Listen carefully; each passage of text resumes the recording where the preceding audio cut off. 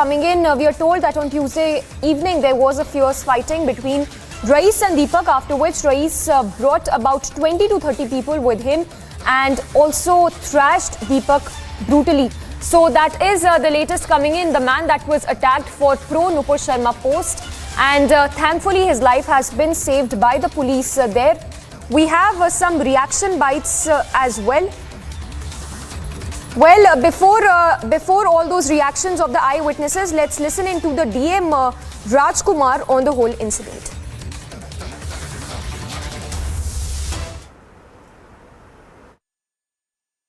देखिए यहाँ पे कुछ लोग चाय पी रहे थे एक दुकान पे, उसमें दो पक्षों के लोग आपस में बैठ के चाय पी रहे थे आपसी सद्भाव के साथ। इन कुछ पोस्ट को लेके एक दूसरे से विवाद हुआ, विवाद में मारपीट हुई है, थोड़ी सी मारपीट हुई है, जिस कारण से हम लोग एहतियातन इलाके में अपनी गश्त बढ़ाए हुए हैं। बाकी कोई बात नहीं है, शांति समिति की बैठक हो चुकी है और आज भी हम लोग थाने पे कुछ प्रबुद्ध लोगों को बुलाए हैं ताकि अमन शांति व्यवस्था बरकरार रखी जा सके। कोई ऐसी बात नहीं है, अफवाह पे लोग बिल्कुल ध्यान न दें। और वो दो बच्चों के बीच आपसी झगड़े की बात थी, बाकी कोई बात नहीं है। And let's listen into more reactions coming in. This one of another police official over the incident that happened in Bihar, where a person faced life threat over sharing a post in support of Nupur Sharma. वैसे एक चाय वाले से मारपीट का मामला आया था, तो उसी को लेके थोड़ा सा टेंशन था। तो बाकी सब सिचुएशन कंट्रोल में है। एसडीओ साहब, हम लोग पूरा प्रशासन यहाँ पे, कोई ऐसी दिक्कत नहीं। स्थिति बिल्कुल देख रहे हैं शांतिपूर्ण है, कोई दिक्कत नहीं। यहाँ पे फोर्स भी रहेगा और जो मारपीट की जो घटना हुई है उसमें अगर अभी एफआईआर होगा, जो होंगे वो। Now let's also listen in to these eyewitnesses corroborating the whole incident where this person's life was threatened in Bihar for sharing a pro Nupur Sharma post. जैसे कि मैं अपना दुकान पे था, एक लड़का उधर से जा रहा था, बोला कि दो लोग यहाँ से चाय पी के निकला, नीचे का लड़का था, उसको रुकवाया, बोला कि क्या है तुम स्टेटस ऐसा लगाया था, स्टेटस के कारण से विवाद छे। तो हम बोले कि भाई एक जगह रहना है, जाओ तुम अपना घर जाओ, तुम भी अपना घर जाओ भाई। दोनों को छुड़ाए हम लोग। उसके बाद दोनों को उसको भगा दिए कि जाओ भाई, क्या लड़ाई का। उसके बाद हुआ कहा कि बोला हमसे कि तुम कहाँ उसकी भगा दी। तब अरे भाई एक जगह लड़ाई करो, तो रुक फोन करके बुलाने लगा सब, फोन करके बुलाया सब। एक लड़का यहाँ पर खड़ा था, उसको मारने लगा था, बड़ी मार मारा था। उसके बाद मान लीजिए सर, किस को लेकर झगड़ा हुआ था? जैसे सर पोस्ट डालने के लिए विवाद छिड़ा था फेसबुक पे। फेसबुक बहुत पहले पोस्ट डाला था सब, वही पोस्ट आज वो लड़का दिखाई दे, उसको घेर लिया सब मारने के लिए। So person's life that वो भी था कसिया टोला, 4-5 गो लड़का पहचानते नहीं है। इधर का लड़का था, चाय पी रहा था सब, लड़ाई कर दिया आपस में हिंदू मियाँ के बात के लेकर। अरे हिंदू मियाँ के बात हुआ था, अब कौन हिंदू बोला कौन मियाँ बोला, ये हम ध्यान नहीं दिया। काहे कि मेरा दुकान वहाँ पे सामने है, हम ध्यान नहीं दिए। मगर ये बात के पीछे हो गया, ये सोनू चाला दुकान पे भीड़ लगा था चाय के लिए, कोई बात के पीछे पूरा मार हो गया। उधर से सब आ गया, नहीं तो 15-20 गोले 50 गोले आया था सब, पूरा लड़ाई झगड़ा हुआ है। दुकान उकान सब फेंक दिया इधर उधर सब। So a person's life that was faced just in time over a social media post which he had put out in support of Nupur Sharma. We have Prakash also joining us to give more details on this. Prakash, another shocking incident coming to light from another city. Does it look like a bigger plot there to target those who've been putting out posts in support of Nupur Sharma? Well, this is a classic case of how social media is turning out to be a battlefield as far as religious sentiments are concerned, propagation is concerned. And through social media, there's been fighting going on between two groups. And this is a classic example in Bhojpur district of Bihar, where a young boy put a post in favor of Nupur Sharma, and then the other section targeted him, and then they went at a tea stall in Bhojpur district in Ara, 20 supporters of each, and there were the rakas, and they had a fight, and in between there was a timely intervention of the local people as well as the police, who reached on the spot and managed to avoid any untoward incident to take place in Bhojpur district of Bihar. So meanwhile, the person concerned, Rais Khan, is on the run, and Deepak Kumar, who was the victim, more in detention in police custody. Meanwhile, the police is trying to nab the culprit. Normalcy has been brought in the Bhojpur district of Bihar. A large number of forces have been deployed to take care of the situation and control the situation. Back to you. All right, Prakash, thank you for getting us all those details. So, Prakash, getting us all those details of this another shocking incident that has come to light where a man survived after timely police intervention. He had put out a post on social media in support of Nupur Sharma, following which he faced threats, live threats, and that was in fact a timely intervention by the cops of Bihar, an incident that was reported late last night.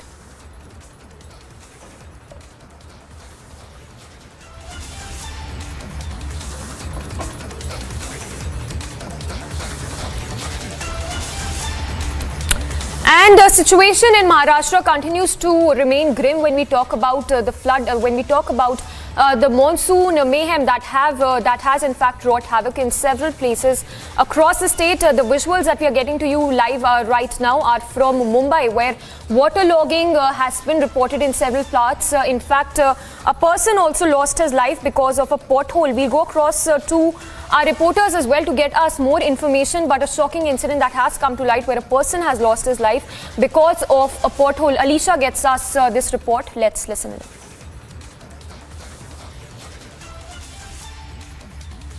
And its adjoining area lashed by heavy showers which lead to waterlogging in the city of Mumbai. We are reporting from Dadar Hind Mata, and the picture says it's all, where there is a waterlogging as it's a heavy rainfall that has been ongoing since last night, which leads to the waterlogging in the roads of Mumbai. It's not only in the Hind Mata, but also there are other several places, whether it is Parel, Gandhi Market, Sion, Matunga Road. The situation here is very clear as this heavy shower is causing a waterlogging at a number of places including railway tracks, which slowed the movement of trains and vehicles on road. Normal lives are adversely affected in the metropolis and no immediate respite was in sight as the Indian Meteorological Department has predicted moderate to heavy rain in Mumbai and its suburb over the next 24 hours with a possibility of very heavy shower at isolated places. Looking into the situation in the city of Mumbai and across Maharashtra, the Maharashtra Chief Minister Eknath Shinde took stock of the situation and directed State Administration Officer to take a necessary precaution and ensure there was no loss of life or damage to property. The alert that has been issued by BMC itself has requested people to stay safe and go to the very safer place. But this is something like Mumbaikar has been going through since years now. There are authorities. If I can request my camera person Praful to show you the picture where the BMC officials has been deployed here and they've been asked to stay so that there could be no danger to life for the people. They have been advised to look at the situation each and every place here. Even today, what we have been told that Maharashtra Chief Minister Eknath Shinde is again going to meet the Disaster Management Department team, where he is going to discuss about the situation that has happened in the last 24 hours and necessary precautions will be taken through. With video journalist Praful, this is Alicia Nair for Republic TV. And Alicia is reporting live from Mumbai, getting us a ground check of the situation in the city. Alicia, before we talk about the rains and the mayhem it has caused, if you could talk to us more about this shocking incident where a person lost his life because of this pothole in the city. Well, yes, Samiksha, it's a very unfortunate incident that happened yesterday where a motorcycle, a person who was riding a motorcycle bumped into the pothole in a Godbandan road in Thane, and right after he just crossed the bus, the transport bus, he hit the bus, after which he was died immediately. The situation in Mumbai and adjoining areas which clearly witnessed the waterlogging, and we are showing you the visuals from Gandhi Market a time before where we were at Hind Mata, and the same picture can be witnessed across the city. We know that the yellow alert has already been issued in Mumbai, and the red alert has been issued in Raigad and Chiplun district. looking into the situation where the NDRF team has already been deployed. They have been asked to stay on alert wherever the situation arises. They have been asked to help the people here. But well, of course, even Chief Minister Eknath Shinde has given a direction to the Disaster Management Department, because we saw that there are precautionary measures and some of the instruction that has been given to the department. And even today at 2:30 p.m. where Chief Minister Eknath Shinde is going to meet Disaster Management Department. He is going to look at the situation. He is going to review the situation across Maharashtra, and some of the directions will also can be given to the department, because now the one life has already lost. Because on the first meeting where Eknath Shinde was with disaster meeting, he clearly stated that there should be no loss of the property or no one should lose their life. But this is something, a situation that happened yesterday in Thane, which is the constituency of Chief Minister itself. So of course there could be some of the strict action and strict precautions that will be directed by Chief Minister in the in meeting that is going to be held in Mantralaya, that is with Disaster Management Department. And some of the instructions will also be given looking at the situation across the state. Yes. Alisha, if you could talk to us more about the situation in Mumbai. We understand that 5 NDRF personnel have been deployed in Mumbai itself, because what is being said is that the severity is unlikely to wane this week itself. Well, yes, Amisha, it's a yellow alert that has been issued in Mumbai by IMD, and situation, the picture says it's all, because this is something not new for the Mumbaikars. It's been every year such situation happen. Whenever there is a heavy rainfall across the city, there is a waterlogging in the streets of Mumbai. We saw that the speed of the vehicles has slowed. It's also affected some of the railways, because we saw that the railway lines has been affected as well. But now here are the traffic police who has been deployed here. We can see there is a heavy traffic, because the vehicle has been instructed to take a flyover and not the low, because there are many of the road which has been submerged. We can be see that it has been waterlogged. So this is a situation that is across city, where it's just a yellow alert that has been issued by MD in Mumbai. But today, where the review situation will be taken by Chief Minister Eknath Shinde, and some of the measures to be taken, because every year there is a work that has been done, a proper budget that has been allocated for monsoon season in from the BMC across Mumbai. But the picture says it's all, whether the fact there is a work done by, and the claims that has been made by BMC saying that there will be no waterlogging. There are many statements that has been coming in from the administration in BMC saying that there will be no waterlogging. But the fact of the matter, the fact of the situation can be seen in the picture itself. So now we have to wait and watch what are the further course of action, what will be the further precaution that will be taken, because this is just a starting, this is just a beginning. It's now, it will be the month of July, where always be predicted with a heavy rainfall.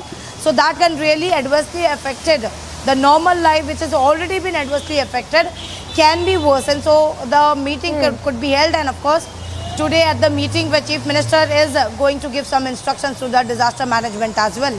Yes, and Alisha, if you could talk to us more about the adjoining districts as well, Ratnagiri and Raigad as well. We've seen how they have been, they have borne the brunt of the rains in Maharashtra. Talk to us more about how well prepared is the NDRF this time around. Well, yes, there are in total 27 NDRF team that has been deployed, and they have been looking into the situation wherever it's a heavy rainfall or a waterlogging or a flood-like situation. The teams have been deployed to rescue the people, to evacuate the people.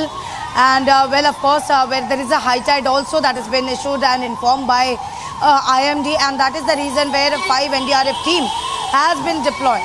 Where there is a way that has been making for the ambulance, what we are witnessing in Mumbai. But while talking about the NDRF, yes, there are 27 NDRF team that has been deployed, because it's a red alert for Raigad and Chiploon and some other district which is going to be highly affected with the heavy rainfall. So looking into that, the precautionary measures has been taken from the management, and that is why the even we heard Chief Minister saying that Army, Navy, they have been asked to be on standby if there is a need of evacuating people from a very situation where there is a heavy rainfall and the people have to be evacuated from the very same area. The help can be taken from the army, from the defense itself. So yes, everyone has been alert looking at the situation because in heavy rainfall that has been witnessed in Mumbai and across Maharashtra. In this meeting also, as I'm continuously mentioning about the meeting that is going to be held at 2:30 of Chief Minister meeting, the disaster management is just because that needs to be the situation from the time we are seeing witnessing heavy rainfall, and that has actually affected the normal life of people. There are many places that has been submerged, there are many places that has been waterlogged, and that is actually making a problem for the people, and that is why that could be discussed, and specifically for the other district as well. Alicia, talk to us more about these isolated regions in Mumbai, which it's being said that these isolated regions are likely to receive very heavy rainfall in the next 5 to 7 days. Well, yes, there are many of the places in Mumbai which are to be known as the isolated places, specifically the Andheri subway, which is now been said to be closed because of the water that has been submerged. So even the police, the administration, they have been asked to be on alert whenever needed. The situation can be witnessed from here itself. It's a road, it's an open road, it's a connecting road from coming from the Thane side, and this is going to the Dadar, to the CST, or to the south suburb side, to the south Mumbai side. So even if we can see that there is a heavy rainfall which has actually affected the normal life, we know that this is not a time where it happened, the traffic has been affected, but now at the situation there are the water that is on being in the road. Alicia, just hold your thoughts there. I'll just come back to you. Yes, I'll just come back to you. We have a guest also joining us. We have AVM GP Sharma, SkyMet President, joining us on the broadcast. Sir, thanks for taking out time and speaking to Republic. If you could give us your forecast for the next 5 to 7 days when we talk about Mumbai and adjoining areas. Look, it's going to rain and rain for the next couple of days. You said 4 or 5 days. It could possibly extend even further also. Okay, with some short breaks in between. Mumbai has rained about 200 millimeter in the past 24 hours. In the first 5-6 days itself, it's about 600 plus millimeter, which is huge. Okay, and I don't see any immediate respite as such. It's already raining now also. Since last night, I think it was a non-stop, yesterday also, and today morning also. Heavier rains are in store, say tomorrow, day after, day after. Further, what I say is, further heavier rains are there, easily 100-150 millimeter of rainfall, and they are most likely they are going to be non-stop rains. Along with that, please be watchful that there are going to be high tide timings. Yesterday it was 4 o'clock. Today also you can add about 40 minutes in that, and that's going to increase the problems as such. Okay, the wave height to the tune of about 4 to 5 meters in the coastal areas, already inundated with knee-deep waters. So the problem are going to complicate further. Okay, I don't have any good forecast for Mumbai. It's going to rain heavily, especially for the next 3 days. I will say alarming rains will be there, disrupting all type of communication connectivity, including the railroad, air traffic also. Yes, please. Sir, if we talk about the west coast of Maharashtra, other than Mumbai, which are the areas that are likely to remain on high alert because of the heavy rains prediction?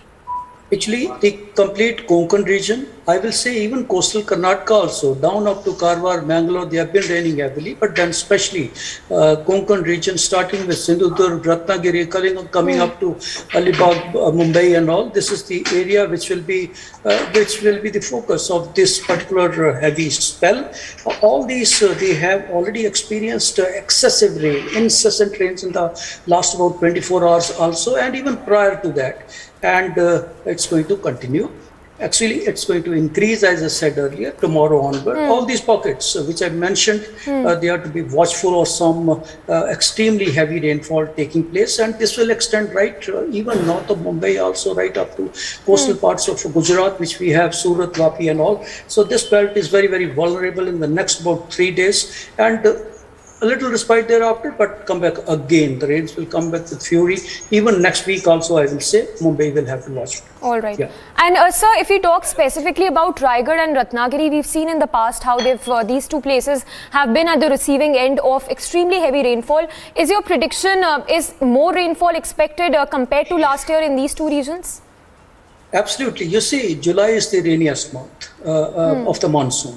As you talk about for Mumbai also, normal rainfall in this month itself is about 1,000 millimeter.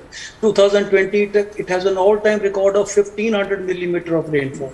I feel that this time this will be competing even to beat that record. Also, we already have about 700 millimeter rainfall on record, and with so many rainy days and heavy rainy days in store for the next almost about 7 to 10 days, it is going to be a record rainfall, not only for Mumbai, for the other places which you mentioned, including Ratnagiri, Sindhudurg, and all these places. They are at risk. I am telling you, they are at risk of all sort of problems, complications on account of incessant and torrential rains in the next about 3 days. Yes. Yes. All right, Mr. Sharma, thank you so much for speaking to us. And that was the SkyMet President GP Sharma flagging concerns over the situation that prevails in Maharashtra, saying that the next 70 days are extremely critical.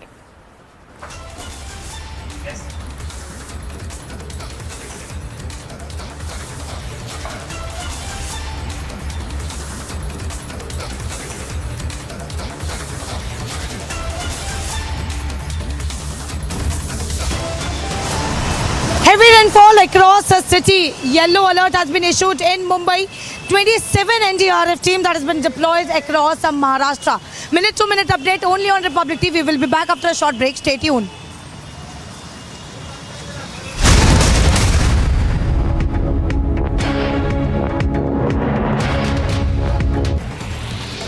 The Supreme Court will be hearing a petition filed by former Tamil Nadu Chief Minister and AIADMK leader Edappadi Palanisamy challenging the Madras High Court order restraining the AIADMK's General Council for amending the party's bylaws during its meeting.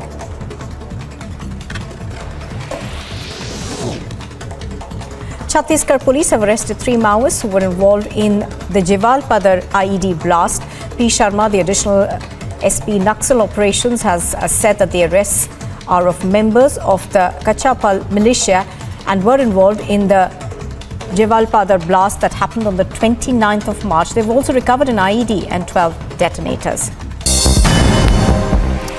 A quick roundup of news in Ndrf. 2 Indian youth from More Ward number 2 and 4 were reportedly shot dead in Tammu in Myanmar. Reportedly, they were shot dead by Myanmar militia in the Tammu town of Myanmar at around 1 p.m. on Tuesday. The Congress Delhi unit lashed out at the ruling up for passing bills to give a 66% hike in salaries and allowances to assembly members, saying that the session did not broach providing unemployment allowance to the youth. He further alleged that the Chief Minister Arvind Kejriwal has failed to fulfill his promise to give 8 lakh jobs.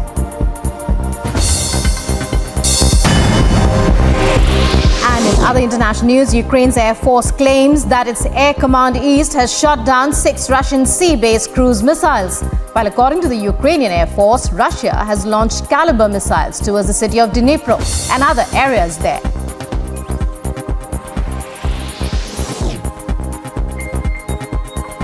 Ukraine's second largest city has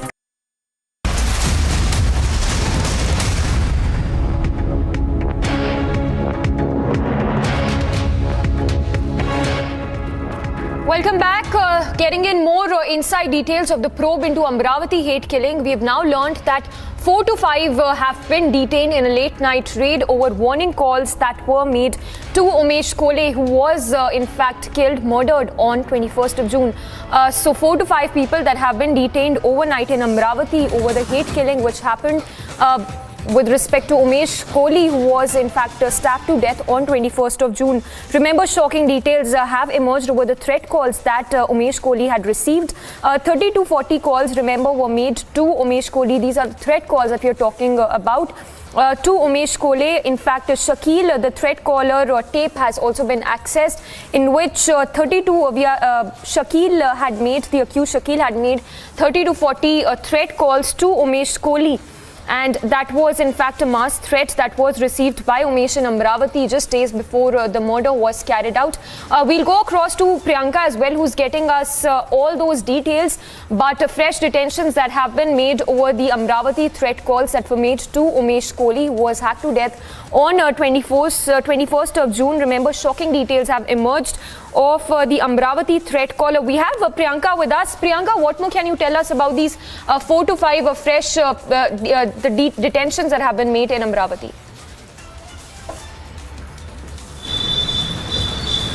Well, Samiksha, 4 more people in fact have been detained by the Amravati police. These are some of the doctors. 3 of them in fact are the doctors who had been detained, who had been making these threat calls to several others, including Dr. Gopal Rathi. In fact, he is one of the most famous doctors here in Amravati, and he was also in that group where he had shared supportive messages for Nupur Sharma, and that is why we see these 4 people are also being detained. However, the police had clarified this for us, that this was a non-cognizable offence, and that is why they're not really arresting them, they're detaining them, but they are talking to them, interrogating them as to who all else were also involved in carrying out these threat calls that were made to several of the people who had been making Nupur Sharma comments on WhatsApp groups, and that is why a parallel investigation that we now see is also being carried out by the Amravati police about who had in fact been intimidating other people, who had in fact been calling other people and asking them about making videos, apology videos as well. And we are seeing fast-paced developments on the ground here in Amravati with respect to the investigation of Umesh Kole's murder, but parallel investigation of the threat calls also being made. We'll be getting you minute-to-minute update right after this very short break.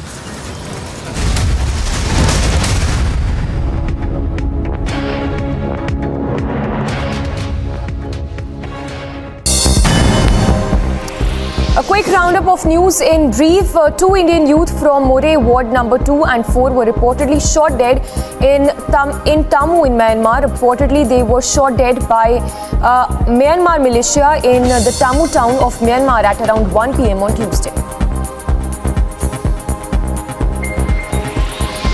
The Congress Delhi unit lashed out at the ruling up for passing bills to give a 66% hike in salaries and allowances to assembly members, saying that the session did not broach providing unemployment allowance to the youth. He further alleged that the Chief Minister Arvind Kejriwal has failed to fulfill his promise to give 8 lakh jobs.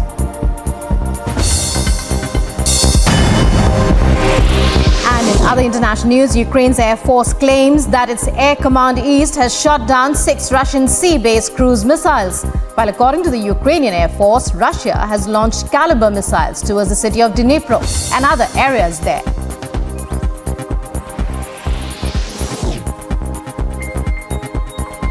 Ukraine's second largest city has come under heavy fire as Russian forces move to take control of the Donbas, the country's eastern industrial heartland.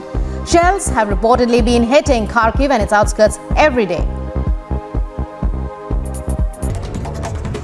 And here's some news in brief. A meeting of the Union Cabinet is scheduled to be held today. The Cabinet may consider a proposal to cut land licensing fee and a longer lease period for railway land, according to sources. The Indian Army has evacuated 2 female yatris who developed medical complications during the Chittu Mata Yatra in Dadar, Kishwar. Draupadi Murmu, the presidential candidate of the National Democratic Alliance, is to meet MPs and MLAs of the ruling BJP and its allies, the Ahom Gana Parishad and the United People's Party Liberation in Assam. Murmu arrived in Guwahati late Tuesday night to seek support for the July 18 elections. As former Maharashtra Chief Minister Uddhav Thackeray and NCP leader Sanjay and Shiv Sena MP Sanjay Raut continue to criticize the newly elected Eknath Shinde-led state government, BJP leader Kirit Somaiya hit back saying that they are not accepting the reality and Thackeray needs to introspect now. Senior BJP leader also pointed out claims made by Aditya Thackeray in which he said that around 15 MLAs are still in contact with them. In a shocking incident in Punjab, a group of miscreants opened fire outside a Moga court in broad daylight. Police have accessed the CCTV footage of the incident where some shooters can be seen in 2 cars firing at a group of people in the parking area of Moga local court. Ukraine's President Vladimir Zelensky has called for more pressure on Russia, warning that Russia can create another crisis for Europe. Volodymyr Zelensky also said that until Russia is defeated, there is no guarantee that it will not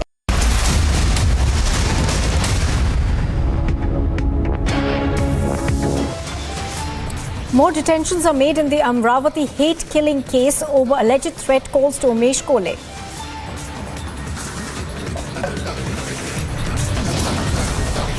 The NIA probe into Udaipur beheading widens. Multiple searches are now conducted in Hyderabad as well. The Maharashtra Chief Minister Eknath Shinde takes a jibe at Uddhav Thackeray as the rickshaw has now overtaken the Mercedes.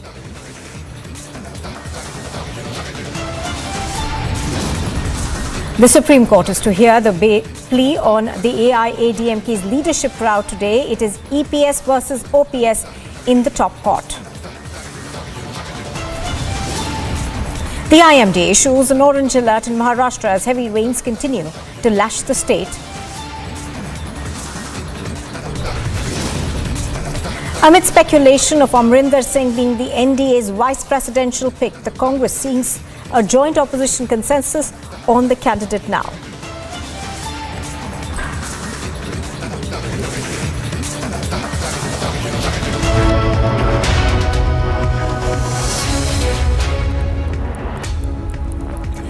Good morning and welcome. You are watching Live and Breaking on Republic TV. I'm Nupur Talwar Suri. News just coming in. We are now learning that IT raids are being conducted against Micro Labs Private Limited in Bengaluru. Now, the Micro Labs Private Limited are the manufacturers of Dolo 650 tablets. The raid is against the CMD Dilip Surana and Director Anand Surana's residence in Bengaluru. More than 200 IT officials are conducting raids across 40 different places. Apart from Bengaluru, we're learning that raids are being conducted on the Micro Labs premises at Tamil Nadu, Goa, Punjab, Mumbai, Delhi, Sikkim and 33 other places. So what we are given to understand is that IT raids are being conducted against the Micro Labs. Now these are manufacturers of the Dolo 650 tablets, which are quite popular. Sage Raj is reporting on this. He now joins me live from Bengaluru. Sage, give us more details of why these raids are being conducted. See, what we get to learn from IT sources is that possibilities and allegedly for tax evasion that IT officials are conducting raids against Micro Labs Limited in Karnataka and other parts of India. And these Micro Labs manufactures Dolo 650. Remember, Dolo 650 was one of the highest sold tablets during the time of COVID era. And what we get to learn through IT sources is they have allegedly tried to evade taxes, and that is the reason they are conducting raids on Micro Labs Limited as well as the residence of their director Surana brothers in Bengaluru, Tamil Nadu, Goa, Mumbai, Punjab and other places across the country. Well, Sage Raj, of course, is telling us that these raids that are being conducted probably in a tax evasion case. That's what we are hearing, Sage Raj.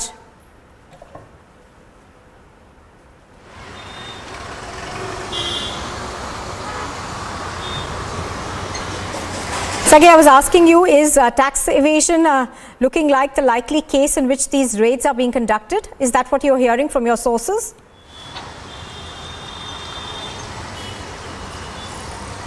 Yeah, this is what we get to learn through our sources. For allegedly tax evasion from Micro Labs might be one of the reasons for them to do this particular raids against Micro Labs organizations. As I told you earlier, that Micro Labs are the manufacturers of Dolo 650, and Dolo 650 was one of the highest sold tablets during COVID era.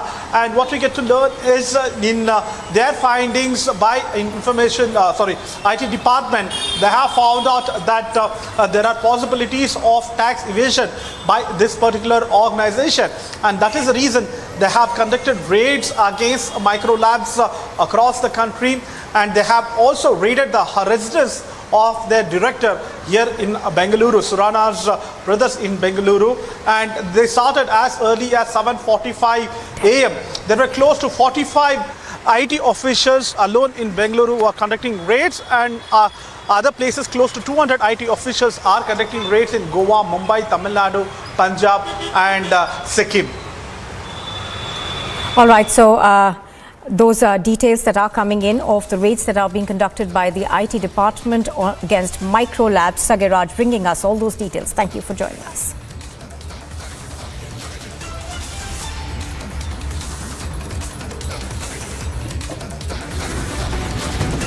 In a big win for the armed forces in Jammu and Kashmir, 2 terrorists surrendered during a live encounter in the Haldigram area of Kulgam district.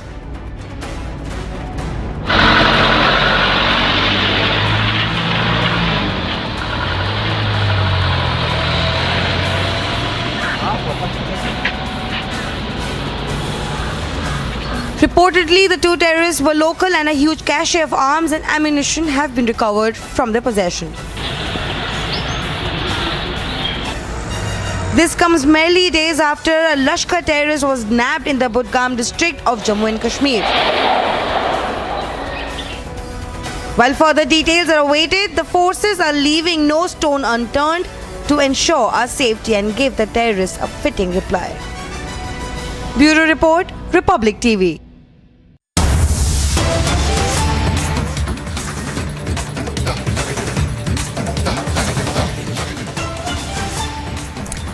Well, news just coming in seems to suggest that the NH5, that's National Highway number 5, is closed near Kinnaur due to a landslide. The NH5 near Kinnaur, of course, has been damaged due to this landslide. We are given to understand that a road clearing operation is on even as we speak. So NH5 also disrupted due to inclement weather that we are seeing in North India as well. There has been a landslide that has been reported on the NH5 that's near Kinnaur. This area is supposed to be near Kinnaur where this landslide took place. Visuals on your screen are of how authorities are trying to clear this tract of the National Highway number 5 to ensure that there is smooth functioning of traffic in this area. But inclement weather has been reported from the north for quite some time, and we are seeing reports coming in of landslides in not just Jammu and Kashmir, also in Himachal. Now Amandeep is joining us. He has more details on this. Amandeep, how long will it take for authorities to clear this landslide? It's on the NH5. It's a busy highway. Absolutely, Nupu. Actually, administration is all pressed into the services to clear the road at the earliest, and in fact, they have also pressed the JCB machines and the other machines into the services. And in fact, the visuals are very much telling. Just because the entire administration is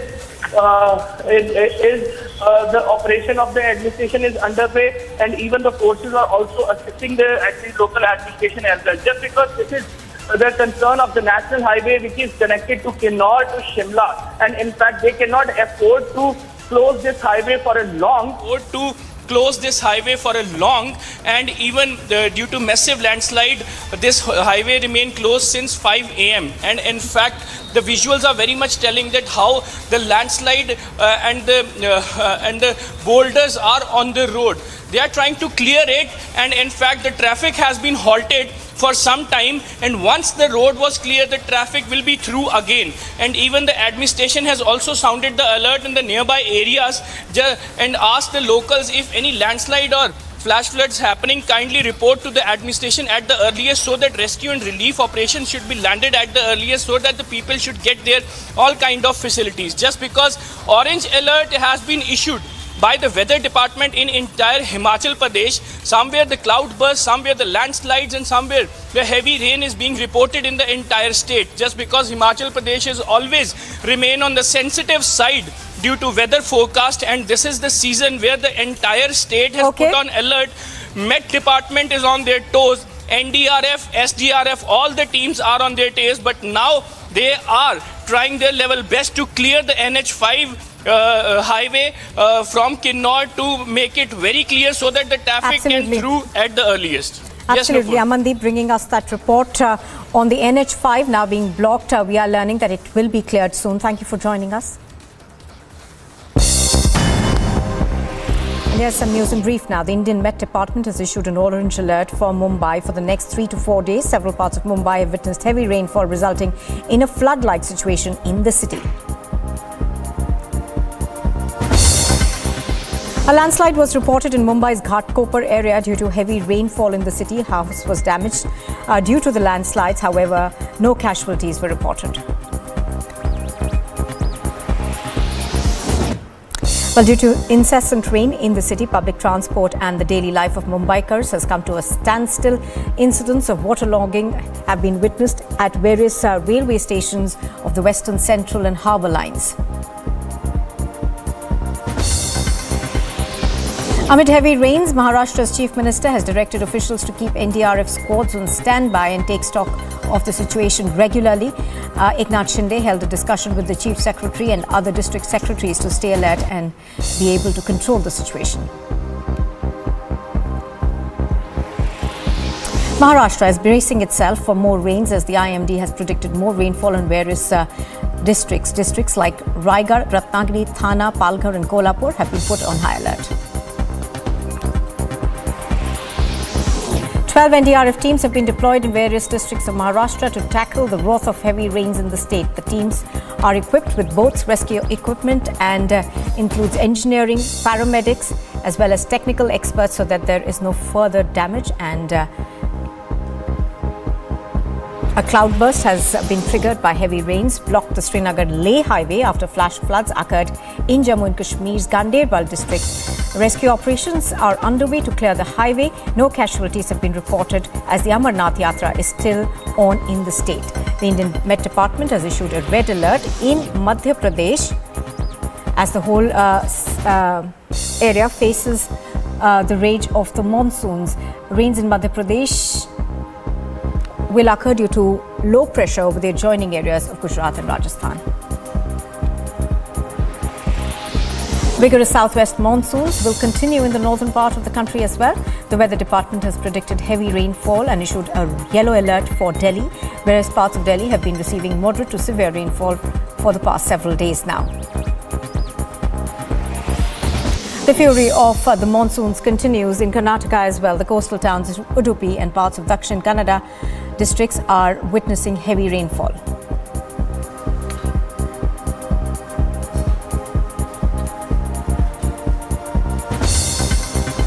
Well, as several parts of the country witnessed heavy rains amid the arrival of monsoons, Mumbai is facing severe waterlogging and heavy traffic congestion as the maximum city faces heavy rainfall. The IMD has issued a yellow alert for Mumbai and Thana districts, predicting heavy rains at isolated spaces and very heavy rainfall at others. Here's an explainer. Waterlogging, potholes, puddles, traffic snarls and unceasing rainfall. This is what best defines the financial capital right now. As much as the monsoons have put an end to the long wait for the pleasant weather, the incessant rains have resulted in Mumbai being put on orange alert for next 5 days. As per the meteorological department, heavy rains is likely for next 5 days in Mumbai, with many even predicting a deluge-like situation in the coming days. Heavy showers are more likely in isolated regions of Mumbai. 5 NDRF teams have been deployed in Mumbai alone because of the orange alert that's been sounded in the city. Looking from a broader spectrum, the rain situation is expected to worsen in the coming days across Maharashtra. As a matter of fact, 12 teams have been deployed in Maharashtra, which includes Ratnagiri, Raigad, Thane, Kolhapur, among others. In fact, next 7 days remain critical as the severity is very unlikely to wane this week as well. The entire west coast of Maharashtra has been put on high alert. Let's take a look at this map as well that shows the regions that remain on high alert along the west coast, which includes Raigad, Ratnagiri, Thane, Palghar, Sindhudurg, Kolhapur and Alibag. In fact, Chief Minister Eknath Shinde, taking stock of the situation, has asked the district officials to remain vigilant and keep the NDRF personnel on standby. And now talking about the monsoon mayhem in North India as well, starting with Madhya Pradesh, where a red alert has been issued for next 5 days. In fact, heavy rains is expected in Punjab, Haryana, Chandigarh and the national capital today and tomorrow as well. Heavy downpour is also likely in East and West Rajasthan till the 8th of July.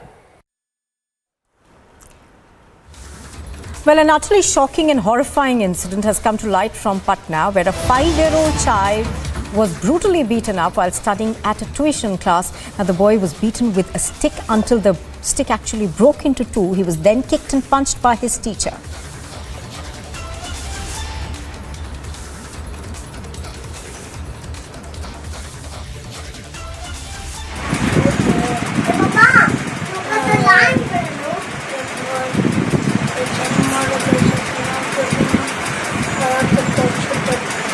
क्यों मारे थे? काहेला मारा था बेटा? 3 वर्ष पहले मैंने रात को जेल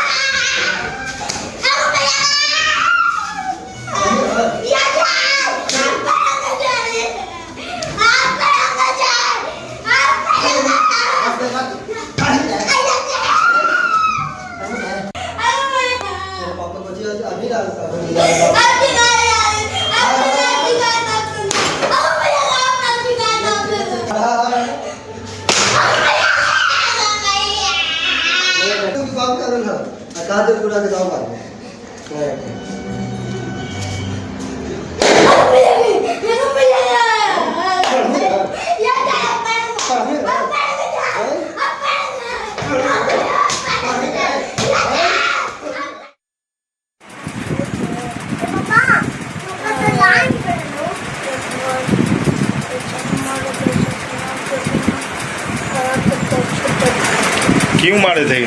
काहेला मारा था बेटा? 3 वर्ष पहले मैंने रात को जेल आपको चिका मिलेगा। क्या बोल रहे थे? घर कहेगा ना तो पंखा में काटूं मारेंगे। अच्छा, कब चिका मिलेगा? क्या बोल रहे थे वो?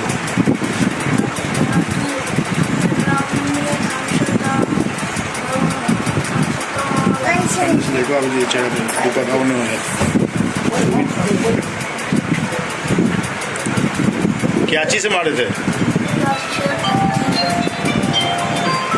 और क्या बोल रहे थे?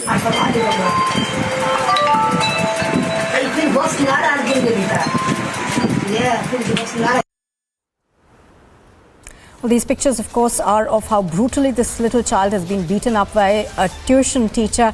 We're going to go across to our correspondents to get more details on what action has been taken by the police. But first, let's listen into what the mother of the child had to say.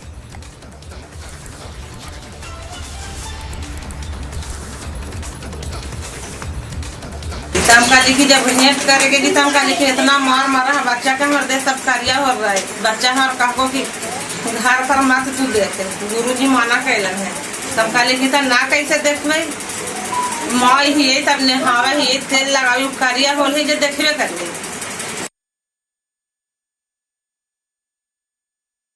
These are extremely disturbing visuals that are coming in from Bihar, where a 5-year-old child was kicked, punched and beaten with a stick by his tuition teacher. Of course, many would wonder why a 5-year-old child needs to take tuitions in the first place, and the others would wonder whether these teachers are licensed to run these coaching centers. I'm going to go across to Prakash.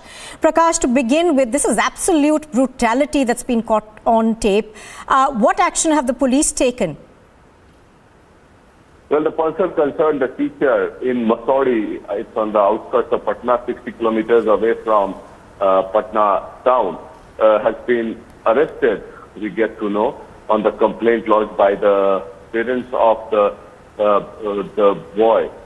And we can see in the video that how mercilessly the concerned teacher was assaulting for not doing any homework or so. That's what the reason was given. But you cannot assault a child like that, and that too with a stick.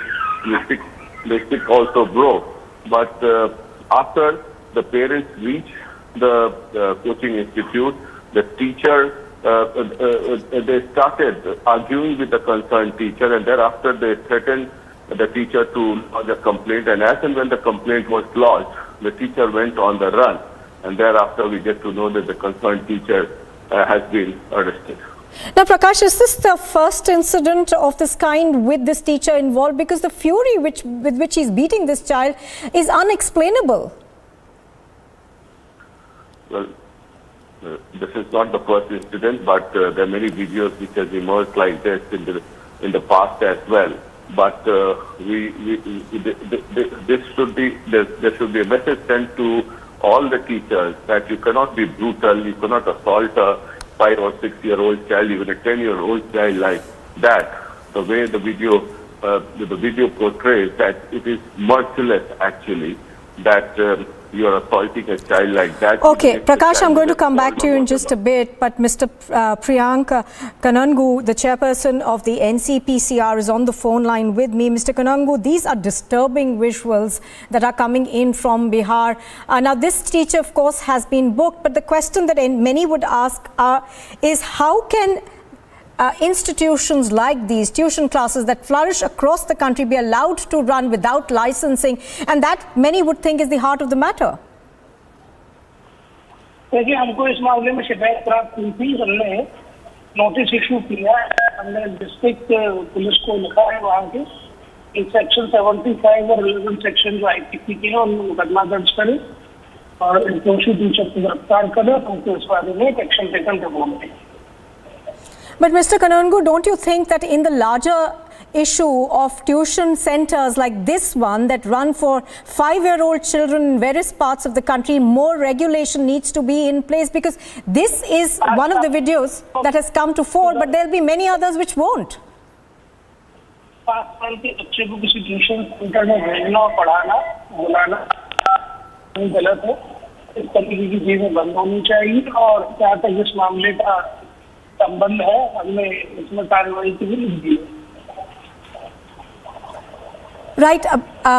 Mr. Kanangu, so you are saying that this particular incident, of course, has been taken in, you have taken cognizance of it, but largely don't you think we need stricter laws to be put in place for educationists who take the law into their own hands like this man in this particular video? Yeah, there is always a need for implementation of these type of coaching centers. Commission is already advocating it, but this matter is subject in Rajasthan High Court, so we can't comment on this. All right, Mr. Kanangu, appreciate your speaking to us. So the latest that we are hearing in this is that a complaint has been filed against this teacher by the NCPCR as well. But these pictures that have been coming in, that have in fact come in from a coaching center on the outskirts of Bihar's capital of Patna, are disturbing to say the least. The family, of course, says that they had to go and pick up the child who was later admitted to hospital. And this teacher that you see on your frames was on the run, has, however, been arrested now. I'm going to go back across to Prakash. Prakash, this kind of brutality that we are seeing in these pictures is unspeakable. Is the state government taking any action?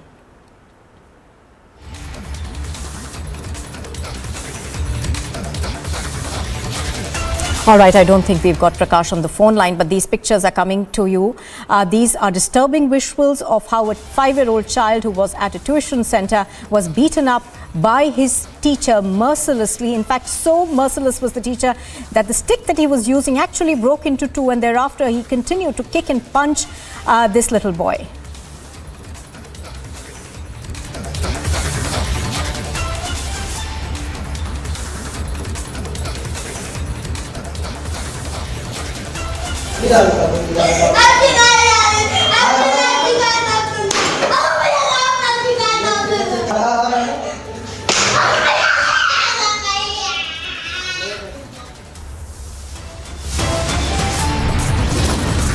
You are watching Republic TV, and still to come, more detentions are made in the Amravati hate-killing case over alleged threat calls to Umesh Kole.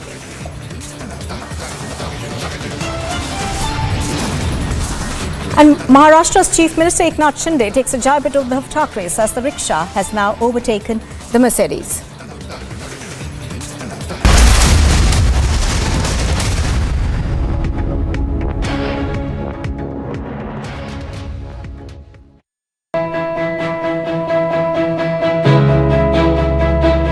Getting a cab these days is nearly impossible because half the time you don't get rides. Even if your cab gets booked, you're not sure when it is going to get cancelled or how much you're going to pay. Now, answering all this, Mind has come up with beautiful solutions whereby we don't have a surge rate here because they go by government prescribed rates.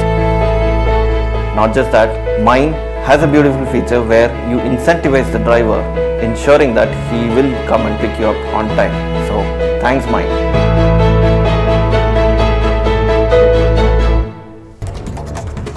And here's some news in brief. A meeting of the Union Cabinet is scheduled to be held today. The Cabinet may consider a proposal to cut land licensing fee and a longer lease period for railway land, according to sources. The Indian Army has evacuated 2 female yatris who developed medical complications during the Chittu Mata Yatra in Padar, Kishwar. Draupadi Murmu, the presidential candidate of the National Democratic Alliance, is to meet MPs and MLAs of the ruling BJP and its allies, the Ahom Gana Parishad and the United People's Party Liberation in Assam. Murmu arrived in Guwahati late Tuesday night to seek support for the July 18 elections. As former Maharashtra Chief Minister Uddhav Thackeray and NCP leader Sanjay and Shiv Sena MP Sanjay Raut continue to criticize the newly elected Eknath Shinde-led state government, BJP leader Kirit Somaiya hit back saying that they are not accepting the reality and Thackeray needs to introspect now. Senior BJP leader also pointed out claims made by Aditya Thackeray in which he said that around 15 MLAs are still in contact with them. In a shocking incident in Punjab, a group of miscreants opened fire outside a Moga court in broad daylight. Police have accessed the CCTV footage of the incident where some shooters can be seen in 2 cars firing at a group of people in the parking area of Moga local court.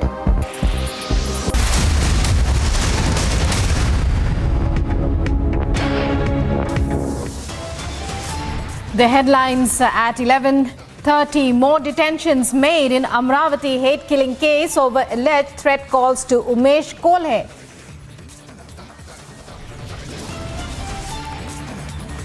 NIA probe into Udaipur beheading widens. Multiple searches are conducted in Hyderabad.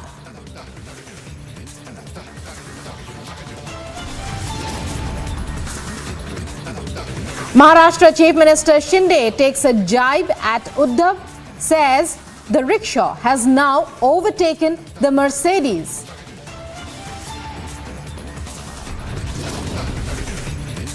Supreme Court to hear plea on AIADMK leadership row today. It's EPS versus OPS in the top court.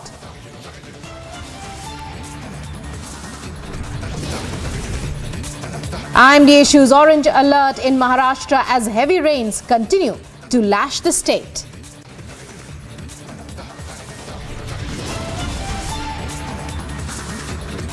Pothole death reported in Thane. Massive anger erupts as civic apathy claims another life.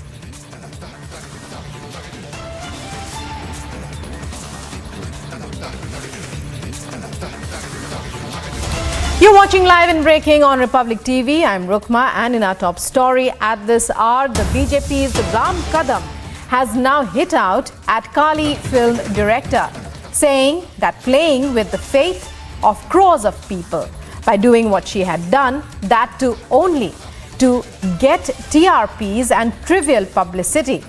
Now the time has come to make a strict law regarding this.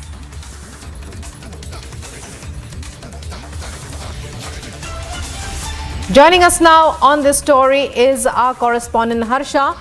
Harsha, well, the controversy over the Kali film poster, which shows Kali in a garb that is not very flattering and in fact has been regarded as being disrespectful by various Hindu organizations.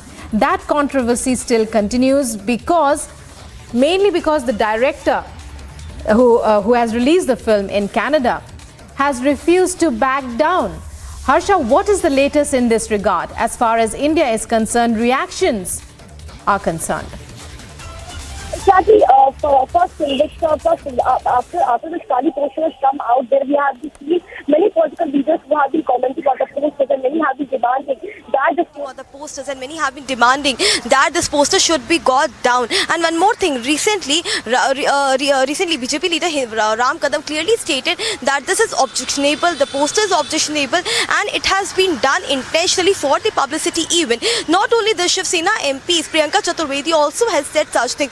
No Nusrat Jahan, the TMC MP, has also said such thing that this is objectionable and it won't be tolerated. One thing is very clear with this Kali poster which has been trending on social media with arrest Leena. After the several tweets on social media, after the poster got viral, FIR was registered under section 153 and 295A. Since then we have been asking DCP if so continuously that what steps are being taken. But yes, since the filmmaker Leena is in Toronto, so official mail have been sent to the filmmaker Leena and asked her to give the response within 2 days. If she doesn't appear before, if so, or she doesn't respond to the mail in within 2 days, then a summon will be sent via court to the filmmaker. But one thing is very clear that continuously after this Kali poster has come out, a rage and anger amongst Hindu communities clearly could be seen, and many Congress leader like Rashid Alvi has also said that the religious sentiments of Hindus have been hurt and such people should be given a strict punishment, because be it a Muslim community or be it a Hindu community, the sentiments matter in our country very much. How much Zubair Ahmed was responsible, that much Leena is also very much responsible. So now political reviews, political reactions are continuously coming up from all the leaders, be it of Congress, be it of Shiv Sena, be it of BJP MPs. Continuously everyone is seen as saying that this has been done as a publicity event just to grab cheap publicity by inciting anger and rage and by showing goddess Kali by smoking cigarette. So these are the entire details of political reaction which we are getting in from different leaders. Back to the studio. Well, Harsha, stay with us. Let's now listen to what BJP leader Ram Kadam said about this entire issue. Film जगत के लोगों से ओछी publicity पाने के लिए जानबूझ करके हिंदू देवी देवताओं का अवमान लगातार किया जा रहा है। महाकाली के पोस्टर में भी यही हुआ है और उसके पश्चात माफी मांगना, कई जगहों पर एफआईआर दर्ज होना, केवल इससे काम नहीं चलेगा। हमने माननीय मंत्री महोदय जी से मांग की है कि अब देश में इसके विरोध में कड़ा कानून बने। केवल वह आपत्तिजनक सीन काटने से काम नहीं चलेगा, बल्कि इस प्रकार की फिल्म यदि हम पूरी तरह से बैन कर दे, और जिसने यह दुस्साहस किया है वह आने वाले 5 वर्षों तक उस क्षेत्र में काम नहीं कर सकता अगर इस प्रकार का कानून में प्रावधान हो। तो गारंटी के साथ कहता हूं, एक भी फिल्म जगत का आदमी न हिंदू देवी देवताओं का या अन्य किसी धर्मों के देवताओं का अवमान करने की हिम्मत नहीं करेगा।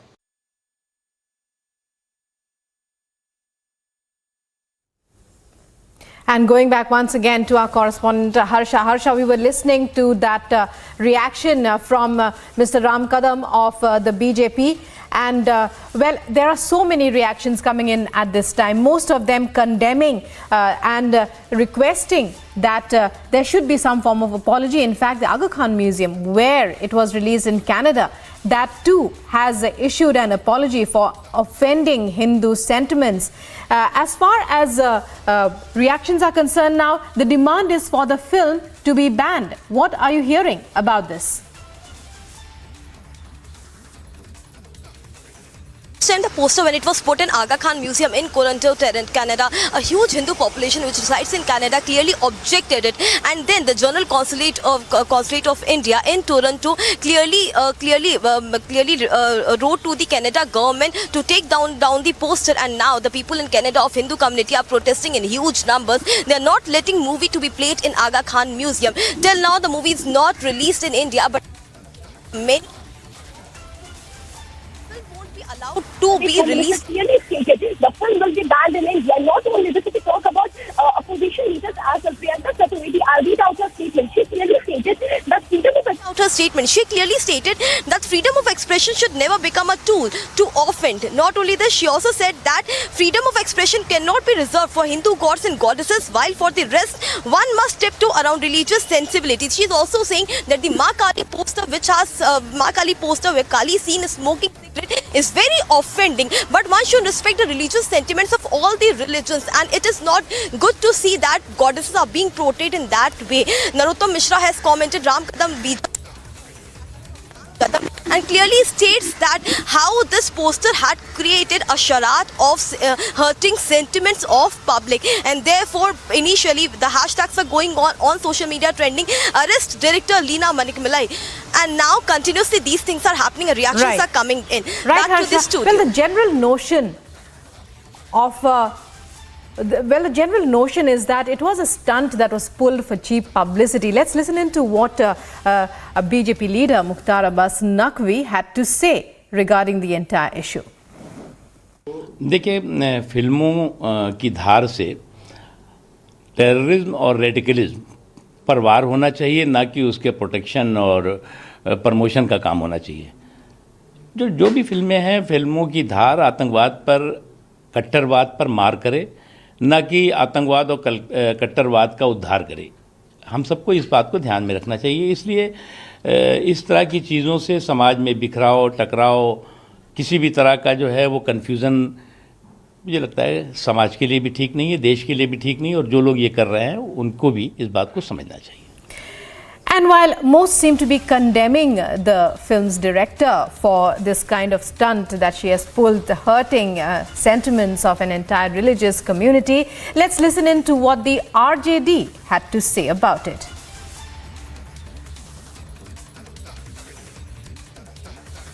देखिए, हमारी आस्था इतनी नाजुक हो गई है, बात बात में आहत हो जाती.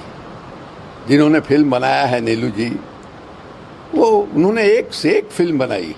जो वंचित तबका है समाज का, सबसे उपेक्षित तबका है, उसके साथ किस तरह का व्यवहार होता है, इसको उन्होंने उजागर किया है अपने फिल्मों के माध्यम से. पहले भी उनके फिल्म को लेकर के विवाद हुआ है.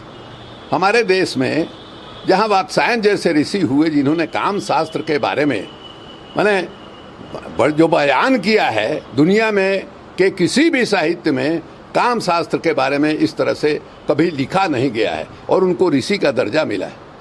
यही नहीं, आचार्य चतुर्सेन, वैशाली की नगर बधू जैसा उपन्यास जिन्होंने लिखा, उन्होंने काम कला का भेद पर किताब लिखी है और बताया है कि काम कला के कितने भेद होते हैं, और उनकी व्याख्या करके उन्होंने जो है बताया है. वहाँ जो है मैंने बात बात में हमारे यहाँ भगवान इंद्र के बारे में क्या क्या नहीं कहा गया है, किस तरह से ऋषियों के पत्नियों को फुसलाने का उन पर आरोप जो है लगता रहता है. अहिल्या जो है उन्हीं के वजह से, पति के श्राप के वजह से पत्थर की हो गई, जिसको राम ने जो है फिर उनको ये किया. ये सब हमारे यहाँ रहे, और ये जो है आज का दौर ऐसा है कि इसमें बात बात में लोगों की आस्था जो है आहत हो जाती है, और तुरंत जो है केस मुकदमा, और पुलिस प्रशासन, उसको भी कायदा कानून से कोई मतलब नहीं है. सत्ताधारी दल के समर्थक हैं, वो कह रहे हैं केस करने के लिए केस कर दिया, जेल में उठा के बंद कर देना, यही हो रहा है. And so that's the RJD leader Shivanand Tiwari there defending filmmaker Leena Manimekalai, whose film Kali, the poster of which has created such a furor and invited widespread criticism and condemnation from almost all quarters. The RJD on its part, however, defending the filmmaker and the poster. Well, in other news, ahead of Prime Minister Narendra Modi's visit to Varanasi, UP Chief Minister Yogi Adityanath took stock of the preparations. Prime Minister Modi will visit the city tomorrow, where he will inaugurate various developmental projects. We have for you this report. Ahead of Prime Minister Narendra Modi's Thursday visit to Varanasi, Uttar Pradesh Chief Minister Yogi Adityanath instructed top officials to make proper arrangements for the event. On his visit to Varanasi, Yogi took stock of preparations ahead of the Prime Minister's visit. Watch how the Chief Minister inspected the Rudraksha Convention Centre. Prime Minister Narendra Modi will visit his parliamentary constituency Varanasi on 7th July, with inauguration of mega developmental projects lined up. And Yogi has directed his officials to make proper arrangements and heighten the security at the venue. Yogi Adityanath ended his Varanasi visit by offering prayers at the Kashi Vishwanath temple. Bureau Report, Republic TV. Several parts of the country are witnessing heavy rains amid the arrival of the monsoon. Mumbai is facing severe waterlogging and heavy traffic congestion. As the maximum city faced heavy downpour, IMD has issued a yellow alert for the Millennium City and Thane as well, predicting heavy rains at isolated places and heavy to very heavy rains at others. Mumbai and its adjoining area lashed by heavy showers which lead to waterlogging in the city of Mumbai. We are reporting from Dadar Hindmata. And the picture says it's all, where there is a waterlogging as it's a heavy rainfall that has been ongoing since last night, which leads to the waterlogging in the roads of Mumbai. It's not only in the Hindmata, but also there are other several places, whether it is Parel, Gandhi Market, Sion, Matunga Road. The situation here is very clear as this heavy shower is causing a waterlogging at a number of places including railway tracks, which slowed the movement of trains and vehicles on road. Normal lives are adversely affected in the metropolis and no immediate respite was in sight as the Indian Meteorological Department has predicted moderate to heavy rain in Mumbai and its suburb over the next 24 hours with a possibility of very heavy shower at isolated places. Looking into the situation in the city of Mumbai and across Maharashtra, the Maharashtra Chief Minister Eknath Shinde took stock of the situation and directed State Administration Officer to take a necessary precaution and ensure there was no loss of life or damage to property. The alert that has been issued by BMC itself has requested people to stay safe and go to the very safer place. But this is something like Mumbaikar has been going through since years now. There are pipes, there are authorities. If I can request my camera person Praful to show you the picture where the BMC officials has been deployed here and they've been asked to stay so that there could be no danger to life for the people. They have been advised to look at the situation each and every place here. Even today, what we have been told that Maharashtra Chief Minister Eknath Shinde is again going to meet the Disaster Management Department team where he is going to discuss about the situation that has happened in the last 24 hours and necessary precautions will be taken through. With the video journalist Praful, this is Alisha Nair for Republic TV.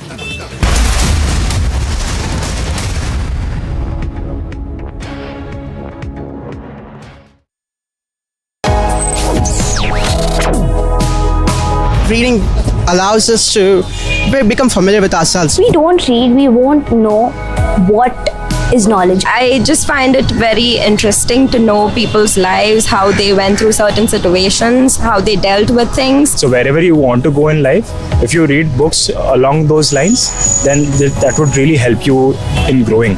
Reading could mean a million different things to every individual. What does it mean to you? Visit readindia.info to find out more.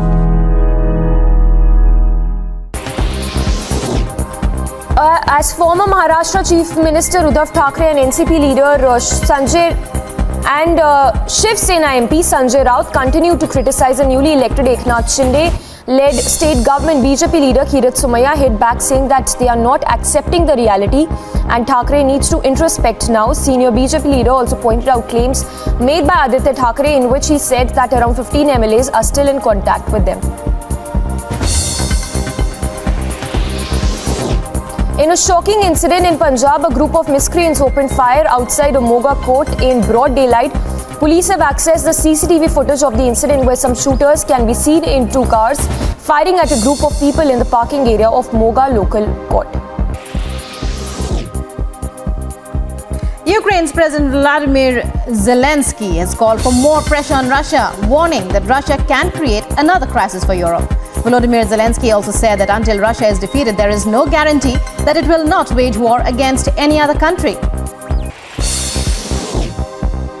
The United Nations World Food Programme has appealed for $68.4 million to alleviate food insecurity in the Central African Republic. The rapid rise in the price of essential goods in the CAR linked to the war in Ukraine could exacerbate an already difficult humanitarian situation. Over 2 million people in the CAR are currently suffering.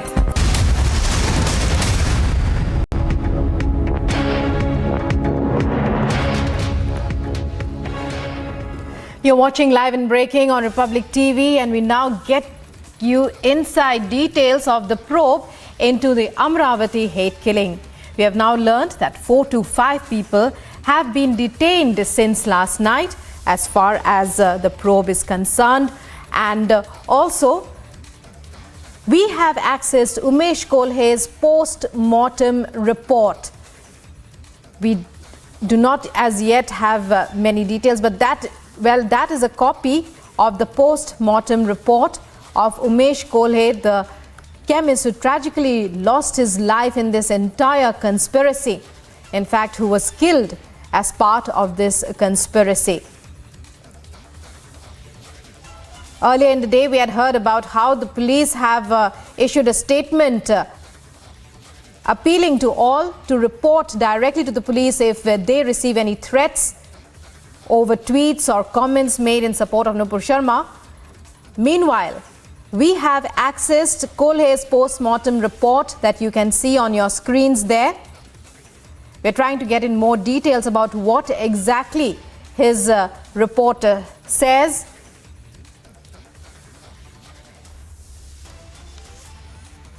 These are inside details of the Amravati killing.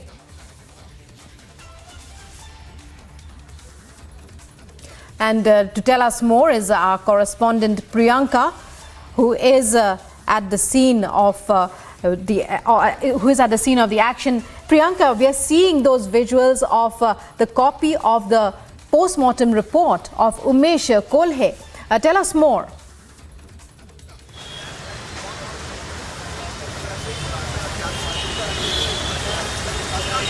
Well, if there was a question directed at me because there was some problem in the audio line, let me actually take our viewers through what's really happening right now, because we have in fact accessed the post-mortem report in which it has been stated about what really had been the cause of death for Umesh Kolhe, how he had in fact been stabbed in his neck, and that is why, because of which he has lost his life. So all of this has been mentioned in the post-mortem report. Let's take the visuals because there's a lot of activity happening here at the Kotwali police station as we speak about the latest information that we have gotten. We are right now, let's talk about the visuals as well, that the NIA has reached here. They are expected to take all of the accused back to Mumbai, where they will be presenting them before the court, the special NIA court as well.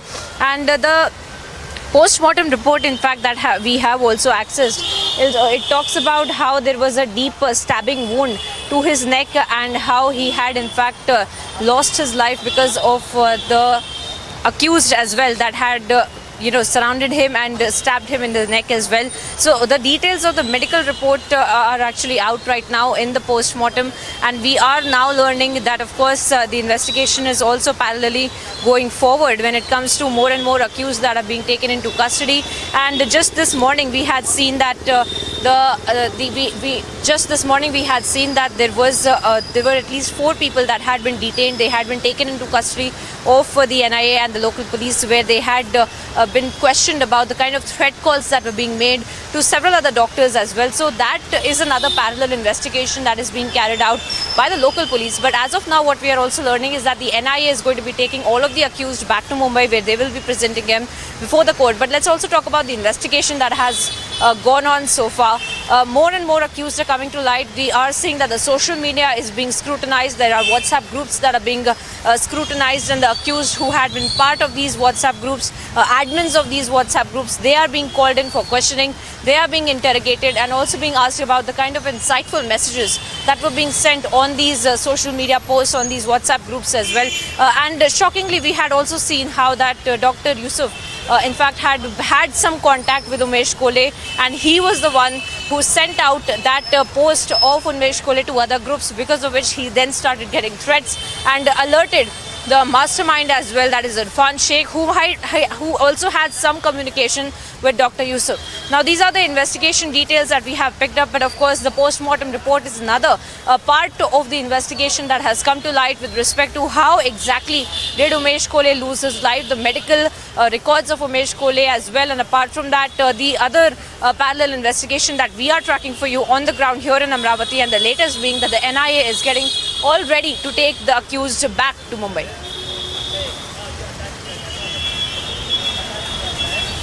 Right, Priyanka, when we talk about the police, as you said, the investigation is proceeding on many parallel lines. While on the one hand, they will be taking the accused to court and they will be presented in court today, as you said, they are also looking at various threat calls that other people have been getting across Amravati. What development is there on that front? Because now we've heard that the police have issued a statement appealing to people to report to the nearest police station if they receive any threats, for making statements in support of Nupur Sharma or any such. So when we you mentioned that doctors who were looking after Umesh Kole, for example, they have received threat calls. Any other information regarding that? Because we've heard that some of them have even been asked to record an apology when they, put in some statements or tweets in support of Nupur Sharma.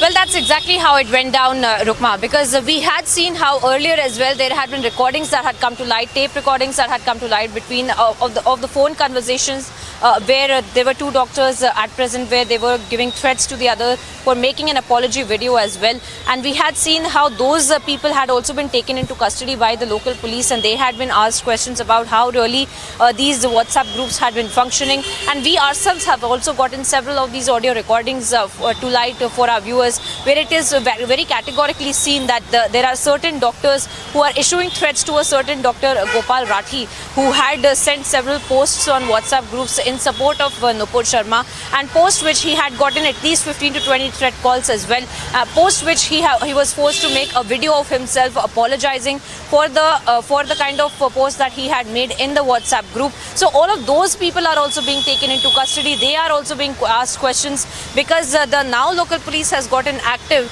about how there was a conspiracy that had been brewing on the ground here in Amravati, how there were several WhatsApp groups that were being used for carrying out the conspiracy, for hatching this conspiracy of killing Unmesh Kole on 21st of June. And not just that, it was not just on 21st June that this incident had taken place. It had been brewing since way before that.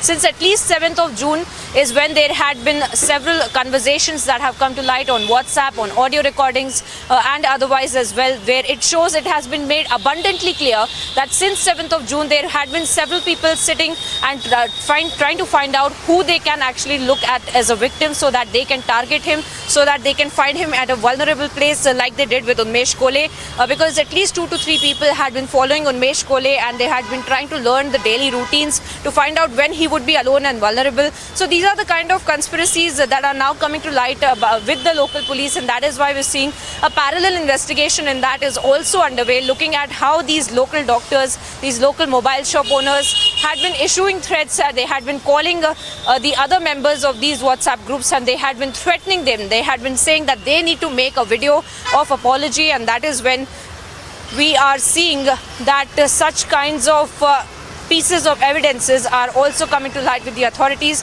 Republic TV is on the ground getting you all the updates from Amravati, and will be bringing you exclusive inputs with respect to the investigation of the Amravati killing. Stay tuned, we'll be right back after a short break. Ukraine's President Vladimir Zelensky has called for more pressure on Russia, warning that Russia can create another crisis for Europe. Volodymyr Zelensky also said that until Russia is defeated, there is no guarantee that it will not wage war against any other country. The United Nations World Food Programme has appealed for $68.4 million to alleviate food insecurity in the Central African Republic. The rapid rise in the price of essential goods in the CAR linked to the war in Ukraine could exacerbate an already difficult humanitarian situation. Over 2 million people in the CAR are currently suffering from acute food insecurity. The Supreme Court will be hearing a petition filed by former Tamil Nadu Chief Minister and AIADMK leader Edappadi Palanisamy challenging the Madras High Court order restraining the AIADMK's General Council for amending the party's bylaws during its meeting.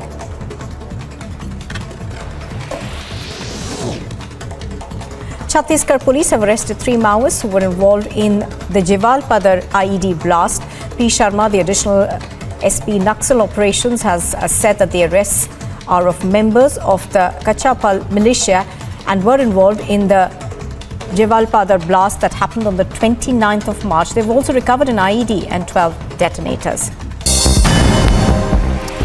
A quick roundup of news in brief. 2 Indian youth from More Ward number 2 and 4 were reportedly shot dead in Tamu in Myanmar. Reportedly, they were shot dead by Myanmar militia in the Tamu town of Myanmar at around 1 p.m. on Tuesday. The Congress Delhi unit lashed out at the ruling up for passing bills to give a 66% hike in salaries and allowances to assembly members, saying that the session did not broach providing unemployment allowance to the youth. He further alleged that the Chief Minister Arvind Kejriwal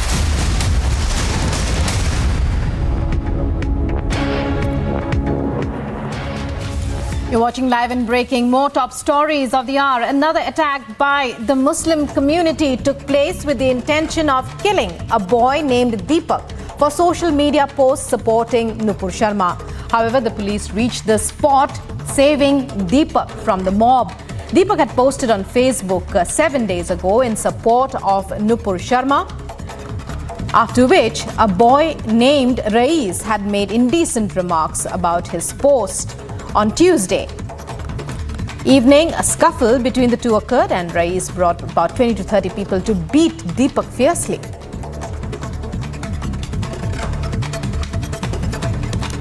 The EPS versus OPS fight in the Tamil Nadu politics has reached the Supreme Court. The Supreme Court will have to hear the matter today. The matter is about a plea filed by former Chief Minister of Tamil Nadu, Palaniswamy, over the staying order of the Madras High Court, wherein the High Court has stayed the AIADMK of passing any resolution. The court will hear the matter today here and will give you all the minute updates here at Republic Television. Stay tuned. The Supreme Court will be hearing a petition filed by former Tamil Nadu Chief Minister and AIADMK leader Edappadi Palanisamy challenging the Madras High Court order restraining the AIADMK's General Council for amending the party's bylaws during its meeting.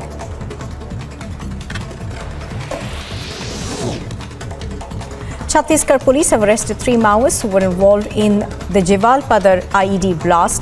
P. Sharma, the additional SP Naxal operations, has said that the arrests are of members of the Kachapal militia and were involved in the Jawalpada blast that happened on the 29th of March. They've also recovered an IED and 12 detonators. A quick roundup of news in brief. 2 Indian youth from More Ward number 2 and 4 were reportedly shot dead in Tamu in Myanmar. Reportedly, they were shot dead by Myanmar militia in the Tamu town of Myanmar at around 1 p.m. on Tuesday. The Congress Delhi unit lashed out at the ruling up for passing bills to give a 66% hike in salaries and allowances to assembly members, saying that the session did not broach providing unemployment allowance to the youth. He further alleged that the Chief Minister Arvind Kejriwal has failed to fulfill his promise to give 8 lakh jobs.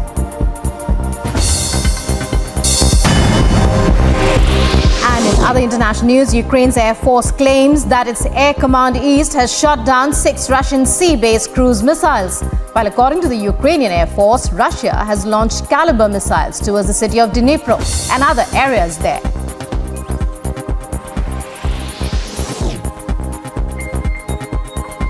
Ukraine's second largest city has come under heavy fire as Russian forces move to take control of the Donbas, the country's eastern industrial heartland.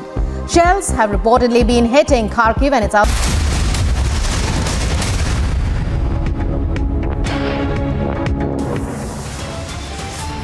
Chilling details revealed in Umesh Kole's post-mortem report. The report suggests that Kole was stabbed to death.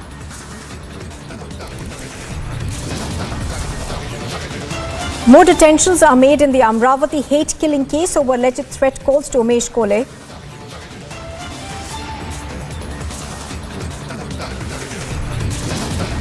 Maharashtra's Chief Minister Eknath Shinde takes a jibe at Uddhav Thackeray, says the rickshaw has now overtaken the Mercedes. The Supreme Court is to hear a plea on the AIADMK's leadership row. It is EPS versus OPS in the top court today.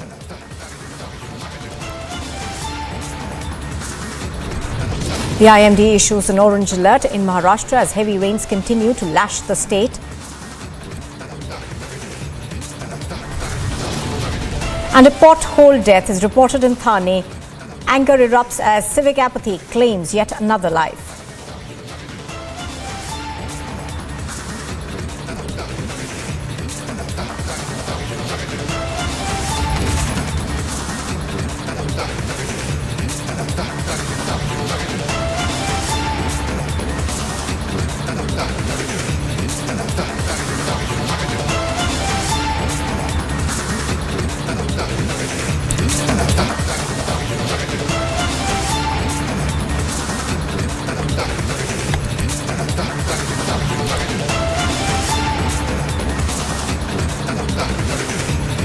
Good afternoon and welcome. You're watching live and breaking on Republic TV. Now we begin with news that's just coming in. Of course, Republic TV has accessed the post-mortem report of Umesh Kole. Now this particular report, of course, makes mention of the fact that he passed away due to a stabbing. I'm going to go across to Priyanka, who has more details on this post-mortem report that has been accessed by Republic TV. Now, we are given to understand that there were multiple stab wounds in his neck. Priyanka, if you're there with us,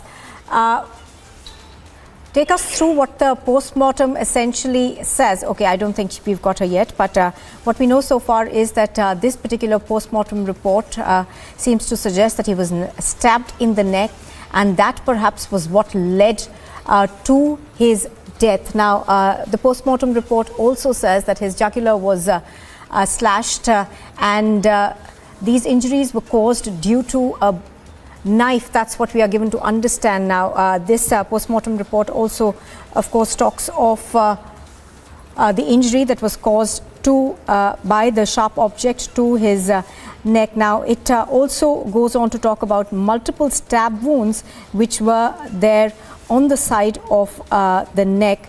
Now, some of these wounds we understand were extremely deep. That's at least what the post-mortem report seems to suggest. So, Republic TV has accessed the post-mortem report of Umesh Kole. Now, do remember that in this particular case, arrests have been made, and what we are given to understand is that the NIA is also looking perhaps at a wider conspiracy that could be at play. The NIA, of course, took over the case as soon as it came to light that this was a murder that was related, of course, to comments that were made by Nupur Sharma. I'm going to go across to Priyanka. She's joining us now. Priyanka, give us more details of what the post-mortem reveals.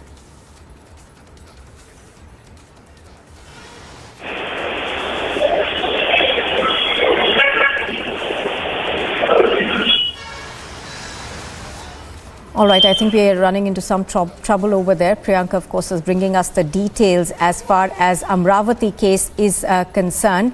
Now, Priyanka is tracking this post-mortem report that we have managed to access. Now, this particular report, of course, does talk about deep stab wounds in the neck. We are also learning right now that there were multiple stab wounds. Some of them seem to be deep that were on the side of his neck, and that is what led to the death of Umesh Kole. Now, We are also, of course, learning that the NIA is widening the ambit of this investigation. Earlier, of course, our correspondents were bringing to us the latest in terms of how the NIA has now broadened the scope of this investigation and had, in fact, even conducted raids at Hyderabad.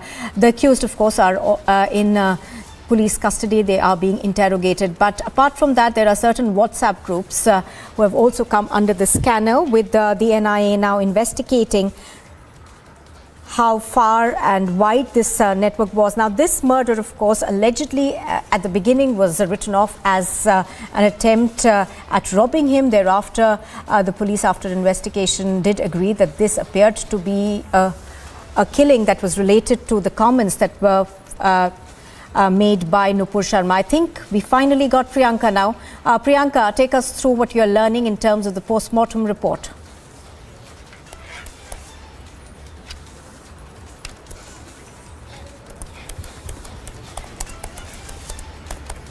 All right, I don't think we've got Priyanka yet, but we're going to try and get her in just a bit. But here's what we know so far. Now, this post-mortem report that has been accessed by Republic TV seems to suggest that there were multiple stab injuries which led to Umesh Kole's death. The 54-year-old chemist was stabbed to death by people who have now, of course, been taken into custody. He was stabbed multiple times in the neck. Now, this also falsifies the narrative that the police had earlier given, that it appeared to be a robbery that had gone wrong. But now more details seem to emerge that suggest that this was a pre-planned conspiracy and an attack over some messages that he had shared in support of Nupur Sharma on WhatsApp groups. I think we've got Priyanka now. Priyanka, can you take us through the details of this post-mortem report? It does reveal the fact that there were multiple stab wounds that were there on his neck.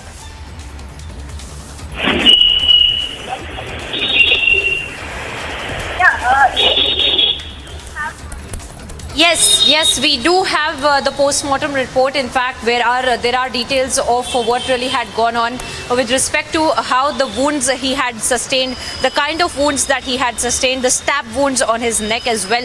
These are the details of what really had happened with Umesh Kole on the 21st of June. And we are seeing how there are more and more developments when it comes to the kind of investigation that is being carried out by the NIA, by the local police, all of that. And we are seeing how more accused are also coming to light, and we are tracking that story very closely on the ground. As of now, the NIA is expected to take all the accused back to Mumbai. All right, we're also given to understand that 7 people have been arrested in the case so far. Now, Priyanka, what I wanted to ask you was, give us more details of the post-mortem report. Now, it specifically mentions that there was an injury by a sharp object.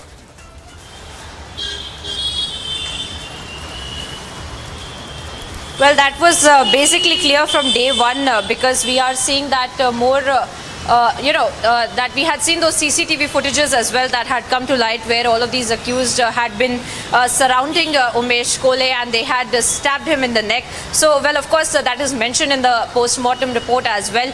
We had learned that there were, Chinese knives as well that had been acquired to carry out this kind of murder of Umesh Kole. And we had learned how the roles of the accused had also come to light with respect to the 3 main accused. In fact, we are looking at this entire matter. Out of the 7 accused, at least 2 of them, that is Shoaib and Atik, who are named in these as the main people who had actually stabbed Umesh Kole. Apart from that, Shamim is the 8th accused who is absconding as of now, and the police is also on the lookout for him. The NIA is on the lookout for him. So all of that is being looked into. The probe is on in that as well. But as of now, on the ground, there are multiple, parts of the investigation that are coming together. Then when it comes to the WhatsApp groups that had come to light, then of course the bank account details of the accused. Other than that, then we had also seen these threat calls that were being made by several of the locals to others. So all of that is being, investigated as of now. And the latest being that the NIA is on the ground carrying out their own, investigation in this as well, because they have a transit remand till 8th of July. Right. What we're also given to understand is that the NIA perhaps is looking at the widening of this investigation. We're also learning, Priyanka, that the NIA will be taking all the accused back to Mumbai.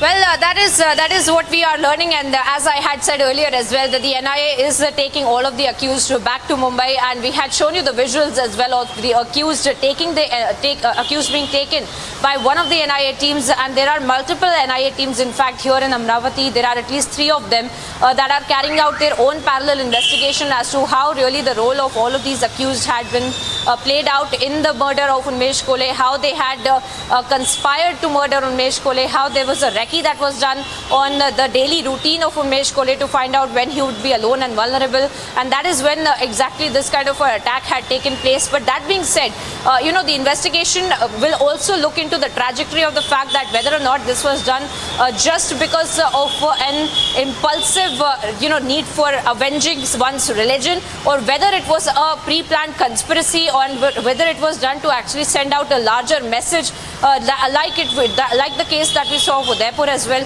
So those parts of this entire matter are also being investigated by the NIA, and the local police also claiming that parallelly they are making sure that the peace remains in Amravati, because they are looking at all the social media handles, they're looking at WhatsApp groups now, they're looking at Facebook, they're looking at all the other social media platforms to understand whether or not there is a conspiracy that had been brewing, and today as well, whether or not there are people on these social media platforms who are sending insightful messages that may disturb the harmony of the society here in Amravati. Now, Priyanka, we're also getting some updates which seem to suggest that there could be a PFI member who could be linked to this murder in Amravati. Anything that you can share with us on that?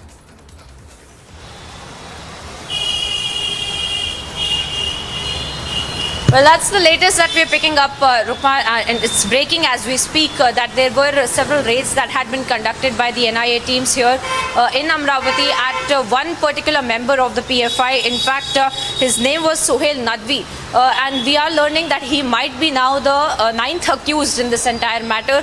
Now, we are getting some very primary information as far as the PFI angle is concerned, but there might be an angle that the NIA will be investigating into. They have, carried out raids in the middle of the night on the house of this particular member of the PFI. They have already taken him into custody is also what we're learning.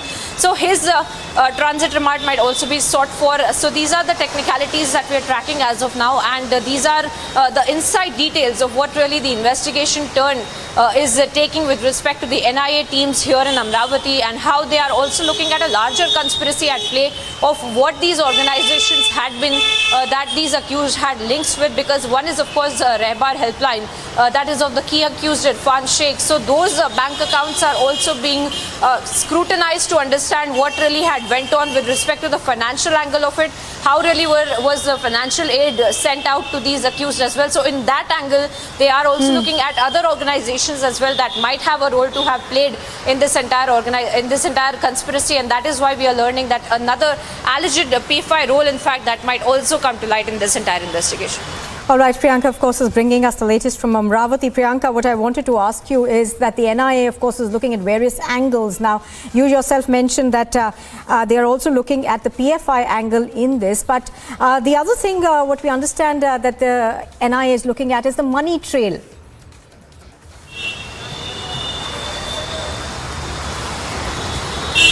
Well, yes, as per procedure, they will be looking into the bank accounts of all of the accused as well, especially Irfan Sheikh. Irfan Sheikh is the one who was the key conspirator, and he is the one who would run Rehbar helpline as well. So that angle is also being looked into, because there were first in the remand copy that we had also accessed, it had said, it was mentioned categorically that they want to look at the international angle of it, and whether or not there was in fact financial aid that was given to all of these accused from other countries, since they are saying that they might be looking at links between Udaipur and Amravati as well. So those parts are also being looked into. They are looking into the bank account details records of Irfan Sheikh and the other accused as well. However, the other accused did not have that much, financial, in their bank accounts, and that is why we are seeing that Irfan Sheikh bank accounts are being scrutinized. So this was mentioned in the remand as well. This is not something that they have said they have gotten concrete evidences of when it comes to the foreign conspiracy, but they are saying that they have reason to believe for them to carry out their investigation into that trajectory as well. So those parts are being looked into by the NIA now, since they have the transit remand of the 7 accused who are already in their custody. In fact, just few minutes back we had seen that the NIA teams took them for their medical, and then as per procedure will also be taking them to Mumbai. They'll be taking them through the Mumbai Special NIA Court, where they will be presented and their further remand will be sought for and interrogation will be carried out. Priyanka, of course, is continuing to bring us the latest from Amravati. Now, Priyanka, what we are also learning is that the NIA could perhaps be looking at the Udaipur case as well as the Amravati case being linked. Is that something that we are now also beginning perhaps to comprehend, that maybe there was a link to the two cases?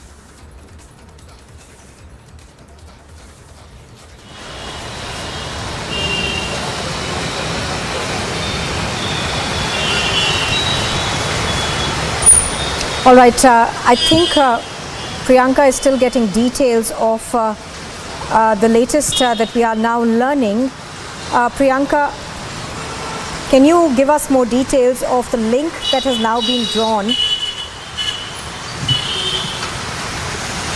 All right, I think we seem to have lost Priyanka's audio over there. We're going to try and get her back, but that's the latest that we are getting in this case.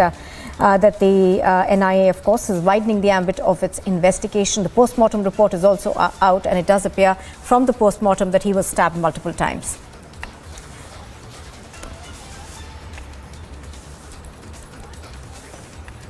Now, in a bid to avoid a terror attack, Jammu and Kashmir's security forces launched an encounter operation against terrorists in the Hadigam area of Jammu and Kashmir's Kulgam district. The terrorists were trapped in the encounter have been reported to be locals. A huge cache of arms and ammunition has also been recovered.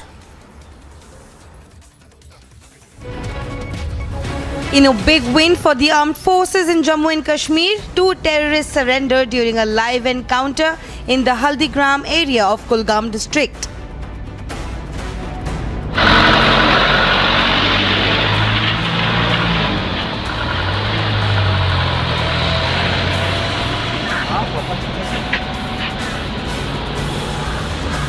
Reportedly, the 2 terrorists were local and a huge cache of arms and ammunition have been recovered from their possession. This comes merely days after a Lashkar terrorist was nabbed in the Budgam district of Jammu and Kashmir. While further details are awaited, the forces are leaving no stone unturned to ensure our safety and give the terrorists a fitting reply. Bureau Report, Republic TV.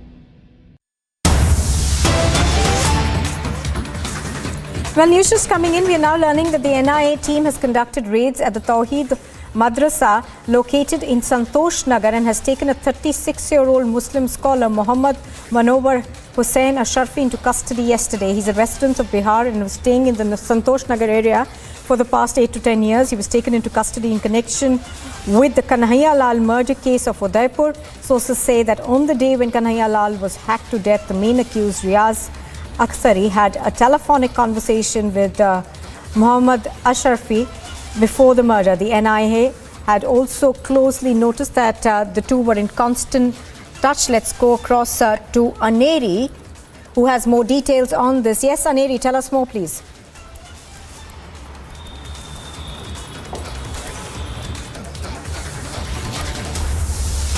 The murder case of Kanhaiya Lal, which took place in Udaipur. Now we see that the NIA has now conducted raids in Hyderabad, which took place yesterday on the 7th. And also now what we are learning is that NIA has now taken Munawar in custody, and also we have been seeing that NIA has conducted raids in Santosh Nagar area, where this Muslim scholar Mohammad Munawar Hussain used to reside here from last 8 to 10 years. And also what we are learning is that he is a resident of Bihar, but now from last 8 to 10 years he used to stay in Santosh Nagar area, and now NIA has conducted raids and taken him in custody. But also at the same time what we are learning is that he was in constant touch, the main accused Riaz was in constant touch with Munawar Hussain in this case, and also they have been doing planning in regard with this. But in the meantime, on the 28th, when the murder of Kanhaiya Lal took place, we are being told, the sources have told us that Riaz also had a telephonic conversation with Munawar Hussain on the 28th before the murder took place. So definitely now we'll have to see how this whole matter goes forward and how the investigation will be taken up, as we have accessed the exclusive visuals of Munawar Hussain in this, and also the spot, the location where the NIA had conducted raids and searches were conducted by the NIA team. NIA officials were closely monitoring the movement of Munawar Hussain and Riaz in this matter. Now we see that further investigation will be taken up into this, and also at the same time we see that people have been demanding justice for Kanhaiya Lal. There's a lot of anger among the people over the murder of Kanhaiya Lal, where these two accused were arrested by the police, but now NIA has taken up the case and they have been investigating the matter. But definitely there are various links also which have been coming out in this matter, and Munawar Hussain, who is a Muslim scholar who used to reside in Santosh Nagar area of Hyderabad from last 8 to 10 years, but said to be the resident of Bihar. So we'll have to see how this goes forward, and what investigation has been taken up by the NIA also remains to be seen in Nupur. All right, Aneri, of course, is continuing to bring us those details. But Aneri, what we understand is that the NIA had also conducted searches at other locations in Hyderabad, and they are still constantly monitoring certain people.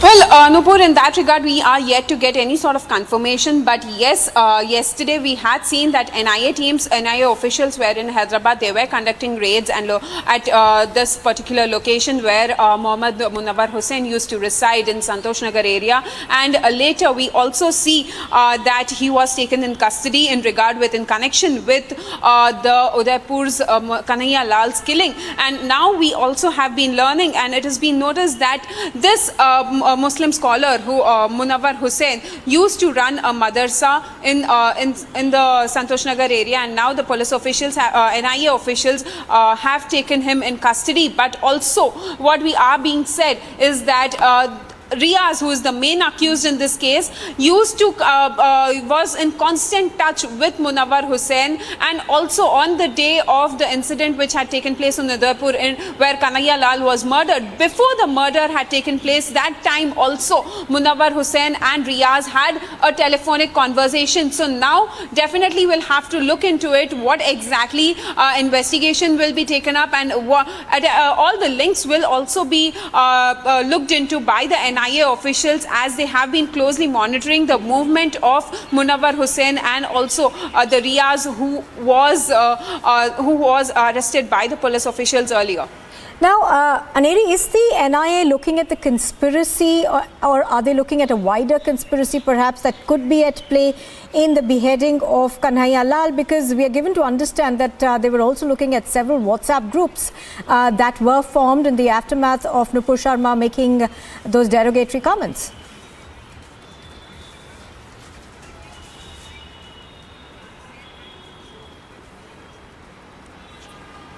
Well, Nupur, we also have been seeing that this incident of Kanhaiya Lal, which happened in Udaipur, came after he had posted a social media post in behalf or in support of Nupur Sharma. But then this incident which has come to light is definitely shocking, and now politicians from various parties have been demanding justice and they have been condemning the way Kanhaiya Lal was killed. But now, as we see and as we speak, NIA has taken up this investigation. The case has been handed over to NIA. So they have been looking out at the links at various angles into this matter, and so there were raids which were conducted in Hyderabad yesterday, and also we see that one person who is said to be the Muslim scholar, Muhammad Munawwar Hussain, has now been taken in custody by the NIA officials. They also have been closely monitoring the movement of Munawwar Hussain and also various activities of Munawwar Hussain, as he used to reside in Hyderabad from last 8 to 10 years. So we'll also have to see how this investigation is taken forward by the NIA officials. But yes, definitely there seems to be some links between Munawwar Hussain and Riaz, who is the main accused in this case, and so we'll have to further wait and watch how and what sort of links come out, whether they were planning something big or what was their exact motto behind this also remains to be seen. All right, Aneri bringing us those details. Thank you for joining us. In fact, moving on, sources have told Republic TV that raids were carried out on places linked to Nadvi Sohail, an alleged PFI member in Amravati. Now, this is in connection with the chemist killing in Amravati that took place. The NIA is looking at the role of the PFI over there. We are also given to understand that even as this happens, the NIA will be taking all the accused back to Mumbai. But what we are learning right now is that an alleged PFI member has been questioned by the NIA in this particular case. There's those are details that are just emerging. So perhaps the NIA also looking at an alleged PFI link. Priyanka has more details on this. Yes, Priyanka.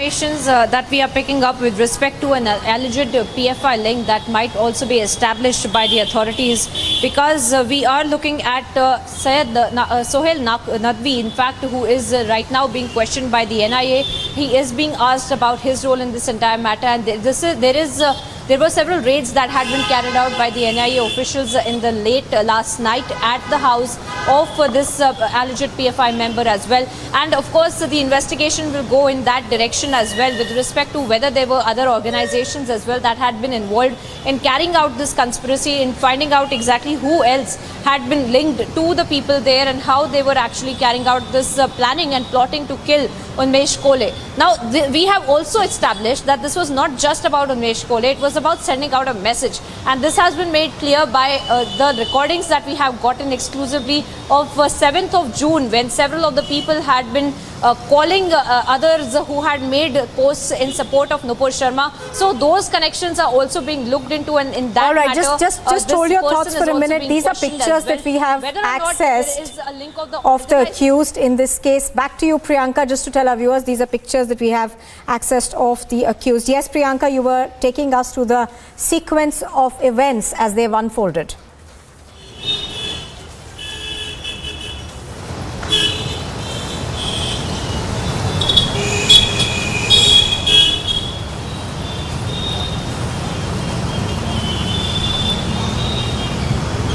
And we are learning about several other parts of the investigation as far as this particular member of the PFI is concerned. He is right now being asked questions, and of course the investigation also going on several fronts when it comes to the digital evidence that had been seized and also the bank account details that are being looked into, so that there can be more links of the financial angle that can also be looked into and they can be found out. So those parts of the investigation as of now are underway, but the latest being that of the PFI link that has come to light, in which the NIA is questioning this particular person, and whether or not they will be arresting him, whether or not his remand will also be sought for, because 7 of the accused are already in transit remand of the NIA and they are already taken for their medical, so that they can be taken to Mumbai to be presented before the special NIA court, so that they can be taken into further custody and interrogation can be carried out whether or not there were other organizations that had been present. But on the ground, as of now, more and more accused names that are coming to light with respect to this conspiracy, and also how there had been a nexus that had been at play to look at the next victim that turned out to be Unmesh Kolhe, but others had also been contacted. They had also been given death threats as well. So all of that is also under the purview of the investigation. All right, so Priyanka is bringing us all those details of this investigation that is taking place right now. So an alleged PFI link also perhaps under the scanner right now. Priyanka, thank you for joining us.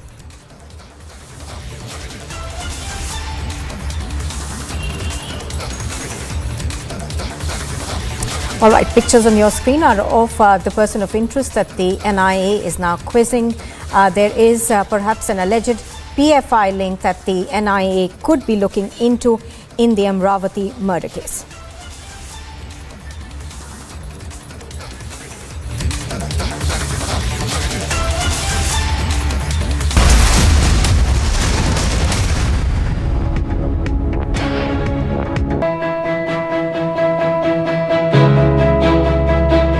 Getting a cab these days is nearly impossible because half the time you don't get rides. Even if your cab gets booked, you're not sure when it is going to get cancelled or how much you're going to pay. Now, answering all this, Mind has come up with beautiful solutions whereby we don't have a surge rate here because they go by government prescribed rates. Not just that, Mind has a beautiful feature where you incentivize the driver, ensuring that he will come and pick you up on time. So, thanks Mind.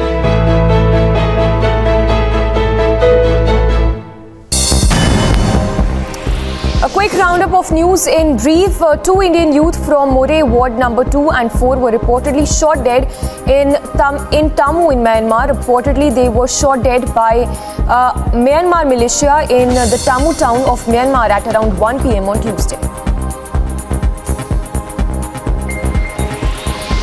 The Congress Delhi unit lashed out at the ruling up for passing bills to give a 66% hike in salaries and allowances to assembly members, saying that the session did not broach providing unemployment allowance to the youth.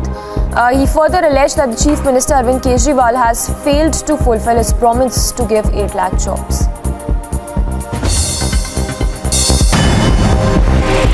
And in other international news, Ukraine's Air Force claims that its Air Command East has shot down 6 Russian sea-based cruise missiles. While according to the Ukrainian Air Force, Russia has launched Caliber missiles towards the city of Dnipro and other areas there.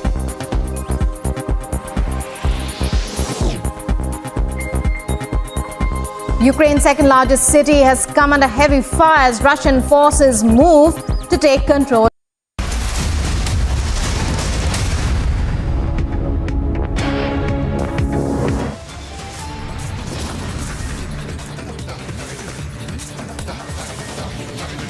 You're watching Live and Breaking on Republic TV. In the top stories we are tracking at this hour, Amravati hate-killing probe widens. Alleged PFI man quizzed in Sohail Nadvi, quizzed by the NIA.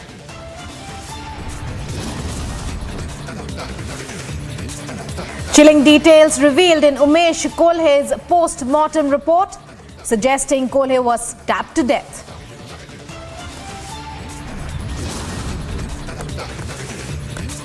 More detentions in Amravati hate-killing case over alleged threat calls to Umesh Kolhe.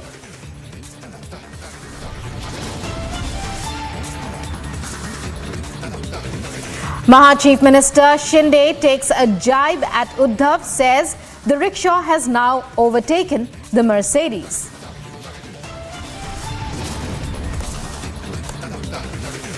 IMD issues orange alert in Maharashtra as heavy rains continue to lash the state.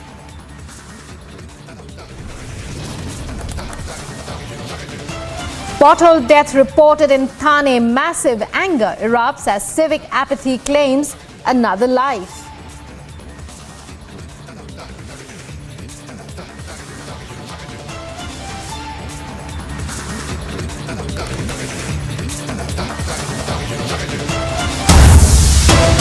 And in breaking news now, Rajasthan ATS have arrested Anwar Hussain from Ajmer. Riaz used to visit Anwar Hussain. There is a connection clearly between Anwar Hussain, Riaz and Gohar Chishti in the Kanhaiya Lal murder case. Anwar has been arrested by police and he used to work for Gohar Chishti. So breaking news now, inside details accessed. Rajasthan ATS have arrested Anwar Hussain. The emergence of another name, this time from Ajmer, in this entire conspiracy, which involves the Udaipur beheading. Riaz used to visit Anwar Hussain, and now the Rajasthan ATS have finally caught up with him.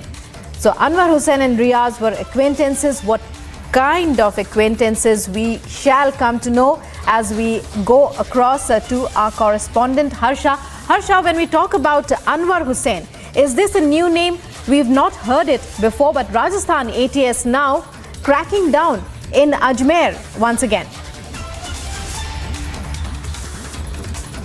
So the investigation going on by which is going on by NIA and by Rajasthan ATS, both are doing simultaneous investigation. And after the arrest of Riaz and Gauss and Mohsin and Asif and many others who have been detained, now this is the fresh arrest which have been made by Rajasthan ATS, and Anwar Hussain has been arrested. And it clearly seems that Anwar Hussain was in close link with Riaz, and not only with Riaz but Mohammad Gauss as well. Both Mohammad Gauss and Riaz were in touch with Anwar Hussain, and Anwar Hussain used to come to meet Mohammad Gauss in Masjid as well, where Gauss Mohammad used to work. So a close connection is being seen in this fresh arrest by Anwar Hussain, which is done by Rajasthan ATS. It cannot be forgotten that initially NIA and Rajasthan ATS together told that Riaz and Gauss Mohammad were in touch with two Pakistan nationals. So the terror agency is completely involved, which resides in Pakistan, and along with Pakistan angle, ISIS angle, many money trail angle is also being seen in this Kanhaiya Lal murder case. And now it has come with a fresh arrest of Anwar Hussain, who used to work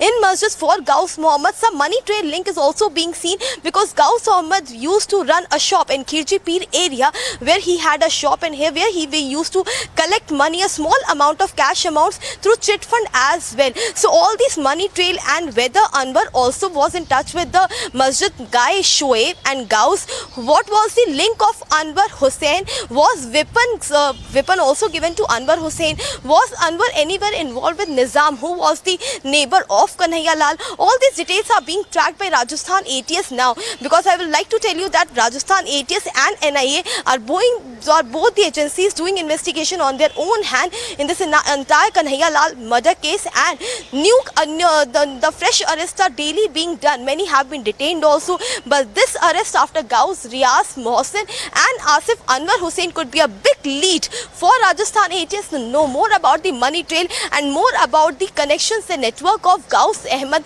whether it was linked with Pakistan as well or not. Back to the studio.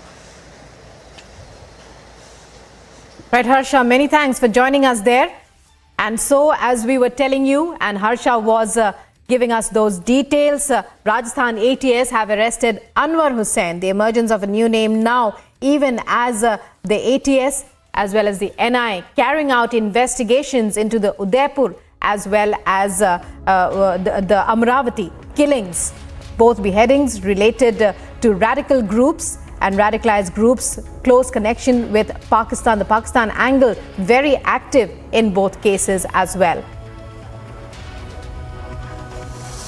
In a bizarre incident, TRS party leader and ex-mayor Bonthuram Mohan celebrated his birthday on the main road of Hyderabad.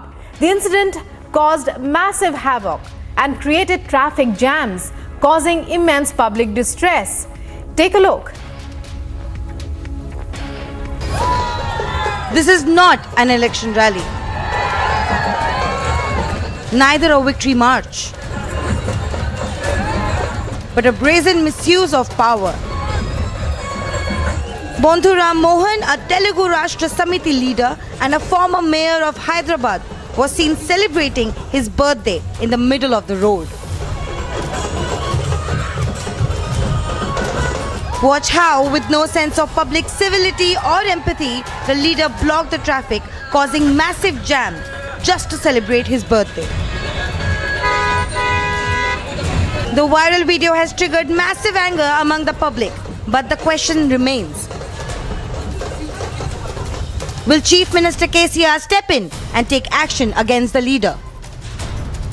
Bureau Report, Republic TV.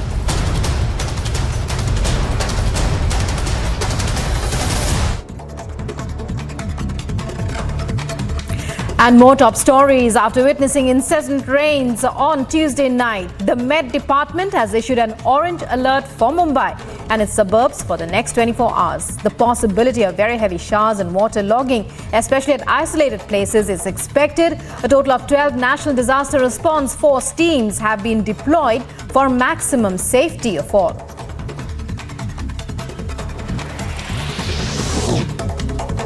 Two local terrorists surrendered on the appeal of their parents and security forces after an encounter broke out at Hadigam area in Jammu and Kashmir's Kulgam in the early hours of Wednesday. Arms and ammunition were recovered from both. While further details are awaited, the forces are leaving no stone unturned to ensure safety and give the terrorists a fitting reply. An IED was detected by the joint forces near the Mod area of Patan, north of Kashmir's Baramulla National Highway. Baramulla police, army officials and the bomb disposal squad reached the spot and defused it successfully.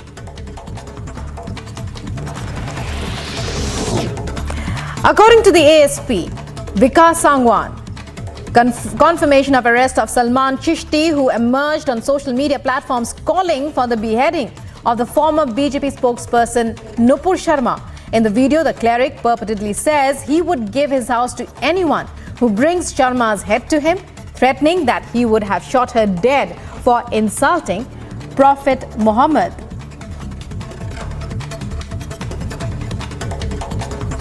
हमारे संज्ञान में आया था कि दरगाह के खादिम सलमान चिश्ती द्वारा एक भ्रामक और आपत्तिजनक वीडियो शेयर किया गया है, जिसके बाद तुरंत एफआईआर दर्ज कर ली गई और विभिन्न टीम बनाकर साइबर टीम की मदद के द्वारा भी आज सलमान चिश्ती को घर से दस्तयाब किया गया.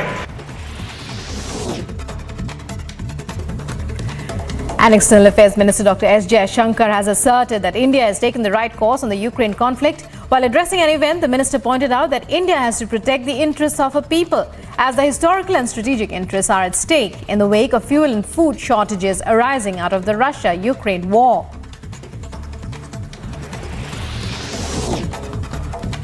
Prompt action of the Ladakh police rescued many tourists from getting trapped due to a sudden rise of water levels in the river Shamokin tributaries. Sheog Agyam Road was blocked, but tourists were evacuated on time before the disaster could form. Tourists were later accommodated in the BRO camp and local homes.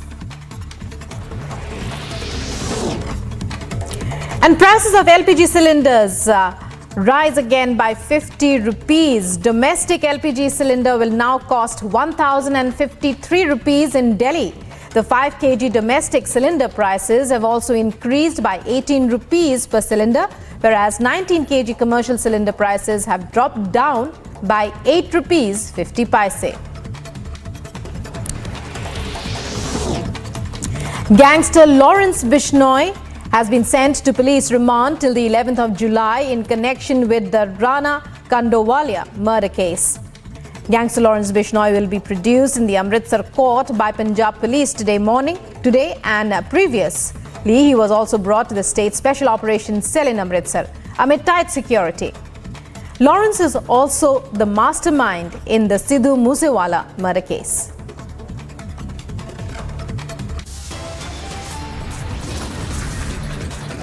And time now for a short break, but coming up after that, Maharashtra Chief Minister Eknath Shinde takes a jibe at Uddhav Thackeray, says the rickshaw has now overtaken the Mercedes. Also coming up, IMD issues orange alert in Maharashtra as heavy rains continue to lash the state.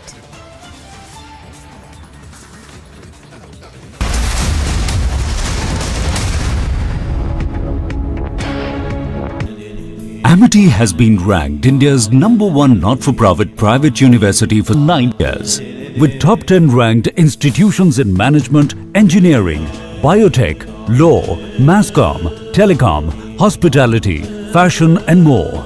Yet another top ranking for Amity University. And in other international news, Ukraine's Air Force claims that its Air Command East has shot down 6 Russian sea-based cruise missiles. While according to the Ukrainian Air Force, Russia has launched caliber missiles towards the city of Dnipro and other areas there.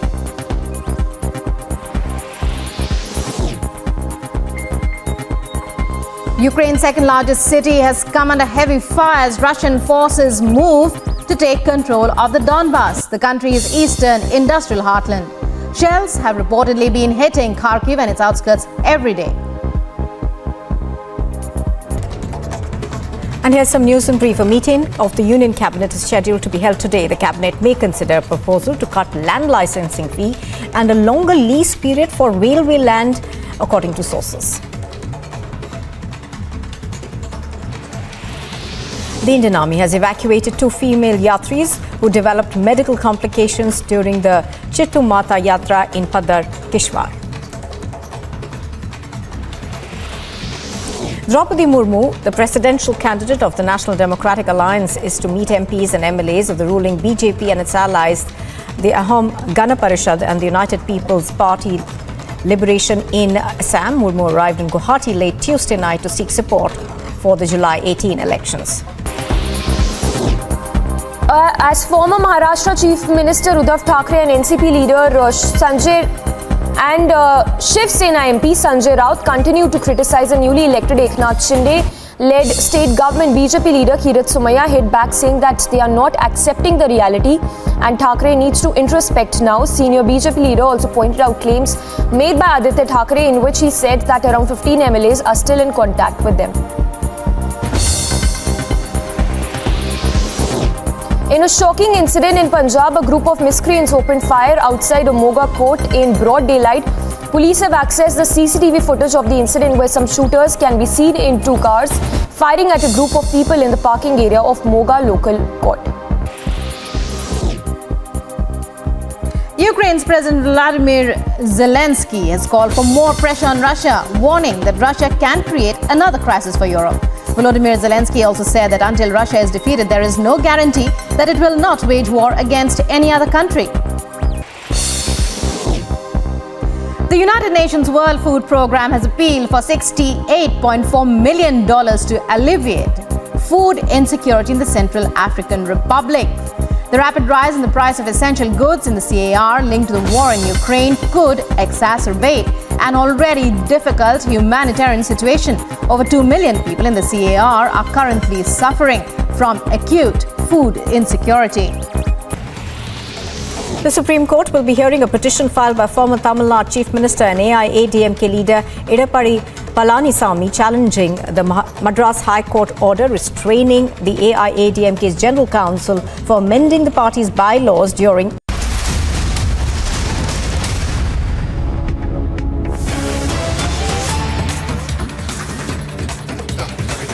And breaking news and live and breaking on Republic TV right now, the Supreme Court has refused to cancel the anticipatory bail granted to Malayalam actor-producer Vijay Babu. He faces allegations of rape by a junior actor. The top court stated, I quote, we decline to interfere with the Kerala High Court order except that we modify the part on interrogation. And we make it clear that the petitioner may be interrogated beyond the 3rd of July 2022 if necessary. The Supreme Court therefore upholds the High Court order. Ashwin, our correspondent on this story, to tell us more. Ashwin, give us details about what the court said exactly in response to the plea to cancel Vijay Babu's anticipatory bail application, anticipatory bail granting, and also what does it mean for Vijay Babu?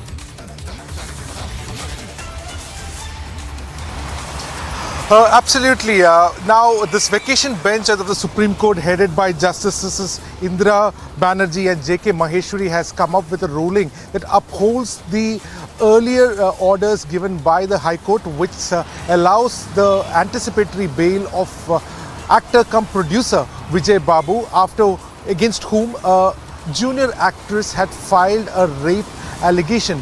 Now, the Supreme Court has made it very clear in this order, after listening to all the sides, that they will not interfere with the order that has been given by the High Court, but only make some minor modifications, including earlier the High Court has given an order that all investigation must be finished by July 3rd. The Supreme Court has made that particular amendment there and allowed investigation to go beyond July 3rd.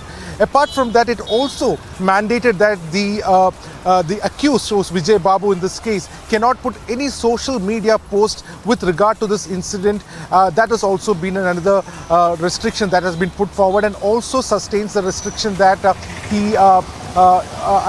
also allows, continues to allow the restriction that he should not leave the state of Kerala. Apart from which, the state had approached the Supreme Court stating, trying to cancel the bail application which was given by the High Court, but Supreme Court has refused to, Supreme Court has refused the orders which has been given by the High Court, which essentially means that many lawmakers are saying this could probably be the Johnny Depp moment for Vijay Babu, as the High Court, if you see the observations made by the justices in the Supreme Court, they further say, some of the questions that has been raised by the judges, serious puts, the allegations on a burner. For instance, the justices have stated, can there be a presumption when there's an admitted intimate relationship between the petitioner and the accused, and a promise to marry when the respondent has already knows that the person is married? So all these observations has been made by the Supreme Court judges, but however the Supreme Court has now refused to interfere with the High Court anticipatory bail, and at the moment it is a win for Vijay Babu. Right, a win for a relief can we say for Vijay Babu, the actor who is implicated, and there are allegations of sexual assault against him. So his interrogation is to continue. Many thanks, Ashwin, for joining us there with those details. And now let's move on to other news stories. Hitting out at Uddhav Thackeray for his jibe, Chief Minister of Maharashtra Eknath Shinde referred to his past, in which he used to drive an auto rickshaw, saying that the auto rickshaw has now left the Mercedes behind.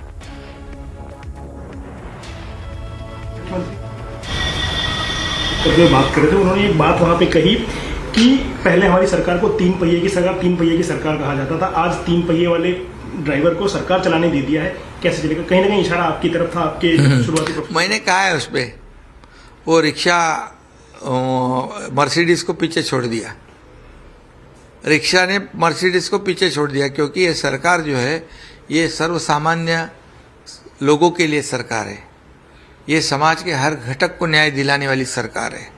और देखिए हम लोग ऐसा काम करेंगे कि ये सरकार हर एक। The situation in Mumbai and adjoining areas which clearly witnessed the waterlogging. The yellow alert has already been issued in Mumbai, and the red alert has been issued in Raigad and Chiplun district. The Ndrf team has already been deployed. They have been asked to stay on alert. The review situation will be taken by Chief Minister Eknath Shinde.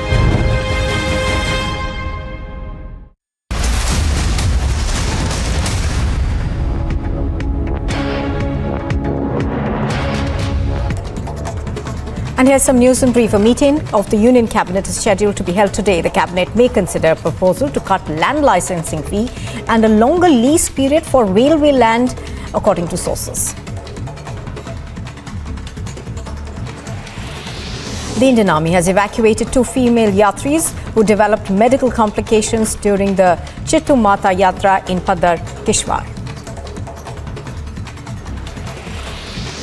Draupadi Murmu, the presidential candidate of the National Democratic Alliance, is to meet MPs and MLAs of the ruling BJP and its allies, the Ahom Gana Parishad and the United People's Party Liberation in Assam. Murmu arrived in Guwahati late Tuesday night to seek support for the July 18 elections.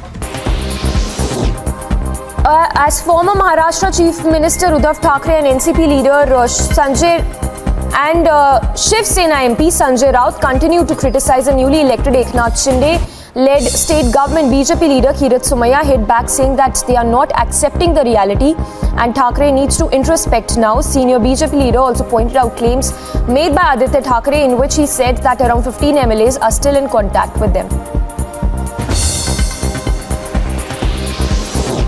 In a shocking incident in Punjab, a group of miscreants opened fire outside a Moga court in broad daylight. Police have accessed the CCTV footage of the incident where some shooters can be seen in two cars firing at a group of people in the parking area of Moga local court. Ukraine's President Vladimir Zelensky has called for more pressure on Russia, warning that Russia can create another crisis for Europe.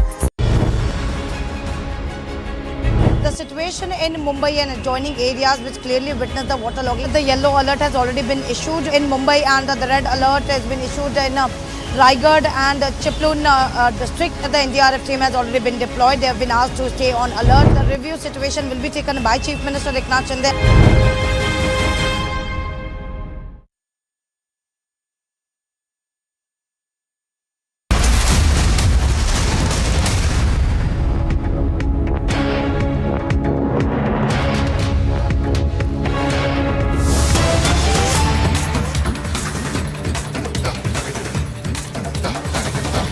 You're watching Live and Breaking on Republic TV, and breaking news coming in now regarding the SpiceJet flight.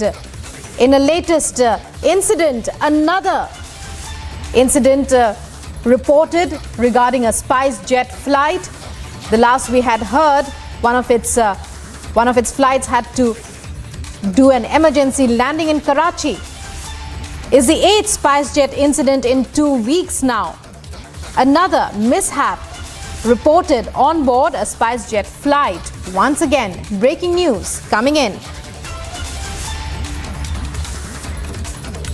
These are the visuals. Apparently, a window was damaged even as the flight was on, passengers were on board.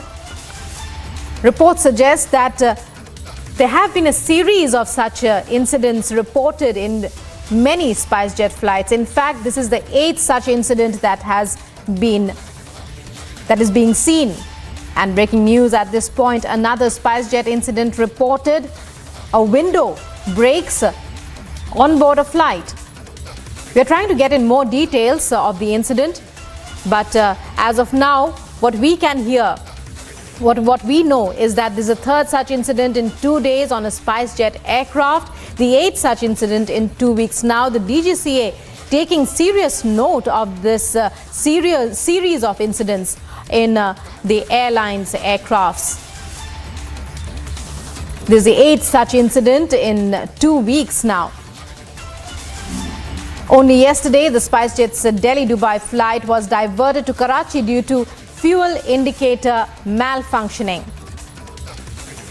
Now, the latest report suggests that the cause of this particular mishap was something to do with the weather radar. So another SpiceJet mishap takes place. The DGCA already taking serious note. There have been 8 emergency landings in 17 days to be exact.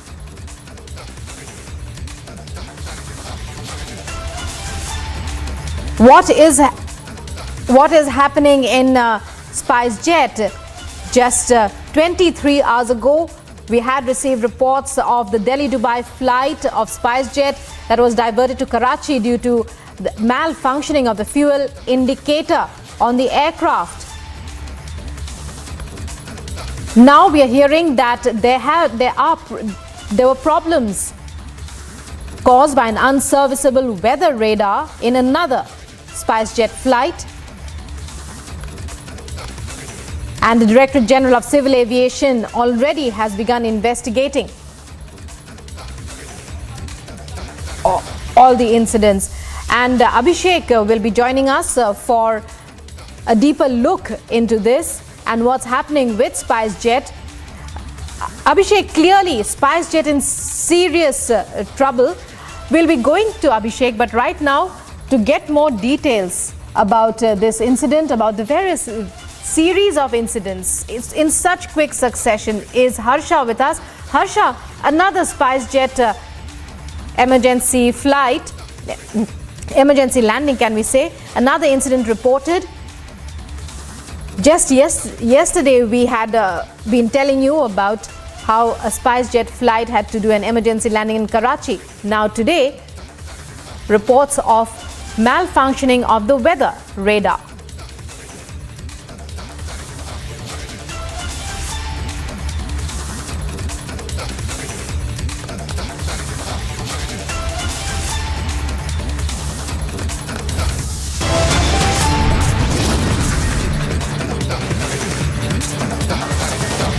And coming up now, more details of the Amravati killing, all the inside information. Is there a PFI link to the entire incident?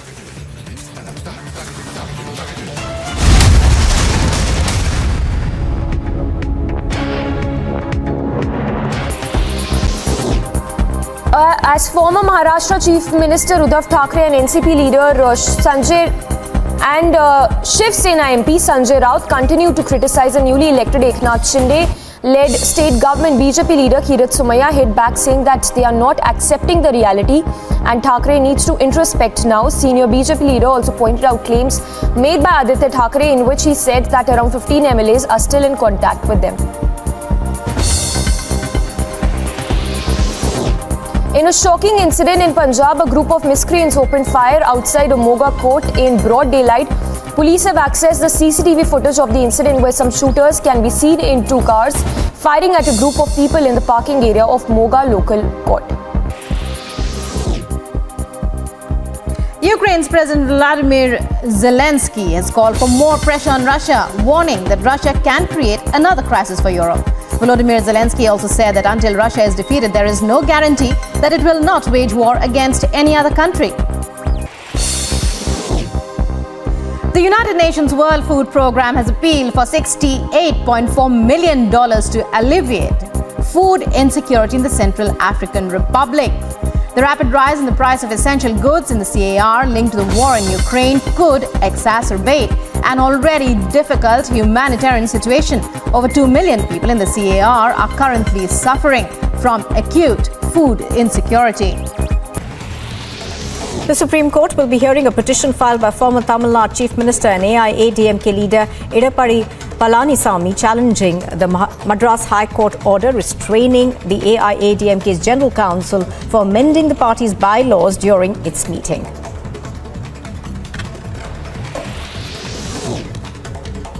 Chhattisgarh police have arrested 3 Maoists who were involved in the Jawalpada IED blast.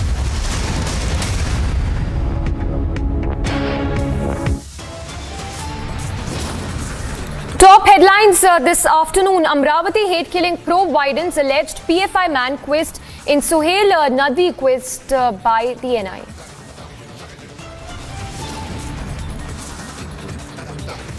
Chilling details revealed in Umesh Kole's post-mortem report that suggests Kole was stabbed to death.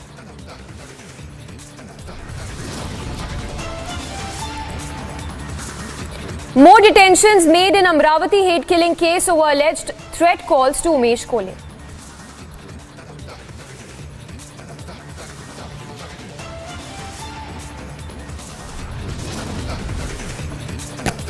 Maharashtra Chief Minister Shinde takes a jibe at Uddhav, says the rickshaw has now overtaken Mercedes. IMD issues orange alert in Maharashtra as heavy rains continue to lash the state. Pothole death reported in Thane, massive anger erupts as civic apathy claims another life.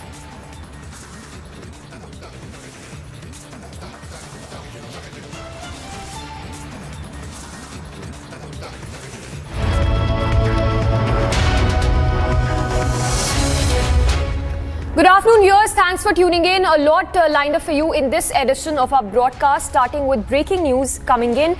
This one with regard to the protest which has erupted against the incident of Udaipur and Amravati.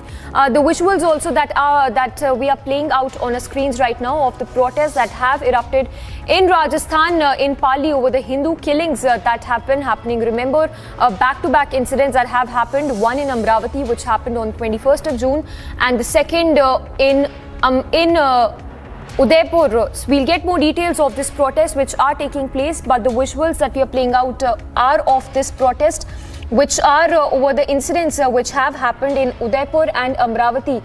The Sarva Hindu Samaj is carrying out this protest, we are told, and thousands of people, as you can see, are there who are taking part in this protest. So massive outrage that is being built, that have the killings have triggered, of course, over the Udaipur and the Amravati hate killings.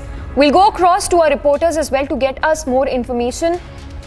As of now, you can see hundreds and thousands of people who are taking part in this protest that have erupted over Hindu killings. We have Harsha also joining us to give us more details. Harsha, if you could talk to us about these protests which are taking place over the hate killings. Exactly. In Pali, we are seeing the huge protests happening over the hate killings in Udaipur, Amravati. As we saw, Kanhaiya Lal murder case, Ramesh Pokhri also murder case, and we clearly see that all over the country, there's an anger which is everywhere. And now in Pali, as the news is coming in, that a huge protest is happening there, and the markets of the Pali has also been closed ahead of the protest which is being carried out, because the anger is clearly being seen everywhere in every part of the country, and Hindus are clearly protesting and demanding justice, and clearly saying that everywhere such things are happening where Hindus are being targeted, be it the Amravati or be it the Udaipur Kanhaiya Lal incident as well. The administration and police department have lost their clearly sleep because they are on a tough cause since night duty. Everywhere barricades have been set up, and police is monitoring everything. The shops are closed everywhere. They're trying that a chaos should not be created, and any ruckus could not happen in the market area as well. The strict deployment of the police officials and administration clearly have been done in Pali everywhere, but only the essential services yet now is being opened. The grocery stores, the milk stores, the transportation is only allowed to move in Pali region, but rest of the shops are clearly closed. The administration and the police have requested the locals that until unless it is no emergency.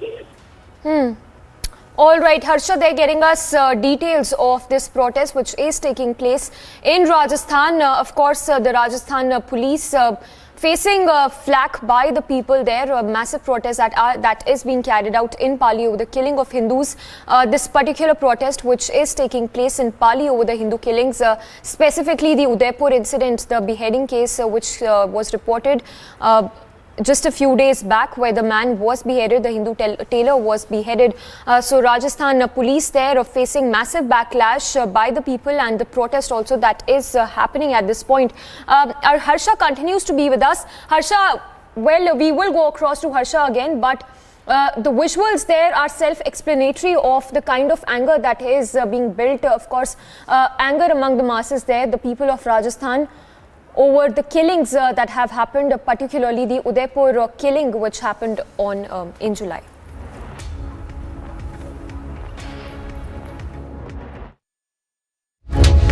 Then this one with regard to the incident, of course, with regard to the IT raids which were carried out in Bengaluru. Take a look at this very short 1-minute report.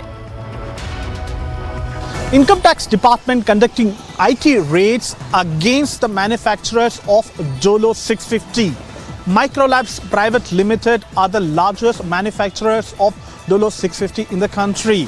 And IT department is conducting a raid against their office premises as well as the founders as well as managing directors of that company.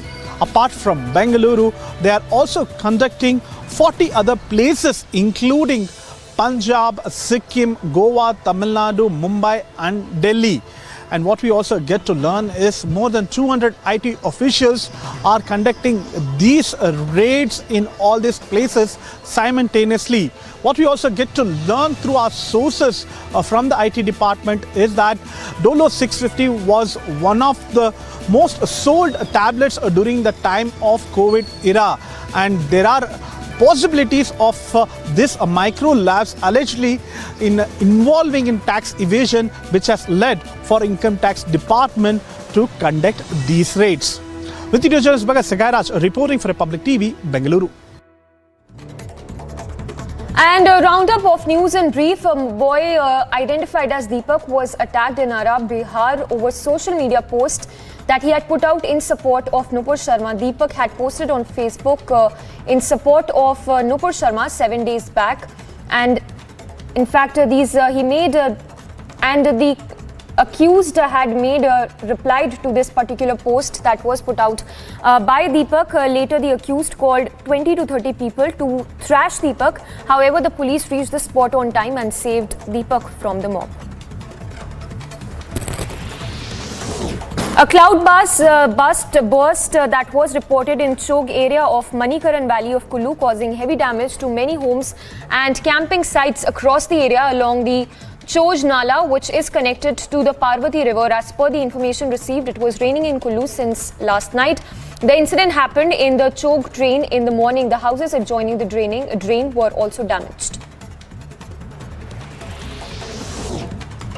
Congress is all set to find a joint candidate of opposition parties for the vice president election. As per sources, Congress has reportedly given the task to Mallikarjun Kharge, a leader of opposition in the Rajya Sabha, to reach out to the opposition parties to select a candidate for the election of the vice president post.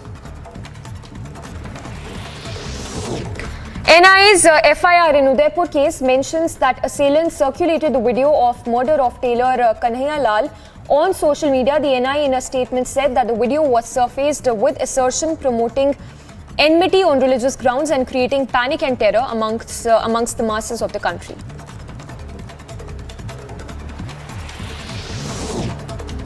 The Kerala Assembly on Wednesday witnessed intense protests by the Congress-led UDF opposition over Minister Saji Cherian's remarks against the Constitution, following which Speaker M.B. Rajesh declared the House adjourned for the day. Now, as soon as the House proceedings began, the opposition moved to the well of the House and raised slogans as well, demanding the resignation of the minister over his anti-constitution remarks.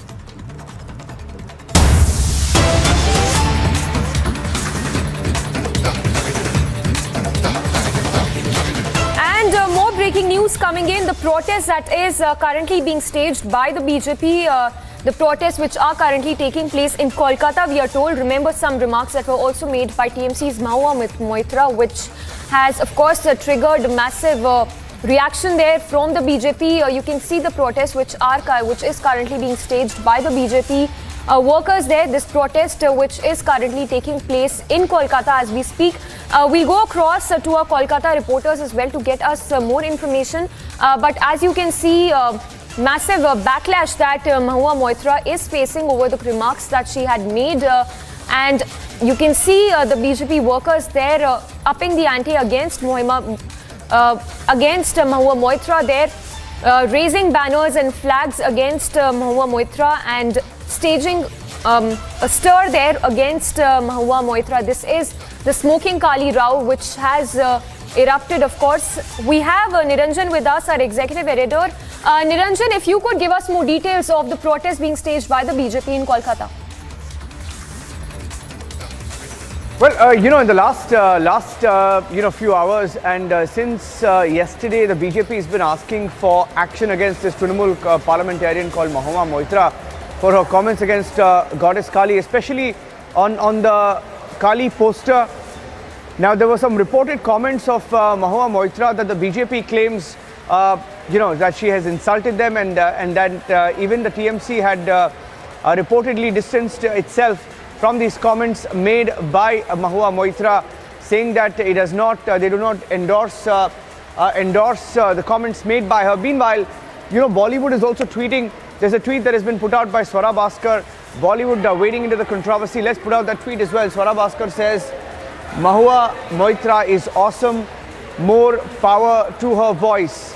And the reported comment of this parliamentarian called Mahua Moitra is that she reportedly said and backed the poster and said that to her, Goddess Kali was a meat-loving goddess. That was reportedly something that she said, and to which the Trinamool Congress has distanced itself.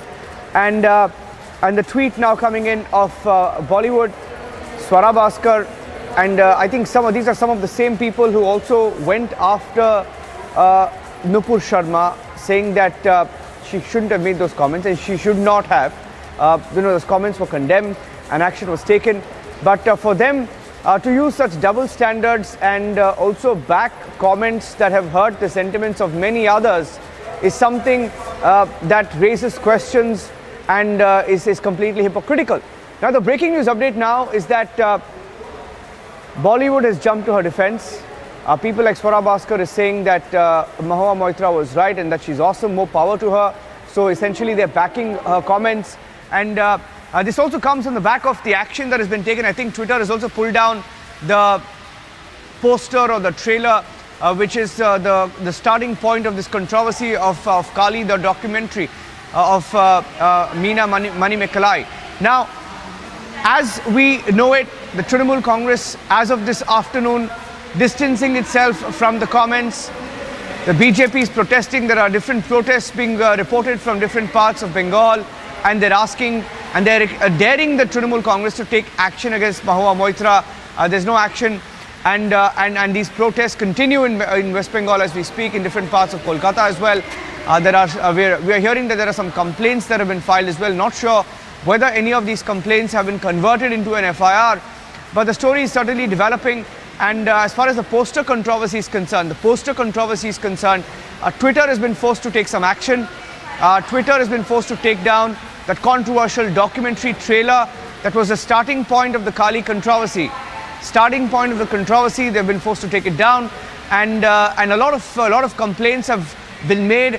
FIRs registered also against the filmmaker, the director in this particular case of the Kali docu-film. So, story taking a political turn with the Trinamool Congress parliamentarian sort of endorsing, saying that to her, goddess Kali is a meat-loving, god, and to which many people have said their sentiments are hurt and have escalated the matter through protests and complaints. That's where the issue stands, and I think you're getting in short pictures of the protest as well. We'll play out those pictures and get you more reactions. For now, Samiksha, back to you. Talk to us more about this tweet that has been put out, because there are people like Swara Bhaskar who, in the name of being liberals, they make such statements which are indeed quite provocative, and they deserve outright condemnation. Well, if anything, I think this entire controversy has exposed the doublespeak of whom we call the Lutyens lobby. Now, these are the same people, ironically, who also backed people like Zubair of Alt News, the co-founder, who's in custody. And some of his posts, you look at some of the posts that he's put out, and he was forced to delete his Facebook account as well, because there were many controversial posts, some of which were flagged off to Facebook, and he could not delete them in time because he was in custody perhaps. So the easy route taken was to deactivate his Facebook account. Now, in the last few days, they have backed him outright, while also backing his freedom of speech. They called it freedom of speech, also backing his posts. Some of these posts have insulted Lord Ram. Some of these posts have mocked the shivling. I think there are protests in Kolkata. There are some protest pictures are coming in on ANI service. Let me cut across live. We have demanded legal action. Initially, we do not belong to those groups who blocks national highway, who don't allow patients to go, who don't allow flights to catch, people life absolutely detached from city, from civilization. We don't do that. We are hurt. Our Ma Kali is our not only goddess, our weakness. You can say our religion, we really believe in Ma Kali. Whenever we are in distress, whenever we have some problem, we only close our eyes and believe in Ma Kali. That Ma Kali is being not only unspoken words, but the way she say it, her adamancy, and Mahua Moitra, her arrogancy, her what you call her this thing, being MP, and she is overspoken, the way she has derogated our goddess Ma Kali, we really feel pity for her. She belongs to a Hindu community. She is a Hindu woman, and how can she come down so much for appeasement politics? For it is not her belief. She can't say, for me, Ma Kali is a meat eater and this thing, whiskey given. No, Ma Kali has many versions. Our Dakshina Kali, she is with saris, she is prayed with flowers. We go to, we pray Dakshina Kali at our residence home also. We have Matara, we have Shoshan Kali, we have so many Kalis. But that doesn't mean she will say, oh, this God is with only this. She has other side also. In our belief, she saves the entire world. In our religion, we consider Ma Kali is the source of all strength, power and everything in the universe. How can she utter this type of words? She should not only be punished, not only be arrested, she should be condemned by each and every Hindu of the community. TNC is preaching and that they can accuse that comment is their personal party is not being. No. TMC speaks something in front and they do the reverse in behind. That we have seen several times in the past. We have seen during 9th June, 10th June, during this period, the entire Bengal. I was on Howrah, this Domjur highway, and from 10 a.m. in the morning to 10:30 in the evening, we couldn't move. And that was simply police was not doing anything, helpless, until and unless TMC Supremo will come and will pass some order, then only people will be allowed to reach the hospital for ambulance through. All that was stuck off.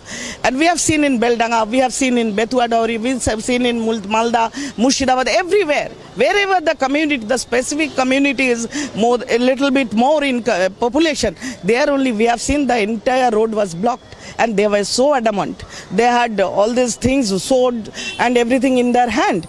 So that was allowed only by TMC government. When police and administration is functioning properly, no people, no community cannot function this way. That we have seen only in the last month. So they say it is not our fault because of Hindu votes. They are having panchayat elections ahead. Hindus are getting burned inside, from inside. The way she said all about, they want to, whenever they find Deptanu, they did all that. Your demand is basically arrested and... Not only arrest, she should be expelled from the party. She should be expelled. Then only we will understand, yes, TMC. So what? She must be, MP can't do anything against human belief. What you want is resign on the MP, she should. She is MP, but MP is not supposed to say anything against human belief, even communities believe. Hinduism, what Hinduism thinks, what we learned from childhood, and this thing. Continues to be with us. So we understand that an FIR that has also been registered against Moitra. Niranjan, if you could give us more details. No, I'd like to, get a double confirmation on that. I'd like to go back to because we know it's a complaint that was filed by BJP Media Cell convener Jiten Chatterjee. There are reports that an FIR has been lodged now against Mahua Moitra in Durgapur. I'll get a double confirmation on that. But what I'd like to do right now is cut back to ANI because the protests continue. I think some of them are speaking. Let's cut across live, please. Let's go across to the live protest. Okay, I think the feed is gone. So we'll wait for the feed and we'll cut back to the live protest once again from Kolkata. But those are some of the pictures that are coming in. In fact, we're getting in some more breaking news updates right now from different parts of the country. In Assam as well. In Assam, there is an FIR that has been lodged. Getting in the breaking news now from Aniruddha. So we'll try and get Aniruddha live as well. This is on the smoking Kali poster controversy. An Assam group has filed a complaint, and I think now an FIR has been lodged. And we are hearing that this Assam group has filed a complaint against Leena Manimekalai, and Kutum Suraksha Parishad is the name of the group. And they filed a complaint against Leena Manimekalai. The FIR was filed last evening is what we are being told. So we have some details of that and the complaint copy that was written as well. So across the country you're seeing also parallelly this episode of the Kali controversy erupt and explode with more and more people coming out in the streets and marking their anger. Certainly not resorting to vandalism, but silently marking their protest, filing a complaint.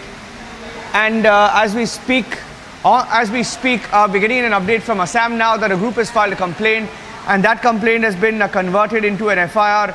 That's a complaint that has been filed now. In fact, let me also tell you that I'm getting in a confirmation right now that in Bengal there has been an FIR lodged. Okay, so we have a complaint copy. We have a copy of the FIR as well. We have the complaint that has been lodged. Received but content not verified. So it's a complaint. It's not an FIR. Okay. Again. So I'll wait for that. It's a complaint. So in several parts of the country there are complaints filed and not really an FIR. So we'll wait for some details to come in from Assam to Bengal, complaints being filed, protests being seen, and the story so far is that on the Kali controversy, while even Twitter has been forced to take that controversial trailer down, Bollywood has jumped in to sort of back this Trinamool Congress MP whose own party has condemned her comments, saying that it does not reflect the views of the Trinamool Congress for linking Ma Kali to alcohol and meat, etc. Controversial comments. There's a lot of anger on the streets of Bengal where people are protesting. So that's the story so far. I'm handing it back to you. I think you heard some of those protests as well. Yes, please stay with us. If you could take us through some of the political reactions as well coming in. We understand that the TMC at this point has distanced itself from the comments that were made by Moitra. That's correct. Yesterday, I think, these comments were made in some event somewhere. And the Trinamool Congress put out a statement saying that they don't agree, they don't endorse this comment. And it's not their standpoint, and they completely sort of want to distance themselves from this controversy and the comment that was made. So that's what happened. And I think within the Trinamool Congress as well, they realize that this is not an issue that they should be fighting for. And I think there is also a complaint copy that was filed in Bengal. That complaint copy is on the screen right now. This is one of the complaint copies, I think, which were filed by the BJP. I think a media cell convener of the BJP has filed this complaint. So, in Assam, in Bengal, some of these complaints being filed against some of the comments and the entire Kali poster controversy. It's a little blurred. It's a little blurred. So we'll go back to the pictures. And we'll get you the details and the protests on the streets of Kolkata. So that's an update that came in. A complaint copy that was filed and it hasn't been converted into an FIR yet. So we're tracking the story closely, Samiksha. Let me hand it back to you. We have some more breaking news update coming in, and we'll keep coming back to the story as and when we get reactions. All right. Thank you so much for that, Niranjan. So that is the latest. We are learning a complaint that has been filed against Mahua Moitra. And this is, in fact, another update that we have received is that an FIR that has also been registered against the director of this documentary movie. So remember, a lot of protests that have also broken out, and as we speak, the mega BJP protests which are currently underway in Kolkata. So Mahua Moitra there, the TMC MP, facing massive backlash by the BJP workers in Kolkata.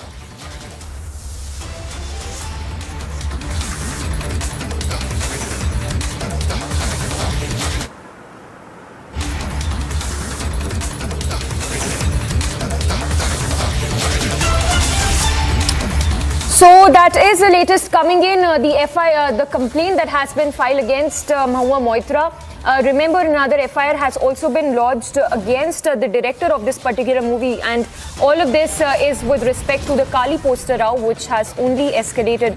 Slipping into a very short break. On the other side, we'll get you the latest on Assam flood situation.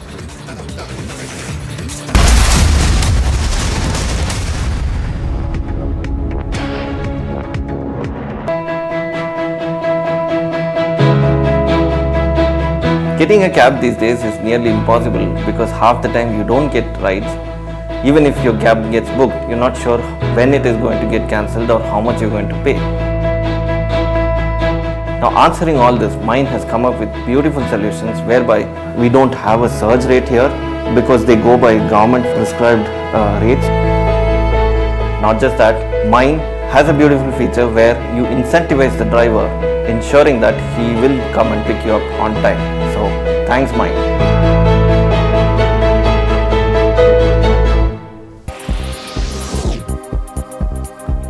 Ukraine's President Vladimir Zelensky has called for more pressure on Russia, warning that Russia can create another crisis for Europe. Volodymyr Zelensky also said that until Russia is defeated, there is no guarantee that it will not wage war against any other country. The United Nations World Food Programme has appealed for $68.4 million to alleviate food insecurity in the Central African Republic.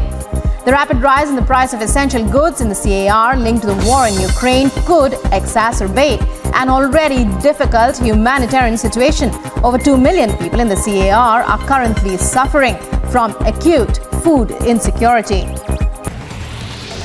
The Supreme Court will be hearing a petition filed by former Tamil Nadu Chief Minister and AIADMK leader Edappadi Palanisamy challenging the Madras High Court order restraining the AIADMK's General Council for amending the party's bylaws during its meeting.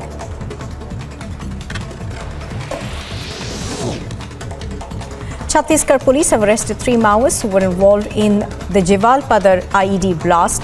P. Sharma, the additional SP Naxal operations, has said that the arrests are of members of the Kachapal militia and were involved in the Jawalpada blast that happened on the 29th of March. They've also recovered an IED and 12 detonators. A quick roundup of news in Ndrf. 2 Indian youth from More Ward number 2 and 4 were reportedly shot dead in Tamu in Myanmar. Reportedly, they were shot dead by...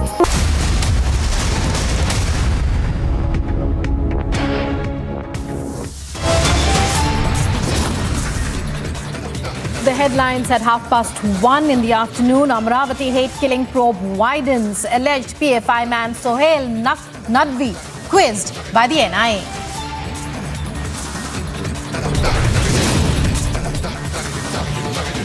Chilling details revealed in Umesh Kolhe's post-mortem report, which suggests Kolhe was stabbed to death.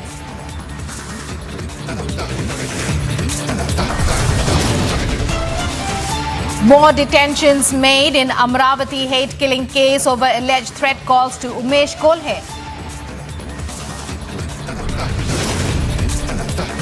Smoking Kali Rao gets bigger. Mega protests erupt against Mahua Moitra as she backs the poster.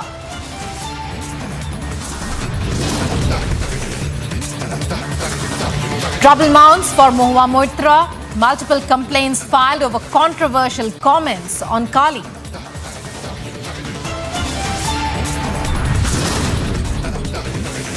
Pothole death reported in Thane. Massive anger erupts as civic apathy claims another life.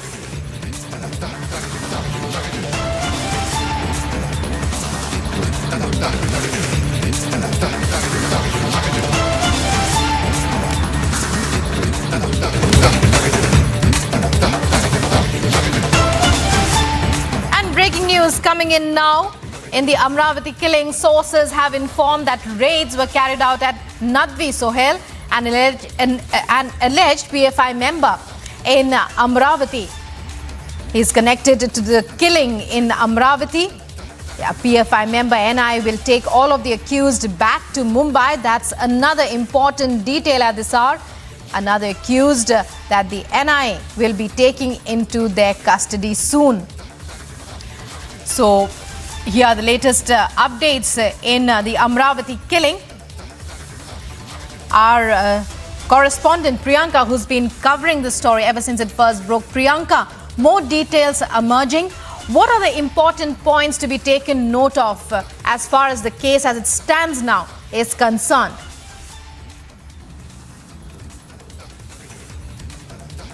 Well, that's right, Nupur. There are several parts of the investigation that are being carried out, but NIA team, in fact, the latest that we're learning is that they have taken the 7 accused to Mumbai. They've just left from Amravati.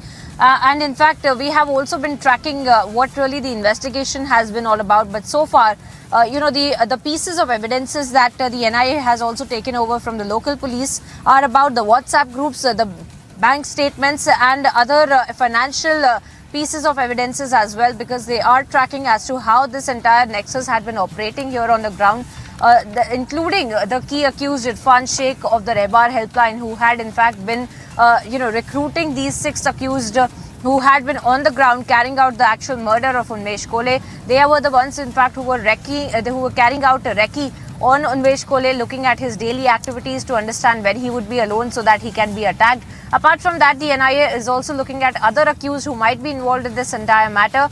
They are in fact, as we speak, interrogating one more member of the PFI, that is Sohail Nadvi, from Amravati itself, and he has in fact been taken to the police station. He is being questioned as of now.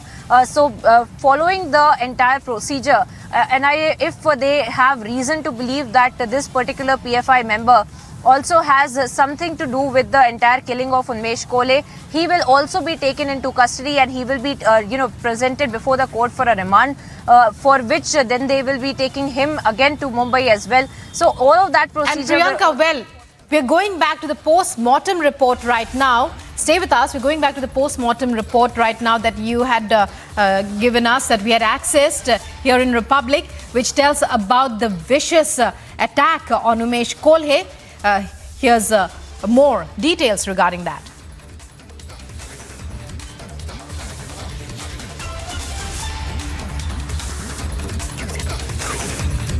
Well, as we were telling you, Republic has accessed the post-mortem report, which gives details of the multiple stab wounds on Unmesh Kole. It clearly indicates how he was murdered, and all the details are there. In fact, his spine too was affected by that vicious attack, in which not one or two but nearly 6 people had assaulted him.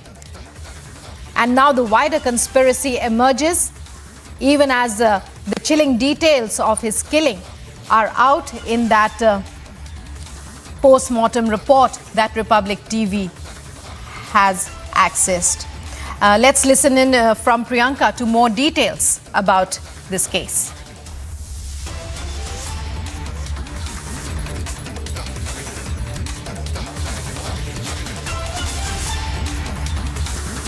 Amravati, where the PFI member Suhail Nadvi has stayed. His house is here, and right here from where he had in fact also been detained is what we were learning, and the NIA has been in fact asking him questions, trying to understand what his real role in fact had been in the entire conspiracy of Unmesh Kole.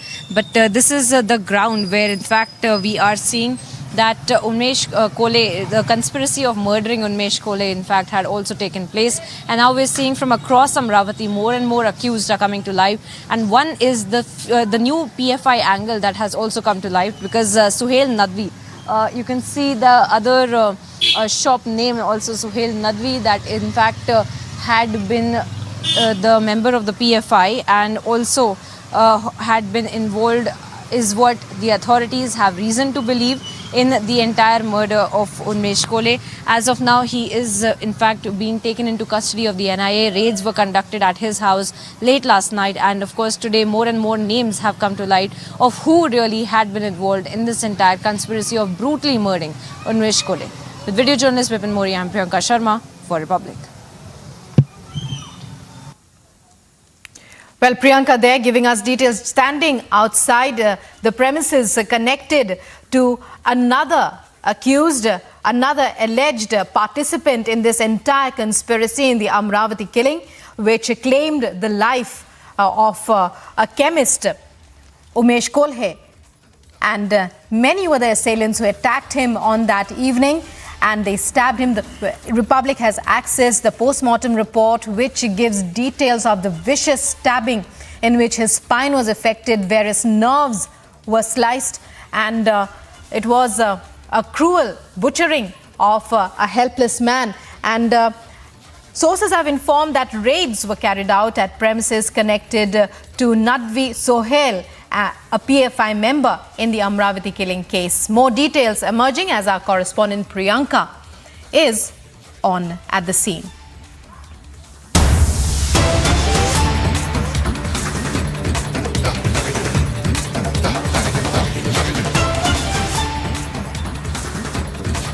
More breaking news now on Live and Breaking on Republic TV. These are stills of photographs of Nitish Kumar, Chief Minister of Bihar, meeting Lalu Prasad Yadav, who is hospitalized.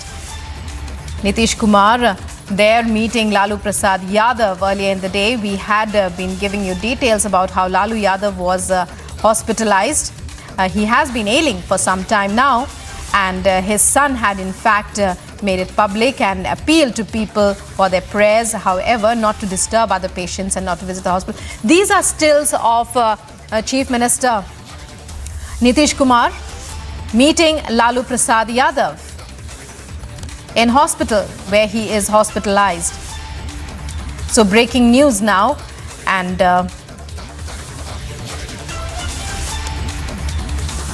earlier in the day we had informed you about how Lalu Yadav was hospitalized after he had been ailing for some time, in fact, and his son had made an appeal to people, as we had shown you, for their prayers and their support at this time.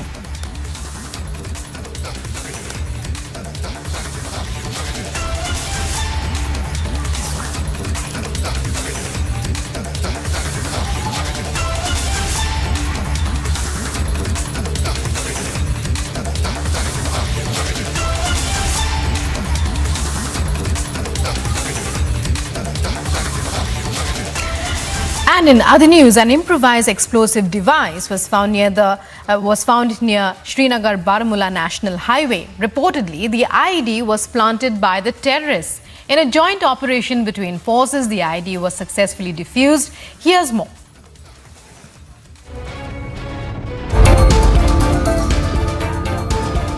Amidst broad daylight in the streets of Jammu and Kashmir, the security forces recovered an improvised explosive device.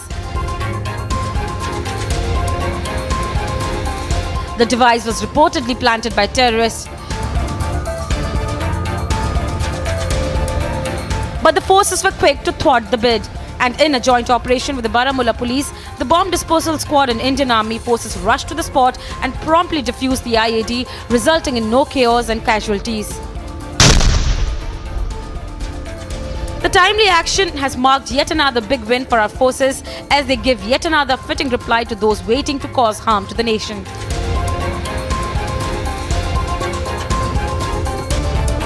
Bureau Report, Republic TV.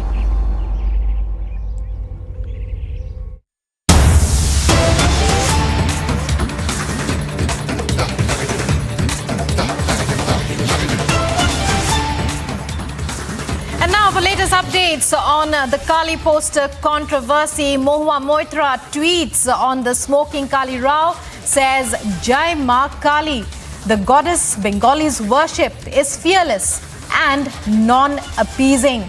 This comes as massive protests have now erupted against the TMC leader, whose comments have not gone down too well with the public in West Bengal, where the goddess is revered across the length and breadth of the state. So in latest news over the Kali poster Rao, Mohua Moitra facing the ire, and as you can see, this is the tweet of Mohua Moitra that I was telling you about a short while back. The goddess Bengalis worship is fearless and non-appeasing, says Mohua Moitra's tweet, and also it begins with the words Jai Ma Kali. And Niranjan joining us now for more on this. Niranjan, massive row erupting now in India, even as well in Canada, where the film has been released, the Aga Khan Museum has apologized. Yes, and not just that. In fact, there are other related developments as well, because the Twitter has taken out a video. Twitter has taken out a video of that trailer, that controversial documentary poster trailer. And there are complaints being filed across India. And I think this particular tweet is her first after the controversy broke out. And she has said in the tweet, Jai Ma Kali, the goddess Bengalis worship, is fearless and non-appeasing. So this is her first tweet, and it comes on the back of the protest. और उसी दिन हमने इनसे बात नहीं किया था और फिर यहाँ लाना पड़ा और यहाँ के बारे में सारी जानकारी हो रहा था। आज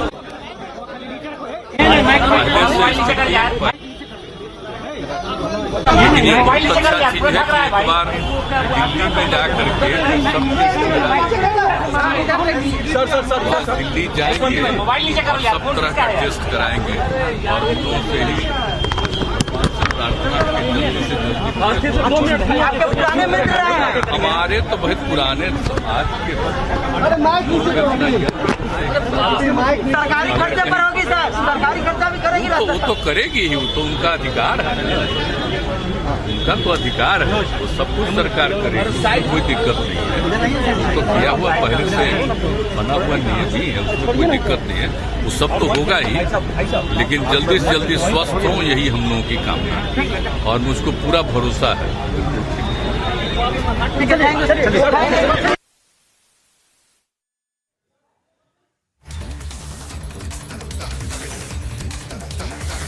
So those are visuals from outside the hospital, Paras Hospital, where Lalu Prasad Yadav is hospitalized. As you can see in those visuals, Nitish Kumar speaking to the press, and he's flanked by Tejasvi Yadav, son of Lalu Yadav. Earlier in the day, we had been telling you how Lalu Prasad Yadav had to be hospitalized.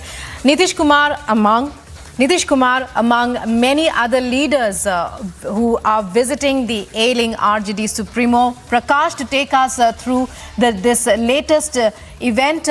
Prakash, Nitish Kumar too visiting Lalu Prasad Yadav, the ailing RJD Supremo. Earlier in the day, we had heard his son appealing to people to pray for his father. Give us some more updates. ये हालात stable है और आप लोग सब लोगों की जानकारी में पहले से ही होगा कि किडनी और हार्ट का शुरू से ही इलाज जो है दिल्ली में चलता रहा है, तो बाकायदा एम्स में चलता रहा है और जो डॉक्टर जो देखते रहे हैं, जिनको लालू जी के मेडिकल हिस्ट्री का और इलाज का, ट्रीटमेंट का सारा जानकारी पता है, प्राप्त है, तो वहीं हम लोगों की राय बनी कि वहाँ ले जाकर के इनकी इलाज जो है वहीं कराया जाए, ट्रीटमेंट कराया जाए, तो कहीं कोई दिक्कत ना हो, इसके लिए जो है हम लोग दिल्ली हम लोग लेकर के जाएंगे और सब लोगों का प्रार्थना और दुआ जो लोग कर रहे हैं, जो लालू जी के चाहने वाले लोग हैं, शुभचिंतक हैं, हम उनको हृदय से धन्यवाद देना चाहते हैं कि इस घड़ी में सभी लोगों की दुआ और प्रार्थना जो है वो काम आ रहा है और लालू जी की सेहत जो है पहले से सुधार हुई है, तो और तो ज़्यादा कोई विशेष नहीं है। आप सब लोग की जानकारी में है ही, दिल्ली का इलाज चलेगा और पहले से भी पता था कि सिंगापुर ले जाना है, तो सिंगापुर ले जाना था, 10-15 दिन बाद ले जाना था, लेकिन अब तो फ्रैक्चर हो चुका है और कुछ और बीमारियों का इलाज भी चल रहा है, तो एक बार दिल्ली हम लोग जाएंगे, पूरी तरीके से जो डॉक्टरों की राय होगी दिल्ली में भी, अगर सिचुएशन अगर सिंगापुर भी ले जाने लायक होगी तो हम लोगों का प्रयास रहेगा कि सिंगापुर भी हम लोग ले जाएं। मुख्यमंत्री भी नहीं, देखिए इस घड़ी में सब लोग, हर कोई नेता ने, चाहे पक्ष के लोग हों, सत्ता दल के हों या विपक्ष के हों, सभी लोगों ने फ़ोन करके हमसे हालचाल जाना। कल प्रधानमंत्री जी का भी फ़ोन आया था और जब से एडमिशन हुआ है अस्पताल में तब से मुख्यमंत्री जी लगातार फॉलोअप भी ले रहे हैं। सभी मंत्री से लेकर राहुल गांधी जी हों या प्रियंका गांधी जी हों, उनसे भी हमारी बात हुई है, उन लोगों ने भी चिंता जताई है और वो सब लोग यही दुआ कर रहे हैं कि जल्द से जल्द लालू जी स्वस्थ हो।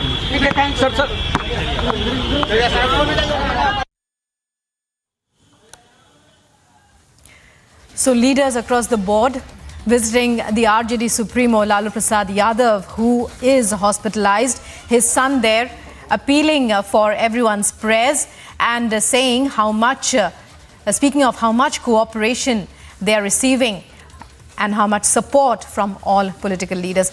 Prakash there to take us through this story. Prakash, well, we were just listening to Tejasvi Yadav, and before that Nitish Kumar, leaders across the board coming there to offer their support as the RJD Supremo lies ailing in Paras Hospital. Well, Lalu Yadav's condition as of now is said to be stable. In the hospital, Nitish Kumar met with Lalu Yadav. They are old friends with JP movement days.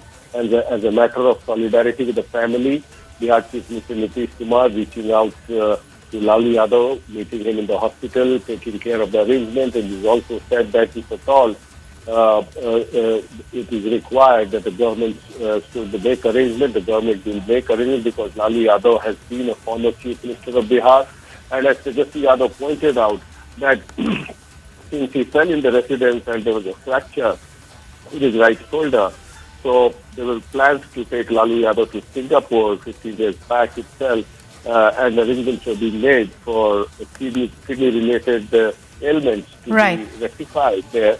So all this should be done after consulting the AIMS hospital in Delhi, where Lalu Yadav undergoes treatment frequently, actually.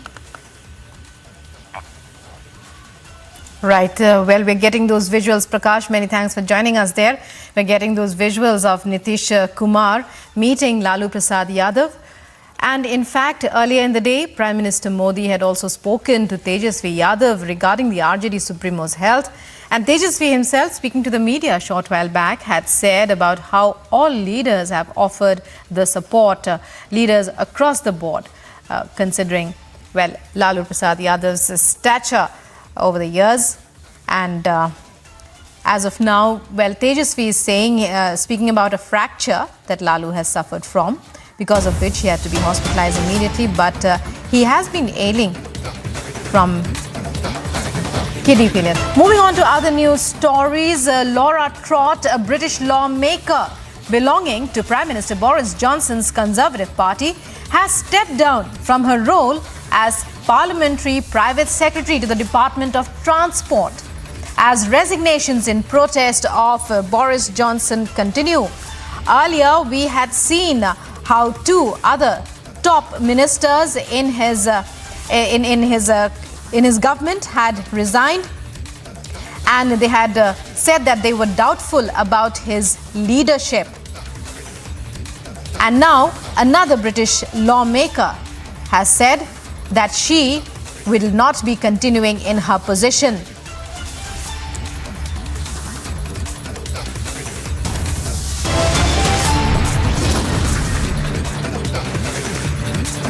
And slipping into a short break now, but coming up on the other side, all the news about how trouble mounts for Mahua Moitra. Multiple complaints filed over her controversial comments on Kali.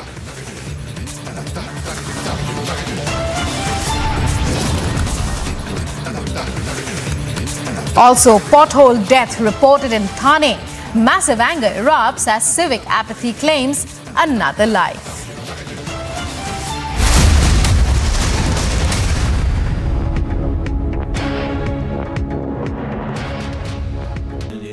Amity has been ranked India's #1 not-for-profit private university for 9 years, with top 10 ranked institutions in management, engineering, biotech, law, masscom, telecom, hospitality, fashion and more.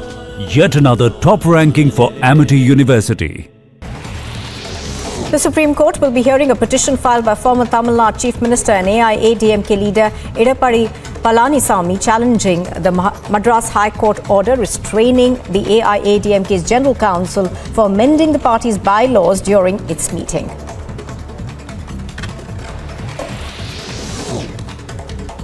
Chhattisgarh police have arrested 3 Maoists who were involved in the Jawalpada IED blast.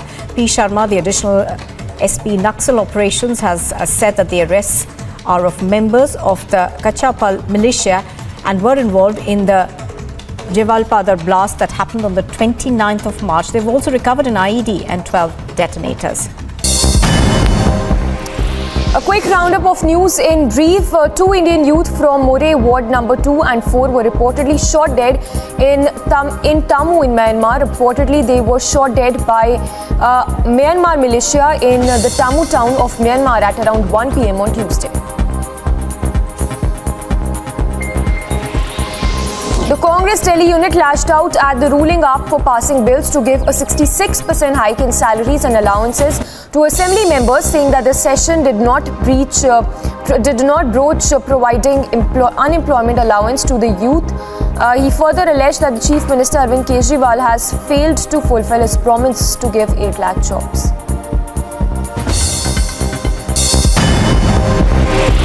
And in other international news, Ukraine's Air Force claims that its Air Command East has shot down 6 Russian sea-based cruise missiles. While according to the Ukrainian Air Force, Russia has launched Caliber missiles towards the city of Dnipro and other areas there.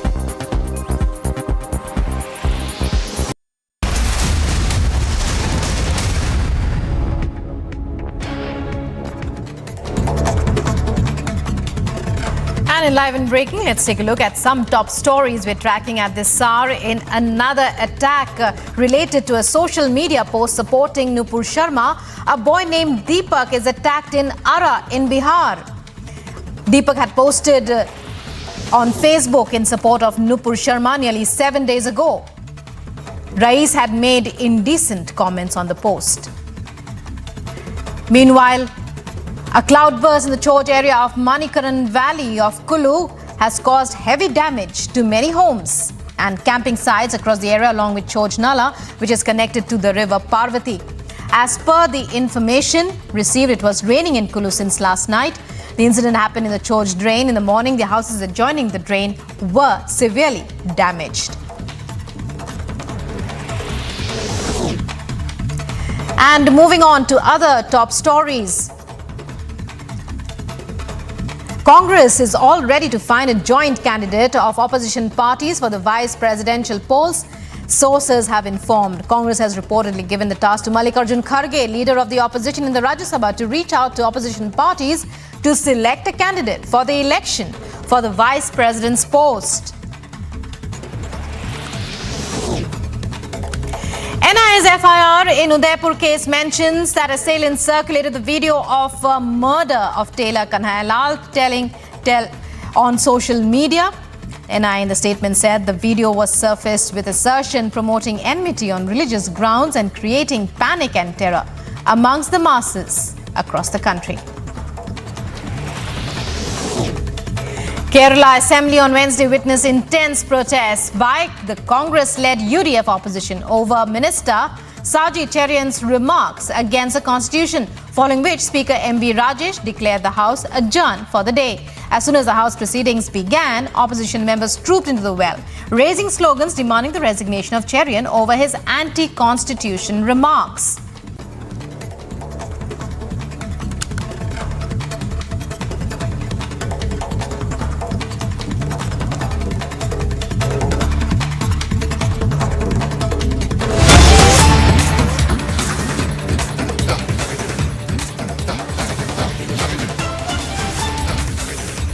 And breaking news now coming in. DGCA, that's the Directorate General of Civil Aviation, has issued a show cause notice to SpiceJet in connection with the degradation of safety margins of its aircraft. SpiceJet has failed to establish safe, efficient and reliable air services under aircraft rules. So a ruling that was expected, considering the direction in which SpiceJet was going with its series of malfunctioning incidents reported in many of its flights, which had to be grounded or undertake emergency landing as a result of various mishaps. In fact, after yesterday's emergency landing in Karachi, another incident was reported today on one of its freight carriers. And Niranjan joining us now to tell us some more, take us through this breaking story. Niranjan, SpiceJet landing in trouble now. Where do you see this headed?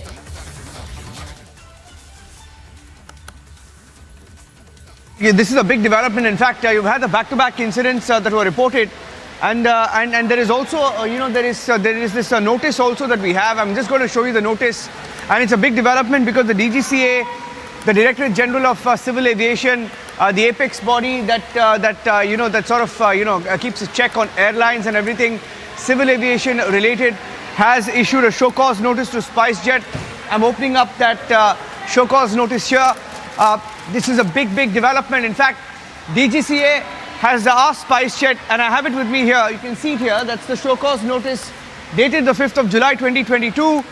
And in its show cause notice, the Government of India under the Civil Aviation Department has said SpiceJet was authorized to perform commercial air operations up till the 16th of May in accordance with the Operations Manual and Rule 134 of the Aircraft Rules. Whereas the reported incidents of aircraft operated by SpiceJet from 1st April till date have been reviewed, and it has been observed that at number of occasions the aircraft either turned back to its originating station or continued landing to the destination with degraded safety margins. Whereas the review transpires that poor internal safety oversight and inadequate maintenance actions, as most of the incidents are related to either component failure or system-related failure, has resulted in degradation of the safety margins. Whereas financial assessment carried out by DGCA in September 2021 has also revealed that airline is operating on cash and carry, and suppliers or approved vendors are not being paid on regular basis, leading to shortage of spares and frequent invoking of MELs. In fact, they have said, whereas from above it may be deduced that SpiceJet has failed to establish a safe, efficient and reliable air services under terms of Rule 134 and Schedule 11 of the Aircraft Rules. Now, therefore, the accountable manager of SpiceJet is hereby called upon show cause notice within 3 weeks of receipt of this notice as to why action should not be taken against the airline. In case no reply is received within the stipulated period, the matter will be proceeded ex parte. Now, that is a big development. The Government of India and the regulator DGCA has issued a show cause notice to SpiceJet asking why action should not be taken against them. In fact, some of the observations are so scathing here. The DGCA says that SpiceJet, from the above incidents and some of these incidents we've been reporting, 2 of them yesterday itself, DGCA has said SpiceJet has failed to establish a safe, efficient and reliable air service. SpiceJet has failed to establish a safe, reliant and efficient air service, and they're asking why action should not be taken. That is a big development, and in fact, there are 2 more tweets. I'm getting in 2 more tweets. Let me get in the tweets on the screen here as well. I'll just take a moment off to change the screen. Jyotiraditya Scindia, Civil Aviation Minister, has just tweeted saying passenger safety is paramount. Even the smallest error hindering safety will be thoroughly investigated and course corrected. That's a breaking news update coming in. Jyotiraditya Scindia, Civil Aviation Minister, has just tweeted on this. Ministry of Civil Aviation has also tweeted. Back-to-back reactions coming in. The Ministry of Civil Aviation has said that in light of the recent incidences of technical malfunction with regard to SpiceJet flights in the last 18 days, the DGCA has issued a show cause notice to the air carrier. So there are tweets. In fact, Jyotiraditya Scindia and the Ministry of Civil Aviation have just tweeted, and the DGCA notice, which is here with me, also asking why action should not be taken against SpiceJet. And let's tell you that anytime now. Okay, we'll just show you the tweet in just a few seconds. Tweet of Jyotiraditya Scindia and also the Ministry of Civil Aviation. So you have the DGCA, Ministry of Civil Aviation and Jyotiraditya Scindia. 3 back-to-back responses come in the last few minutes itself of responses, and the government has asked why action should not be taken against the airline. And there are at least 4 or 5 incidents. That have been reported, and you had 2 such incidents yesterday. 2 incidents yesterday, and this is the Ministry of Civil Aviation that has just tweeted. This is the Ministry of Civil Aviation that has just put out the tweet, and the Ministry of Civil Aviation has tweeted saying the recent incidences. Okay, now we're looking at Jyotiraditya Scindia's tweets. Let's go across to. Okay, let me scroll up. Yeah, here it is. Jyotiraditya Scindia tweeting saying passenger safety is paramount. Even the smallest error hindering safety will be thoroughly investigated and course corrected. And I think this is a big development. They've show caused SpiceJet. We'll try and get some experts on the phone line as well. They've show caused SpiceJet asking why action should not be taken against them. And I think it's it's one of those rare times in Indian civil aviation where you've had such a drastic decision and a move taken over back-to-back incidents. You've had at least 6 incidents. 6 incidents, and we'll get you the details of these incidents as well. Yesterday we had the full details of the 5 or 6 incidents. The 5 or 6 incidents, we'll just get you the details of those incidents. And there have been back-to-back yesterday itself on a Delhi to Dubai flight. A Delhi to Dubai flight was diverted to Karachi, landed in Karachi, and you had the glass shattering incident mid-air where a Mumbai to Kandla flight.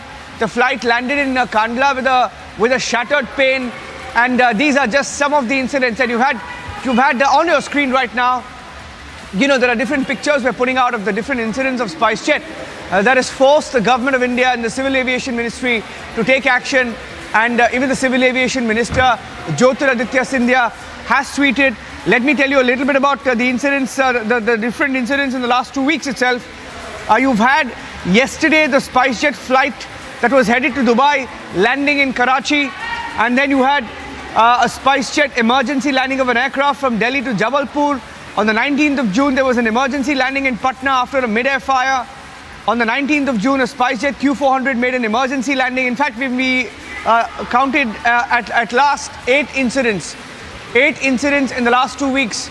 And you can't really take a chance with such back-to-back incidents. And I think that's the message that even Jyotiraditya Scindia, the Civil Aviation Minister, the Government of India, the DGCA, the regulator are sending out, that you can't take a chance mid-air. You can't take a chance with passenger safety. You can't take a chance with emergency landing. You can't take a chance with diversions. Okay, let me get in some more responses. Group Captain Agustin Vinod is joining us on the phone line. He's a defense analyst but knows a lot about aviation. He's an aviation expert as well in that sense. So, Group Captain Agustin Vinod, you know this breaking news update that we have of the Government of India sending a show cause notice to SpiceJet, asking why action should not be taken against the airline. Now, airline apart, the incidents of mid-air emergencies, Group Captain of Vinod, when you have 8 incidents in 2 weeks, what is the message that's going out, and why is this a cause for alarm, Group Captain? I am part of DGCA as well, so I'll keep my comments measured. But the fact of the matter is, the opening lines you said, any regulator, forget about DGCA, any regulator of any country will be alarmed at the rate at which diversions are happening, at the rate at which the minor incidents are happening, 3 of them in a week's time. So these could be looked at as shape of things to come. That is point number 1. Point number 2, if you look at all of these incidents in isolation, nothing has gone wrong. So that way, I would say pilots, prima facie, pilots have handled it quite professionally and took preemptive actions before things went out of control. Take for example the Karachi diversion, which was a faulty fuel indication, but pilot didn't want to take a chance. That's the correct call he took. The Q400, the outer layer of glass breakage, pilot brought the aircraft back safely, and everybody was on the ground very safe. So things like this, when pilots take precautionary action, on the flip side to what you covered, they are laudable actually, because it's better to be safe than to be sorry, you understand.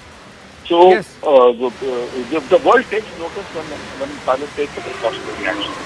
What if pilots have not taken precautionary action and continue and nothing will happen?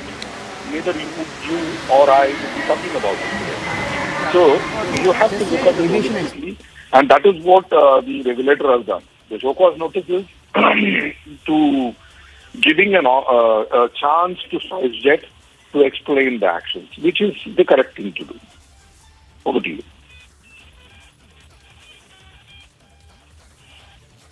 Then what, in your experience, what are the measures that could be taken?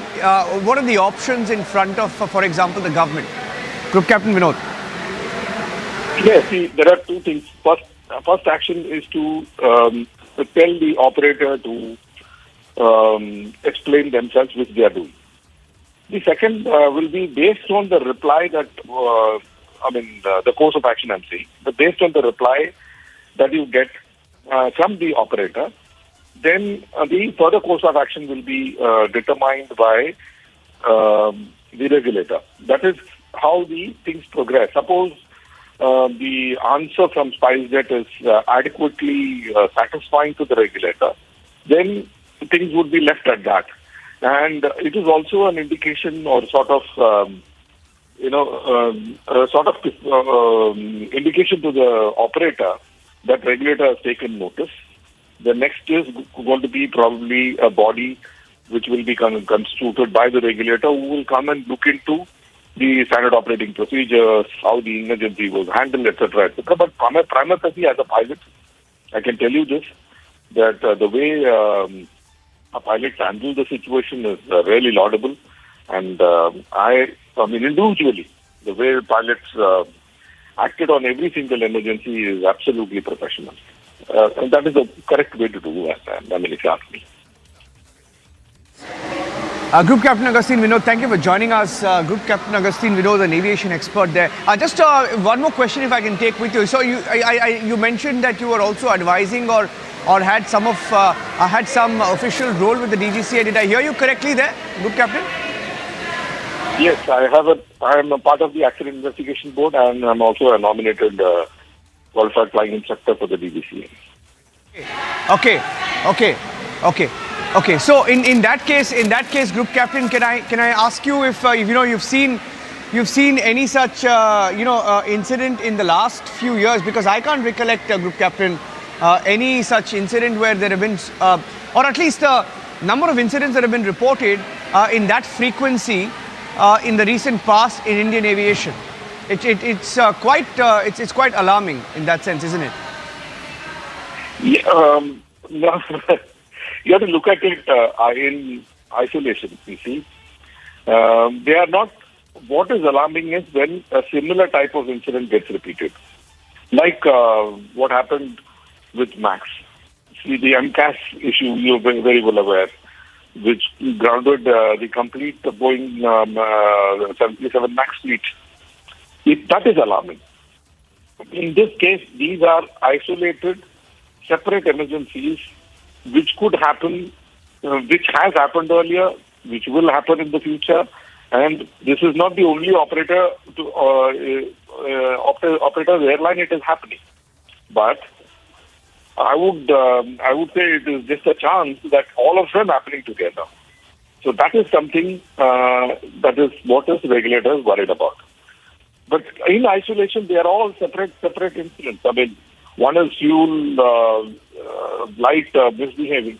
That's a completely separate emergency. It can happen anytime. It has happened in the past. But, he took an action of being safe by diverting to Karachi, sorting out the issue, and then moving on forward.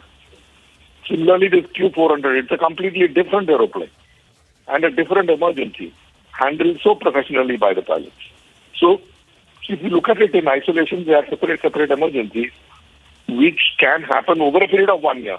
But as luck would have it, or chance would have it, it happens within a period of a week. So that is nothing alarming about it. That's my take on the subject. Over to you. Well, thank you, Group Captain, for speaking to the Republic. I think it's a big development and one that directly impacts or would interest the passenger.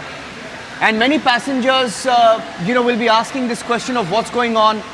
The show cause notice has been issued by the DGCA to SpiceJet after the back-to-back incidents. And the DGCA has also said in its letter that at a number of occasions, aircraft either turned back to its originating station or continued landing to the destination with degraded safety margins. Review transpires that poor internal safety oversight, poor internal safety oversight, inadequate maintenance actions. So there are several, mentions here. Let me go back to the visuals of the different incidents and bring in Wing Commander Praful Bakshi joining us on the phone line.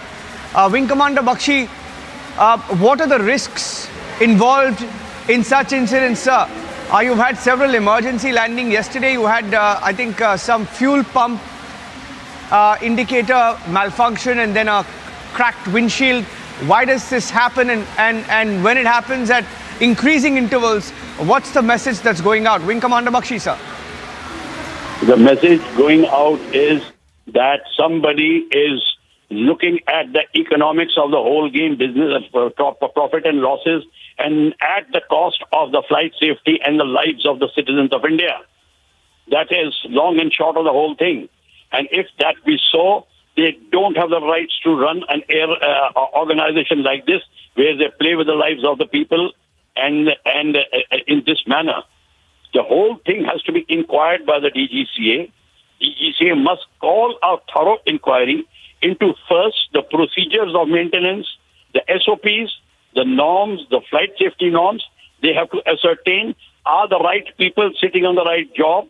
Are do they know their technical job of running an aviation organization like this? Are they competent enough? This, after having ascertained this, they have to check up whether the shortcuts are being taken or not, whether the flight safety norms are violated. There, they will tell us whether the spare parts are to be changed. They are giving ad hoc extension of life to the spare parts, and they are continuing to use them at the cost of safety. That has to be ascertained. And in the meanwhile, if the airline says that this particular aircraft is giving a problem, the experts from the company, the designers and the manufacturers, can be called in and asked, and they can be given the entire data and let them sit across the table and decide. Till such time this happens, this type of aircraft has to be grounded. They have to be grounded, and thorough inspection has to be done. And the DGCA, the aviation minister, must first satisfy themselves that this has been done. Thereafter, they should proceed. Sir, just taking off from one of the mentions here in the DGCA letter, Wing Commander Bakshi, the DGCA has said in its letter that the airline has failed to establish a safe, efficient and reliable air service. And they're also asking why action should not be taken against the airline. So what can you tell us about the possible actions that can be taken in this particular case, sir? Well, to tell you the truth, I may not be able to tell what the rule position is there with the government of India, but that much I know. Once it has been written that action has to be taken because they are violating it, the fleet has to be grounded. Then the airline will have to be given a notice, a show cause notice, as to why action should not be taken and why have they failed. I mean, all this thing has to be ascertained. But till that time is done, the aircraft will not take off. They will have to be on the ground. That is the right thing to do. And then they can sort it out. What is the priority, what will be the order of, what will be the procedure, which action should be taken first and which should be not be taken first. This aspect can be sorted out. But at the moment, it has to be ascertained, and the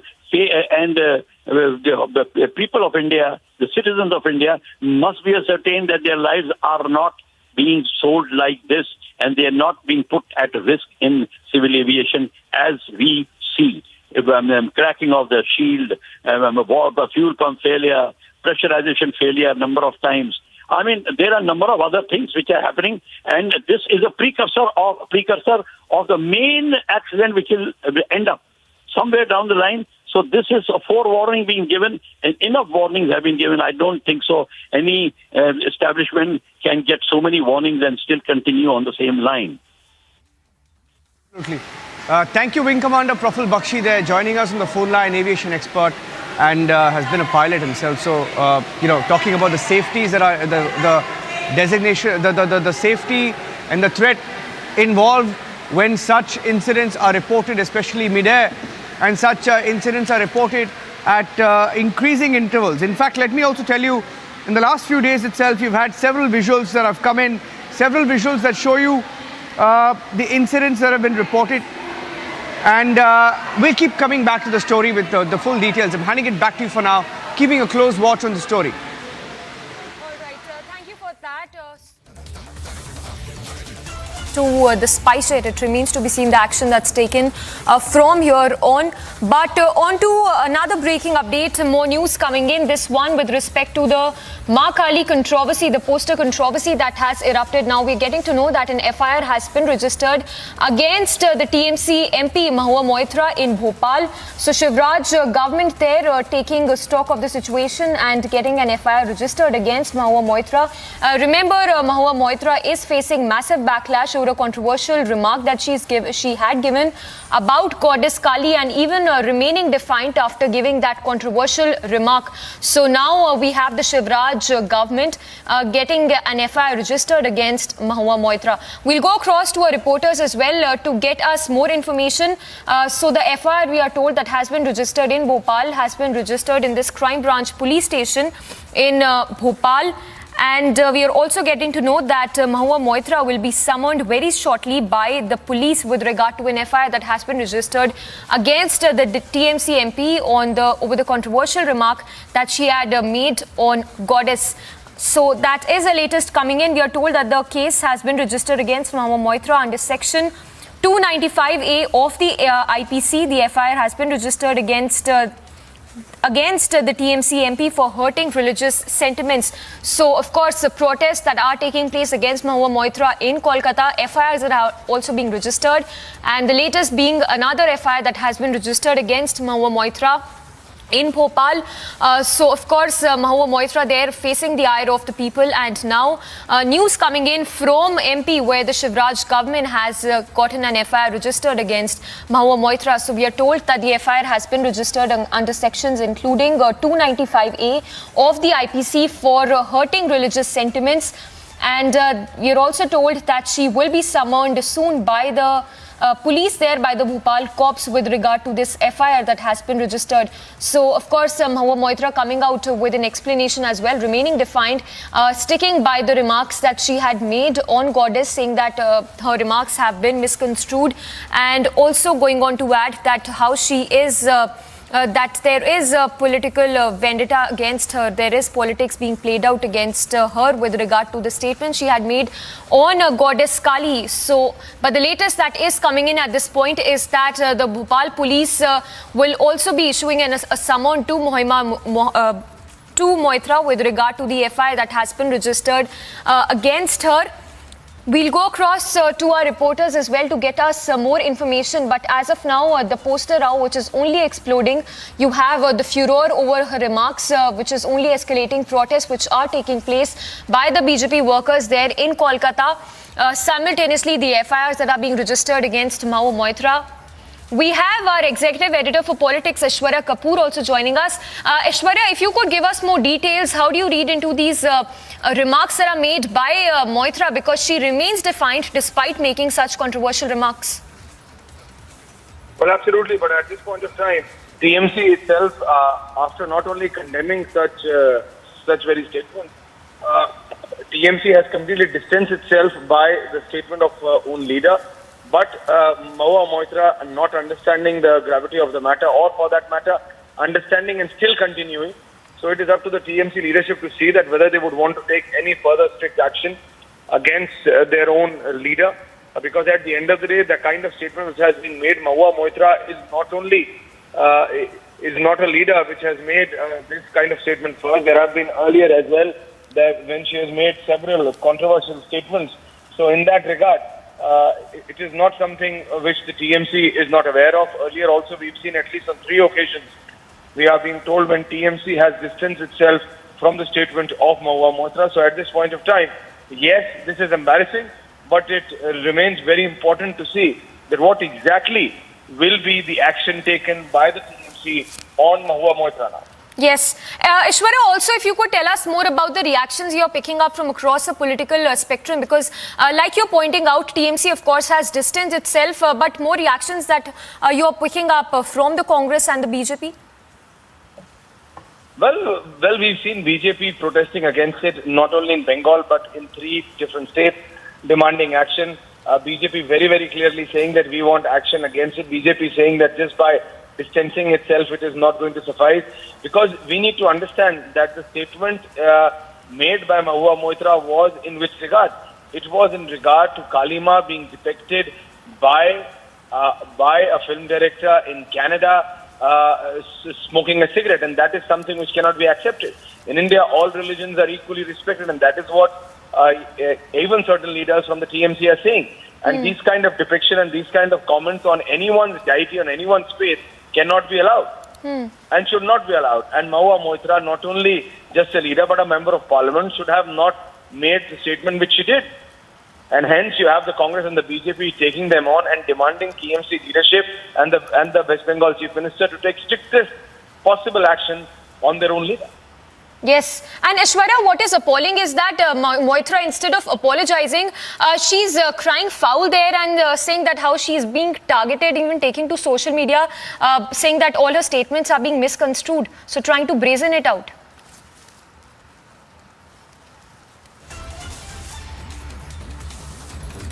Well, we'll try and connect with Aishwarya again, but we have a soundbite reaction as well of Shuvendu Adhikari. Let's listen into what he had to say. देखिए, इसका निंदा करने की कोई भाषा हमारी संविधान में नहीं है, मेरा पास नहीं है, हम लोग का एमएलए टोली का पास भी नहीं है, कोई भाषा नहीं है।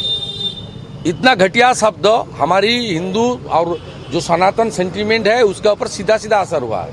बंगाल का हर घर में देवी माँ काली को पूजन होता है, हम लोग का फास्टिंग होता है काली पूजा का दिन, अमावस्या का दिन।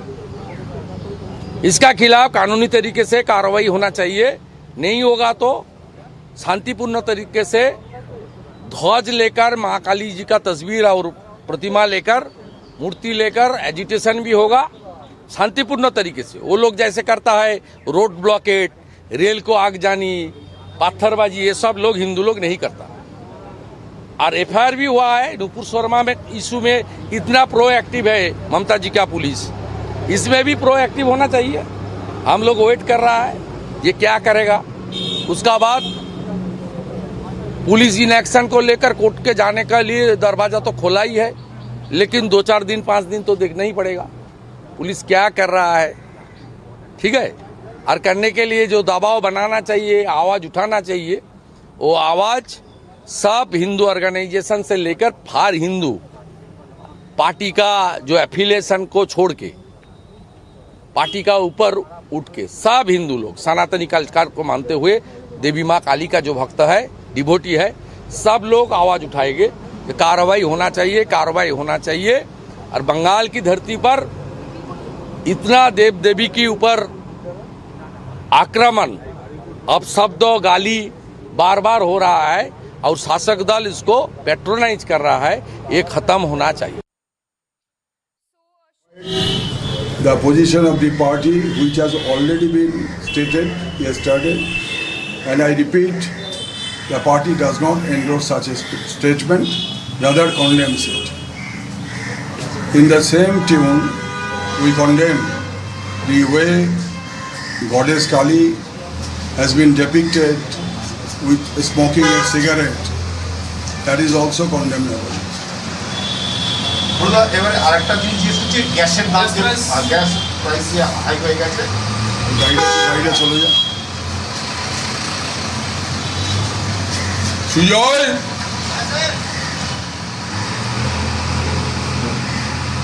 এই যে জোরে জোরে হর্ন বাজাচ্ছে কেন,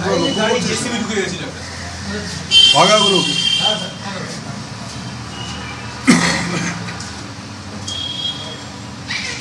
Today again,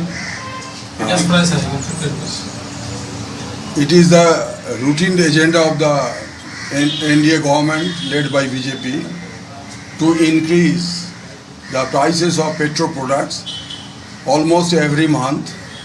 And if you go through the recent hike, you will find in the month of May, 53 rupees was hiked in respect of cooking gas. And this month we are on, which date we are on today? Today is 6th of July. 6th of July you find that further 50 rupees has been enhanced for the cooking gas. So altogether 103 rupees have been increased in the past 1.5 months. So TMC there distancing itself from the remarks that were made by Moitra there. We'll keep tracking all the latest on that big story, but moving on for now. With heavy rains across the country, Kullu's Manikaran Valley has been facing several severe damages. The heavy rains lashed the valley, destroying several houses. Take a look at this report.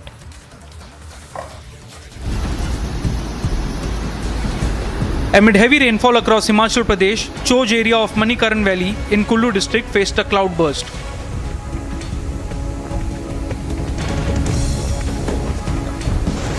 Visuals show severe flooding across Manikaran Valley of Kullu.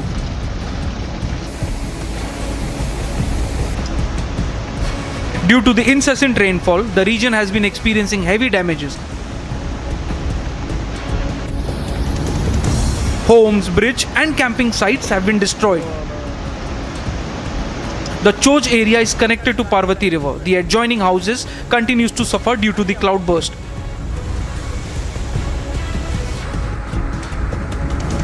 The only bridge over the Parvati River also washed away.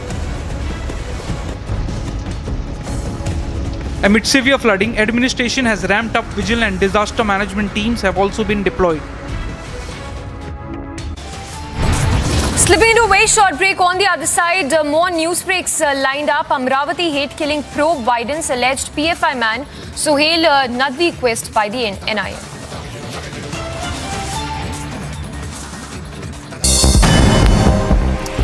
A quick roundup of news in Ndrf. Two Indian youth from More Ward number 2 and 4 were reportedly shot dead in Tamu in Myanmar. Reportedly, they were shot dead by Myanmar militia in the Tamu town of Myanmar at around 1 p.m. on Tuesday. The Congress Delhi unit lashed out at the ruling up for passing bills to give a 66% hike in salaries and allowances to assembly members, saying that the session did not broach providing unemployment allowance to the youth. He further alleged that the Chief Minister Arvind Kejriwal has failed to fulfill his promise to give 8 lakh jobs.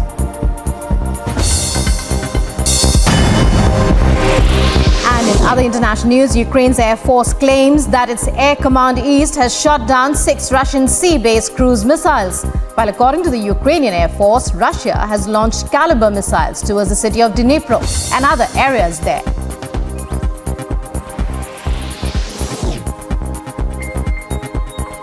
Ukraine's second largest city has come under heavy fire as Russian forces move to take control of the Donbas, the country's eastern industrial heartland. Shells have reportedly been hitting Kharkiv and its outskirts every day.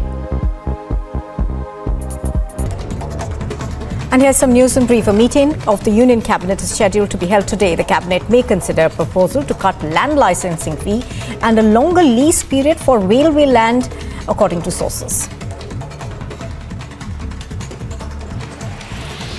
The Indian Army has evacuated 2 female yatris who developed medical complications during the Chittu Mata Yatra in Padar, Kishwar.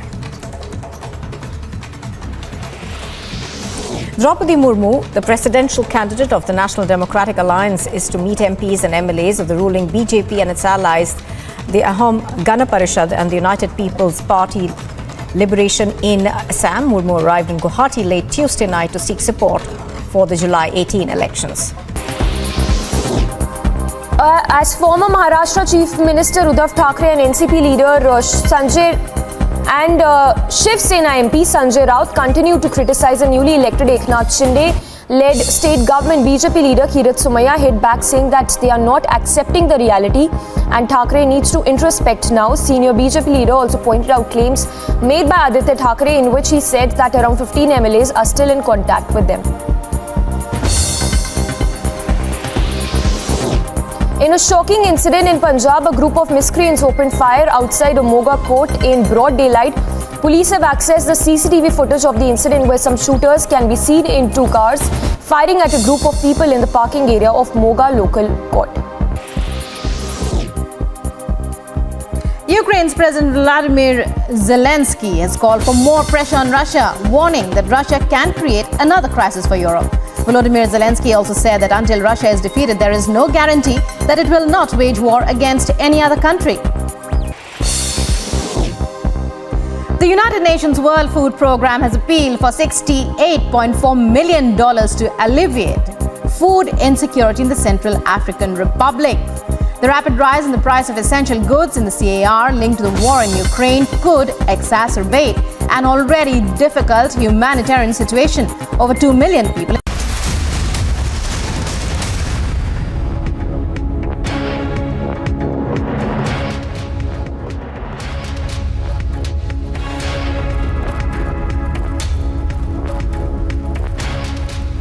Good afternoon, viewers. Thanks for tuning in. You're watching Republic. Let's start with the top headlines you're tracking this afternoon.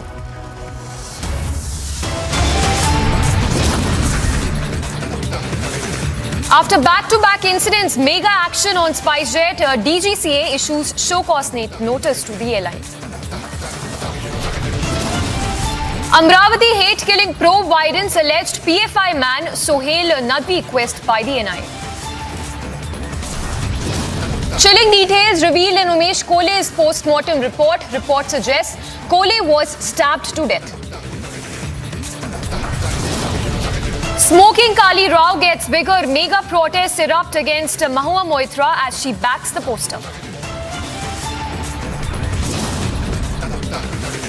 Trouble mounts for Mahua Moitra. Multiple complaints filed over controversial comments on Goddess Kali.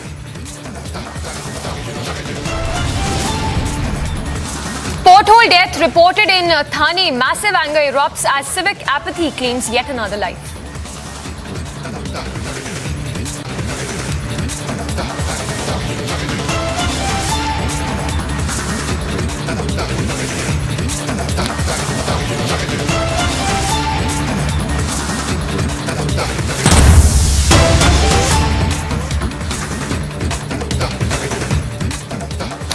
Starting with breaking updates coming in, this one from J&K. These are the visuals of the Kulgam anti-terror operations.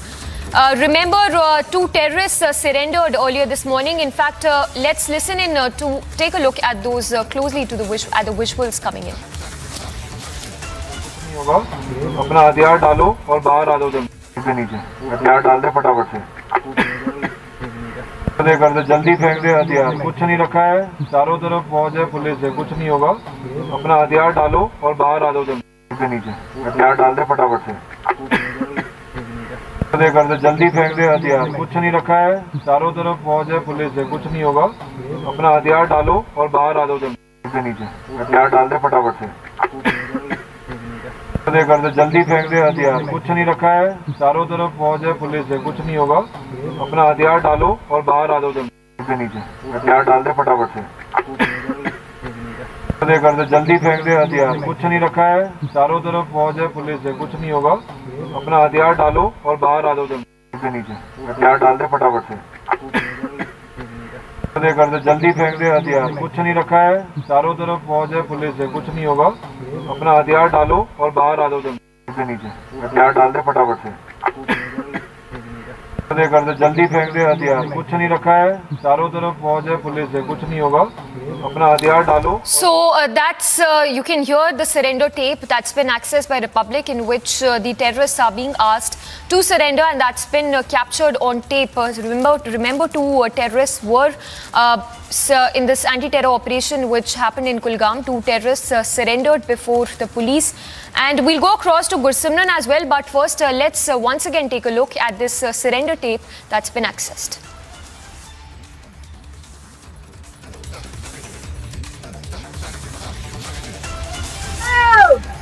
अगर क्या गलती ऐसी बहाया माफी बता क्या गलती मैं सब गमता दी उस माफी नजब सबव नेरनेबा नजब सबव कच्चू छम नजब सबव नेरनेबा नजब सबव अगर क्या गलती ऐसी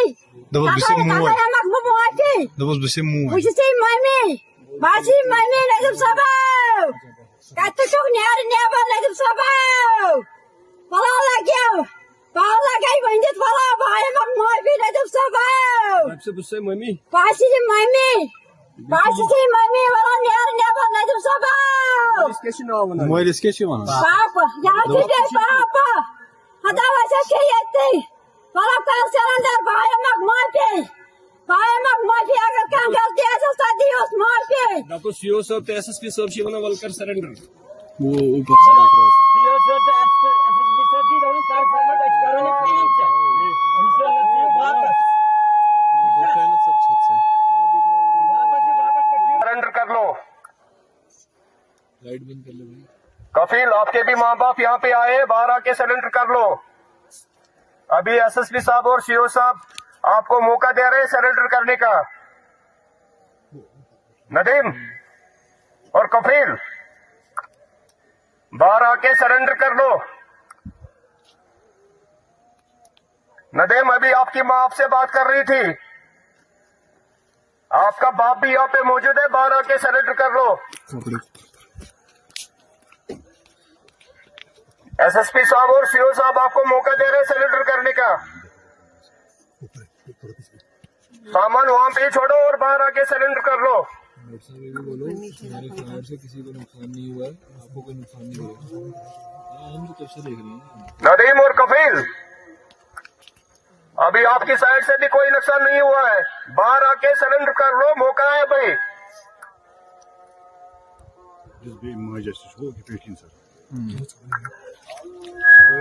नदीम अपनी माँ से बात कर लो। नजर साहब नजर साहब भाई मैं माफी बात रहा खोरत दर्दारी नजर साहब मैं लेबर कर सरेंडर नजर साहब हाँ बाला गई वहीं देते सीओ साहब एसएसपी साहब वर्कर सरेंडर हेलो बितन जी नदीम ये एसएसपी साहब थी सीओ साहब थी हम तमाम कर सरेंडर क्या परवाह छुन आराम सान त्रो पद याला वली दस्ती हेलो दस्ती And that was the surrender tape that we've accessed. We have Gursimran as well, who's getting us all those details. Gursimran, if you could once again summarize it for us, the surrender tape that we've accessed, in which I believe the family of these terrorists can also be heard asking these terrorists to surrender.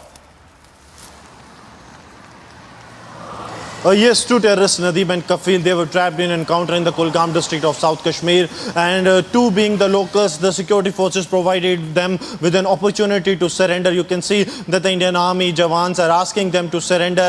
Even after that, the family of these terrorists, they were brought into that very spot, and the family made an emotional appeal in which they have asked these terrorists to leave the gun path to come to the mainstream. And this is a big success for the security forces, as they have managed to pursue these two terrorists to shun the path of the violence and to surrender before the security forces. See, Union government has a very clear-cut policy that no foreign terrorist will be left, and if local terrorists want to come to mainstream, they will be given the due opportunity, and that has happened in Kulgam also, where the families of these terrorists, Nadeem and Kafil, were brought to the encounter site. They made an emotional appeal, after which these terrorists, the two terrorists, Nadeem and Kafil, they surrendered and before the security forces, and now they are being questioned by the forces. The due legal process will be followed, but yes, this is a really very big success, as the youth of the Kashmir who have gone to the path of gun culture have started to realize that the security forces and the Awam of the Kashmir is for them, and the government is taking due steps to ensure that if possible, these youngsters who have gone to the path of the gun, who has gone to the terrorism on the radicalization attempts of the Pakistan, if they want to come to the mainstream, the government is always open to welcome them. So these two terrorists have surrendered, and all the credit goes to the security forces who have managed to persuade them to surrender. Yes, Gursimran, if you could give us more details as to at what time did this encounter start, and how long did it take for the forces to make these two terrorists surrender?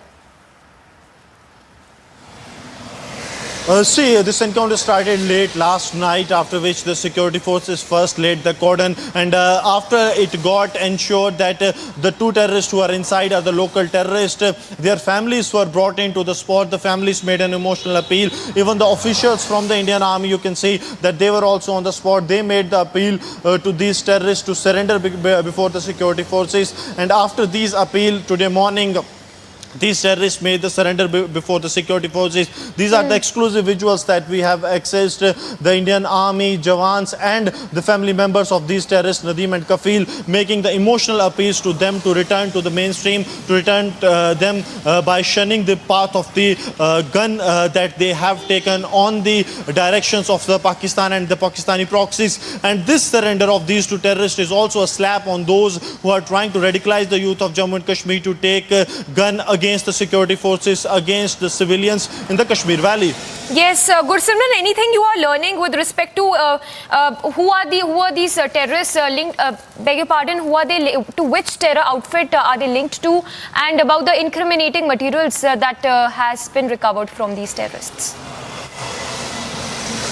Yes, the weapons and the arms and ammunition has been seized by the security forces. Even the mobile phones and the gadgets they were using they are thoroughly being checked by the security forces to find out the backward and forward linkages, because this is really very important. Actually, the security forces wants to find out who is behind this radicalization and who is pushing the youth of Jammu and Kashmir into the path of terrorism. And these two terrorists, since they have surrendered before the forces, their due legal process will be followed. But a big win for the forces if they have managed to surrender these two terrorists. For more, stay tuned to Republic TV.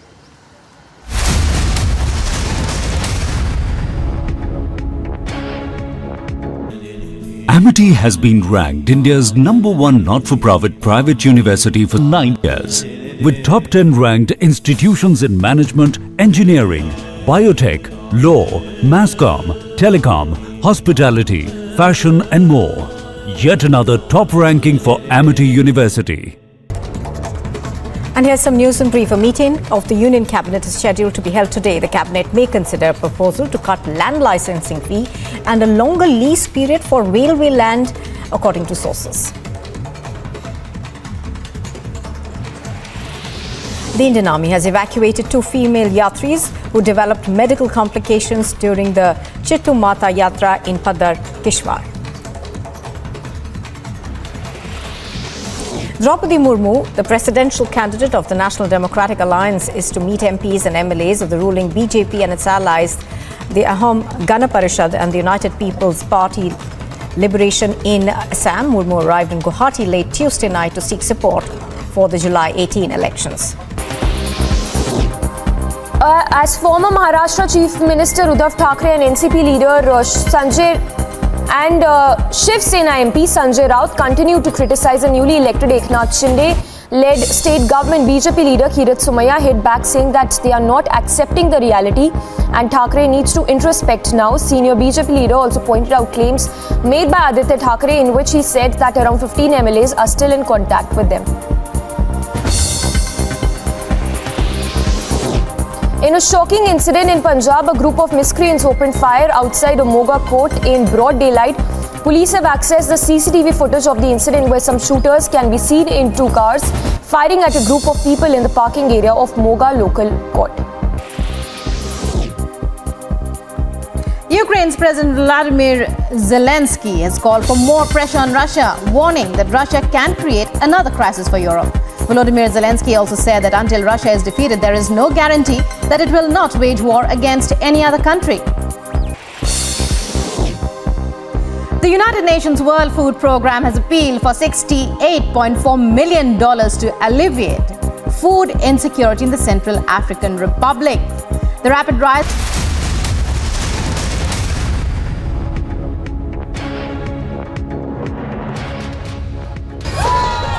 This is not an election rally, neither a victory march, but a brazen misuse of power. Bondhu Ram Mohan, a Telugu Rashtra Samiti leader and a former mayor of Hyderabad, was seen celebrating his birthday in the middle of the road. Watch how, with no sense of public civility or empathy, the leader blocked the traffic, causing massive jam just to celebrate his birthday. The viral video has triggered massive anger among the public, but the question remains. Will Chief Minister KCR step in and take action against the leader? Bureau Report, Republic TV.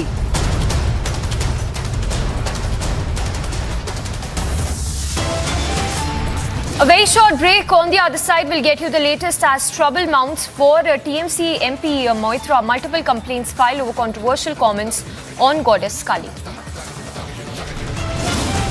And pothole death reported in Thane. Massive anger erupts as civic apathy claims yet another life.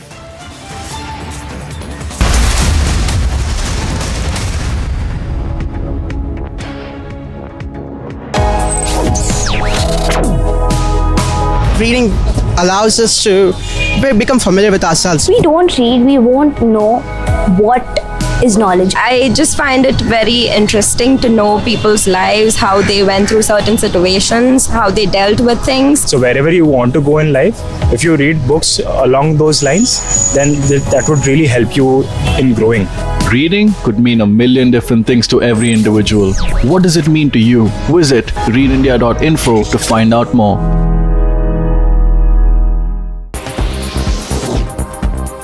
As former Maharashtra Chief Minister Uddhav Thackeray and NCP leader Sanjay and Shiv Sena MP Sanjay Raut continue to criticize the newly elected Eknath Shinde-led state government, BJP leader Kirit Somaiya hit back saying that they are not accepting the reality and Thackeray needs to introspect now. Senior BJP leader also pointed out claims made by Aditya Thackeray in which he said that around 15 MLAs are still in contact with them. In a shocking incident in Punjab, a group of miscreants opened fire outside a Moga court in broad daylight. Police have accessed the CCTV footage of the incident where some shooters can be seen in two cars firing at a group of people in the parking area of Moga local court. Ukraine's President Vladimir Zelensky has called for more pressure on Russia, warning that Russia can create another crisis for Europe. Volodymyr Zelensky also said that until Russia is defeated, there is no guarantee that it will not wage war against any other country. The United Nations World Food Programme has appealed for $68.4 million to alleviate food insecurity in the Central African Republic. The rapid rise in the price of essential goods in the CAR linked to the war in Ukraine could exacerbate an already difficult humanitarian situation. Over 2 million people in the CAR are currently suffering from acute food insecurity. The Supreme Court will be hearing a petition filed by former Tamil Nadu Chief Minister and AIADMK leader Edappadi Palanisamy challenging the Madras High Court order restraining the AIADMK's General Council for amending the party's bylaws during its meeting.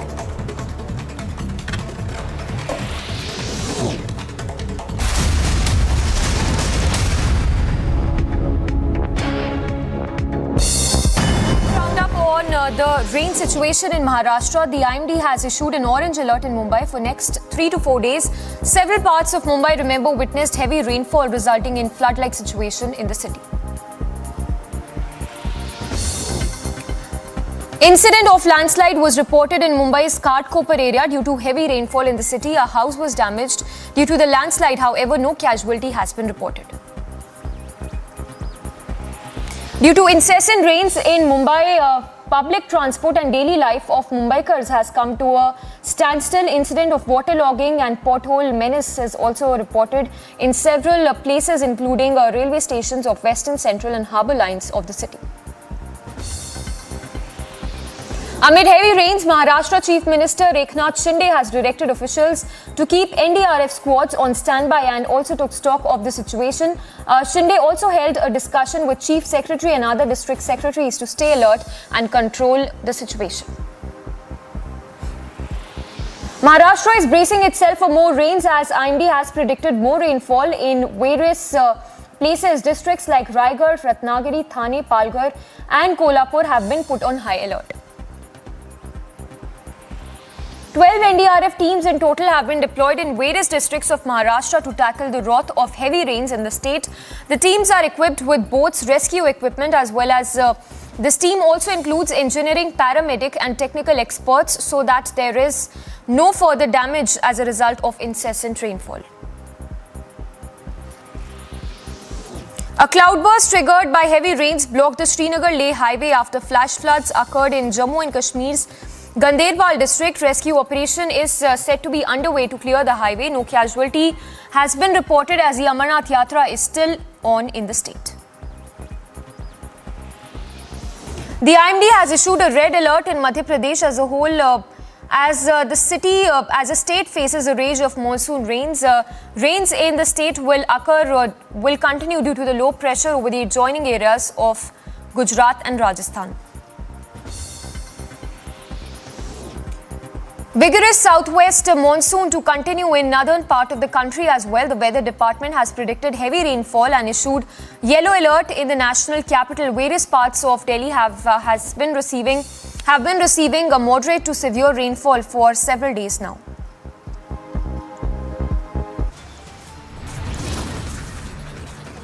A very short break on the other side after back-to-back incidents. Mega action on Spice Red. DGCA issues show cause notice. Amravati hate killing probe widens. Alleged PFI link also emerges.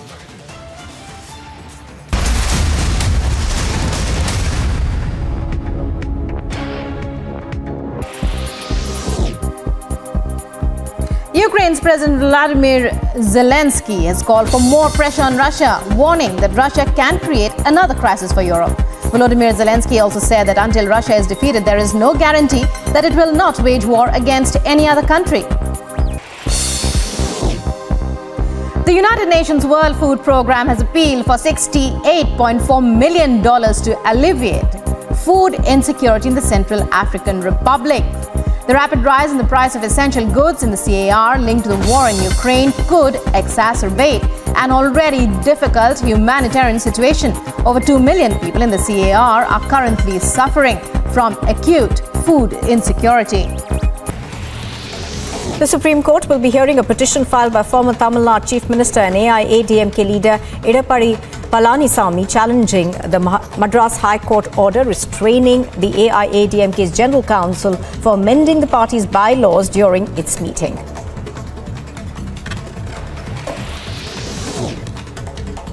Chhattisgarh police have arrested 3 Maoists who were involved in the Jawalpada IED blast.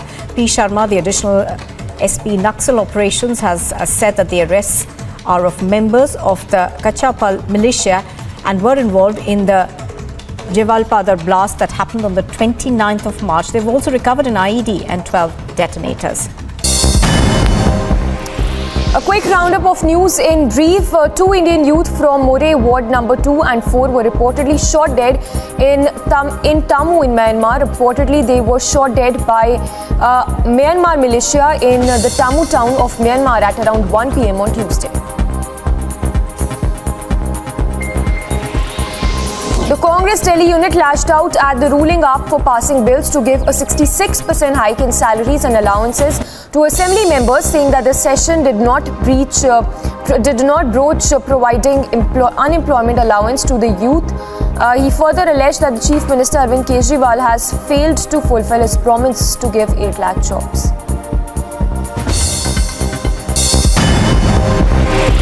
And in other international news, Ukraine's Air Force claims that its Air Command East has shot down 6 Russian sea-based cruise missiles.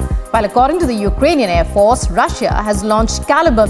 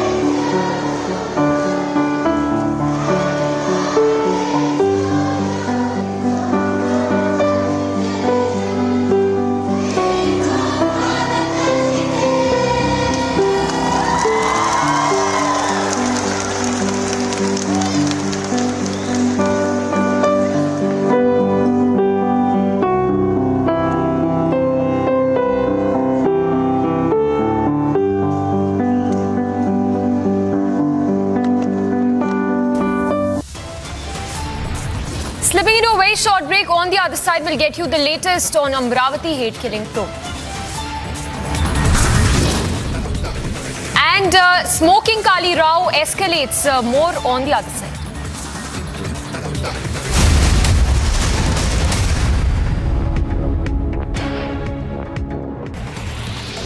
The Supreme Court will be hearing a petition filed by former Tamil Nadu Chief Minister and AIADMK leader Edappadi Palanisamy challenging the Madras High Court order restraining the AIADMK's General Council for amending the party's bylaws during its meeting.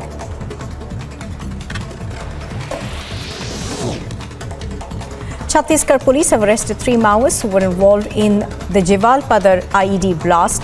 P. Sharma, the additional SP Naxal operations, has said that the arrests are of members of the Kachapal militia and were involved in the Jawalpada blast that happened on the 29th of March. They've also recovered an IED and 12 detonators.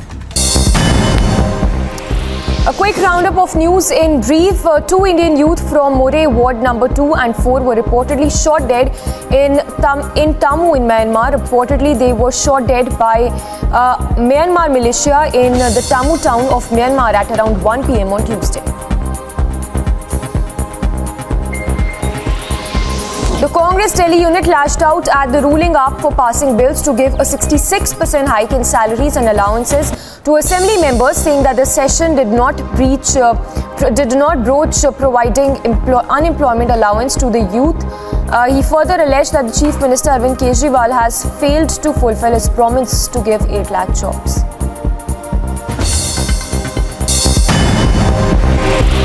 And in other international news, Ukraine's Air Force claims that its Air Command East has shot down 6 Russian sea-based cruise missiles. While according to the Ukrainian Air Force, Russia has launched Caliber missiles towards the city of Dnipro.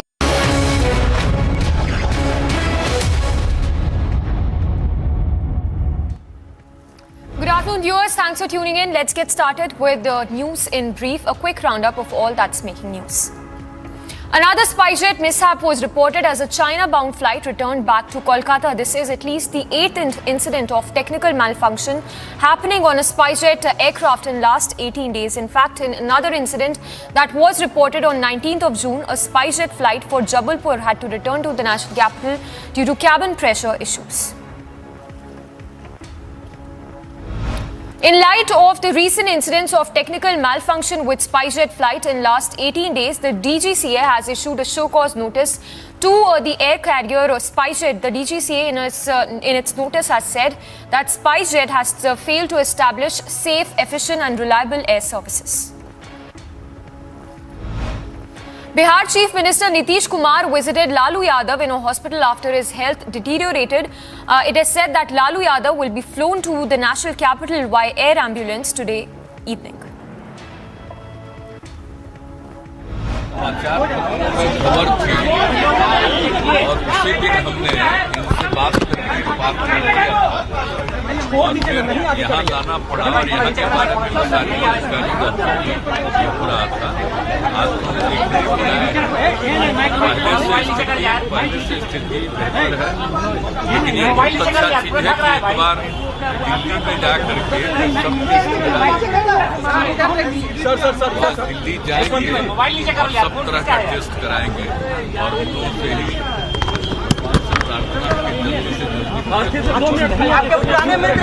हमारे तो बहुत पुराने समाज के। In the cabinet meeting today, Prime Minister Modi praised Mukhtar Abbas Naqvi. Prime Minister said that today is the last cabinet meet for both of them.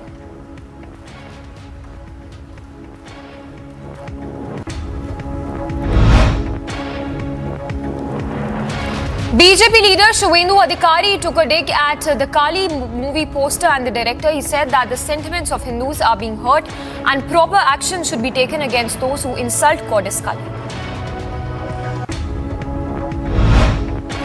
Kutumb Suraksha Parishad President on Kali poster Rao said that the movie's director has tried to defame the goddess and said that an FIR has been filed against the director in Guwahati as well. BJP Mahila Morcha staged a protest and demanded arrest of TMC MP Mahua Moitra over her remarks on movie Kali. The BJP Morcha has demanded a legal action against the MP. In what comes as a major blow for the Congress party, Delhi MLA Tarwinder Singh has quit the Congress. Delhi MLA has accused Congress of being divided and giving no respect to their party leaders. Meanwhile, Congress leader Tarwinder Singh Marwa has joined the BJP. He was 3 times MLA and also Delhi's Congress Vice President. Based on input from the J&K police about the presence of unidentified terrorists in Hadikram, a search operation was carried out by the Indian Army in Srinagar. Searches were carried out at the houses of the suspects, during which the terrorists also opened fire into the security forces, following which they surrendered before the personnel.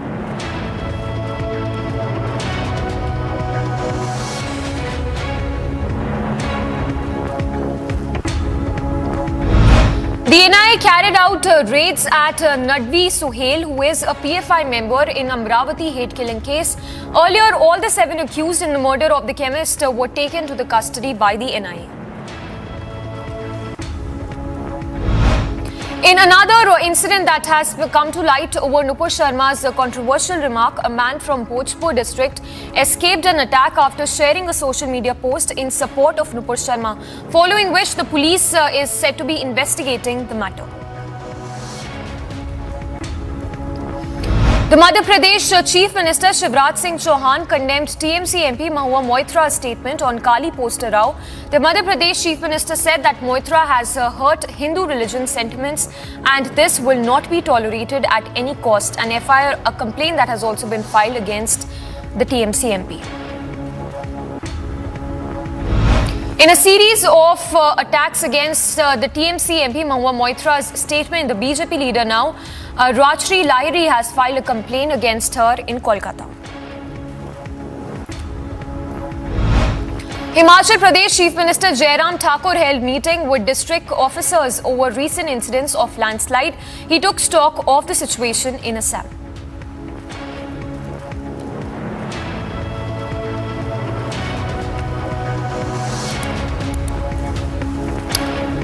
And moving on to more news, this one with regard to CBI raids. In fact, more news that is coming in. This is with regard to the security forces detecting and defusing an IED that was found on Srinagar-Baramulla National Highway. The police suspended the traffic and called a bomb disposal squad as well to defuse the bomb. The CBI is carrying out raids at 16 locations in 5 different cities in connection with irregularities that were found in Kiru Hydroelectric Project in Jammu and Kashmir. The raids were being carried out in the allotment of 9,000 crore power projects.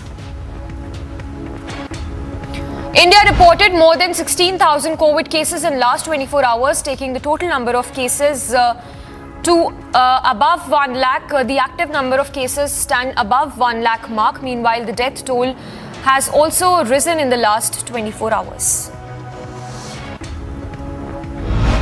The Chhattisgarh police arrested 3 Maoists who were involved in the Jawalpada IED blast. P. Sharma, the additional superintendent of the Naxal operation, informed that the arrested are members of the Khachapal militia and were involved in the blast that happened on 29th of March. They also recovered an IED and 12 detonators. Speaking to media, Punjab Chief Minister Bhagwant Mann claimed that for the first time the education budget was set at 16% and health budget at 22%. He further promised better mohalla clinics, hospitals and medical colleges in the state of Punjab.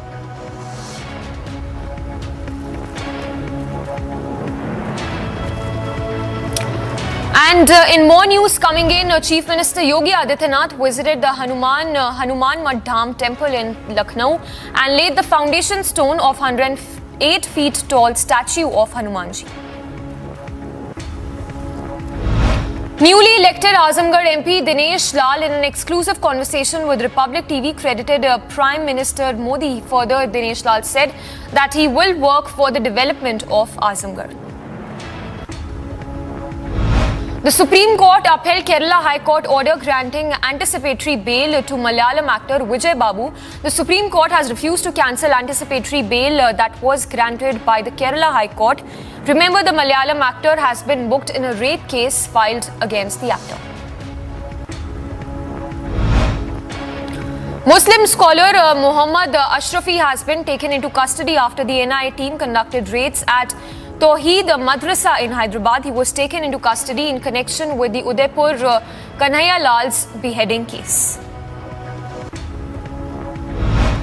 BJP IT cell chief Amit Malviya has said that the Congress is defending TMC MP's comment on Goddess Kali. BJP has also staged, remember, a protest in Kolkata and demanded immediate arrest of TMC MP Mahua Moitra for her controversial remarks.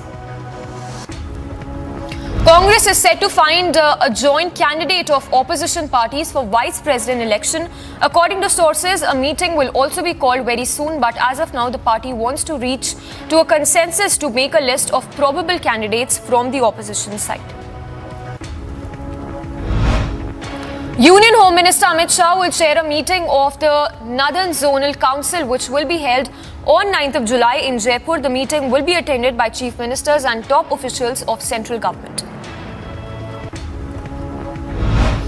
The AIMIM MP Imtiaz Jalil has said on Aurangabad name change that people are agitated due to this decision that was made by the erstwhile Maharashtra government. He further added that the matter will be taken to court very soon. इस फैसले से औरंगाबाद की जनता, चाहे वो किसी भी जात, धर्म और मजहब से ताल्लुक़ रखती हो, किसी भी राजनीतिक पार्टी से ताल्लुक़ रखती हो, सबको ये लगता है कि हमारी पहचान अपने शहर से होती है। हमारे शहर के नाम से हमारी पहचान होती है। पूरी दुनिया के अंदर औरंगाबाद शहर का नाम मशहूर है अपने ऐतिहासिक धरोहर की वजह से। और अगर इसका नाम बदला जा रहा है तो ये हमारे ऊपर लादा जा रहा है। कहीं ना कहीं लोगों के अंदर गुस्सा है। Meanwhile, the Indian Air Force has said that it has received more than 7.5 lakh applications under the Agnipath recruitment scheme, which has broken all previous records of the past. The registration process under the scheme, remember, began on 24th of June. India has recorded over 16,000 new COVID cases in last 24 hours, taking the total number of cases to 4.3 crores. However, the active cases stand above 1 lakh, a little above 1 lakh mark, while the recovery rate stands at 98.5%. And in more news coming in, this one with regards to the weather conditions, the IMD has issued orange alert in Maharashtra for next 5 days. Meanwhile, several parts of Mumbai witnessed heavy rainfall resulting in flood-like situation in the city. The NDRF has also been deployed in several districts. Incident of landslide was reported in Mumbai's Ghatkopar area due to heavy rainfall in the city. A house was damaged due to the landslide. However, no casualty was reported in this incident. Due to incessant rains in the city, public transport and daily life of Mumbaikars has come to a standstill. Several railway stations have been witnessing waterlogging as well. Several underpasses as well are shut, and the city is also facing several traffic snarls in many places. Amid heavy rains, the Maharashtra Chief Minister has directed officials to keep the NDRF squads on standby and has also taken stock of the situation. Shinde held a discussion with Chief Secretary and other district secretaries as well to control the situation.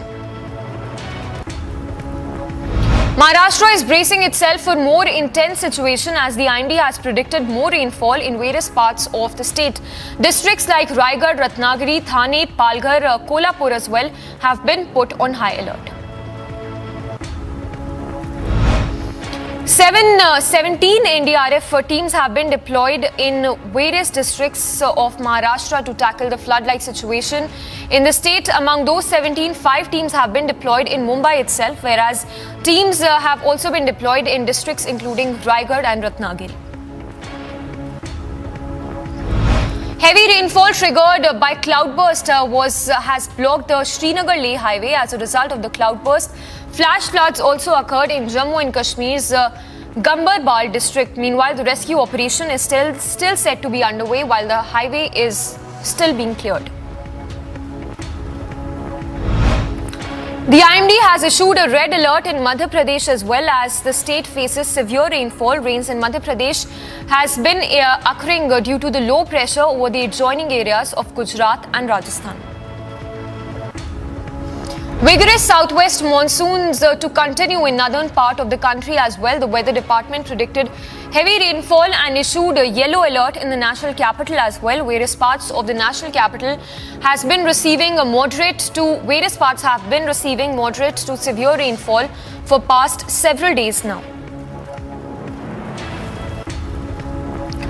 Fury of heavy rains continue in Karnataka as well. The coastal towns of Udupi area will witness heavy to very heavy rainfall in next few days.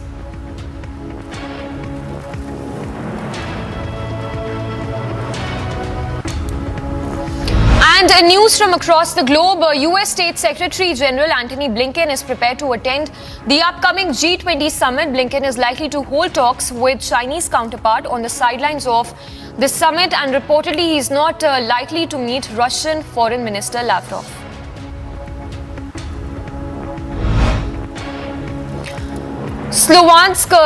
Luhansk region of Ukraine has come under heavy firing by the Russian forces that used prohibited cluster bombs on the city. Local authorities have stated that at least one person dead and 7 were injured as a result of shelling by the Russian troops.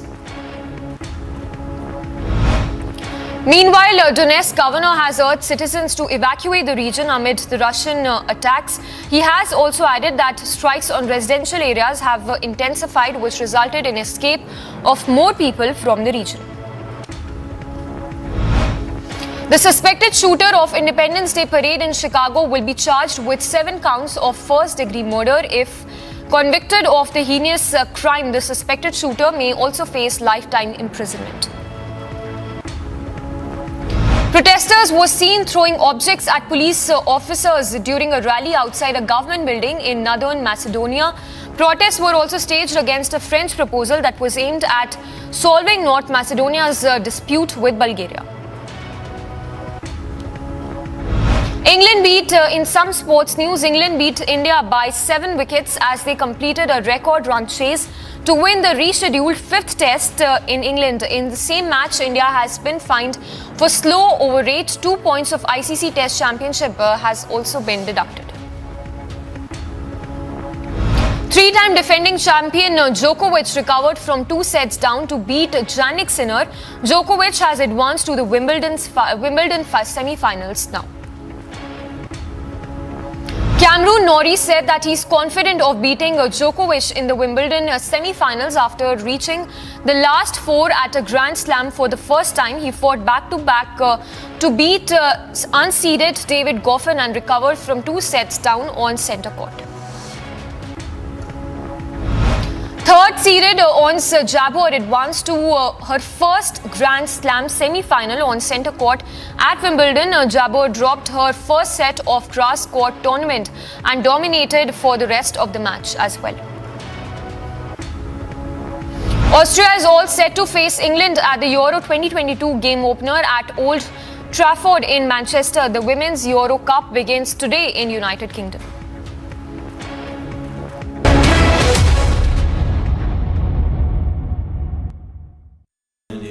Amity has been ranked India's #1 not-for-profit private university for 9 years, with top 10 ranked institutions in management, engineering, biotech, law, masscom, telecom, hospitality, fashion and more.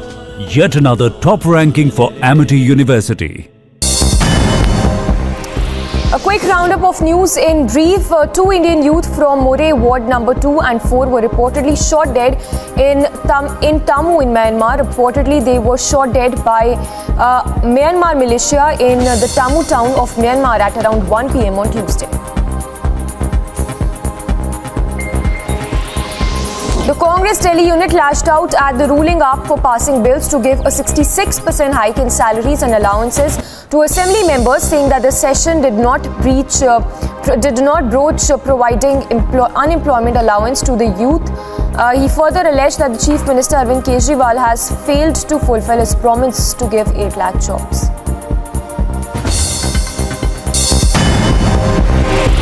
And in Other international news, Ukraine's Air Force claims that its Air Command East has shot down 6 Russian sea-based cruise missiles. While according to the Ukrainian Air Force, Russia has launched Caliber missiles towards the city of Dnipro and other areas there.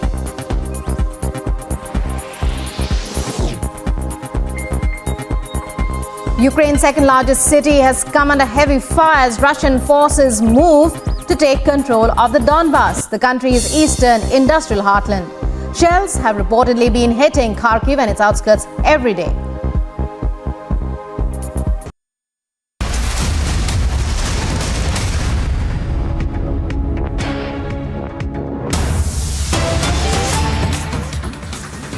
And on to more news, breaking news coming in. We are getting to know that a complaint has been filed against Congress MP Rahul Gandhi for contempt of court. A notice has also been sent to Rahul Gandhi with regard to this complaint that has been filed against the Gandhi sign. We'll go across to our reporters as well to get us more information.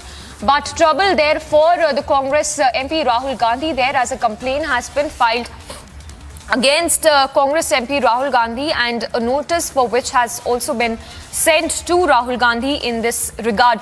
So that is a news break coming in.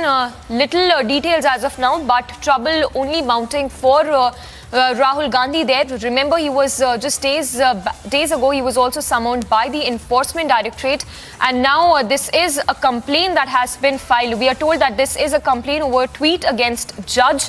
A contempt of court complaint that has been filed against Rahul Gandhi.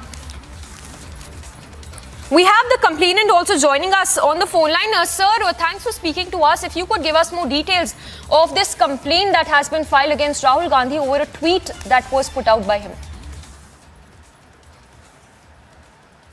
I have written to the Registrar of High Court, Registrar General of High Court, to initiate contempt proceedings against Mr. Rahul Gandhi for tweeting or sharing the proceedings video, which is illegal according to Section 10(2) of Karnataka Live Streaming Court rules.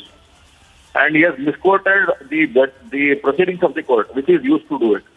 You might remember the same Rahul Gandhi had filed an unconditional apology before the Supreme Court of India in the May 2020 for misquoting the Supreme Court. Even now he has misquoted the proceedings of court, and he has without written permission, he has unlawfully shared the video of the proceedings of court. And sir, what do you think is going to be the legal recourse when we talk about Rahul Gandhi? Because this, of course, tweet is controversial that was put out by him. So if you could give us some details about this complaint that has been filed by you.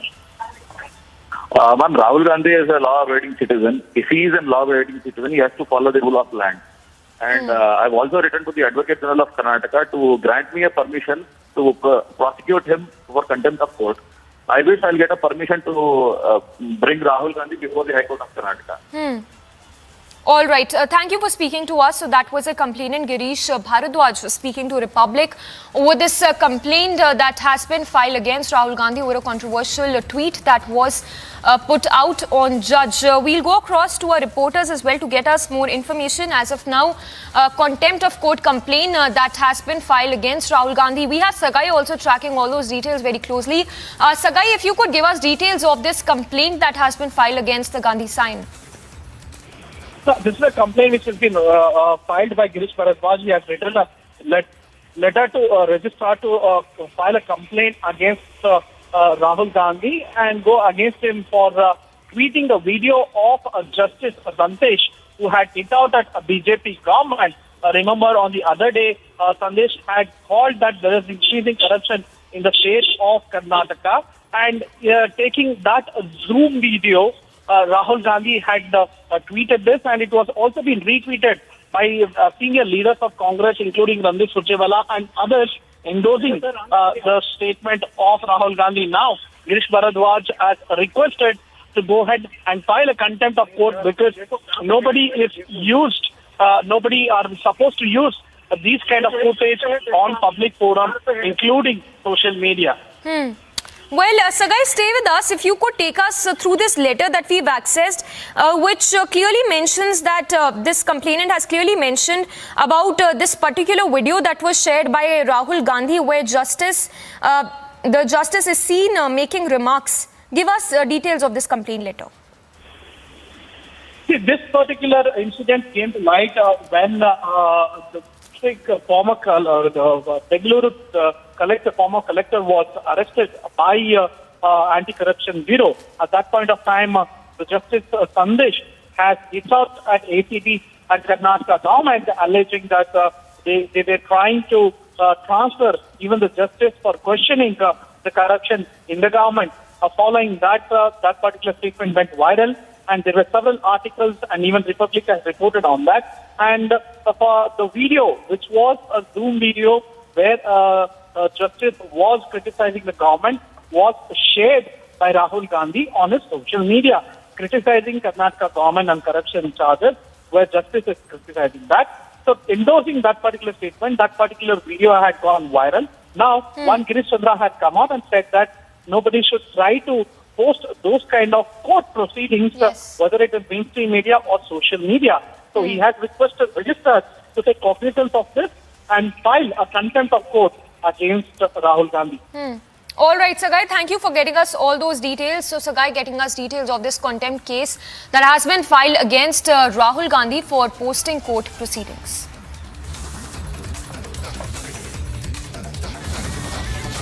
Ahead of Prime Minister Narendra Modi's Thursday visit to Varanasi, Uttar Pradesh Chief Minister Yogi Adityanath instructed top officials to make proper arrangements for the event.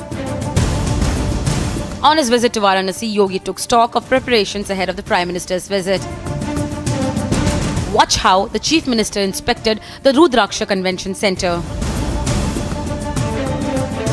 Prime Minister Narendra Modi will visit his parliamentary constituency Varanasi on 7th July, with inauguration of mega developmental projects lined up. And Yogi has directed his officials to make proper arrangements and heighten the security at the venue. Yogi Adityanath ended his Varanasi visit by offering prayers at the Kashi Vishwanath temple. Bureau Report, Republic TV.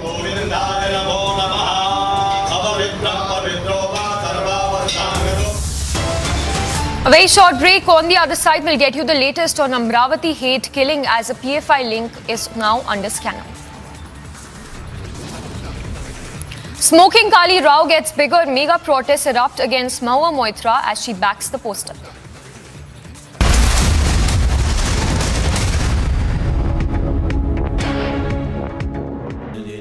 Amity has been ranked India's #1 not-for-profit private university for 9 years, with top 10 ranked institutions in management, engineering, biotech, law, masscom, telecom, hospitality, fashion and more.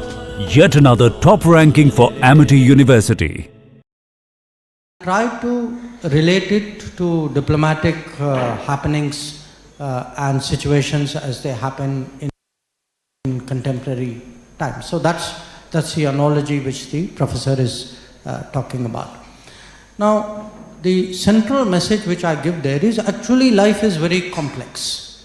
That very often what is right, what is wrong, what is in your interest, what is not, where should you be restrained, where should you not, when is the time to act, when is the time to be silent. These are not very clear black and white choices. That if you actually follow Sri Krishna's journey through the Mahabharata in a way, whether it's as a diplomat, whether it is as an advisor, there are positions he has taken and courses of action he has advocated during that period. My sense is from that. The situation in Mumbai and adjoining areas which clearly witnessed the waterlogging. The yellow alert has already been issued in Mumbai, and the red alert has been issued in Raigad and Chiplun district. The Ndrf team has already been deployed. They have been asked to stay on alert. The review situation will be taken by Chief Minister Eknath Shinde.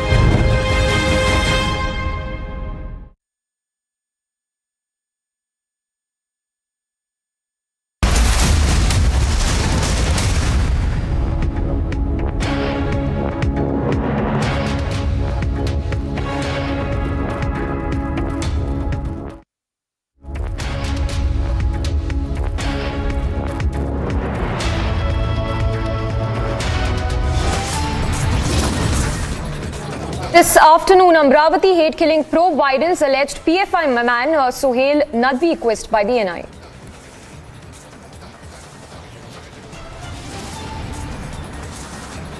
Chilling details reveal in Umesh Kole's post-mortem report that suggests Kole was stabbed to death. More detentions made in Amravati hate-killing case over alleged threat calls to Umesh Kole. Smoking Kali Rao gets bigger, mega protests erupt against Mahua Moitra as she backs the poster. Trouble mounts for Mahua Moitra, multiple complaints filed over controversial comments on Goddess Kali.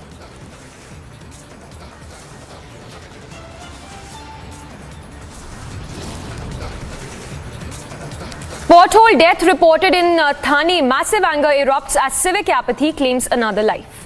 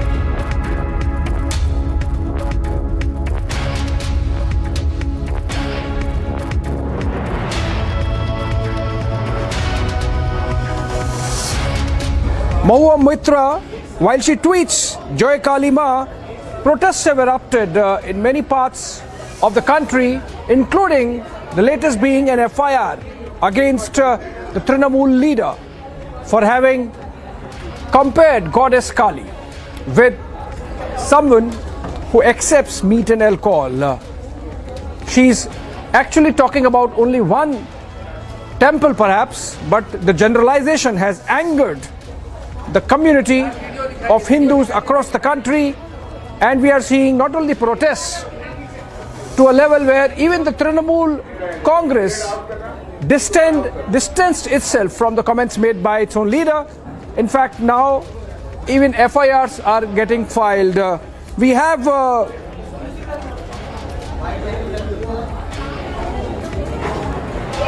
Ishan joining us over the phone. Ishan Dev, in fact, joining us over the phone. Okay, he's live with us. Ishan, over to you. Can you share more details about this FIR, where it has been filed, and what are the sections invoked against Mahua Mitra?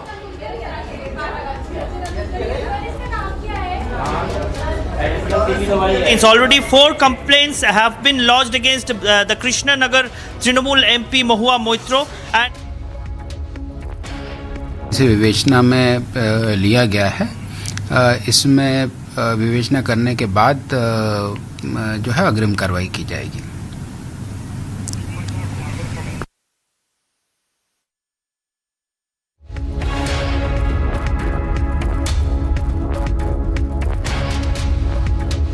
Ishan Dev again. He's reporting from Kolkata, I believe, on Mahua Moitra. And Ishan, please tell us what is the Trinamool position now that protests have erupted against the comment made by Mahua yesterday on Ma Kali, and what is the party contemplating, if at all, given the fact that there are FIRs also now?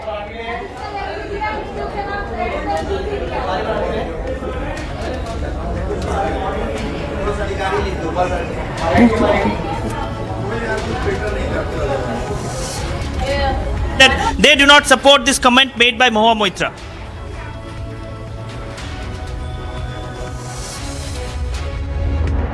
But are they planning some action, Nishan?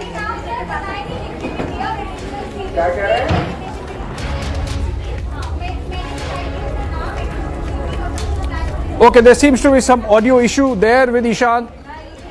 Okay, let's go to Shubhendu Adhikari's soundbite. The leader of opposition of the BJP in Bengal, what he has to say on the controversy. Shubhendu Adhikari. ये इसका निंदा करने की कोई भाषा हमारी संविधान में नहीं है, मेरा पास नहीं है, हम लोग का एमएलए टोली का पास भी नहीं है, कोई भाषा नहीं है। इतना घटिया शब्द हमारी हिंदू और जो सनातन सेंटीमेंट है उसके ऊपर सीधा सीधा असर हुआ है। बंगाल का हर घर में देवी माँ काली को पूजन होता है, हम लोग का फास्टिंग होता है काली पूजा का दिन, अमावस्या का दिन। इसका खिलाफ कानूनी तरीके से कार्रवाई होना चाहिए, नहीं होगा तो शांतिपूर्ण तरीके से ध्वज लेकर माँ काली जी का तस्वीर और प्रतिमा लेकर मूर्ति लेकर एजिटेशन भी होगा शांतिपूर्ण तरीके से। वो लोग जैसे करता है रोड ब्लॉकेट, रेल को आग जानी, पत्थरबाजी, ये सब लोग हिंदू लोग नहीं करता।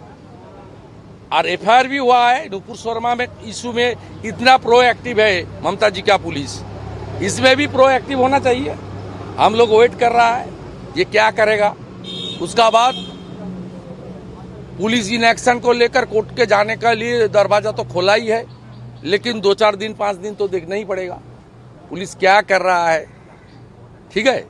और करने के लिए जो दबाव बनाना चाहिए, आवाज उठाना चाहिए, वो आवाज सब हिंदू ऑर्गेनाइजेशन से लेकर फार हिंदू पार्टी का जो एफिलिएशन को छोड़ के पार्टी का ऊपर उठ के सब हिंदू लोग सनातनी कल्चर को मानते हुए देवी माँ काली का जो भक्त है, डिवोटी है, सब लोग आवाज उठाएंगे कि कार्रवाई होना चाहिए, कार्रवाई होना चाहिए।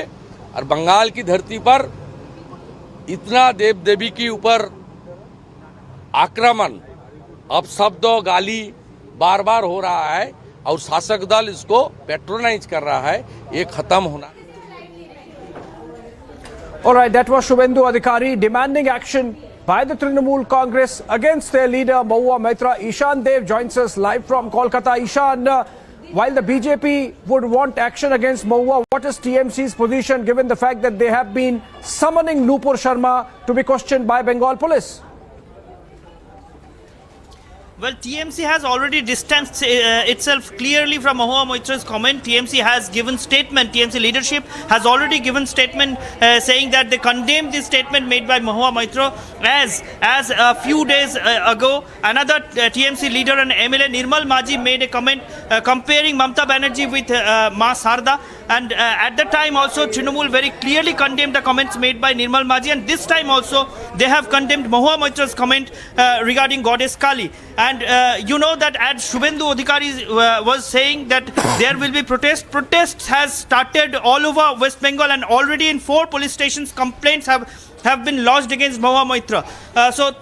In 3 police stations inside Kolkata, one is in Ravindra Sarovar, one is in Newmarket police station, another is in Bow Bazar police station. In the Bow Bazar police station, the state Mahila Morcha chief Tanuja Chakrabarti herself led a delegation there, and they submitted a deputation in front of the station house officer, and they have lodged a complaint there. And outside Kolkata also in Ondal, in the West Bardwan district, there has been also a complaint has been lodged there against Mahua Moitra. So BJP is trying to organize protests against this throughout West Bengal. And as Shubhendu Adhikari was saying that he doesn't want a protest in this issue in any party color, in any political color. Across the political spectrum, everyone should come forward to condemn this comment made by the TMC MP. This was the statement by Shubhendu Adhikari. And TMC has also not wasted time in this issue, as BJP was raising the question that Mamata Banerjee herself is a devotee of Ma Kali. She organizes the Kali Puja at her own residence every year. That's why what would be the stand taken by TMC? That was the question raised by BJP. So TMC has clearly condemned the comments made by Mahua Moitra, and they have distanced themselves from the comment of their MP. Right, clearly the TMC getting uncomfortable with the comments made by uber liberal Mahua Moitra, who does not mind making comments which offend the sensibilities of a great mass of devotees of Ma Kali, not just across the country but even in our home state Bengal. We have some reactions coming in on this story. Let's listen to them. किसी को भी देवी देवताओं का, महापुरुषों का अपमान करने का हक नहीं है। आप सम्मान नहीं कर सकते तो अपमान कैसे करेंगे आप? एक चीज़। दूसरी चीज़ ये कि जहाँ फिल्मों का सवाल है, तो फिल्मों का जो वार होना चाहिए वो रेडिकलिज्म और टेररिज्म पे होना चाहिए। तो फिल्मों का वार है वो रेडिकलिज्म और टेररिज्म के खात्मे के लिए होना चाहिए, ना कि उनके प्रोटेक्शन और प्रमोशन के लिए होना चाहिए। इसलिए इस तरह के कन्फ्यूज़न क्रिएट करने वाली चीज़ों से देश का न भला होता है, न समाज का भला होता है, न तो जो कन्फ्यूज़न पैदा करता है उसका भला होता है। तो इस तरह के बयान से क्या लगता है आपको कि एक्स्ट्रा हाइक पाने के लिए इस तरह के बयान दिए जाते हैं? अब मुझे लगता है कुछ लोग कन्फ्यूज़न में इस तरह की चीज़ें करते हैं, उनको लगता है सस्ती लोकप्रियता मिलेगी। It's wrong. ऐसे तृणमूल कांग्रेस अपने और से महुआ मोइत्रो की स्टेटमेंट से खुद को अपार्ट नहीं कर सकती। अगर सचमुच में तृणमूल कांग्रेस इसको नहीं मानती है तो उनको चाहिए कि उनके खिलाफ कुछ ना कुछ स्टेप लिया जाए, उनको कुछ ना उसको पार्टी से निकाला जाए या सस्पेंड किया जाए कुछ दिनों के लिए। नुपुर शर्मा के साथ हमने क्या किया वो आपने देखा। तो आप लोग की ओर से कोई इसके खिलाफ क्या? हमारे महिला मोर्चा इसके खिलाफ धरना देगी और थाने में जाएगी और उनको अरेस्ट करने की डिमांड करेगी। The way she has derogated our goddess Ma Kali, we really feel pity for her. She belongs to a Hindu community. She is a Hindu woman. And how can she come down so much for appeasement politics? For it is not her belief. She can't say for me, Ma Kali is a meat eater and this thing whiskey given. No, Ma Kali has many versions. Our Dakshina Kali, she is with saris, she is prayed with flowers.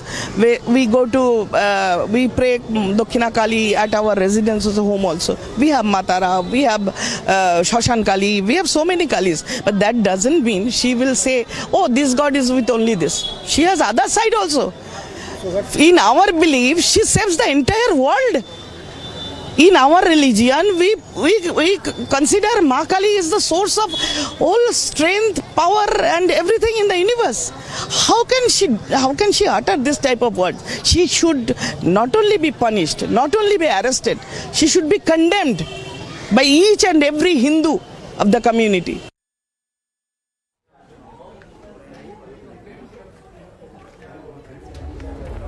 All right, strong sentiments and protests erupting against Mahua Moitra's comment on Ma Kali across the country, particularly in Bengal. FIRs filed, in fact, one by a tea shop owner near the Kalighat temple in Kolkata itself. Let's look at some 1-minute reports and come back.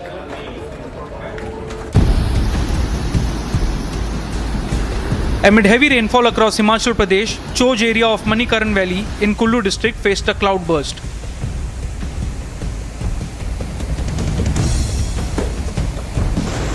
Visuals show severe flooding across Manikaran Valley of Kullu.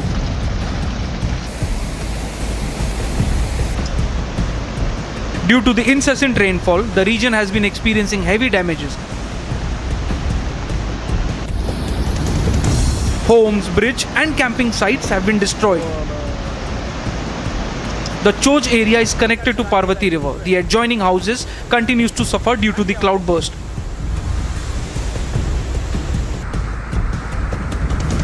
The only bridge over the Parvati River also washed away. Amid severe flooding, administration has ramped up vigilance and disaster management teams have also been deployed. As the entire Himachal Pradesh is experiencing severe rainfall, IMD has issued orange alert across the state. Bureau Report, Republic TV.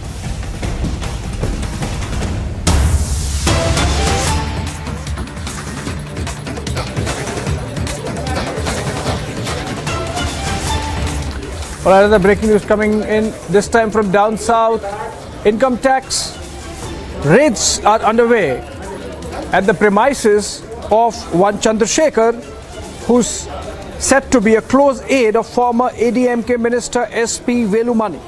This is happening on the outskirts of Coimbatore, and the raids are taking place simultaneously at 6 locations across Coimbatore associated with Chandrasekhar, who is identified as a close aide of former ADMK Minister SP Velumani. Yesterday there were income tax raids in Karnataka on a Congress leader, Zamir Ahmed, and his associates, and that led to protests by the Congress party, saying that there was some kind of witch hunt by central agencies against opposition leaders. So now it seems ADMK, which is an ally of the NDA, their leader under scanner of income tax authorities. So obviously income tax authorities go by their surveillance, they go by their information and carry out these raids, or what is called surveys, search and survey operations in the income tax department parlance. IT raids now going on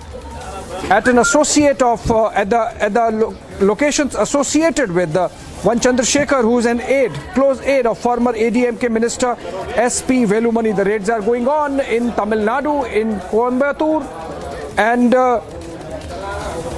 these have been on for the last couple of hours. This is the information that we have as of now, and Ajinkya is going to patch phone of our Chennai correspondent. All right, there's some issue connecting with our correspondent on the ground. Let's move on to some other national stories from across the country in this national wrap. A boy named Deepak was attacked in Ara, Bihar over social media post supporting Nupur Sharma. Deepak had posted on Facebook in support of Nupur Sharma 7 days ago. Rais made indecent comments on the post, following which the two got into a scuffle on Tuesday. Later, Rais called 20-30 people to beat Deepak. However, the police reached the spot on time and saved Deepak from the mob.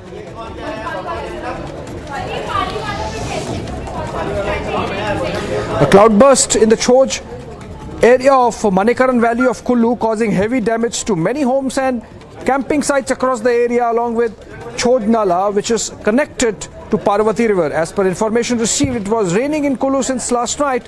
The incident happened in the Choj drain in the morning. The houses adjoining the drain were damaged.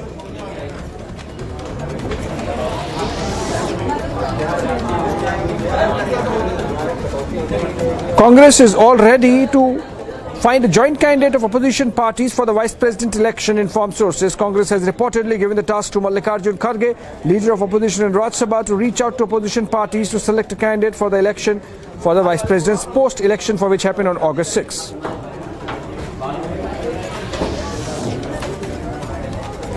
NIA's FIR in Udaipur case mentioned that assailants circulated the video of murder of Tailor Kanhaiya Lal on social media. NIA in the statement said that the video has surfaced with assertion promoting enmity on religious grounds and creating panic and terror among masses across the country.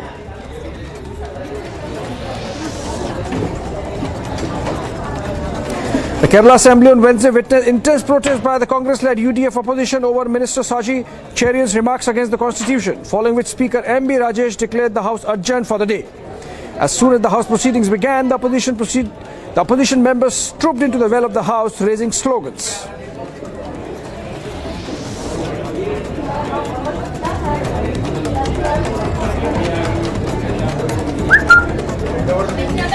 Due to inclement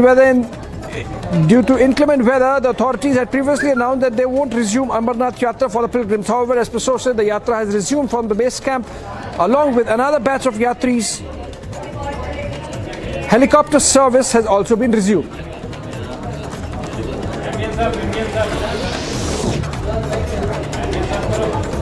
Registrations for the Agnipath scheme that started from July 1. 255 aspirants have already been registered till July 5.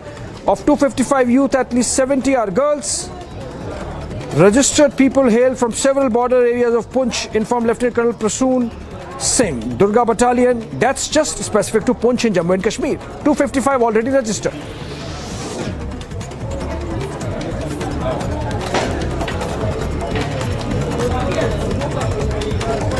BJP National President JP Nadda pays tribute to Bharatiya Janata Sangh founder Shyama Prasad Mukherjee at party headquarters on his birth anniversary today. He also planted a sapling at the Pandit Deen Dayal Upadhyay Park.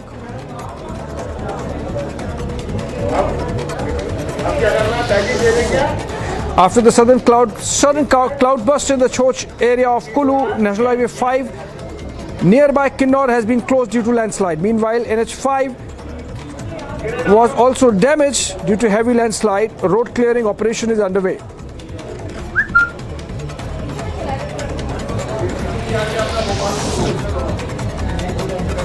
West Bengal BJP chief Shukanto Majumdar said that they will get CA implemented across the state before 2024 general elections.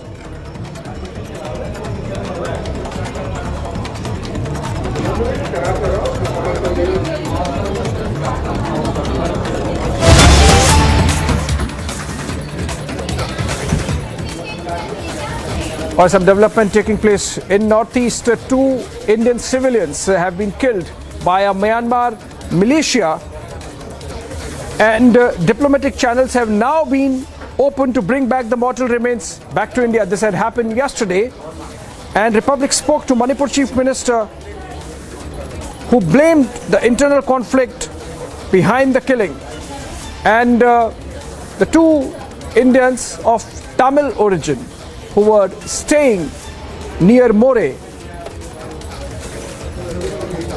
were found dead on the other side of the border,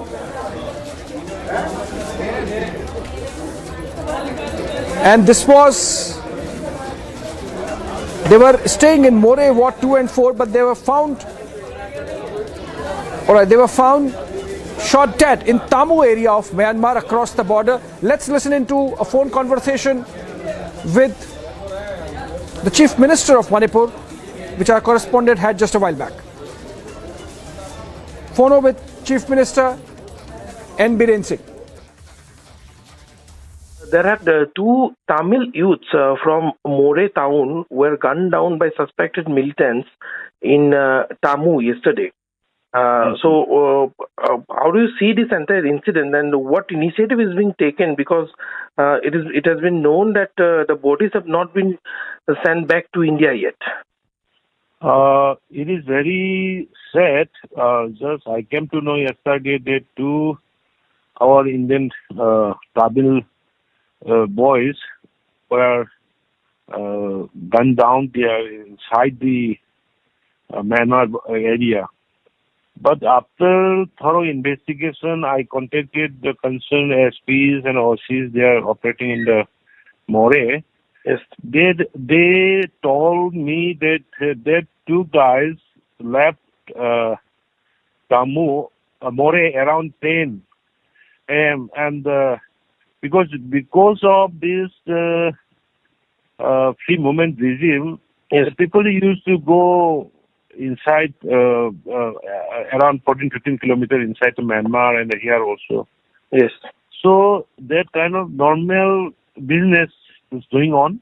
Yes. So, but suddenly that news got at around 12 noon. Oh. And I contacted some people there in More and around. Oh. So they told me that they suspected that there is, the situation in Myanmar is, the instability is there. Fighting between the democratic movement and this junta regime. Yes. So, suspected is said, as per information available to me, from the one groups created from the junta. Yeah. But how far it's correct or not, I cannot confirm. Okay.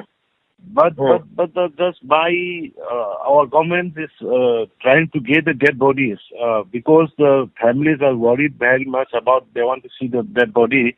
So we are contacting through DC to the counterpart. Okay. To hand over the dead bodies. Okay. So it is, it is it has to be go through the diplomatic channels. Yes. Because it is taking place inside another country. So from our side, we have already conveyed from the DC to the Tamu DC to hand over the dead bodies. So we're waiting for it. So can we say that the diplomatic channels have been opened to get the bodies back? Yeah. We're trying to get the dead bodies to DC. Okay. And it is going on.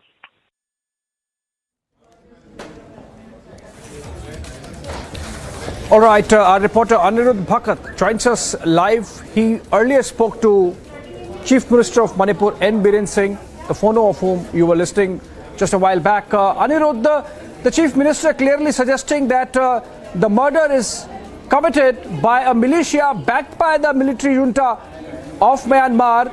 To that extent, I think it becomes a diplomatic issue between India and Myanmar. But what is important is that the bodies are still to be brought back. What arrangements have been put in place to do that?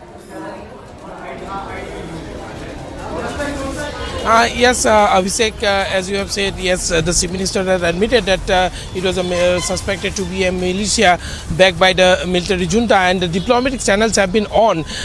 In fact, yesterday we broke that the Indian Army's Eastern Command is also getting in touch with their counterparts there in Myanmar, and all the channels, the diplomatic channels, the military channels, all channels are being explored upon in order to ensure that the bodies are brought back as soon as possible.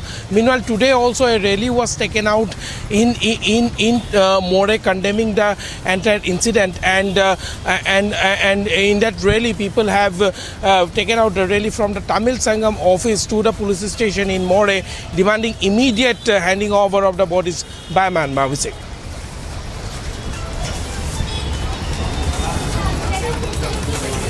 All right, attempts being made to get the bodies back immediately from the Myanmar side, the town of Tamu, where the two Indian nationals, in fact, were found dead. They were staying in More town of Manipur, bordering Myanmar, and the administration believes that they were killed due to rivalries between militias, perhaps, one of which is obviously backed by the military junta of Myanmar. The Ministry of External Affairs in touch with the Myanmarese authorities to get the two nationals back. In fact, we are getting some pictures from Myanmar side now of support. This must be Manipur actually, of support to the two Indian nationals.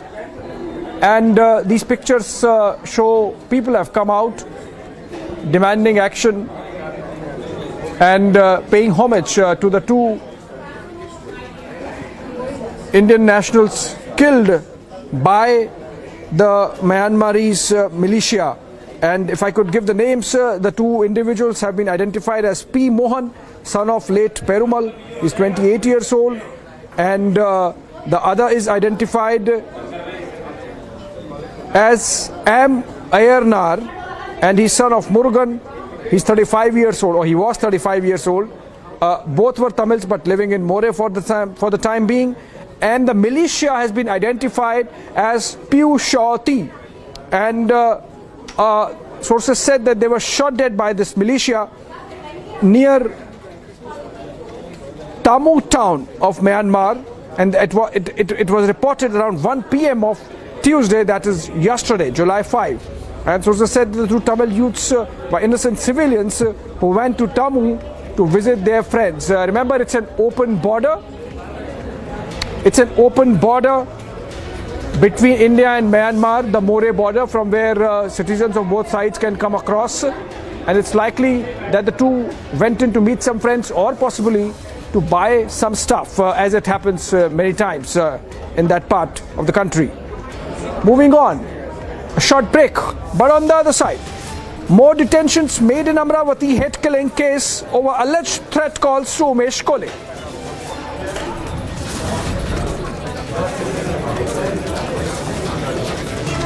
Smoking Kali Rao gets bigger. Mega protests erupt against Mahua Moitra as she backs the poster.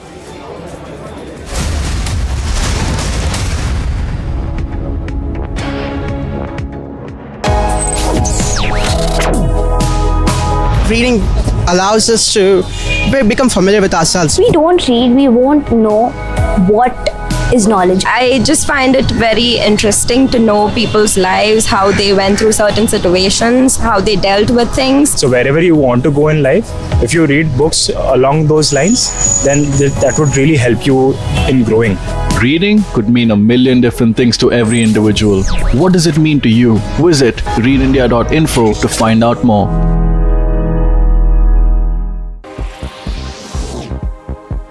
Cloudburst triggered by heavy rains block Srinagar-Leh highway after flash floods in Jammu and Kashmir's Gandarbal district. Rescue operations underway to clear the highway. No casualties reported as the Amarnath Yatra is still on in the state.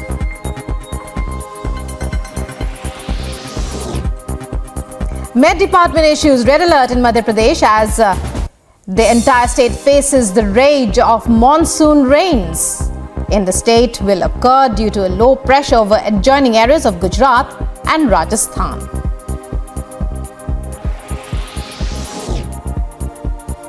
Vigorous southwest monsoon to continue in north.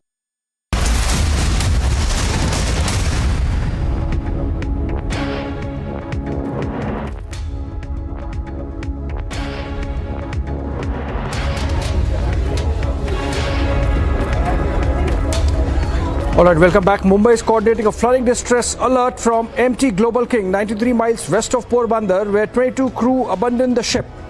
Indian Coast Guard assets, merchant ships and other agencies have been diverted for rescue.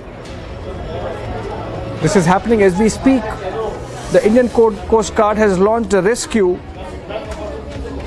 for MT Global King, a merchant vessel ship which is stationed 93 miles west of Porbandar after a mechanical failure led to the ship getting stuck, and 22 crew have already abandoned the ship, while Indian Coast Guard, in coordination with other agencies, which includes ships passing by, merchant ships passing by, are coming to the rescue of the besieged ship.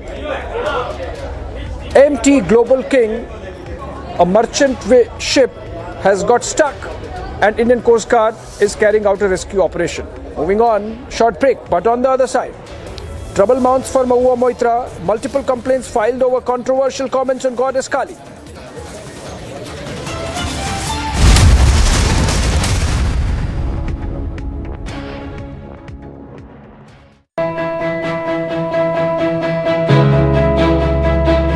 Getting a cab these days is nearly impossible because half the time you don't get rides.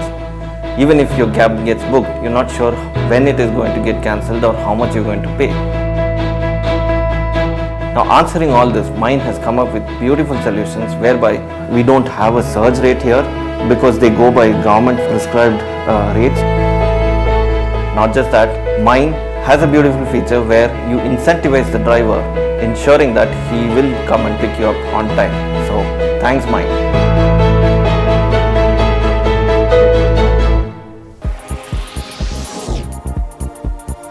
Vigorous southwest monsoon to continue in northern part of the country as well. The weather department has predicted heavy rainfall and issued yellow alert in Delhi.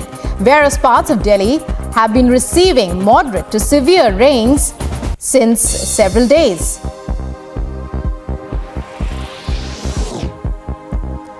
Fury of heavy rains continues in Karnataka as well. Coastal towns of Udupi and parts of Dakshin Kannada districts will witness heavy rainfall in the coming days.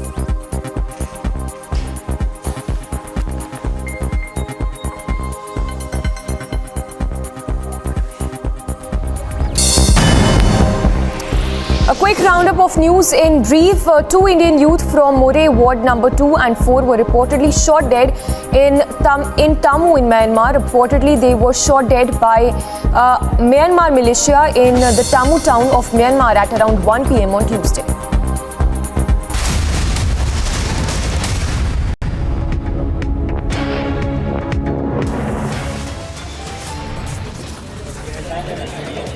Massive anger erupts over Mahua Moitra comment on smoking Kali poster. FIRs registered in Bhopal and Kolkata.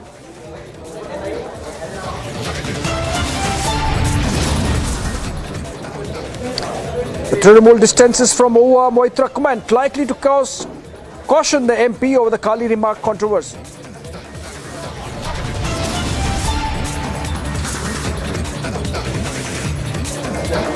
Alleged PFI member Sohail Nadvi questioned by NIA and Amravati murder. Is there a PFI link?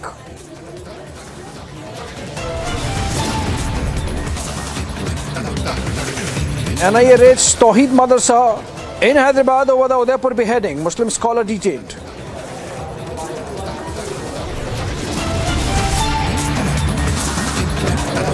A technical glitch on SpiceJet airplane in 18 days. DGCA sends notice over degrading safety standards.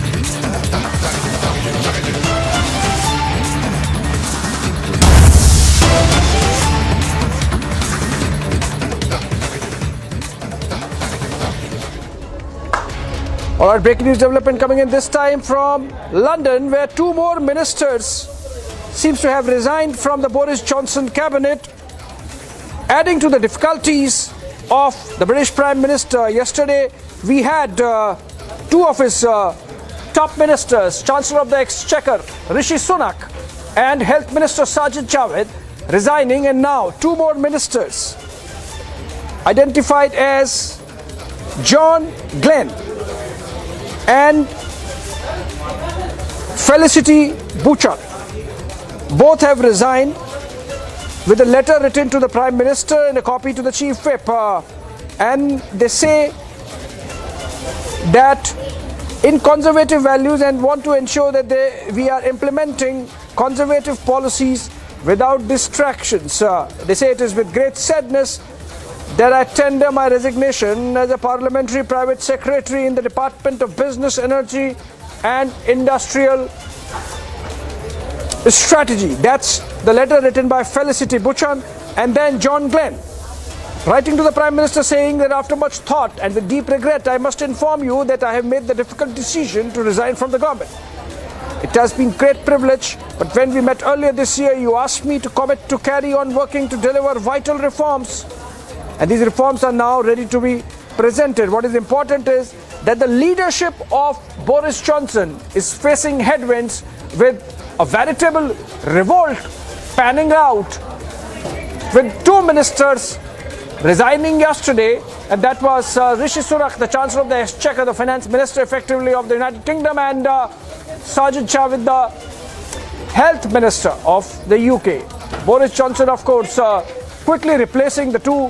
But would he be able to stem the tide that has just begun now, with Felicity Bouchard and John Glenn resigning from Boris Johnson's cabinet on similar grounds? And that's that they are not very happy with the leadership of Boris Johnson, who has been facing investigation, who has been facing political headwinds because of his style of leadership, because of the charges that a party was held during COVID quarantine, breaking rules, and the people at large are sensitive to their leaders being seen as breaking rules that they want everyone else to follow. And so rebellion really panning out against Boris Johnson's leadership in the United Kingdom, with two more ministers resigning today, and there is likelihood of others. Reports suggest that there is almost a rebellion that's spawning against the leadership of Boris Johnson in the light of investigations that have been going on. In fact, there was a fine that was put on Boris Johnson, subsequent to which there was a case of having lied in parliamentary proceedings against the British Prime Minister. And now we are seeing two more ministers resigning. Boris Johnson was in India just last month in a very high-octane, optics-loaded visit, in which he also rode a bulldozer in Gujarat. But what is important is that back home, the opponents within his party are not liking his style of leadership. I think we have Natasha from the digital desk in our Mumbai newsroom with the two resignation letters. Natasha, if you can give us the details of why the two ministers have quit following Rishi Sunak and Sajid Javid. That's right, Abhishek. Now, major back-to-back resignations for the UK government. Their major embarrassment for Boris Johnson. Now, all these ministers, from yesterday we saw Rishi Sunak resigning as the finance minister, topmost minister in the Boris Johnson government. Now, they're also putting out resignation letters citing direct attacks on Boris Johnson's leadership. We have two more ministers now resigning. Yet again citing scandals, saying responsible government ought to be responsible, but there was a Partygate scandal, and then there was also sexual harassment allegations on the government, where ministers are now saying that the action taken was not really convenient to their leadership. So they're directly attacking here Boris Johnson and his leadership in all these open letters that have come. Now, total of 4 ministers have resigned so far. Boris Johnson still maintains that he will remain the Prime Minister. No statement has come about these resignations that have now hit the Boris Johnson government. Abhishek.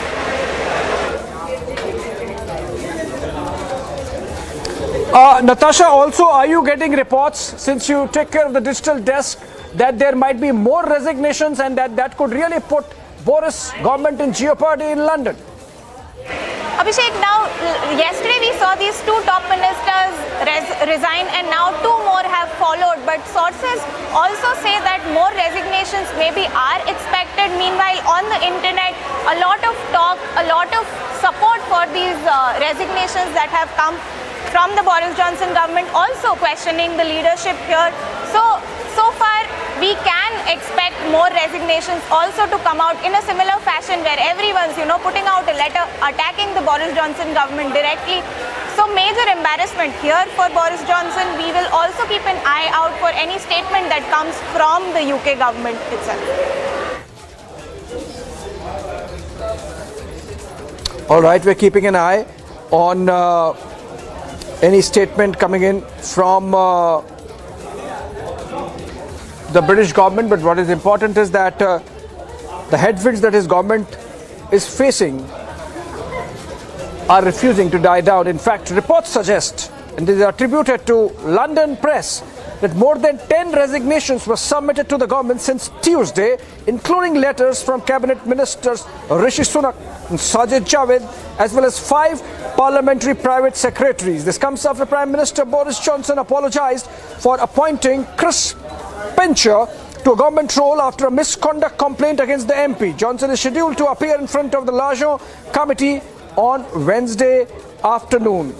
Natasha, in fact, I'm going through some reports and they suggest that as many as 10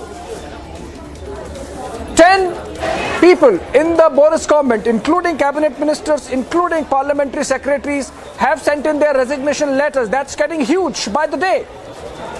Absolutely, Abhishek. 10 more ministers, if you're hearing that correctly, are going to also resign. Now, 4 top ministers have already resigned.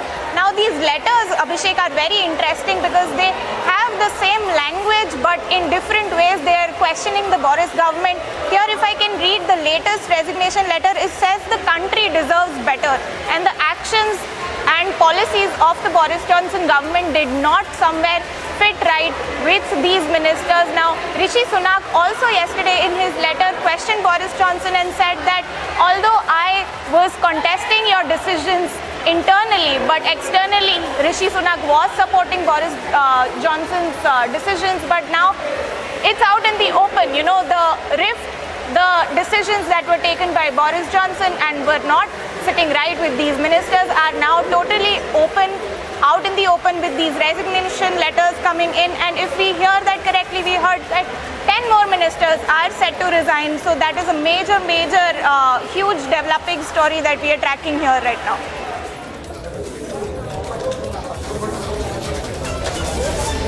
All right, Saurabh Shukla of the News Mumbai joins us. Saurabh, this is Abhishek this side. It seems that all that has happened in London over the last 6 months is catching up with Boris.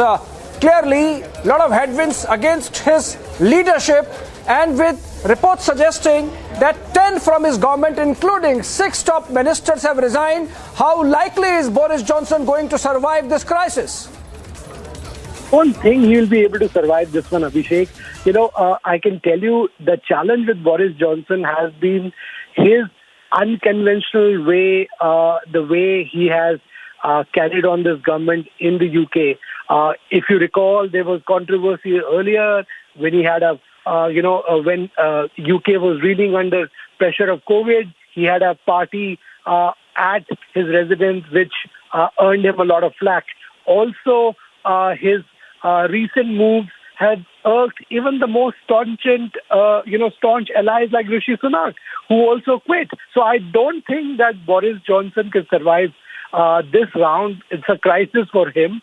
Already, I've been speaking to a lot of sources in London. They say that he's also becoming increasingly unpopular because, if you recall, Boris Johnson came to the fore as the mayor of London where he did some good things. But over the last few years, his handling, whether of the COVID situation, whether it comes to foreign affairs, also his role when it comes to the Ukraine crisis, have all earned him something which is, not only of a bad press, but also created problems for his party. And we feel that this is a challenge. Hopefully, as I'm getting to hear, there will be a likelihood of a new leader. And I think it's endgame for Boris Johnson, who's known more for his theatrics rather than his leadership style. Abhishek?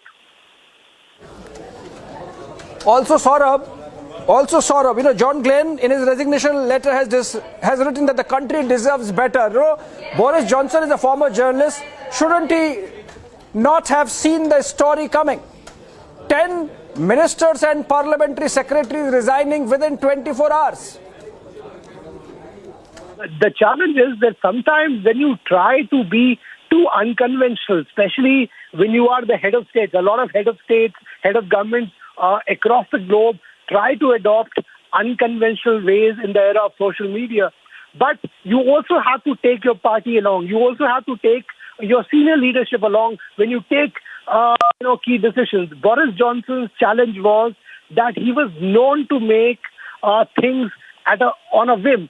That is what is coming to haunt him now because, it's a very, very important country. UK is a member of the UN Security Council. I get sometimes when you speak to UK diplomats, they tell you that his style of leadership, of governance is something where he would rebuke even senior civil servants. This is what is all adding up. And now if you see a crisis within his own party, his own in inner circle, so to say, it is entirely his own doing for which he has to take the blame. And I think gracefully quit and pave way for a new Prime Minister in the UK. Well, you are suggesting that he should quit, but the fact is, Saurabh, that Boris Johnson has really dug in. And we have seen how over the last few months he has really brazened it out. In fact, today, within the last 24 hours, despite the resignation in the last 24 hours, Boris Johnson is all set to appear before the Parliament in the PMQs, which is the Prime Minister's questions, which happens every week in the UK Parliament. See, Abhishek, as I mentioned earlier, that he has a very different style. He believes he has a certain set of advisors who have come from outside the party, who is not part of the inner circle, which has also created, a big challenge for him. But at the end of the day, a Prime Minister, especially in a democracy... Saurabh, just hold on. We have somebody from London joining us. Saurabh, just hold on. We have somebody from London joining us, Lord Rami Ranger. And we have Lord Rami Ranger joining us from London over phone, a former House of Commons member. Sir, if you are getting me, this is Abhishek this side from New Delhi. Can you tell us what's happening on the ground? We are getting reports that almost 10 ministers and parliamentary secretaries have resigned from the Boris Johnson Council of Ministers over the last 24 hours. Is his government in danger of survival? Abhishek, the government can collapse any time. They say week is too long in politics. You cannot predict what can happen next day, next hour.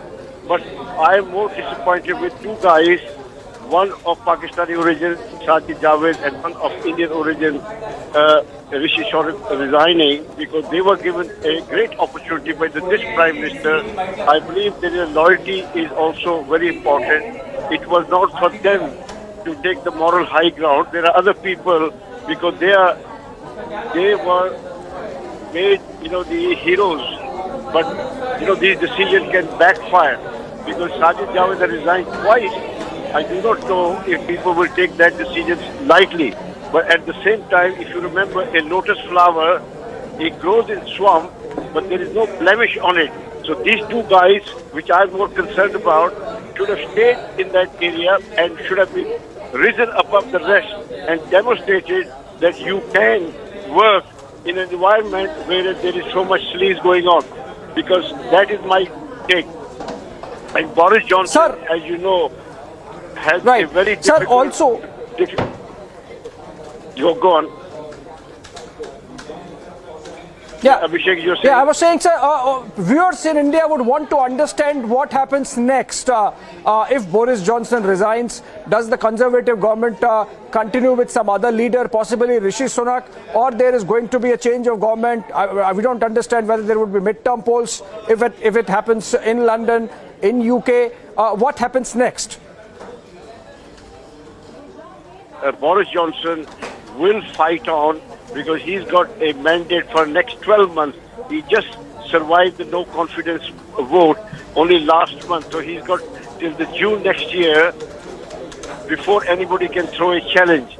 So within 1 year, he has to now turn the party around.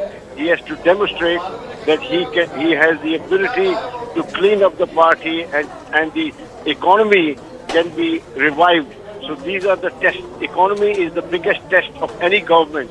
People forget what happened, what not, if the economy is booming. So that is the challenge now that Boris is facing. Right. Thank you. Hello. Thank you so much, Lord Rami Ranger, speaking to us from London. It's economy stupid, as they say. Thank you so much, sir, for joining us from London. Thank you so much. Moving on, we have a wrap around of national stories from across the countries.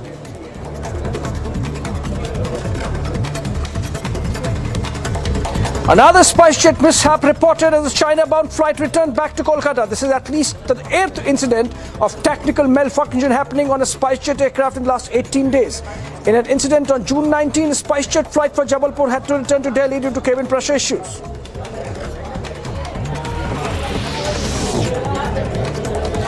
In the light of the recent incidences of technical malfunction with SpiceJet flight in the last 18 days, the DGCA has issued a show-cause notice to the air carrier. The DGCA said that SpiceJet has failed to establish safe, efficient and reliable air services.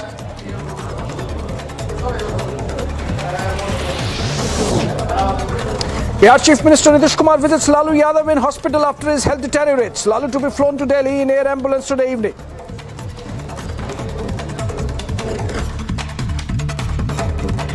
समाचार खबर थी और उसी दिन हमने इनसे बात किया था और फिर यहाँ लाना पड़ा और यहाँ के बारे में सारी जानकारी का हो रहा था। आज तो देखने को मिला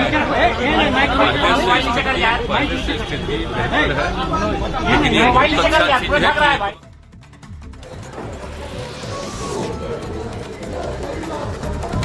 In the cabinet meeting today, Prime Minister Modi praised Mukhtar Abbas Naqvi and RCP Singh. PM Modi said that today is the last cabinet meeting for both of them.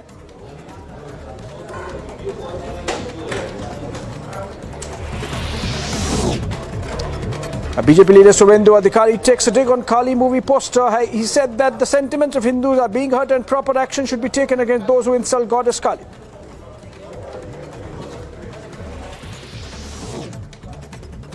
Kutum Suraksha Parishad President on Kali poster Rao said that the movie's director has tried to defame Hindus. He said that an FIR has been filed against the director in Guwahati.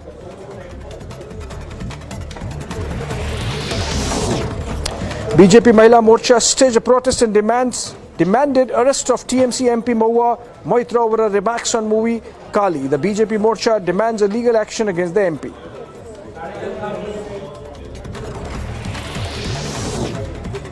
In what comes as a major blow to the Congress party, Delhi MLA Tarvinder Singh Marwa quit the Congress.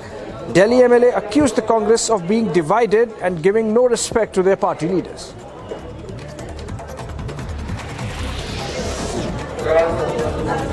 Meanwhile, Congress leader Tarvinder Singh Marwa joined the BJP party. Tarvinder was 3 times MLA and also Delhi's Congress Vice President.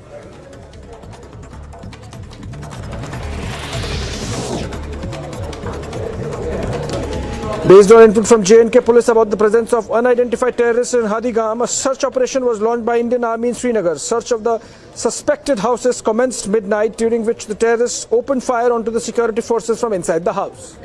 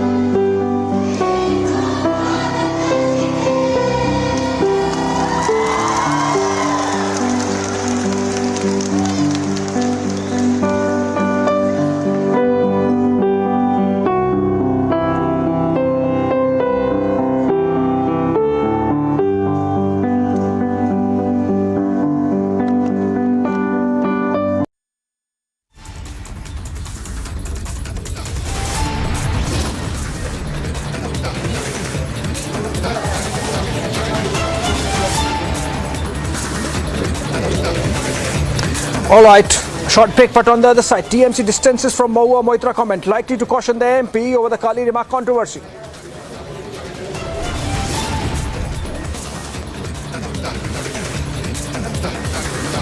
Alleged PFI member Sohail Nadvi questioned by the NIA in Amravati murder case. Is there a PFI link emerging now?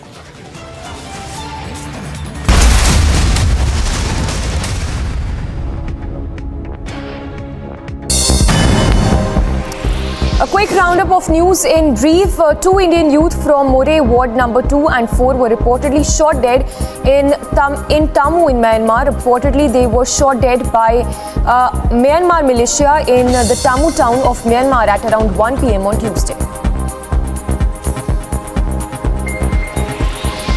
The Congress Delhi unit lashed out at the ruling up for passing bills to give a 66% hike in salaries and allowances to assembly members, saying that the session did not broach providing unemployment allowance to the youth. He further alleged that the Chief Minister Arvind Kejriwal has failed to fulfill his promise to give 8 lakh jobs. Try to relate it to diplomatic happenings and situations as they happen in contemporary times. So that's the analogy which the professor is talking about. Now, the central message which I give there is actually life is very complex. That very often what is right, what is wrong, what is in your interest, what is not, where should you be restrained, where should you not, when is the time to act, when is the time to be silent. These are not very clear black and white choices. That if you actually follow Sri Krishna's journey through the Mahabharata in a way, whether it's as a diplomat, whether it is as an advisor, there are positions he has taken.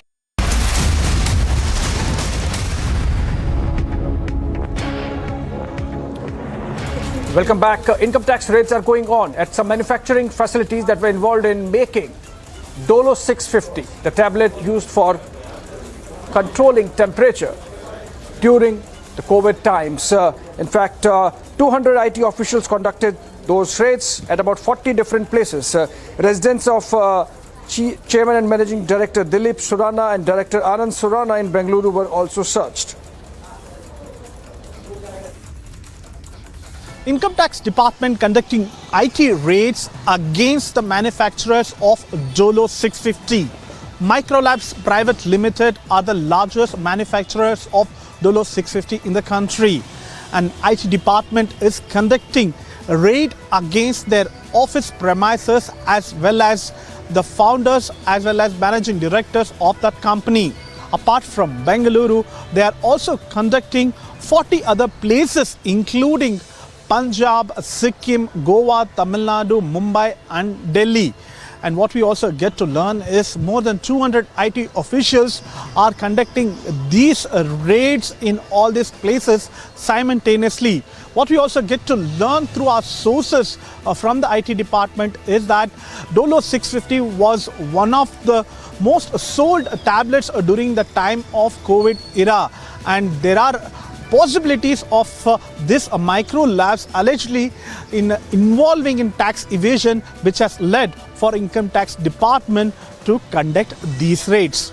With video journalist Bhagat Sagairaj reporting for Republic TV, Bengaluru. A technical glitch on SpiceJet airplane. 18 days, DGC sent notice over degrading safety standards.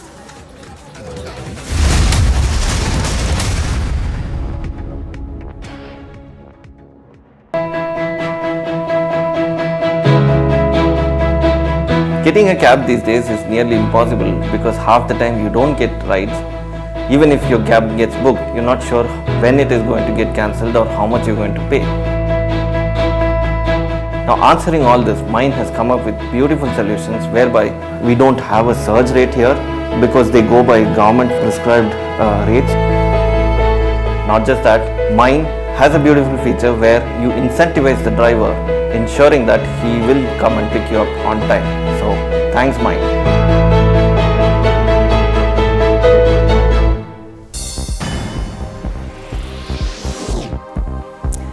And some other news now related to the weather. The Indian Met Department has issued an orange alert in Mumbai for the next 3 to 4 days. Several parts of Mumbai witnessed heavy rains, resulting in flood-like situation in the city. Incident of landslide reported from Mumbai's Ghatkopar area due to heavy rains.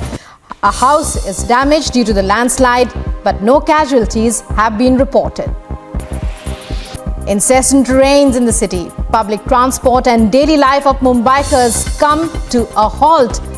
Incident of waterlogging witnessed in various railway stations of Western, Central and Harbour lines in Millennium City. Ahead of Prime Minister Narendra Modi's Thursday visit to Varanasi, Uttar Pradesh Chief Minister Yogi Adityanath instructed top officials to make proper arrangements for the event. On his visit to Varanasi, Yogi took stock of preparations ahead of the Prime Minister's visit. Watch how the Chief Minister inspected the Rudraksha Convention Centre. Prime Minister Narendra Modi will visit his parliamentary constituency Varanasi on 7th July, with inauguration of mega developmental projects lined up. And Yogi has directed his officials to make proper arrangements and heighten the security at the venue. Yogi Adityanath ended his Varanasi visit by offering prayers at the Kashi Vishwanath temple. Bureau Report, Republic TV.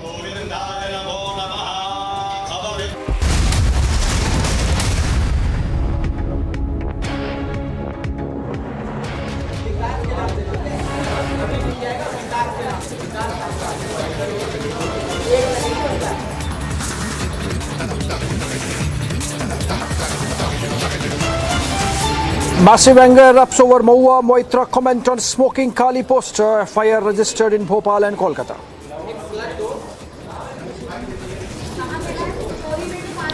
Trinamool distances itself from Mahua comment, likely to caution the MP over the Kali remark controversy.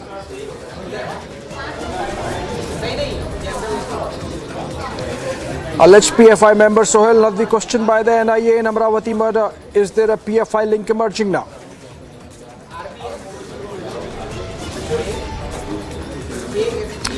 Autopsy report of Umesh Kole out reveals multiple stabbing wounds were found on his neck.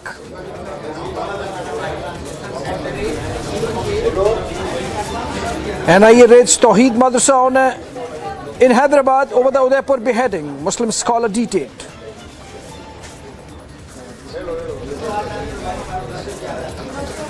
Eighth technical glitch on SpiceJet airplane in 18 days. DGCA sends notice over degrading safety standards.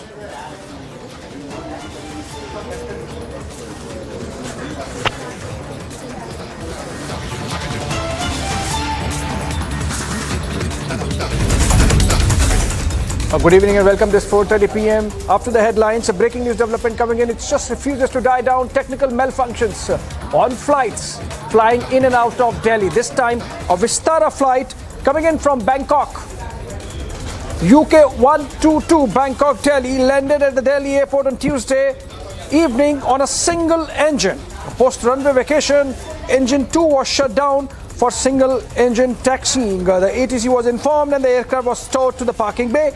The matter has been reported to DGCA. It seems that there was some malfunction in the engine, because of which immediately on landing, the second engine was shut off. Let's go to Harsha, who's reporting on this story.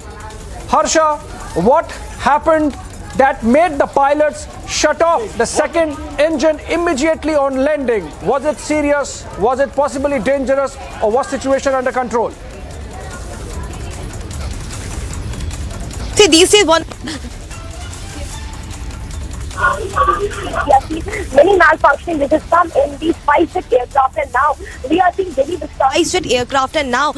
seeing Delhi Vistara air flight which was from Bangkok to Delhi, and we are seeing the malfunctioning in one of the engine. Apart from two engine, only one engine was working while it was being landed, and it safely landed at the parking bay. But yes, ATC was informed later that amongst the two engine, only one is the one who is working post the vacation. Be it engine was not being serviced properly, or there was some glitches while being landed. The pilots informed the ATC while they were landing the aircraft that some malfunction or some safety issue is being seen in the engine, and at the immediate only one engine landing was done, and this is a big serious issue, and DGCA will be looking into this, because ATC, the file at the ending, at the last minute, ATC was informed about the engine. So when it was landed in Delhi, it landed through the single engine. Only engine 2 was working, not both the engines. So there's a big malfunction which has come now in the Vistara Bangkok Delhi flight, which was coming from Bangkok to Delhi. These days malfunction in aircrafts is severely seen. First in 3 weeks we have seen eight incidents of SpiceJet Airlines, because of which DGCA is doing some serious inspections and investigation on SpiceJet aircraft, and now this Vistara aircraft is being seen. According to ATC, our sources from the Vistara air flight clearly tells us that ATC has informed DGCA, and DGCA has asked the airlines to look into the matter, and along with this, an audit will be also conducted of this aircraft. The aircraft is asked to be parked at the place where the parking has been done, and no one will touch the aircraft or nothing will be done. The inspection and audit of the entire aircraft will be done, and the crew will be asked whether post-vacation it was thoroughly checked or not. Yes, back to the studio.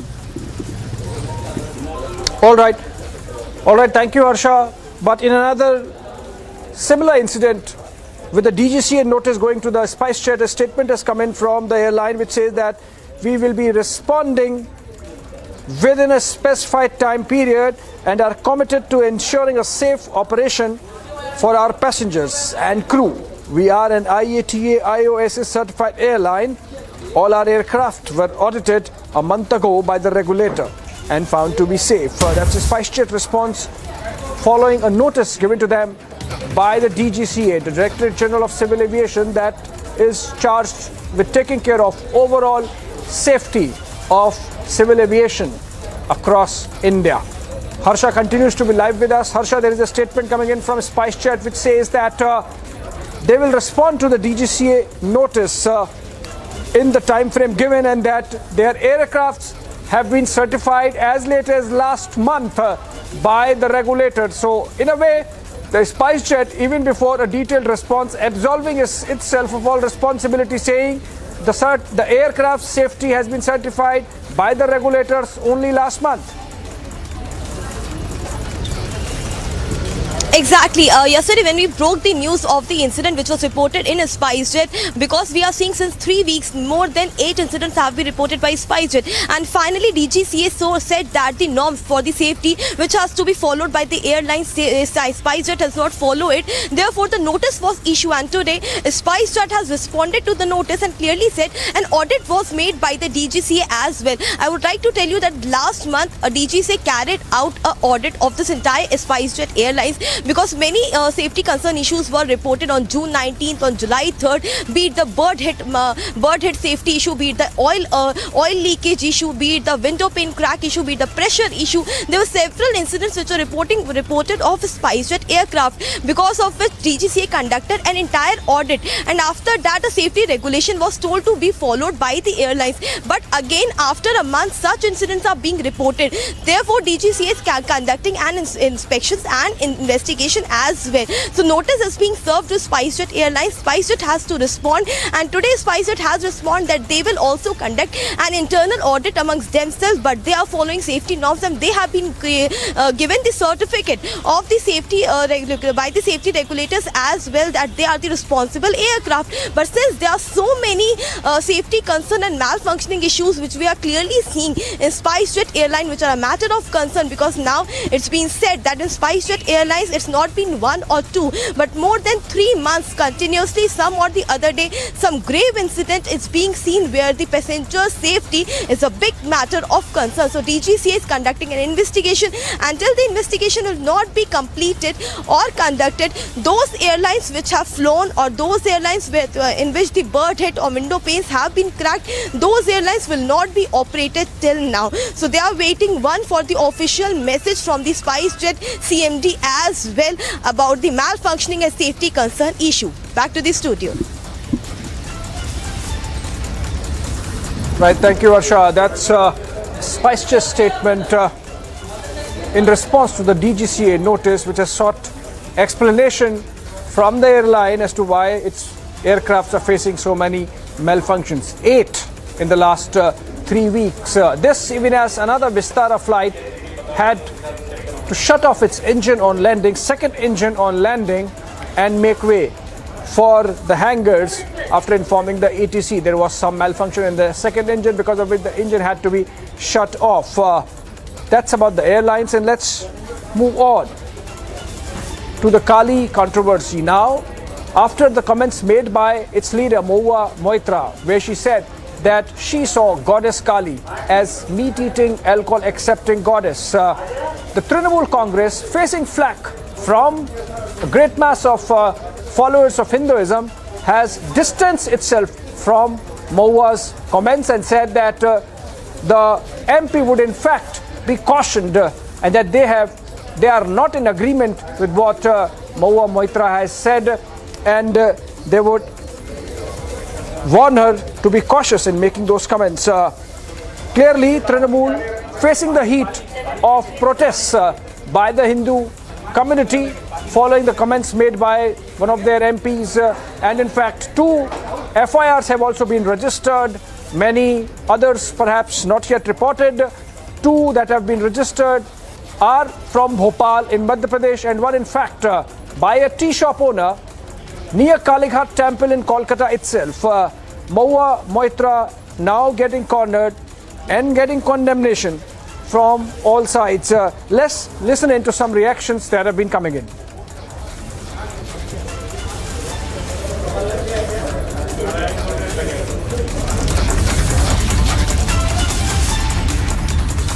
देखिए, इसका निंदा करने की कोई भाषा हमारी संविधान में नहीं है, मेरा पास नहीं है, हम लोग का एमएलए टोली का पास भी नहीं है, कोई भाषा नहीं है। इतना घटिया शब्द हमारी हिंदू और जो सनातन सेंटीमेंट है उसके ऊपर सीधा सीधा असर हुआ है। बंगाल का हर घर में देवी माँ काली को पूजन होता है, हम लोग का फास्टिंग होता है। And as for those who are left, only in office because no one else is prepared to debase themselves any longer, the charge of the lightweight brigade. Have some self-respect. Mr. Speaker, for a week He's had them defending his decision to promote a sexual predator. Every day, the lines he's forced them to take have been untrue. First, that he was unaware of any allegation. Untrue. Then, he was unaware of any specific allegation. Untrue. Then he was unaware of any serious specific allegation.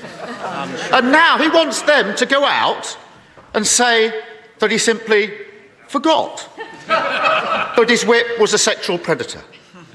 Anyone with anything about them would be long gone from his front bench. In the middle of a crisis, doesn't the country deserve better than a Z-list cast of nodding dogs? Well, Mr. Speaker, it's exactly when times are tough and when the country faces pressures on the economy and pressures on their budgets, Mr. Speaker, and when we have the biggest war in Europe for 80 years, Mr. Speaker, that is exactly the moment that you'd expect a government to continue with its work, not to walk away, Mr. Speaker, and to get on with our job and to focus on the things that matter to the people of this country. And so we're not only cutting taxes today, Mr. Speaker, we're putting £1,200 into every one of the 8 million most vulnerable households in the country, Mr. Speaker, thanks to the strength of our economy and thanks to the decisions that we took, Mr. Speaker, which he opposed at the time. Here's Sama. The only thing he's delivering is chaos. I started this session with a quote from the young victim in all this, how he froze when he was attacked. When I was prosecuting rapists, I heard that from victims all the time. Victims said they froze because it's not about sex, it's about power. And the power the disgraced government minister had was handed to him by that Prime Minister. And he's only in power because he's been propped up for months by a corrupted party defending the indefensible. So it's no longer a case about swapping the person at the top. Isn't it clear? The only way the country can get the fresh start it deserves is by getting rid of the lot of them.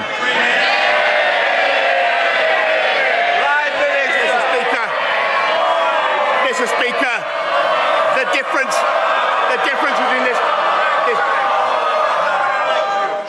We've got to get through Prime Minister's questions. Prime Minister.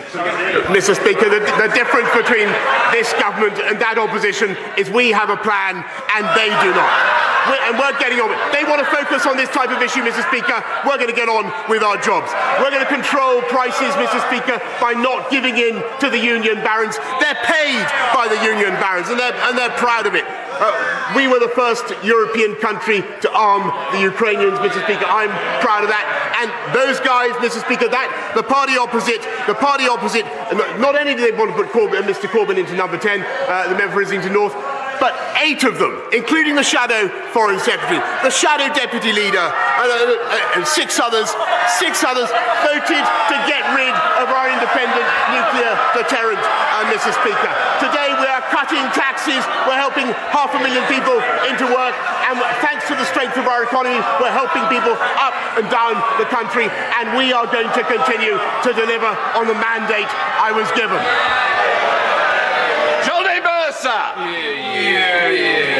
Thank you very much, Mr. Speaker. On Monday night, the Northern Ireland Legacy Bill reached its 3rd reading, and so with it the beginning of the end of the journey, a long journey to make sure the service and sacrifice of those who served in Iraq, Afghanistan and now Northern Ireland is not rewritten by those who seek only to line their own pockets. But would the Prime Minister agree with me that never again can we allow such a gulf to open up between this place and those who serve? Never again must they be made to feel like we are not on their side. And will he redouble his commitment to make sure this is the best country in the world, to serve in the military and be a veteran or their family? Thanks, my honourable friend, very much. I thank you for all the work that he's done for veterans and continues to do. This bill will get the certainty they deserve, and we're fulfilling the manifesto pledge.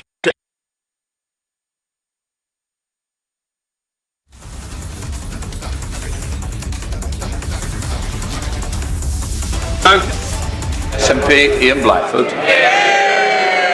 Thank Thank you, Mr. Speaker. And can I give every best wish to the England and Northern Ireland ladies football team as they approach the Euro Championships. There's nothing better than seeing your teams in these finals. Can we also commemorate the passing 40 years ago of Terence Higgins and all those that have died from AIDS and Sen? And I'm sure, Mr. Speaker, the whole House will want to join with me in passing condolences to the family of friends of the Scottish football goalkeeping legend Andy Gorham, who sadly passed far too early last weekend. He will long live in the memory of the best goalkeeper that many of us have seen.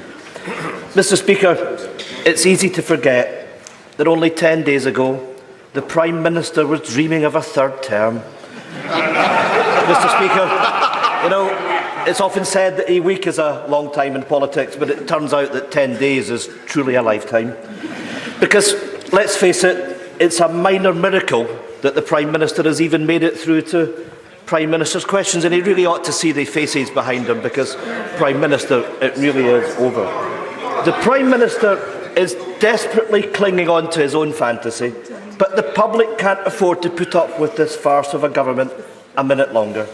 Today, we should be talking about the Tory cost of living crisis, soaring inflation and the growing cost of Brexit. But instead, it's always about him. How many more ministers need to quit before he finally picks up his pen and writes his own resignation letter? Perhaps that's what he's doing now. Actually, Mr. Speaker, I was just jotting down some notes on his question, which I thought was excellent when he was talking about the economy, because that is the issue that the country faces, and that is where this government is introducing, I think, the most important solution: helping families up and down the country with £1,200 going into their bank accounts right now, cutting taxes for 30 million people, £330 tax cut, and helping 500,000 people into work through the Way to Work scheme. That is a fantastic thing to be getting on and doing. That is the priority of this government, and that's what I'm going to focus on. I'm glad he likes it. Ian Blackford. My goodness, nothing to see. We should all move on if we live in the world of the Prime Minister. You know, a few weeks ago I compared the Prime Minister to Monty Python's Black Knight. Actually, turns out I was wrong. He's actually the dead parrot. Whether he knows it or not, he's now an ex-Prime Minister. But he will leave behind two deeply damaging legacies. I hope the dishonesty of his leadership follows him out of the Downing Street door. But the other legacy is that of Brexit. And that will stay, because I'm sad to say that the Labour Party now fully supports. All right, some very British banter happening in the House of Commons, where Boris Johnson is facing Prime Minister's questions on a day when in the last 24 hours he has faced 10 resignations from his cabinet. Moving on, a short break, but before, on the other side, alleged PFI member Sohail Nadvi questioned by NIA in Amravati murder. Is there a PFI link emerging?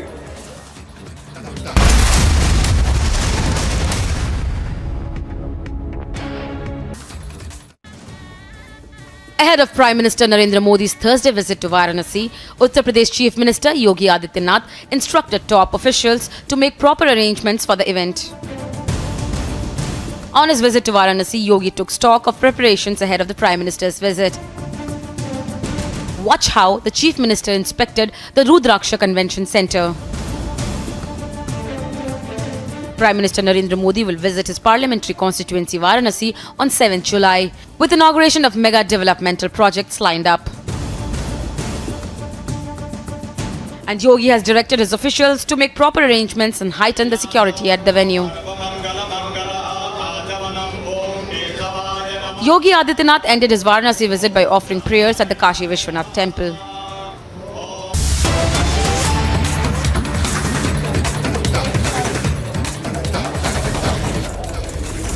Yeah. All right.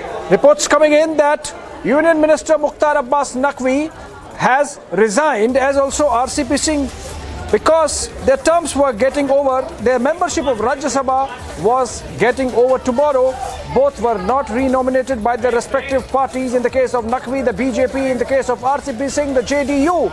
And now reports suggest that Union Minister Mukhtar Abbas Naqvi has put in his papers.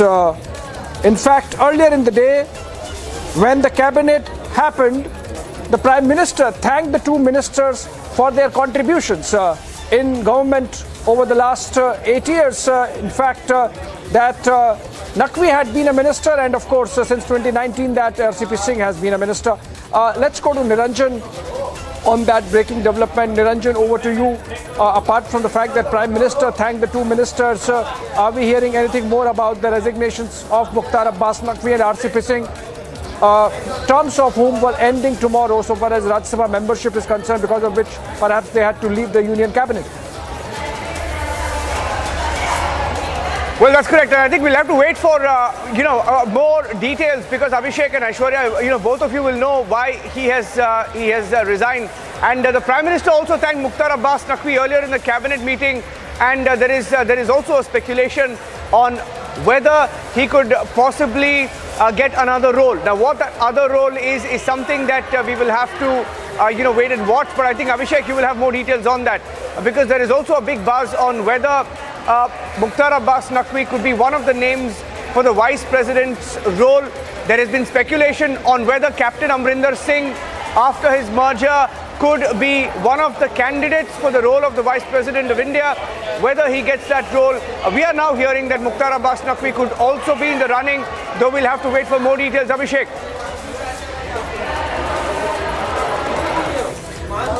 All right, yes, Niranjan. So essentially, with the Rajya Sabha terms of Mukhtar Abbas Naqvi and RCP Singh coming to an end tomorrow, I think the two leaders had no option but to resign. We saw how in the case of Naqvi, the BJP did not renew his membership of Rajya Sabha in the just concluded elections, biennial elections that happened on June 10. And similarly, in the case of RP Singh, the JDU did not renew his membership. We are still confirming whether RCP Singh also has resigned. I don't think he has any other option. But Niranjan, Mukhtar Abbas Naqvi at the Prime Minister's residence, 7 LKM as of now, making a courtesy call on the Prime Minister. But I think there is a breaking news development on the issue of Farooq Abdullah. Let's go there.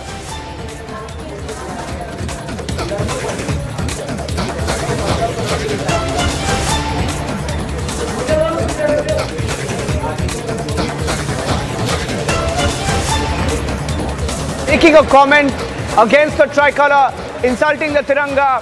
We have that soundbite. In fact, he was just speaking to ANI. Farooq Abdullah's soundbite just came in. Let's see if we have that soundbite ready. We'll just play out that soundbite. Farooq Abdullah, NCP patron, has insulted the tricolour. It's on surface. Let's listen in. Let's play out the soundbite. That's Farooq Abdullah once again. उस press conference sir हर घर में तिरंगा कैसे देखते हैं इसको तो आपको मदऊ किया जाएगा आप वहाँ पे उस प्रेस कॉन्फ्रेंस सर हर घर में तिरंगा कैसे देखते हैं इसको तो आपको मदऊ किया जाएगा बहुत ही एहतियात से ईद मनाएं और गरीबों को मदद करें। डॉक्टर साहब 10 दिन के बाद आल पार्टी मीटिंग होने वाली है, क्या लगता है उसमें क्या यात्रा मीटिंग पहले होने वाली थी? यशवंत सिन्हा जी आ रहे हैं, वो यहाँ पे तशरीफ ला रहे हैं 9 तारीख को। उसके बाद प्रेस कॉन्फ्रेंस भी करेंगे, उस वक्त आपको मदऊ किया जाएगा, आप वहाँ पे उस प्रेस कॉन्फ्रेंस सर हर घर में तिरंगा कैसे देखते हैं इसको? Well, I'd like to play that soundbite once again. The last question asked to Farooq Abdullah here, the last question asked to Farooq Abdullah was, Har Ghar Mein Tiranga, Har Ghar Mein Tiranga, and then he insults the tricolour. Can we play that soundbite once again, please? Har Dil Mein Tiranga, Har Dil Mein Tiranga, and then he says something to rebuke the journalist to insult the Tiranga. It's on the surface device. If you can listen into it once again. कैसे देखते हैं इसको? तो आपको मदऊ किया जाएगा, आप वहाँ पे उस प्रेस कॉन्फ्रेंस सर हर घर में तिरंगा कैसे देखते हैं इसको? तो आपको मदऊ किया जाएगा, आप वहाँ पे उस प्रेस कॉन्फ्रेंस सर हर घर में तिरंगा कैसे देखते हैं इसको? तो आपको मदऊ किया जाएगा, आप वहाँ पे उस प्रेस कॉन्फ्रेंस सर हर घर में तिरंगा कैसे देखते हैं इसको? तो आपको मदऊ किया जाएगा, आप वहाँ पे उस प्रेस कॉन्फ्रेंस सर हर घर में तिरंगा कैसे देखते हैं इसको? तो आपको मदऊ किया जाएगा, आप वहाँ पे उस प्रेस कॉन्फ्रेंस सर हर घर में तिरंगा कैसे देखते हैं इसको? तो थे जो पानी गाड़ी तो आपको मदऊ किया जाएगा, आप वहाँ पे उस प्रेस कॉन्फ्रेंस में। हर घर में तिरंगा कैसे देखते हैं इसको? तो थे जो पानी गाड़ी तो आपको मदऊ किया जाएगा, आप वहाँ पे उस प्रेस कॉन्फ्रेंस में। हर घर में तिरंगा कैसे देखते हैं इसको? तो थे जो पानी गाड़ी तो आपको मदऊ किया जाएगा, आप वहाँ पे उस प्रेस कॉन्फ्रेंस में। हर घर में तिरंगा कैसे देखते हैं इसको?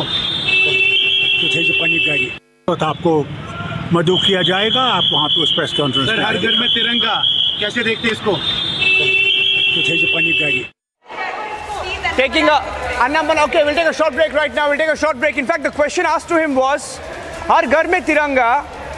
And he says, in Kashmiri, he says, "Put this in your home." He says, "Put the tiranga in your home." Taking a short break. Coming back, Annamala is joining us live on the other side, the BJP chief of Tamil Nadu. Stay tuned.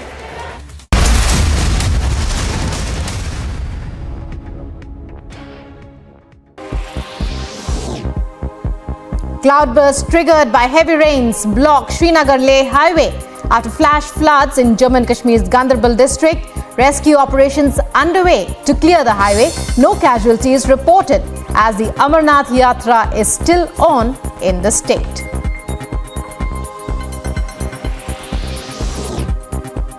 Met Department issues red alert in Madhya Pradesh as the entire state faces the rage of monsoon rains.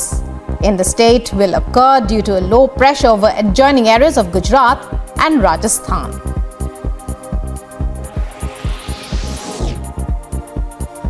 Vigorous southwest monsoon to continue in northern part of the country as well. The weather department has predicted heavy rainfall and issued yellow alert in Delhi. Various parts of Delhi have been receiving moderate to severe rains since several days.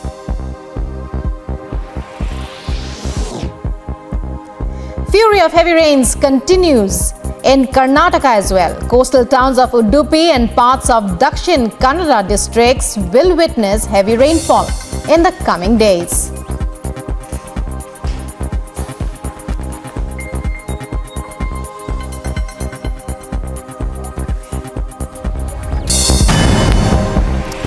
A quick roundup of news in Ndrf. Two Indian youth from More Ward number 2 and 4 were reportedly shot dead in Tammu in Myanmar. Reportedly, they were shot dead by Myanmar militia in the Tammu town of Myanmar at around 1 p.m. on Tuesday. The Congress Delhi unit lashed out at the ruling up for passing bills to give a 66% hike in salaries and allowances to assembly members, saying that the session did not broach providing unemployment allowance to the youth.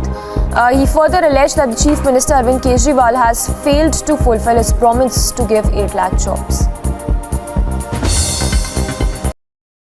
Try to relate it to diplomatic happenings and situations as they happen in contemporary times. So that's the analogy which the professor is talking about. Now, the central message which I give there is actually life is very complex. That very often what is right, what is wrong, what is in your interest, what is not, where should you be restrained, where should you not, when is the time to act, when is the time to be silent. These are not very clear black and white choices. That if you actually follow Sri Krishna's journey through the Mahabharata in a way, whether it's as a diplomat, whether it is as an advisor, there are positions he has taken and courses of action he has advocated during that period. My sense is, from that perspective, what we are doing in the case of Ukraine, I believe, is the right.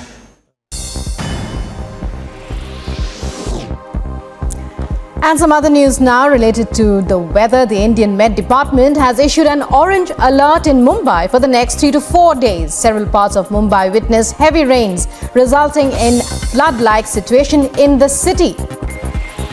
Incident of landslide reported from Mumbai's Ghatkopar area due to heavy rains. A house is damaged due to the landslide, but no casualties have been reported. Incessant rains in the city. Public transport and daily life of Mumbaikars come to a halt. Incident of waterlogging witnessed in various railway stations of Western, Central and Harbour lines in Millennium City. Ahead of Prime Minister Narendra Modi's Thursday visit to Varanasi, Uttar Pradesh Chief Minister Yogi Adityanath instructed top officials to make proper arrangements for the event. On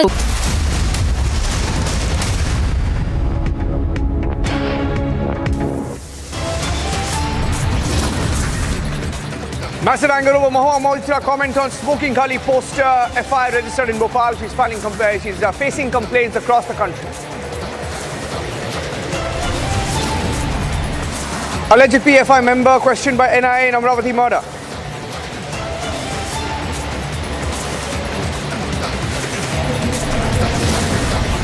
NIA raids Tawheed Madrasa in Hyderabad over the Udaipur beheading. A scholar has been detained. Farooq Abdullah insults a tricolour when asked whether there should be a tricolour on every home. He says, keep the tricolour inside your homes.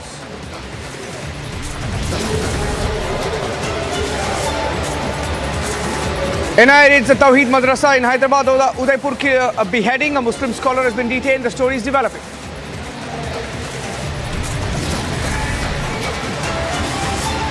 SpiceJet put on notice by the Ministry of Civil Aviation. DGCA sends a notice over the degrading safety standards.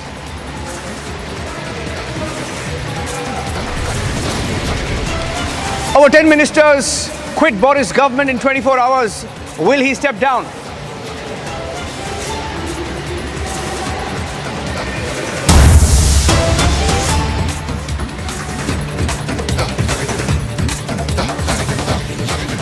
Getting in breaking news now that Union Minister Mukhtar Abbas Naqvi, who resigned, his term ends tomorrow. The Rajya Sabha term ends tomorrow, and he's also meeting the Prime Minister at 7 Lok Kalyan Marg, which is the official residence of the Prime Minister.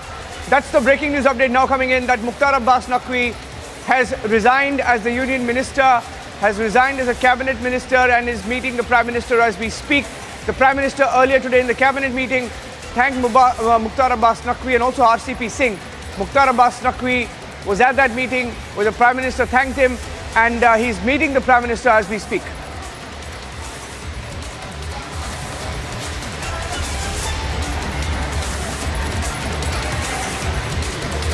And joining us live on the broadcast on Republic this evening is K. Annamalai. Annamalai is the chief of the BJP in Tamil Nadu, and he's joining us right now.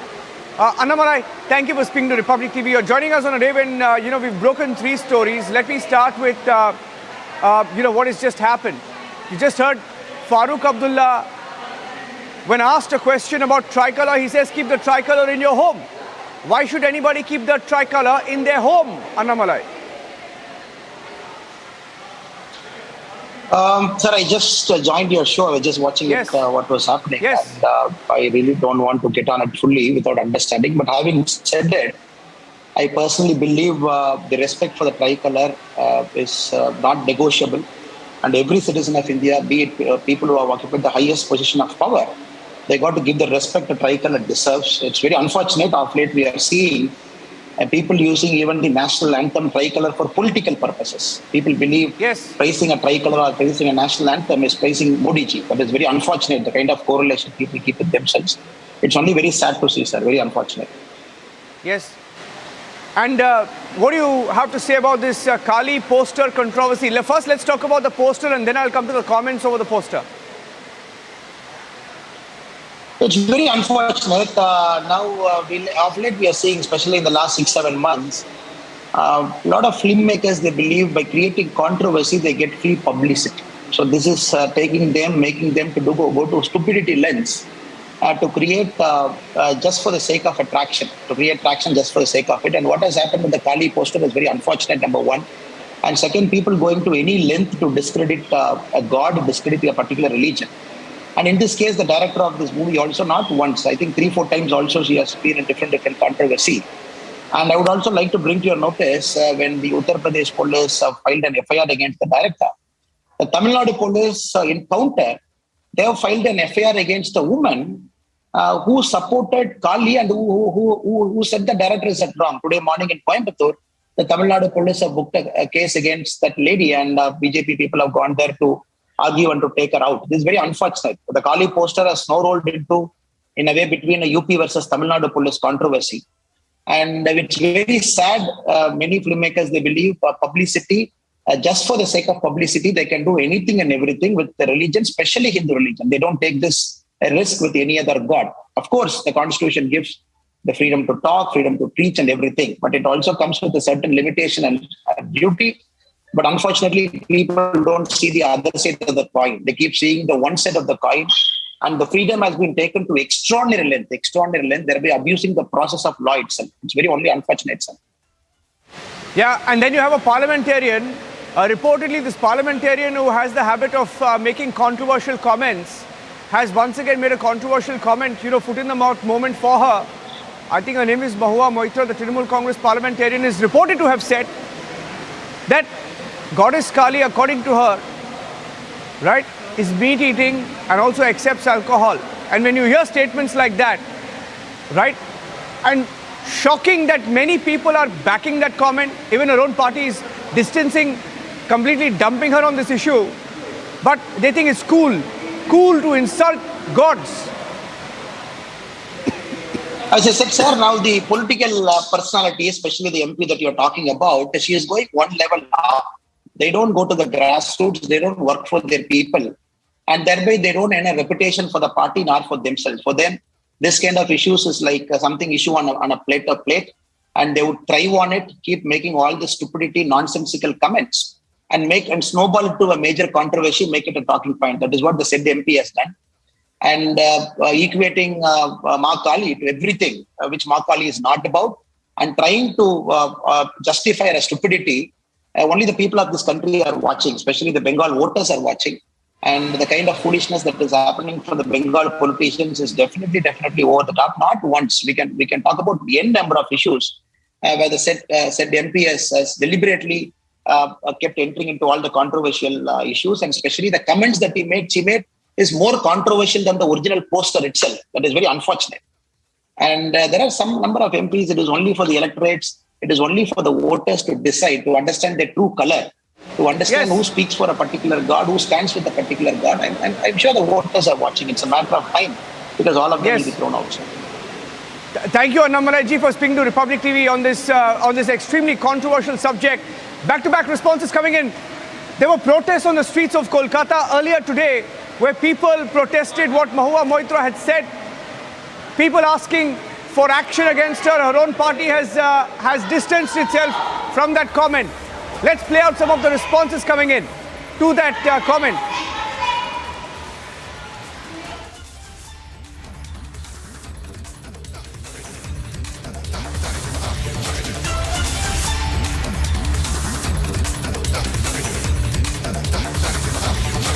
More pictures, in fact, of the protests. Let's play out the pictures coming in of protests in Kolkata. Those are pictures of the protest where Republic Bangla pictures of the protest. Okay, BJP rally, and these are pictures coming in from our sister network Republic Bangla, and these pictures coming in of the protest, the bigger BJP rally in Kolkata against the comments made.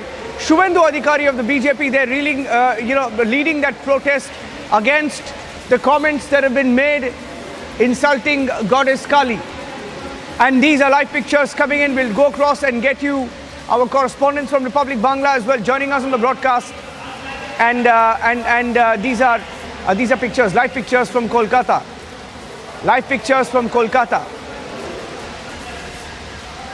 The BJP protested earlier and now carrying out a rally as well. And we're keeping a close track on the developments here as the BJP holds a rally. There were different protests that were carried out earlier today in different parts of Bengal. Some complaints were also filed against the Trinamool Congress MP. And these are live pictures coming in. And this is a tribute rally also to Shyama Prasad Mukherjee. A tribute rally to Shyama Prasad Mukherjee, getting in more details. And this BJP rally is coming in. These are live pictures from Bengal as a large a group of BJP leaders and workers march along with Shuvendu Adhikari as well. So we'll go across to our correspondents on the ground. The BJP paying tribute to Shyama Prasad Mukherjee with this rally in Kolkata. Ishan Dev joining us on the phone line. Ishan Dev, tell us about these pictures. Yes, actually BJP has organized this rally in Kolkata today. BJP South Kolkata District Committee has organized this rally to commemorate Shyama Prasad Mukherjee's, Dr. Shyama Prasad Mukherjee's birth anniversary, and all the top leadership of state BJP, they are being seen in this rally, which has started from Gold Park area in South Kolkata, and this rally is moving towards Hajra More, that Hajra More, which is actually the vicinity, the close vicinity and the locality of West Bengal Chief Minister Mamata Banerjee. Today, this is the birth anniversary of Dr. Shyama Prasad Mukherjee, who was the founder of Jansangh's, and BJP leadership in West Bengal. They are commemorating this day with great grandeur, and they have organized this procession which is going from Gold Park to Hajra More. And you can see that Shuvendu Adhikari, who is one of the most prominent faces in West Bengal BJP now, Shuvendu Adhikari, the leader of opposition in West Bengal Assembly, Shuvendu Adhikari is taking part in this procession. He is walking in the procession, which is called the Shyama Prasad Yatra, and the Asansol South MLA and State BJP General Secretary, Asansol South MLA and State BJP General Secretary Agnimitra Paul, she is also being seen in the front row of the procession. Other state BJP leaders like Kalyan Chaube, Rahul Sinha, who is the former president of state BJP, he is also there in this procession. He is the ex-national secretary also. Okay, staying with these pictures, stay with me, Ishan Dev. The BJP paying tribute to Shyama Prasad Mukherjee, and the Jansangh founder. These are live pictures coming in from Kolkata. Shuvendu Adhikari leads the BJP rally, the tribute in Kolkata. As we get you these live pictures, Ishan, where are they headed?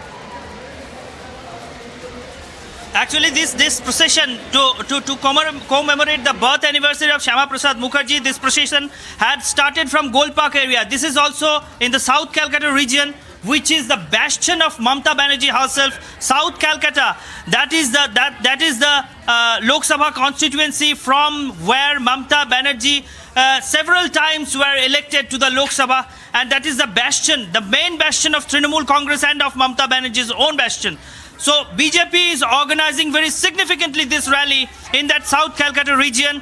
The procession has started from Gold Park and it is heading towards Hajra More. This Hajra More is the close vicinity of Mamata Banerjee's own house at Kalighat. Hajra More is the entrance to Kalighat and Mamata Banerjee's own locality. This is known as Mamata Banerjee's own locality. So this procession, namely Shyama Prasad Yatra, under the leadership of Shuvendu Adhikari, Agnimitra Paul, Rahul Sinha, this has started from Gold Park and heading towards Hajra More. And you can see that Shuvendu Adhikari himself is there at the middle position of the procession. And there is a pretty, you can see the procession is a pretty long procession. And in the front row, there are state BJP leaders like Agnimitra Paul, who is a BJP MLA from Asansol South constituency, and she is also the General Secretary of State BJP. Rahul Sinha, who is the former State President of BJP, Rahul Sinha, who was once upon a time the National Secretary of BJP also, he is also being seen here in this procession. And almost in every districts of West Bengal, BJP has arranged such programs and rallies and processions to commemorate Shyama Prasad Mukherjee's birth anniversary. In West Bengal Assembly too, program was arranged. The Speaker of West Bengal Assembly, Mr. Biman Banerjee, himself took part in that procession, but BJP was not present there. The leader of opposition was not present there. They have organized the programs to commemorate Shyama Prasad Mukherjee's birth anniversary completely separately. They are not taking part in the government programs, but this time the grandeur to commemorate Dr. Shyama Prasad Mukherjee is much bigger than all the other times we can see. And this procession is now going on. We can see Shubhendu Adhikari, who is one of the most prominent faces, as I was saying earlier also, who is one of the most prominent faces of West Bengal BJP right now, who is the Nandigram MLA, who is the leader of opposition in West Bengal Assembly. He is taking the most bright, most prominent part in this procession. The procession, namely Shyama Prasad Yatra. Thank you, Ishandev. Ishandev, thank you for joining us with those inputs. Live pictures coming in from Kolkata of the BJP rally led by Shubhendu Adhikari to pay tribute to Jansangh founder Shyama Prasad Mukherjee.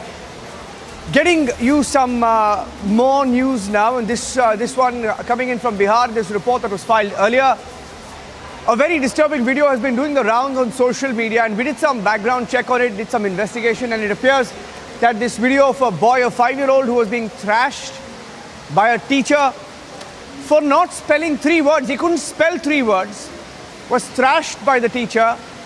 The child and the parents also spoke out on what happened. This shocking video from Bihar. In an utterly shocking incident coming to light from Bihar, a 5-year-old was mercilessly thrashed, punched and kicked by a school teacher on July 4th in a coaching institute near Patna. Watch this video that captured the brutal assault on the 5-year-old.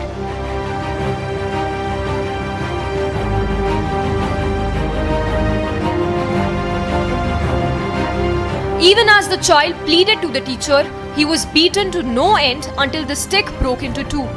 He was then pulled by the hair, punched and kicked. This for failing to remember 3 spellings.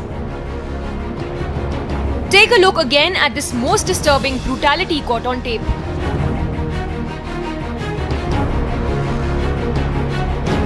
This is the incident from the Jaya Classes Coaching Institute located near the Patna city. While the NCPCR has taken stock and the teacher has been arrested, listen in to the 5-year-old who is still recouping from the trauma and the injuries. क्यों मारे थे? काहे मारा था बेटा?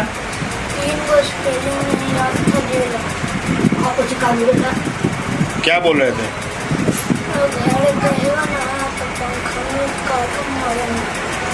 अच्छा। क्या बोल रहे थे वो?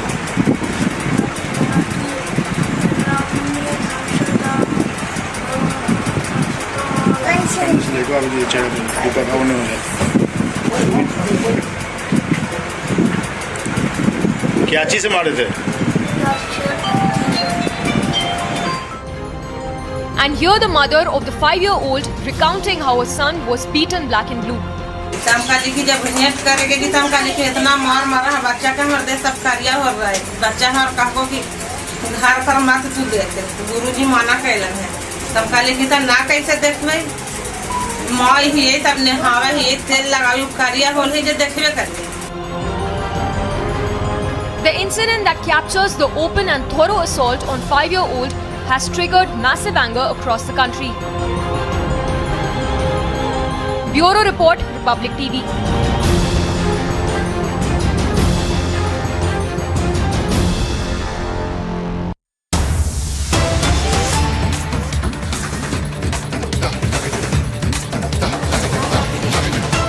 Going back to the live pictures coming in from Kolkata of the BJP march. The BJP march in Kolkata is a tribute to Shyama Prasad Mukherjee, but also questions were asked to the BJP about the comments that were made by Mahua Moitra, which continues to be a big talking point, not just in Bengal, but across the country. Complaints have also been filed, and these are pictures coming in once again from Bengal. But the march continues, and Shyama Prasad Mukherjee is a tribute to him, the Jansangh founder. Questions were asked on Mahua Moitra and the BJP not sparing the Trinamool Congress, even though they're distanced from it. Ishandev, on the story of Mahua Moitra, the BJP also in this march raking up that issue? Well, BJP is trying to keep this issue alive throughout in West Bengal as protests have erupted in other parts of India also. And BJP supporters, BJP workers, they have lodged complaints in several police stations in West Bengal, like in Ondal, in Bow Bazaar in Kolkata, in Newmarket police station in Kolkata, in Ravindra Sarovar police station in Kolkata, in several more than one police stations in North Bengal also.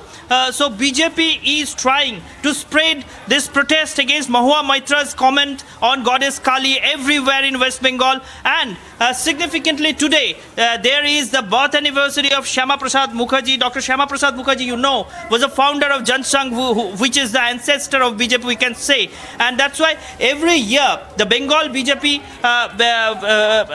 organizes this commemoration of Shyama Prasad Mukherjee's birth anniversary with enough arrangements. But this time, this grandeur, this arrangement, these organizations are much bigger than all the other times. This year, there is a great procession, great march in Kolkata, you can see, in which the leader of opposition in West Bengal, Shuvendu Adhikari himself, is walking on the streets. And that is also in South Kolkata, which is the bastion, the fortress of Trinamool Congress, which is the fortress of Trinamool chairperson and West Bengal Chief Minister Mamata Banerjee. BJP could have organized this procession anywhere else in Kolkata. Ishan, we had Shuvendu Adhikari speaking. Let's listen into that, please.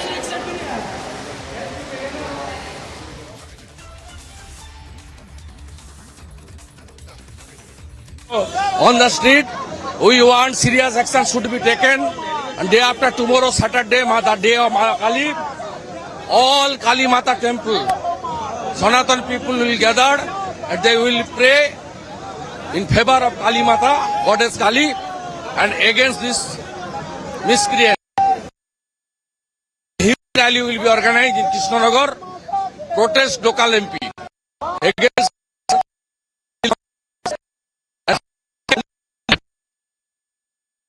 our great country.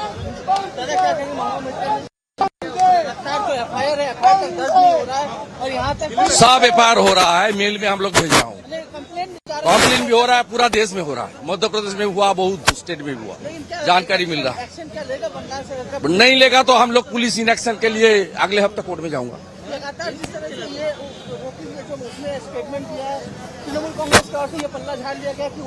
ये TMC anti Hindu party है, ये appeasement of politics करता है और Rohingya घुसपैठियों को support करता है।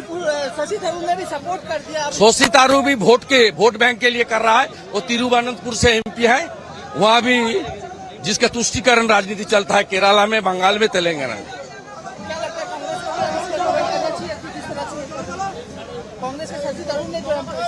वो एक ही, जो कांग्रेस और टीएमसी, ये लोग अपीजमेंट करके देश को बर्बाद कर रहा है। लगातार आंदोलन जारी रहेगा। हाँ, सड़क पर साधु समाज भी सड़क पर उतारा है। It's shameful, painful. We all are on the street. Sadhu Samaj also on the street. We want serious action should be taken.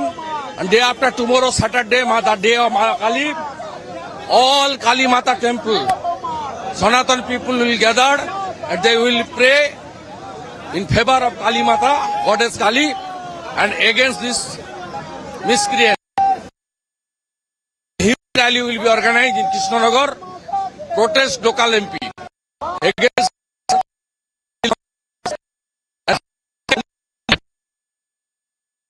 our great country.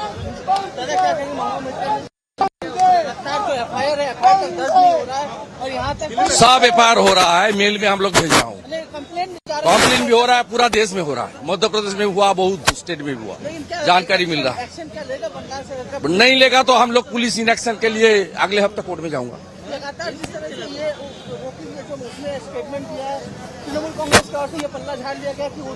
ये टीएमसी एंटी हिंदू पार्टी है, ये अपीजमेंट ऑफ पॉलिटिक्स करता है और Rohingya घुसपैठियों को support करता है। शशि थरूर भी वोट बैंक के लिए कर रहा है, वो तिरुवनंतपुर से एमपी है, वहाँ भी जिसका तुष्टीकरण राजनीति चलता है, केरला में, बंगाल में, तेलंगाना में।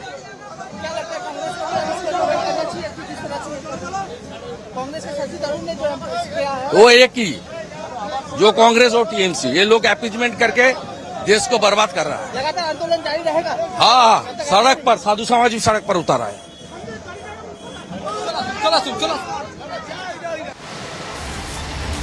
Those were live pictures coming in from Kolkata of the BJP carrying out a rally and also slamming Mahua Moitra of the Trinamool Congress parliamentarian for her comments on Makali. Let me go across to Zeenat, keeping a close track on that story. Now, getting you another breaking news update from the Valley. Zeenat joining us on Live and Breaking. Zeenat. Justice! Niranjan, I'll show you the visuals of the Kashmiri Pandits who are protesting here.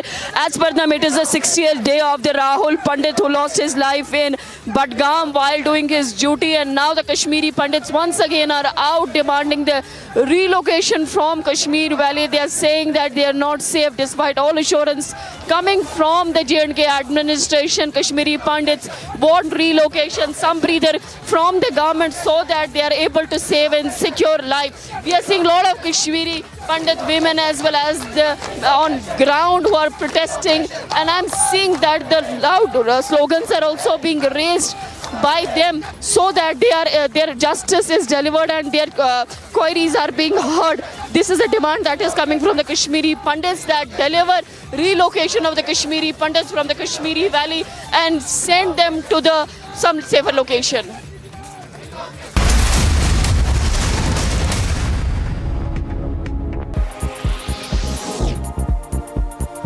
Vigorous southwest monsoon to continue in northern part of the country as well. The weather department has predicted heavy rainfall and issued yellow alert in Delhi.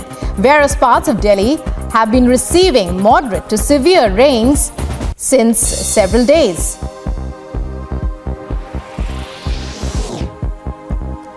Fury of heavy rains continues in Karnataka as well. Coastal towns of Udupi and parts of Dakshin Kannada districts will witness heavy rainfall in the coming days.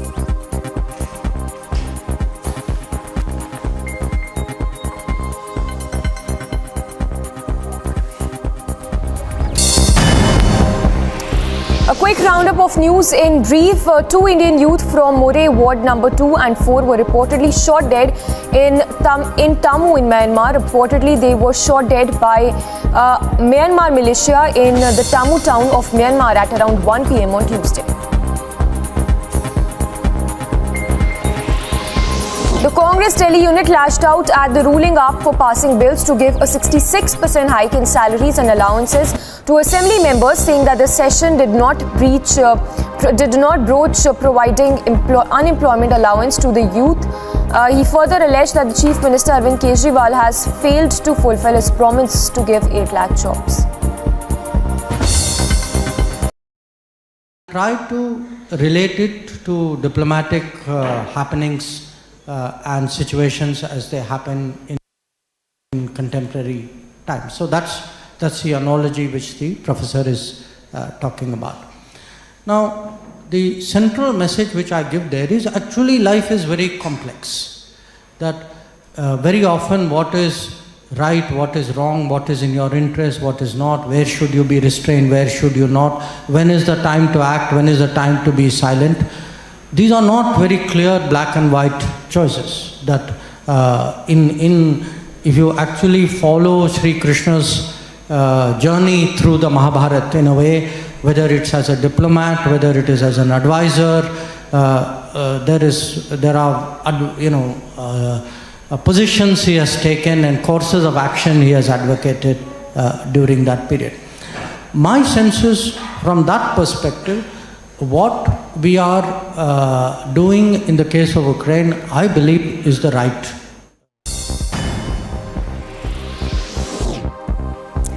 And some other news now.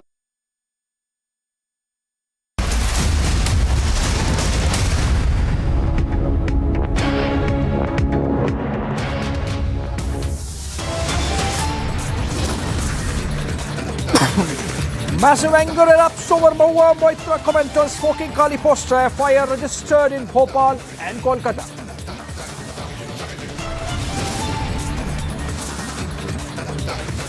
BJP holds a massive rally in Kolkata against TMC MP Mahua Moitra's comments on Goddess Kali.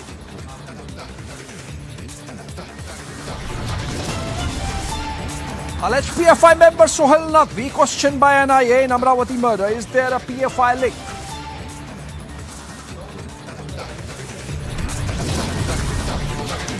Farooq Abdullah insults tricolor again when asked on Har Ghar Mein Tiranga. He says, keep the tricolor in your home.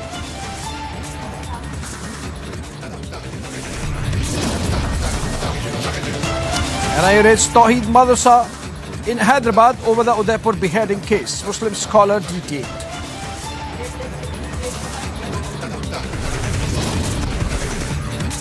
An 8 technical glitch on SpiceJet airplane in 18 days. DGCA sends notice over degrading safety standards of the airline.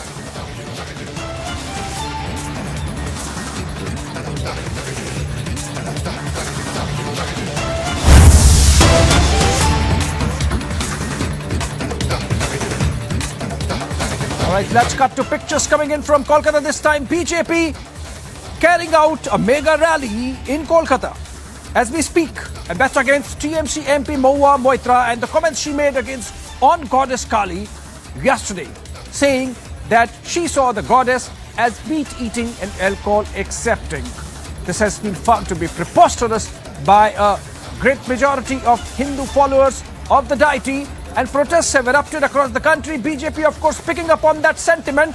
And in the pictures, we see a BJP rally, a protest going on in Kolkata. Let's go to Ishan Dev. He joins us live from Kolkata on the Smoking Kali poster protests.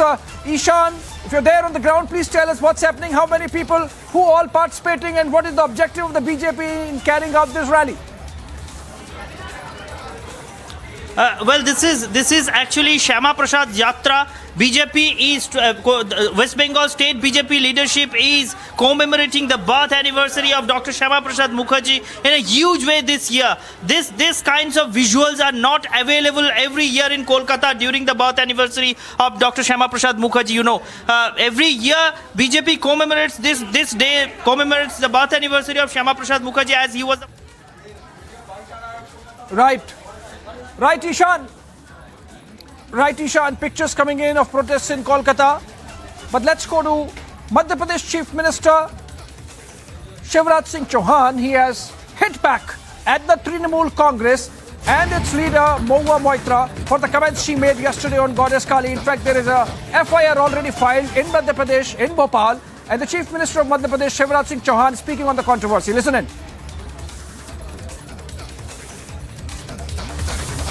और एक बात और सुनना, हम किसी के विरोधी नहीं है, किसी भी धर्म की भावनाओं को आहत नहीं होना चाहिए, किसी धर्म की भावनाओं को आहत नहीं होना चाहिए। अभी काली माँ का अपमान किया गया है, आज आपने देखा होगा FIR मध्य प्रदेश में हो गई है। हमने कहा भाई हम नहीं छोड़ेंगे, मैया का अपमान भी सहन नहीं करेंगे, किसी की आस्था को चोट किसी भी कीमत पर नहीं पहुंचानी चाहिए।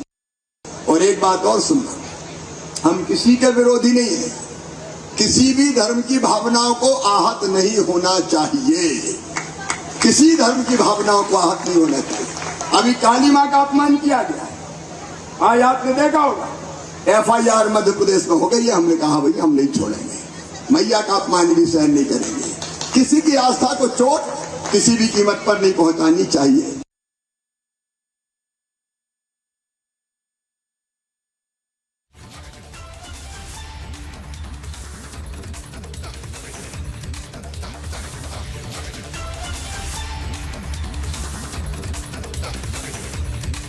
और एक बात और सुनना, हम किसी के विरोधी नहीं है, किसी भी धर्म की भावनाओं को आहत नहीं होना चाहिए, किसी धर्म की भावनाओं को आहत नहीं होना चाहिए।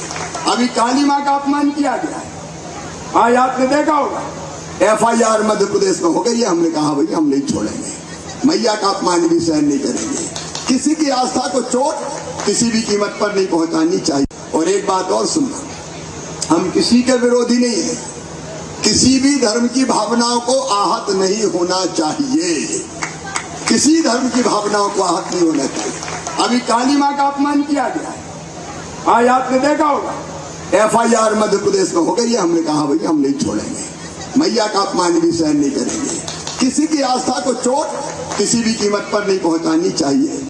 और एक बात और सुनना, हम किसी के विरोधी नहीं है, किसी भी धर्म की भावनाओं को आहत नहीं होना चाहिए, किसी धर्म की भावनाओं को आहत नहीं होना चाहिए। अभी काली मां का अपमान किया गया है, आज आपने देखा होगा FIR मध्य प्रदेश में हो गई है। हमने कहा भाई हम नहीं छोड़ेंगे, मैया का अपमान भी सहन नहीं करेंगे। किसी की आस्था को चोट किसी भी कीमत पर नहीं पहुंचानी चाहिए। All right, let's go back to Ishan Dev reporting from Kolkata on the controversy surrounding Mahua Moitra's comments on Goddess Kali. In fact, protests have erupted in Kolkata led by the BJP, and in the pictures we see a rally moving out through the streets of Kolkata. Ishan, if you are getting me, who all are participating in this rally led by the BJP, which leaders, and what are their demands? Well, the BJP state leadership is participating in this rally, and you can see that Shubhendu Adhikari, who is the leader of opposition and also one of the most prominent faces of this time in state BJP, he is leading this rally. Other than Shubhendu Adhikari, you can see Agnimitra Paul, who is the state general secretary of BJP, and she is also an MLA from Asansol South constituency also. They all are participating in this rally. Rahul Sinha, the ex-national secretary, the ex-state president of BJP, he is also there. Some other spokesperson and front runners, front row seaters of state BJP, they are being seen in this rally. And though this rally is arranged to, though this rally is organized to commemorate Shyama Prasad Mukherjee's birth anniversary, but BJP is raising their voice from this rally to condemn Mahua Moitra's comment about Goddess Kali also. You can see that Shubhendu Adhikari has already made comments from this rally. He is constantly talking with the media while he is marching towards Hajra More, who is in the vicinity, in the locality of Mamata Banerjee herself. This rally has started from Gold Park and moving towards Hajra More, which is Mamata Banerjee's own locality. And while walking on this rally, while marching towards Mamata Banerjee's locality, Shubhendu Adhikari has said that throughout West Bengal protests will be organized. You know that in several police stations in West Bengal, at least in 3 police stations in Kolkata and outside, also in some other police stations in districts in North Bengal, in South Bengal, in many places, complaints have been lodged by BJP workers and activists against Mahua Moitra for her comment about Goddess Kali. And Shubhendu Adhikari has said not only the BJP workers and supporters, but the Sadhu Samaj, the Sant Samaj, they will hit the streets of West Bengal. They will also hit the streets of Kolkata to protest this deplorable comment by the Krishnanagar TMC MP Mahua Moitra. And Shubhendu Adhikari has also announced another program for the next Saturday. He has said that since Saturday is considered as one of the days for Goddess Kali, dedicated to Goddess Kali, so on Saturday in several Kali mandirs of West Bengal, in several Kali temples of West Bengal, the BJP workers and people who are the believers in Sanatan, they will gather there and they will take part in special prayer to condemn this remark by Mahua Moitra about Goddess Kali. So this is what the BJP leadership is saying. And they have, as I have already mentioned, that they have lodged complaints against Mahua Moitra in several police stations. And today, from the procession which is organized to commemorate the birth anniversary of Shyama Prasad Mukherjee, there also BJP leadership, the state BJP leadership, is raising questions regarding Trinamool's stance. They are condemning the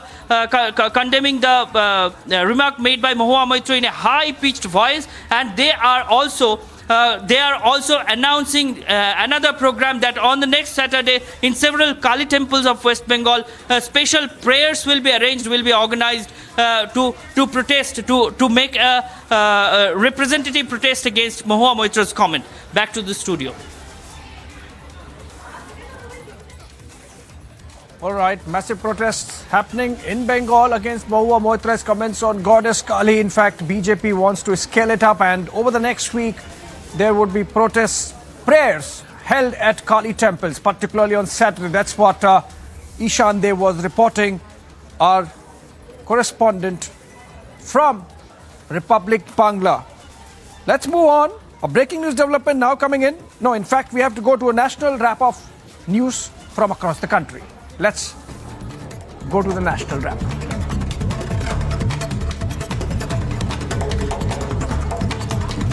Another SpiceJet mishap reported as China-bound flight returned back to Kolkata. This is at least the 8th incident of technical malfunction happening on a SpiceJet aircraft in the last 18 days. In an incident on June 19th, the SpiceJet flight for Jawalpada had to return to Delhi due to cabin pressure issues. That's just one example.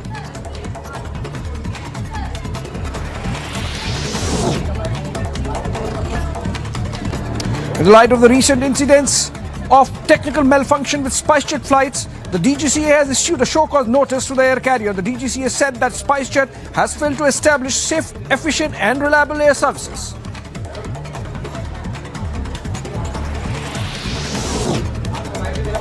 Bihar Chief Minister Nitish Kumar visits Lalu Yadav in hospital after his health deteriorates. Lalu to be flown to Delhi in air ambulance today in the evening. समाचार पत्रों में खबर थी और उसी दिन हमने इनसे बात करके किया और फिर यहाँ लाना पड़ा और यहाँ के बारे में सारी जानकारी हो रहा था। आज उन्होंने देखने को मिला पहले से स्थिति बेहतर है, लेकिन ये बहुत अच्छा चीज है कि एक बार दिल्ली में जा करके सब दिल्ली जाएंगे और सब तरह का टेस्ट कराएंगे और उन लोगों से ही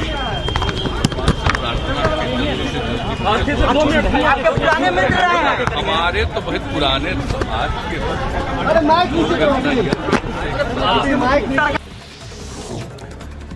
In the cabinet meeting held today, Prime Minister Modi praised Mukhtar Abbas Naqvi and Minister R.P. Singh. Both PM Modi said that today is the last day of the cabinet for both of them as their Rajya Sabha term ends tomorrow. Mukhtar, of course, subsequently has resigned.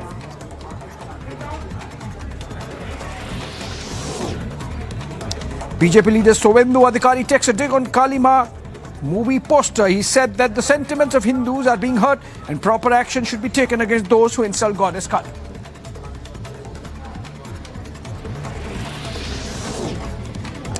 Kutum Suraksha Parishad President on Kali poster Rao said that the movie's director has tried to defame Hindus. He said that an FIR has been filed against the director in Guwahati.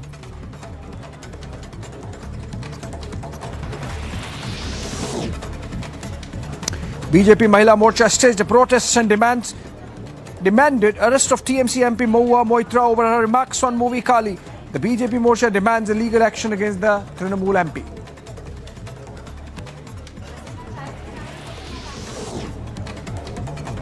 In what comes as a major blow to the Congress party, Delhi MLA Tarvinder Singh Marwa quit the Congress. Delhi MLA accused the party of being divided and giving no respect to their party leaders.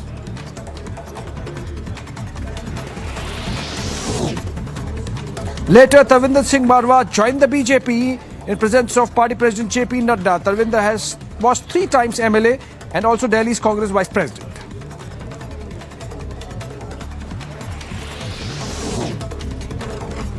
Based on an input from J&K police about the presence of unidentified terrorists in Hadigam, a search operation was launched by Indian Army in Srinagar. Search of the suspected houses commenced midnight, during which the terrorists opened fire onto the security forces from inside the house. मंत्री उद्धव ठाकरे अपने कार्यकर्ताओं से संबोधित करते हुए बात कर रहे थे। उन्होंने एक बात वहां पे कही कि पहले हमारी सरकार को 3 पहिए की सरकार कहा जाता था। आज 3 पहिए वाले ड्राइवर को सरकार चलाने दे दिया है। कैसे चलेगा? कहीं ना कहीं इशारा आपकी तरफ था, आपके शुरुआती मैंने कहा है उस पर वो रिक्शा मर्सिडीज को पीछे छोड़ दिया।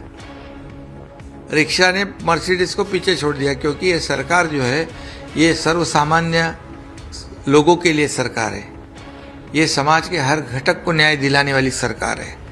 और देखिए हम लोग ऐसा काम करेंगे कि ये सरकार हर एक घटक को, हर एक व्यक्ति को लगे कि ये मेरी सरकार है, ये मेरे लिए काम करेगी, ये फ़र्क होगा। और इसलिए मैं कहता हूँ कि यहाँ पर हमारे देवेंद्र जी जो है वो बड़े दिल से उप मुख्यमंत्री बन गए।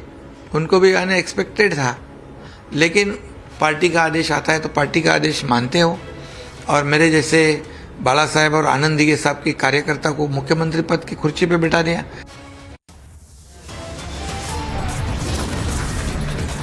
A short break on the other side. NIA raids Tawheed Madrasa in Hyderabad over the Udaipur beheading case. Muslim scholar detailed.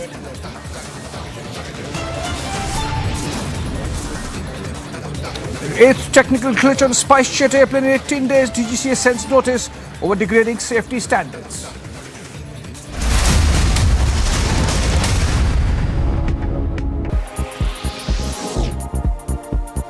Vigorous southwest monsoon to continue in northern part of the country as well. The weather department has predicted heavy rainfall and issued yellow alert in Delhi.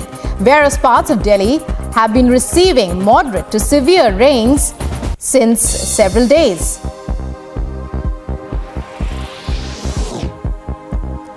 Fury of heavy rains continues in Karnataka as well. Coastal towns of Udupi and parts of Dakshin Kannada districts will witness heavy rainfall in the coming days.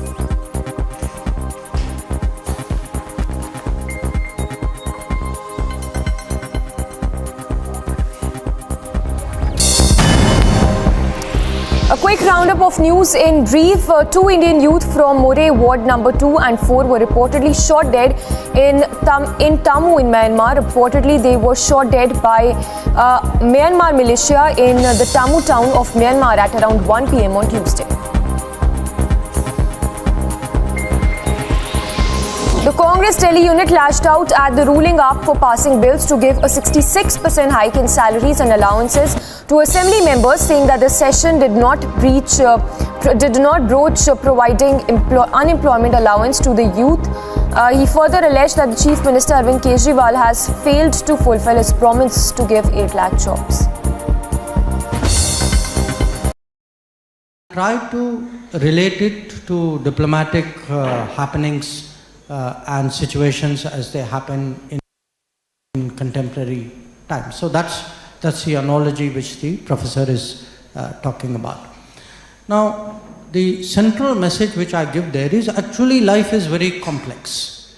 That very often what is right, what is wrong, what is in your interest, what is not, where should you be restrained, where should you not, when is the time to act, when is the time to be silent. These are not very clear black and white choices. That if you actually follow Sri Krishna's journey through the Mahabharata in a way, whether it's as a diplomat, whether it is as an advisor, there are positions he has taken and courses of action he has advocated during that period.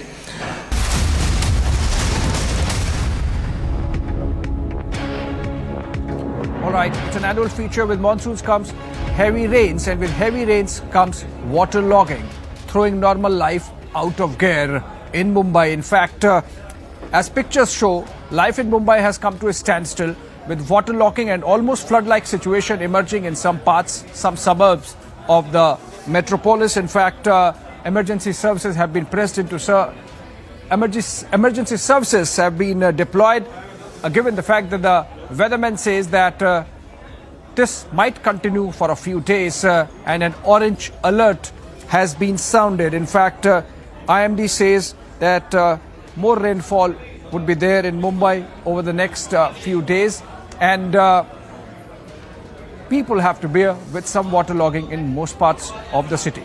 Take a look at this report.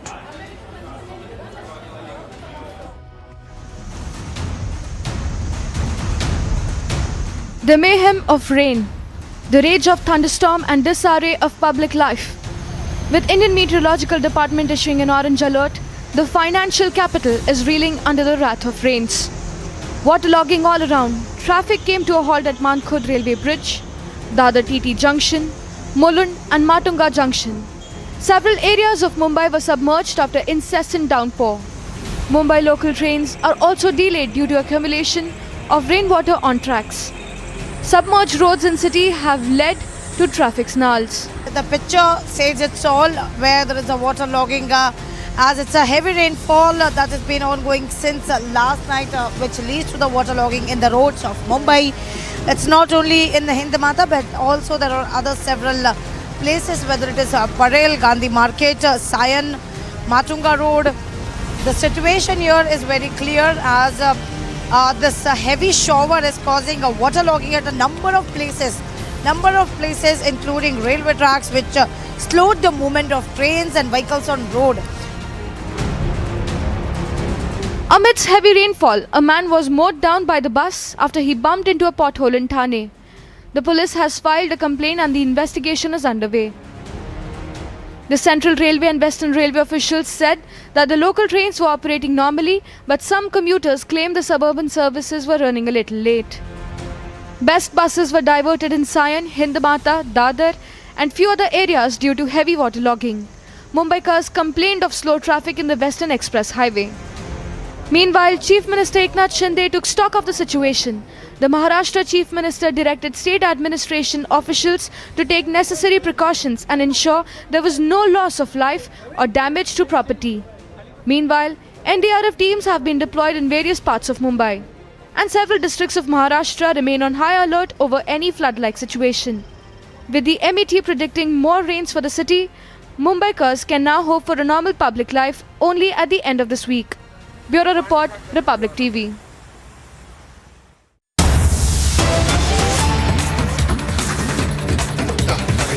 Alright, a breaking news development coming in. A smoke incident has been reported on an Indigo flight which was flying from Indore to Raipur. Let's go to Aishwarya for more details on this development. Aishwarya, the troubles with aircrafts, be it SpiceJet, be it Vistara and now Indigo, refuses to die down. We have seen similar instances being reported over the last 1 month. What are the details of the latest incident involving Indigo, Aishwarya? Well, at this point of time, we are being told, Abhishek, that smoke in cabin arrived and it was a Raipur-Indore flight, and after landing at the Indore airport, there are certain passengers who have filed a complaint, though Indigo had neither officially accepted nor denied the fact. They are basically now looking into the details.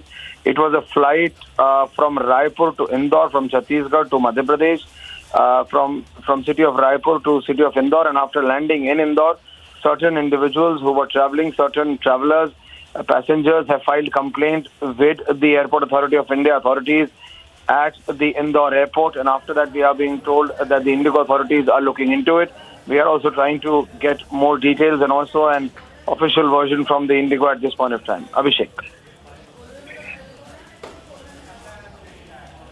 Aishwarya, also it seems that the passengers have filed complaint as you suggested. Is that complaint being looked into? Is it a complaint with the DGC or is it a complaint with the airline itself?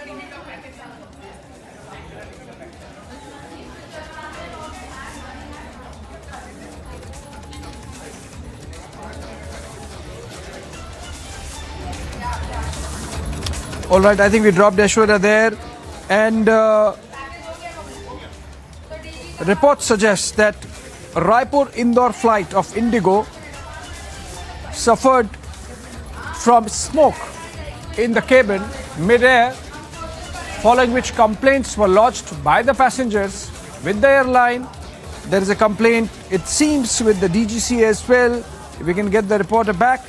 And Indigo has said that they are checking and that they will issue a statement. But moving on, an important development coming in from down south Kerala, where Kerala Minister Shaji Cherian, who had made comments compromising the dignity of the Constitution of India, has resigned. The CPIM minister was sort of brazening it out, when sought an explanation by his party, he had said that it was a mere slip of tongue, which obviously it was not, because of a longish statement where the minister had said that the Constitution of India has protected the rich, has made the rich flourish, even as poor have been exploited, or those exploited have not got the protection that they should have from the Constitution, and that it was a document made by the British, clearly a challenge to the fact that it was written by Dr. Babasaheb Ambedkar and a committee headed by him. Ashwin joins us live from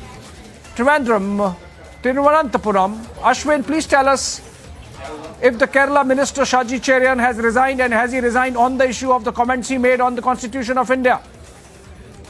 Absolutely, after immense pressure which has been put both by the national media and immense pressure put by the opposition, Shaji Cherian, the culture minister of the state has resigned from his post after there has been immense pressure. Today, early today, Sitaram Yechuri, the secretary of the CPM, had also stated categorically in Delhi that an action will be taken against Sati Cherian for making demeaning remarks against the constitution of our country.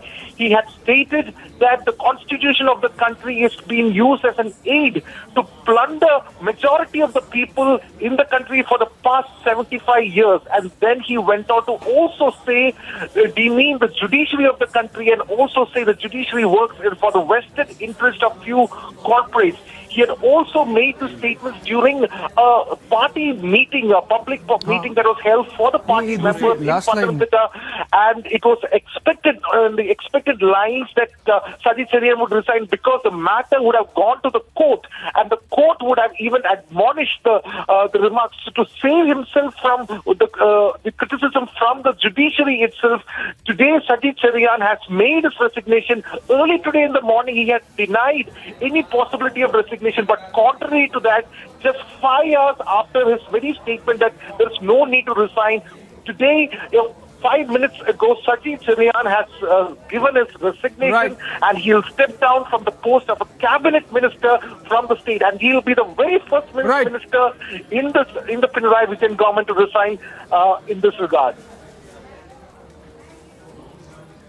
Right, thank you so much, Ashwin. George Korean of the BJP, in fact, joins us from Kerala. George Korean, it was a BJP demand that Shaji Cherian, I beg your pardon, should resign, and he has. Does that satisfy the BJP, or are there any more demands that are left of the party? See, it is imminent that the High Court of Kerala, previously it was held that if any minister he say anything about the constitution, he should resign. And otherwise, he should be removed. And the High Court held that the authority for removing him is governor or the chief minister. Right. Let's go to Shehzad Poonawala of the BJP national spokesperson joins us over the phone. Shehzad, does this satisfy the BJP that Shaji Cherian, the minister who compromised the dignity of the constitution by his comments, has resigned? No, you see, he has not only insulted the constitution, he's insulted Baba Saheb Ambedkar and his Vichardhara, and therefore just resignation won't do. There should be action also, because there is a law that prevents insults to national honor. The national honor includes the tricolor and the constitution. So let us see if Mr. Vijayan has only done this for cosmetic purposes, or whether he will go the whole way and ensure that action. Now that he has got the resignation, it means that we were right. We were protesting from day one that this is insult of Ambedkar, insult of the constitution. The left was trying to defend him. Now the left should tell us, A, what action they will take in legal terms, and B, what about the remaining set of people who abuse and insult the armed forces and the various institutions of our constitution, including Election Commission, Supreme Court, time and again. Will that procedure and will that Mansikta also stop?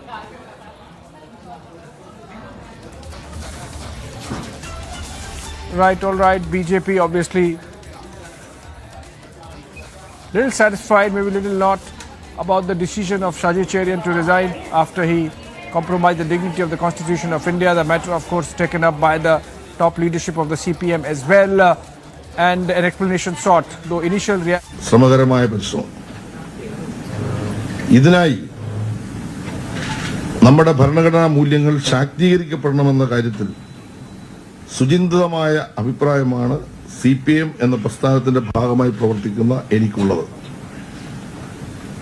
ഭരണഘടനാ സംരക്ഷണം പ്രധാന രാഷ്ട്രീയ ഉത്തരവാദിത്തമായി ഏറ്റെടുത്തവരാണ് CPMഉം ഇടതുപക്ഷവും. സ്വാതന്ത്ര്യത്തിന് ശേഷമുള്ള 7.5 ദശാബ്ദ കാലയളവിൽ പല ഘട്ടങ്ങളിലും ഭരണഘടനയിൽ വിഭാവനം ചെയ്തിട്ടുള്ള ജനാധിപത്യവും പൗരസ്വാതന്ത്ര്യവും മാത്രമല്ല, സാമ്പത്തിക നീതിക്ക് വേണ്ടിയുള്ള ലക്ഷ്യങ്ങളും പ്പെട്ടതായി നമ്മൾ പല ഘട്ടങ്ങളിലും കണ്ടിട്ടുണ്ട്. The constitution has to give economic justice to people of this country. അഭിമാനാർഹമായ പങ്കാണ് നിർവഹിച്ചിട്ടുള്ളത്. And the CPM has done big work in this regard to ensure justice. 1975-77 അടിയന്തരാവസ്ഥ അന്ന് രാജ്യം ഭരിച്ചത് കോൺഗ്രസ് ആണ്. അവരാണ് രാജ്യത്ത് അടിയന്തരാവസ്ഥ പ്രഖ്യാപിച്ചത്. 2019 കേന്ദ്ര സർക്കാർ കൊണ്ടുവന്ന പൗരത്വ നിയമ ഭേദഗതി, in whether it's the emergency that was declared by the Congress in 1977 or the CAA bill that was brought in by the BJP government, the work done by the CPM has been the reason, and the protest by the CPM has been the reason and the CPM has always stood in front of such protest. പല ഘട്ടങ്ങളിലും പരാജയപ്പെട്ടിട്ടുണ്ട്. ജനങ്ങൾ തെരഞ്ഞെടുത്ത സംസ്ഥാന സർക്കാരുകളെ പിടിച്ചുവിടുന്നത് ഇവർ വ്യാപകമായി നടപ്പാക്കി, ഇപ്പോഴും നടപ്പാക്കി വരികയാണ്. There have been instances where state governments which has been elected by the people was also dissolved. ഇപ്പോൾ നേരിടുന്ന വെല്ലുവിളി കടുത്തതാണ്. There is a huge challenge right now in this time when we talk about secularism. ജനാധിപത്യ വിരുദ്ധ നടപടികളും നാം കണ്ടുകൊണ്ടിരിക്കുകയാണ്. We are witnessing a lot of events in the country which is against democracy. ആ പ്രസംഗത്തിന്റെ മുഴുവൻ ഭാഗവും നിങ്ങൾ പ്രക്ഷേപണം ചെയ്തില്ല എന്നതാണ് എനിക്ക് നിങ്ങളോട്. The media has only given a selective selection, only a part of the entire speech which was given. അപ്പൊ ഈ വിമർശനങ്ങളെല്ലാം ഉന്നയിക്കുമ്പോൾ ഞാൻ എന്റേതായ ഭാഷയിൽ ശൈലിയിലുമാണ് ഞാൻ ഉപയോഗിച്ചത്. So while criticizing all these, I had used a language which was comfortable for me. I never thought this would insult the very constitution. ഭരണഘടനയോടുള്ള കൂറും വിധേയത്വവും ആത്മാർത്ഥതയും 43 വർഷം 8ാം ക്ലാസ്സിൽ ഞാൻ വിദ്യാർത്ഥിയായിരിക്കുന്ന കാലം മുതൽ ഞാൻ എന്റെ പൊതുപ്രവർത്തനത്തിൽ ഈ നിമിഷം വരെ കാത്തുസൂക്ഷിച്ചു. My public life for the last 43 years, I have been an enabler of the Constitution. I have abided by the constitutional values. കൂറു പുലർത്തിയ ഒരു വ്യക്തി എന്ന നിലയിൽ എന്നെ ഇത്തരത്തിൽ തെറ്റിദ്ധരിക്കുന്ന തരത്തിലുള്ള പ്രചരണ പ്രവർത്തനങ്ങൾ എന്നെ വേദനിപ്പിച്ചിട്ടുണ്ട്. I've been pained by reports that have been put against me to project me as somebody who's against the Constitution. This has pained me. ഏതാനും ചില ഭാഗങ്ങൾ അറുത്തിമാറ്റിയാണ് Only a selected part of my entire speech was projected. ഇടതുപക്ഷ ജനാധിപത്യ മുന്നണിയും സംസ്ഥാന സർക്കാരും ഉയർത്തിപ്പിടിക്കുന്ന സമീപനങ്ങളെ ദുർബലപ്പെടുത്താൻ ലക്ഷ്യമിട്ടുള്ളതാണ്. And all these are done by people with vested interests which is trying to derail the less democratic front government in the state. ഉത്തരവാദിത്തപ്പെട്ട ഒരു പൊതുപ്രവർത്തന നിലയിൽ എന്നിൽ അതിയായ പ്രയാസവും ദുഃഖവും ഉണ്ടാക്കുന്നുണ്ട്. I am pained by this attack against. എന്റെ പ്രസംഗത്തിലെ പരാമർശങ്ങൾ സംബന്ധിച്ചുള്ള നിയമവശങ്ങളെ പറ്റി ബഹുമാനപ്പെട്ട മുഖ്യമന്ത്രി അഡ്വക്കേറ്റ് ജനറലിന്റെ ഉപദേശം തേടി എന്നാണ് ഞാൻ മനസ്സിലാക്കുന്നത്. I understand that the Honorable Chief Minister has taken the opinion of the Advocate General. ബഹുമാനപ്പെട്ട മുഖ്യമന്ത്രിയുമായി ഞാൻ ആശയവിനിമയം നടത്തിയതിനു ശേഷം മന്ത്രിസ്ഥാനത്ത് തുടരുന്നത് ശരിയല്ല എന്ന എന്റെ അഭിപ്രായം ഞാൻ രേഖപ്പെടുത്തി. And after that, I met with the Chief Minister and I did submit to him that in such an instance, me representing as a minister will not be right. And I submitted the same to the Chief Minister. എല്ലാ പ്രവർത്തനങ്ങളിലും ഞാൻ തുടർന്നും ഇപ്പോഴത്തേക്കാൾ കൂടുതൽ സജീവമായി ഉണ്ടായിരിക്കും എന്നുകൂടി പറയാൻ ആഗ്രഹിക്കുന്നു. I hereby also declare that I will work more rigorously and more actively in my public life than ever before, even after I submit the resignation. നിലപാട് വളരെ ക്ലിയറായി വ്യക്തമാക്കി. ഈ നിലപാടിനപ്പുറത്തേക്കൊന്നും ഞാനിപ്പോൾ സംസാരിക്കാൻ ഉദ്ദേശിക്കുന്നില്ല. ഇനിയുള്ള ദിവസങ്ങളിൽ ഇതുമായി ബന്ധപ്പെട്ട അഭിപ്രായങ്ങൾ പറയേണ്ടി വരുമല്ലോ. അപ്പോൾ സ്വാഭാവികമായിട്ടും ഞാൻ അഭിപ്രായങ്ങൾ പറയാം. Right now, I don't want to speak anything else any further. I do not want to make any further comments on this issue, but in the coming days, when the time is right, I will definitely speak about it. തീരുമാനമാണെന്ന് ഞാൻ പറഞ്ഞല്ലോ. സ്വതന്ത്രമായ എൻ്റെ തീരുമാനം ഞാൻ അറിയിക്കേണ്ടവരെ അറിയിച്ചു. ആ തീരുമാനത്തിന്റെ ഭാഗമായി my independent decision was conveyed to the people whom it had to be conveyed. മുഖ്യമന്ത്രി ഈ കാര്യത്തെ സംബന്ധിച്ച് നിയമോപദേശം സ്വീകരിക്കാൻ അല്ലെങ്കിൽ ചോദിച്ച കഴിഞ്ഞപ്പോൾ ഞാൻ മന്ത്രിയായിരുന്നാൽ സ്വതന്ത്രമായ അന്വേഷണം അല്ലെ സ്വതന്ത്രമായ തീരുമാനം വരുന്നതിന് ചിലപ്പോൾ തടസ്സം വരും.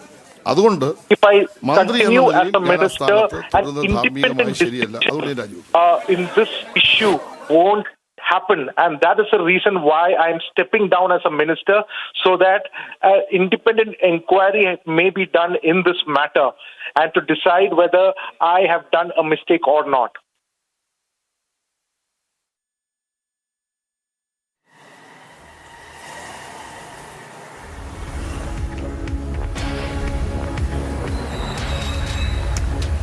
After massive protests, Kerala Minister finally resigns. Remember, a lot of criticism about his words on the constitution. Now the minister essentially saying that there was a deliberate attempt that was made to basically twist the comments made by him.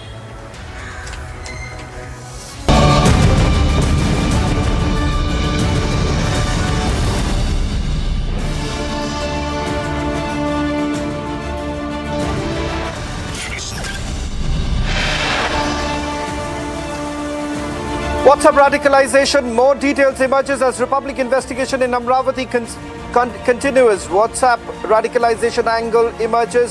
There were threat calls to mass beheading and killing.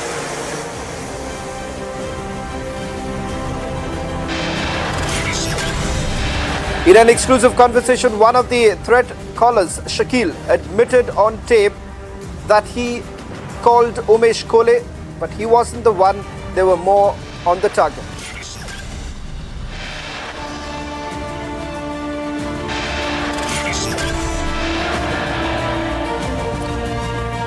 Sting tapes and audio tapes out. Republic gets you all the exclusive details of how there were more on the target. Umesh wasn't the only one who was under threat.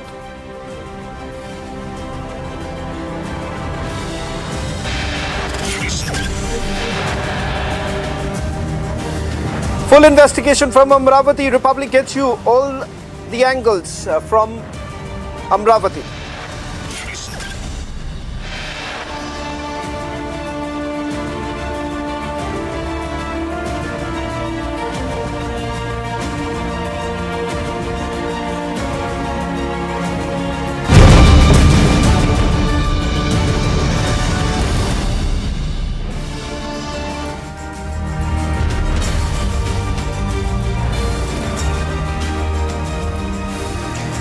Starting this edition of This Is Exclusive with our big investigation coming in from Amravati. Remember, I continued to focus on what really transpired on 21st of June when Umesh Kole was brutally murdered. A sinister plot has now been exposed.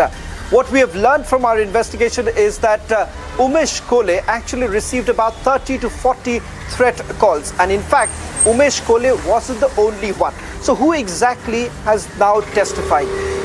We've managed to get on camera a man who goes by the name Shakil under the scanner of the agencies right now. He makes an admission that yes, calls were made to Umesh Kole. He was threatened and he was not the only one. In fact, they had a target list and that target list involved other people apart from Umesh Kole. Take a look at this investigation done by my colleague Priyanka.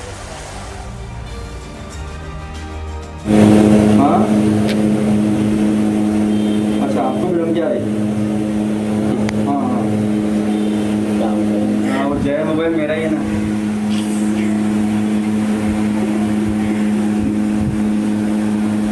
नहीं कुछ channel में जय mobile दिखा रहे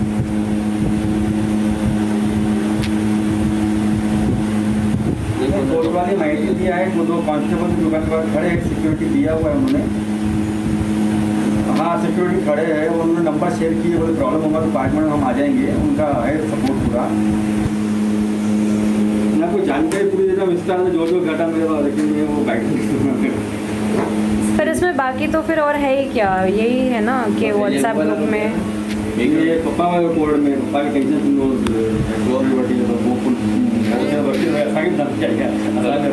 पर इसमें बाकी तो फिर और है ही क्या, यही है ना कि व्हाट्सएप ग्रुप में कौन कौन लोग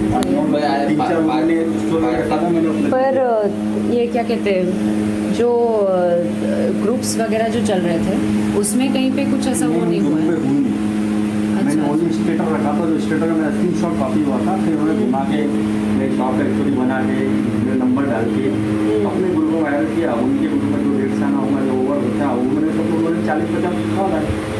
एक तो ऑडियो आ गया है जिसमें आई थिंक वो कॉल का पापा बोल रहा हूँ वीडियो भेज, तो उसका मेरे नंबर सेव हो गया, तो मैंने उसको वीडियो भेजा था। कौन सा वीडियो आपका अपॉलॉजी का वीडियो? अच्छा वो नंबर सेव हुआ, बाकी सब डायलिंग अननोन नंबर थे। 25 दिन हो गए मैडम, तो वो डायलिंग में रहना नहीं है। वो एक नंबर सेव था। है कोई नंबर उसका किसी का? उसका नंबर है जिससे थ्रेड कॉल वगैरह आ रहे थे? कोई जिसको वीडियो भेजा उसका नंबर है ना? वो ले सकते हैं अभी, है ना? एक ही सबसे पहला उसको मैंने वीडियो भेजा था।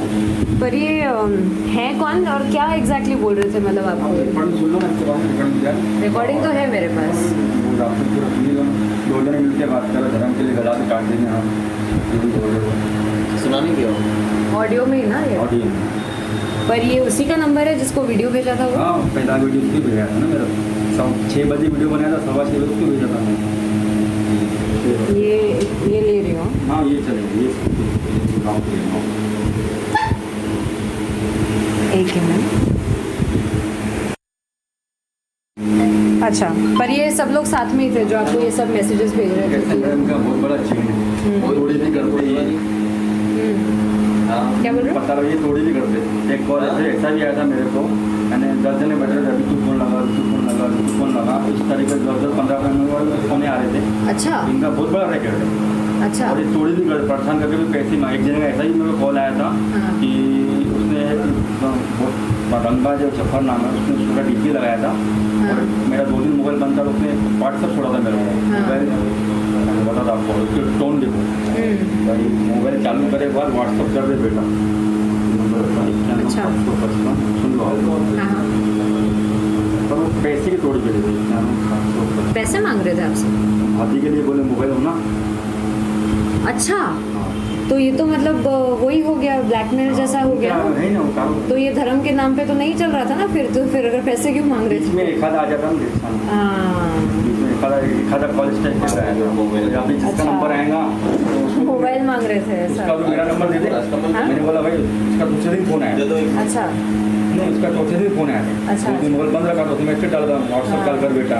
मैंने फोन लगाया तो फोन मैंने बोला 2 मिनट वही भूल गया था क्या के लिए होना। फिर 8 घंटे में वापस का कॉल पे आया, बोले कौन जय, अरे बोले तुम्हारे लिए मेरे को कहाँ से फोन आ रहे हैं, अकोला से आ रहे हैं, नागपुर से आ रहे हैं, क्या किया तुमने स्टोर लगाया, हमारा गलती से रखा था, 4 में यूज कर दिया। तो सबसे माफी मांगा, तुम्हारे समाज के 3-4 जन गाली करो, सही बात कर रहे हैं। नहीं एक काम कर, अभी तो गाली करो देगा तो उसको मेरा नंबर दे दे, और एक काम कर तेरी भाभी के लिए बोले शेर जी का मोबाइल हो ना, लड़का भेज रहा। अच्छा ऐसा बोला मतलब? फिर उसने उसका डीपी पे हटा दिया, तो उसके सामने पिक्चर हुआ। 2 दिन भैया यहाँ पर थे ही नहीं, गए थे हम हमारे थे। हाँ मतलब हो ही जाए ना इतना, अगर इतने सारे थ्रेड कॉल्स आ रहे हैं मतलब। तो 4 दिन से 5 दिन से फिर एक भी कॉल नहीं आया। अच्छा, पर ये मतलब कोई है नाम आपको ध्यान में कि कौन है ये लोग वगैरह? 2 नाम है जो मोबाइल से जुड़े हुए हैं। कौन है? एक HS मोबाइल वाला है, HS और एक झारा मोबाइल वाला है। ये कहते हैं मेरे 8 दिन पे मैं स्टेटर लगा के रखा था झारा मोबाइल वाले। क्या लगा के रखा? स्टेटर में ये स्टोरी जय मोबाइल बॉयकॉट। अच्छा बॉयकॉट के लिए, ओके। धंधे के प्रति वो लोगों की नफरत दिख रही थी और बाकी सब unknown number. Joining us on This Is Exclusive is my colleague Priyanka, who's on the ground getting us all the details. The investigation which now reveals that 30 to 40 threat calls were made to Umesh Kole. In fact, remember, it also turns out that his business establishment as well as his residence was wrecked by the accused. Now, this sting done by my colleague Priyanka reveals that, remember, there is a larger number of people who are on this target list. It does appear, Priyanka, that they have been working on this for quite some time. What was the modus operandi like? Well, that's right, Shravan. In fact, it has been said out in black and white in this, sting that we have done, because it has categorically been mentioned that there were at least 5 to 6 people who were sitting in groups and they were giving threat calls one after the other to all of these doctors, to all of these mobile shop owners, the others as well, who had been posting in support of Nupur Sharma. So all of those people had been scrutinized. Now, there are these WhatsApp groups that were being looked at by all of these accused and these people who were sending out these threat calls, and they were looking at these WhatsApp groups. They were scrutinizing the names and numbers, and those numbers had been handpicked, those who had been posting in support of Nupur Sharma, and those people had been given calls. And we had also learned from our intelligence sources as well here in the ground, where they had said that the threat calls, in fact, whichever we have gotten on record as well, those were the ones that had been recorded by the accused themselves and not by the victims of it. The accused themselves wanted to record it, they wanted to send it out, they wanted to circulate this on social media here in Amravati. They wanted to send out a message that whoever supports Nupur Sharma, whoever supports, whatever comments that she had made, or even if they post on the lines of that, they will be met with the same fate. Now, this was the message that was being tried to be sent out by these threat callers who we had been able to speak to yesterday as well.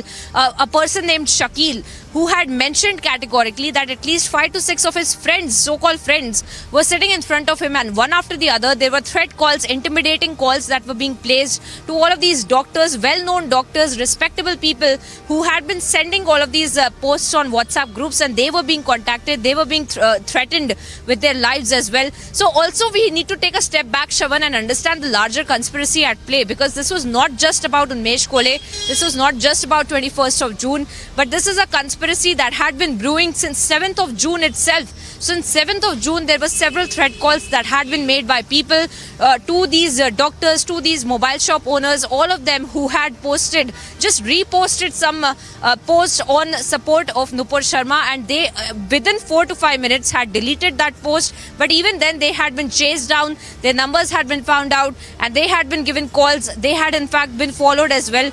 So this really tells us about a larger plot at play that was brewing on the ground here in Amravati.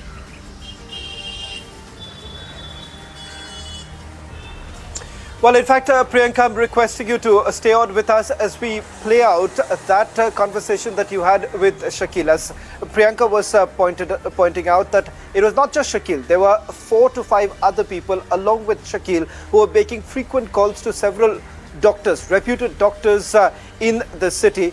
Threat calls were being made. They were all being asked to put out videos apologizing, and also they went on to say if they did not, they would face dire consequences. In fact, my colleague Priyanka confronted Shakil on the phone. Listen.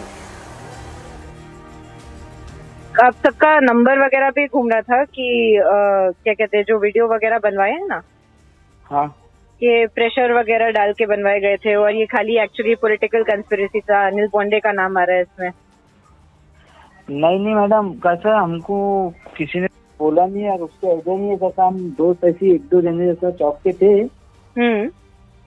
तो ऐसी actually जैसा सभी ने call किए, मैंने नहीं किए. जैसा अमरावती शहर से अपने 30-40 लोगों ने फोन लगाए थे बोलते. हाँ, तो एक्चुअली मेरे मोबाइल से ये गलती हो गई कि जैसे मैंने मेरे मोबाइल से फोन लगा के ये बोल दिया, हाँ, क्या भाई आपने जो धर्म के खिलाफ जो स्टेटस रखे थे, मैंने बोला हाँ, तो वो कैसा निकाल दो. मैंने बोला कैसा इससे जातिवादी वातावरण थोड़ा सा खराब हो सकता. मैंने बोला जैसा नक्शा नक्की आ सकती है ना हिंदू मुसलमान में ऐसे रखेंगे तो. तो ये हाँ बोलिए. तो मैंने बोला ये जैसा निकाल दो आप. मैंने बोला तो मेरे दोस्त ने ले लिया, दूसरे तीसरे दोस्त ने ले लिया था. ऐसी हो गया था मैडम. अच्छा, तो आपके साथ में फिर दूसरे लोग थे, क्योंकि ऐसे बहुत सारे नंबर आ रहे थे कि उनसे फोन जा रहे थे वगैरह. नहीं मैडम, नहीं सिर्फ मैंने खाली मेरे मोबाइल से लगा के फोन दिया था जैसा. अच्छा, बाकी के तो लोगों को मालूम नहीं था. बाकी के लोगों को फिर मैंने जैसे टीवी पे देखा कि वजह से अमरावती शहर से जैसे 30-40 लोगों ने फोन लगाए थे करके. अच्छा, तो कितने लोग थे आपके साथ में फिर? क्या बोले मैडम? कितने लोग थे आपके साथ में? आपने बोला बहुत सारे लोगों ने फिर वो कॉल करके उनको बोला ना माफीनामा मांगने के लिए वगैरह. नहीं, उनकी तो आइडिया नहीं है, मैंने टीवी पे देखा हूँ मैडम, टीवी पे बताया ना। अच्छा अच्छा, क्या बताया है? टीवी पे बताया है कि जैसा भाई और कोई जैसे लोग है करके, जैसे उनको धमकी दे रहे थे 30-40 लोगों के, जैसे उनको कॉल रहते, फोन रहते। नहीं, ये तो उसमें ऐसे शब्द भी यूज किए ना कि धर्म के नाम पे काट देंगे वगैरह वगैरह, ऐसे सारे वो भी रिकॉर्डिंग वगैरह आए हैं। नहीं मैडम, धर्म के नाम पे काट देंगे ऐसा नहीं बोले थे, ऐसा बोले थे कि जैसा हमारे इस्लाम तक के आएंगे तो हम हमारी गर्दन काटने को भी नहीं डरते। अच्छा, जैसा उन्होंने खुद की बोला था, जैसे दूसरे की नहीं बोला था मैम। अच्छा। हाँ, okay. In fact, details of Umesh Kolar was actually leaked. So who was really behind it? Republic in its investigation has now found out that one of Umesh Kolar's close friends, in fact, known doctors who could actually be behind leaking details of Umesh Kolar to the mastermind. In fact, we've tracked down one such person who's basically revealed that there is a high possibility of this actually happening. The connection between the mastermind and a close friend of Umesh Kolar, who's actually responsible for leaking details of Umesh Kolar. तो कैसा है, यूसुफ के relation बहुत अच्छे थे कोल्ले साहब से ना। हाँ, मैं आज संकेत को भी मिली, उसने भी यही बोला कि दोस्त थे। उनका जो ग्रुप था वो ग्रुप में शर्मा को छोड़ता ब्लैक फ्रीडम करके जो एक ग्रुप है। 10 दिन पहले। हाँ, अच्छा। ये कांड होने के 10 दिन पहले तो ज्यादा से ज्यादा शेयर हो रहे थे वो पोस्ट। उनको कहीं तो भी खटक गए। तो इनकी उधारी भी थी यूसुफ की। हाँ। यूसुफ को किसी का फोन आया होगा मास्टरमाइंड का, तो फिर उन्होंने प्लानिंग की। यूसुफ को फोन आया पर? फोन आया होगा यूसुफ। पक्का बिल्कुल। इरफान शेख का। तो क्या बोला उसने? होगा ना, बाद में फिर यूसुफ ने किया प्लान। ग्रुप में कौन है? देखो ये कांड कैसे हुआ, उसकी उधारी तो थी, पर उसने दूसरे के कंधे पे रख के नुपुर शर्मा के मैटर में इसने उधारी कन्वर्ट कर डाली। वैसे भी इसके डूब जाएंगे और ये भी काम हो जाएंगे।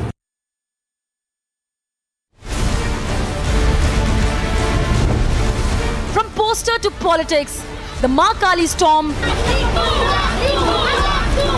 जो सनातन सेंटीमेंट है उसके ऊपर सीधा असर हुआ। बंगाल का हर घर में देवी मां काली को पूजन होता है, इसका खिलाफ कानूनी तरीके से कार्रवाई होना चाहिए। Watch the biggest story tonight at 7 p.m.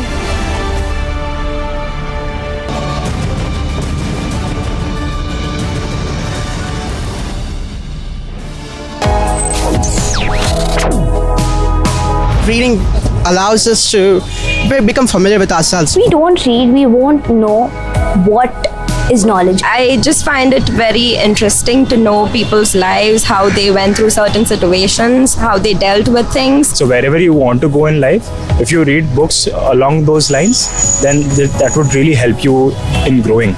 Reading could mean a million different things to every individual. What does it mean to you? Visit readindia.info to find out more.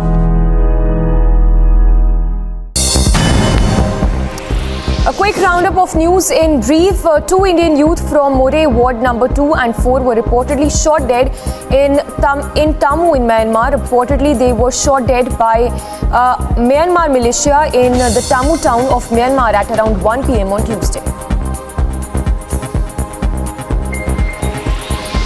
The Congress Delhi unit lashed out at the ruling up for passing bills to give a 66% hike in salaries and allowances to assembly members, saying that the session did not broach providing unemployment allowance to the youth.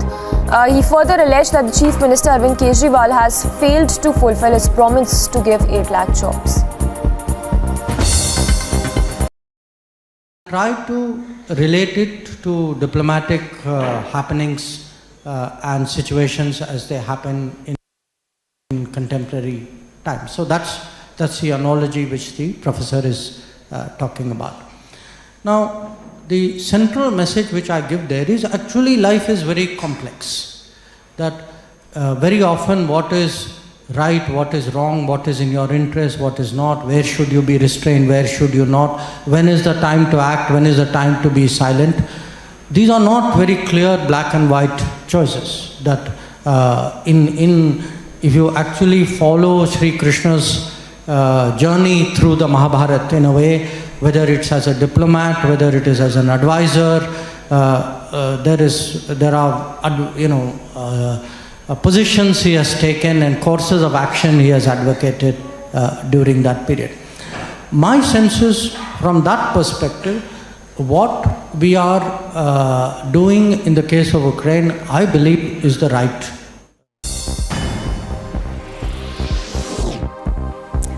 And some other news now related to the weather. The Indian Met Department has issued an orange alert in Mumbai for the next 3 to 4 days. Several parts of Mumbai witnessed heavy rains, resulting in flood-like situation in the city. Incident of landslide reported from Mumbai's Ghatkopar area due to heavy rains. A house is damaged due to the landslide, but no casualties have been reported. Incessant rains in the city. Public transport and daily life of Mumbaikars come to a halt. Incident of waterlogging witnessed in various railway stations of Western, Central and Harbour lines in Millennium City. Ahead of Prime Minister Narendra Modi's Thursday visit to Varanasi, Uttar Pradesh Chief Minister Yogi Adityanath instructed top officials to make proper arrangements for the event. On his visit to Varanasi, Yogi took stock of preparations ahead of the Prime Minister's visit. Watch how the Chief Minister inspected the Rudraksha Convention Centre. Prime Minister Narendra Modi will visit his parliamentary constituency Varanasi on 7th July, with inauguration of mega developmental projects lined up. And Yogi has directed his officials to make proper arrangements and heighten the security at the venue. Yogi Adityanath ended his Varanasi visit by offering prayers at the Kashi Vishwanath temple. Bureau Report, Republic TV.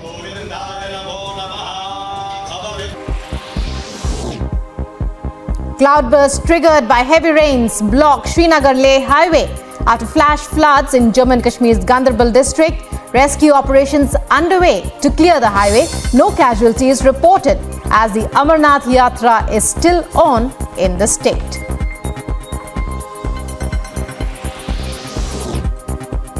Met Department issues red alert in Madhya Pradesh as the entire state faces the rage of monsoon rains. In the state will occur due to a low pressure over adjoining.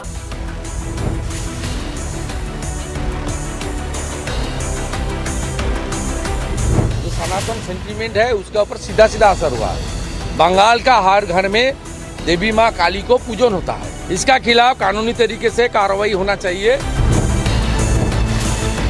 Debating tonight at 9 p.m. That's all that we could pack in this edition of This Is Exclusive. On the other side, news and updates continue with my colleague Abhishek. Thank you, Shawan. Welcome viewers from the Kali controversy. In the east, to the Amrati investigation. In the west, from Kerala minister's resignation down south to the flash floods in Jammu and Kashmir. All that and more in 6:30 p.m. live and breaking. Here are the headlines.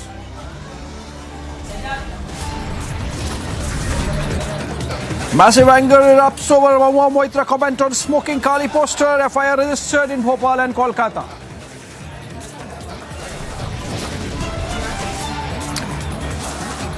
Were they mass calls to behead? In an exclusive conversation, threat callers admit to making calls over Nupur backing.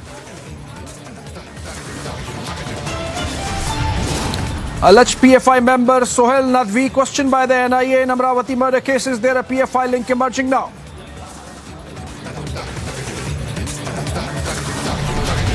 After Republic news break, CPM minister who insulted the constitution, Shaji Cherian, quits.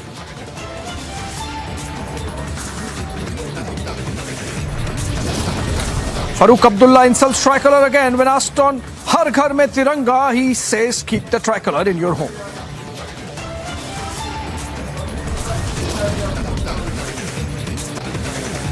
Eighth technical glitch on SpiceJet airplane in 18 days. DGCA sends notice over degrading safety standards of the airline.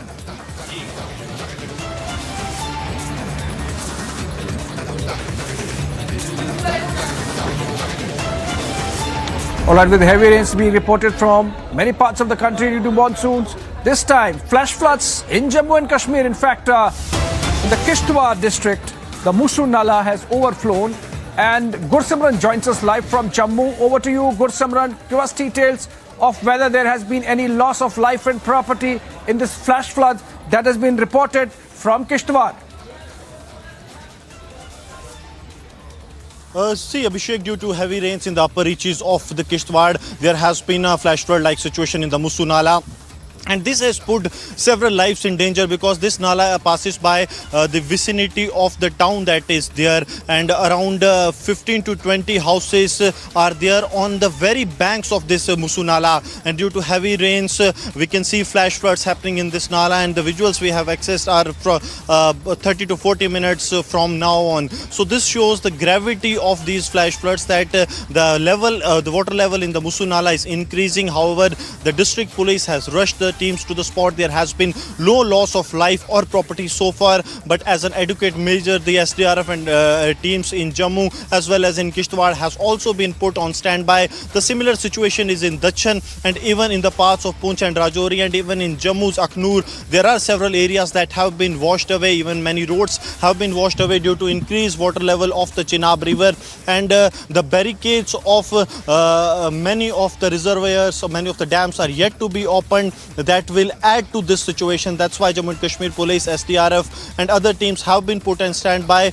to cater any kind of situation, because the weather forecast is that in the coming 4 to 5 days the weather will not improve, and there will be more or less this kind of a situation where Jammu region will be receiving continuous heavy rainfall at several places. And to keep that a tab on that, the police as well as the civil administration is on standby. Abhishek. Gursimran, also tell us if there are other areas which could potentially face cloudbursts and flash floods. We earlier saw pictures of cloudburst coming in from Himachal. Are there likelihood, or is there likelihood of a similar situation emerging in parts of Jammu or Kashmir?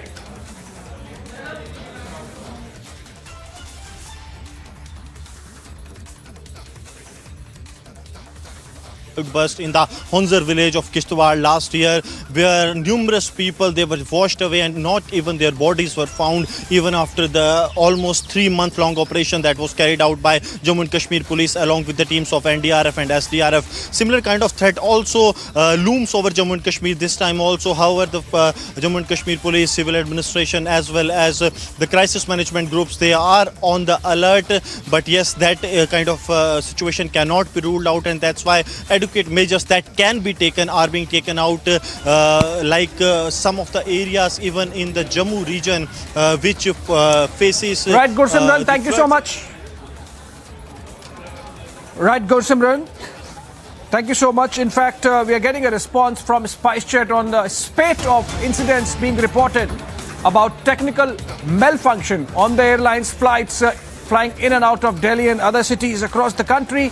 8 incidents over the last 18 days, and now SpiceJet MD Ajay Singh has come out and said that the flights are running safe, the airline is safe, that incidents do happen, that the DGCA notice would be responded, and that technical malfunctions are immediately corrected. It's just that only last month, according to the airline, DGCA and the other regulators had given all clear to their aircraft which are in a good flying condition. The SpiceJet MD Ajay Singh saying such incidents are common with airlines. Let's listen into what he had to say. He spoke to Agency ANI.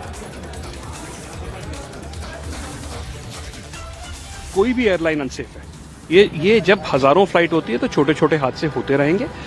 प्रत्येक airline का ये कर्तव्य है, और हमारा भी है, SpiceJet का, बाकी एयरलाइंस का भी है, कि सेफ से सेफ हम सर्विस अपनी चला सकें। और जहां तक शो कॉज का सवाल है, जब आप मीडिया में बहुत हाईलाइट होते हैं हादसे, तो डीजीसीए का ये कर्तव्य है कि वो हमसे सवाल पूछें, और हमारा कर्तव्य है कि कोई भी एयरलाइन अनसेफ है। ये जब हजारों फ्लाइट होती है तो छोटे छोटे हादसे होते रहेंगे। प्रत्येक एयरलाइन का ये कर्तव्य है और हमारा भी है, स्पाइसजेट का, बाकी एयरलाइंस का भी है कि सेफ से सेफ हम सर्विस अपनी चला सके। और जहां तक शो कॉज का सवाल है, जब आप मीडिया में बहुत हाईलाइट होते हैं हादसे, तो डीजीसीए का ये कर्तव्य है कि वो हमसे सवाल पूछें और हमारा कर्तव्य है कि हम उन सवालों का जवाब दें। From New Delhi, Harsha, the SpiceJet MD coming out and saying that chote incidents keep happening. It's just that when media highlights them, the DGCA takes note and issues notice and that it would be responded to. Were these small incidents, Harsha, what are you getting to hear? One thing is very shocking to understand. When one side passengers take the airlines and aircraft when passengers travel in the airlines, they expect about the safety. They demand that the safety concerns should be looked out. But CMD Ajay Singh, the way he has responded to the caution seems like he sees that the incidents of the smoke in the cabin, the incidents like the bird hitting, the incidents like the cracked window pane are very trivial and very small incident. And he only said such things that in airlines such incidents are very common and very trivial in nature. If DGCA has issued us show cause notice, we will respond to the show cause notice and we will look into the matter, what is exactly the reason. But the zest of his entire answers, which CMD Ajay Singh has clearly stated, doesn't feel like he believes that these are very big incidents which relates to the passenger safety. And he nowhere said once that he is sorry that since the airlines have been running for 15 years, passengers think that these are safe airlines to take. Now when such incidents have been reported 8 incidents in 18 weeks, it is something which is questionable and passengers are continuously questioning. Now there are huge number of passengers, they don't want to travel by SpiceJet Airlines. We have talked to many people at airport. Numbers of them clearly stated that we don't want to travel in SpiceJet Airlines because from past few months, the many incidents have been reported of malfunctioning, of safety reasons, and in COVID times the airlines was not running for 2 long years, and after that servicing and maintenance of the airlines and aircraft has not been done thoroughly. The reason could be this also. But CMD Ajay Singh clearly says that because of the gap such things has happened. The matter is very small, but media is highlighting the issue and making it a big matter. But literally the passengers see it as a concern for safety, and malfunctioning is literally a big issue. But the DGCA has sought the show cause notice to CMD Ajay Singh of SpiceJet and he clearly has to answer in a few days about the malfunctioning and safety issues which is caused in SpiceJet Airlines. Back to the studio. Right, Harsha, detailed explanation there, but let's listen once again to the SpiceJet MD Ajay Singh on what he had to say on the DGCA notice issued to the airline because of various security incidents reported over the last fortnight. कोई भी airline unsafe है। ये जब हजारों flight होती है तो छोटे छोटे हादसे होते रहेंगे। प्रत्येक एयरलाइन का ये कर्तव्य है और हमारा भी है, स्पाइसजेट का, बाकी एयरलाइंस का भी है कि सेफ से सेफ हम सर्विस अपनी चला सके। और जहां तक शो कॉज का सवाल है, जब आप मीडिया में बहुत हाईलाइट होते हैं हादसे, तो डीजीसीए का ये कर्तव्य है कि वो हमसे सवाल पूछें और हमारा कर्तव्य है कि हम उन सवालों का जवाब दें। Well, a short break on the other side. After Republic News breaks, CPM minister who insulted the constitution, Sajid Cherian, resigns.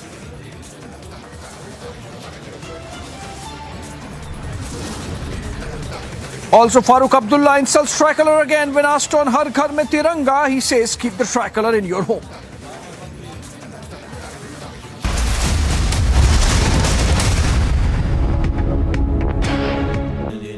Amity has been ranked India's #1 not-for-profit private university for 9 years, with top 10 ranked institutions in management, engineering, biotech, law, masscom, telecom, hospitality, fashion and more. Yet another top ranking for Amity University. Try to relate it to diplomatic happenings and situations as they happen in contemporary times. So that's the analogy which the professor is talking about. Now, the central message which I give there is actually life is very complex. That very often what is right, what is wrong, what is in your interest, what is not, where should you be restrained, where should you not, when is the time to act, when is the time to be silent. These are not very clear black and white choices that if you actually follow Sri Krishna's journey through the Mahabharata in a way, whether it's as a diplomat, whether it is as an advisor, there are positions he has taken and courses of action he has advocated during that period. My sense is from that. Insult to Ma Kali, lobbies doublespeak exposed. Watch The Burning Question at 8 p.m.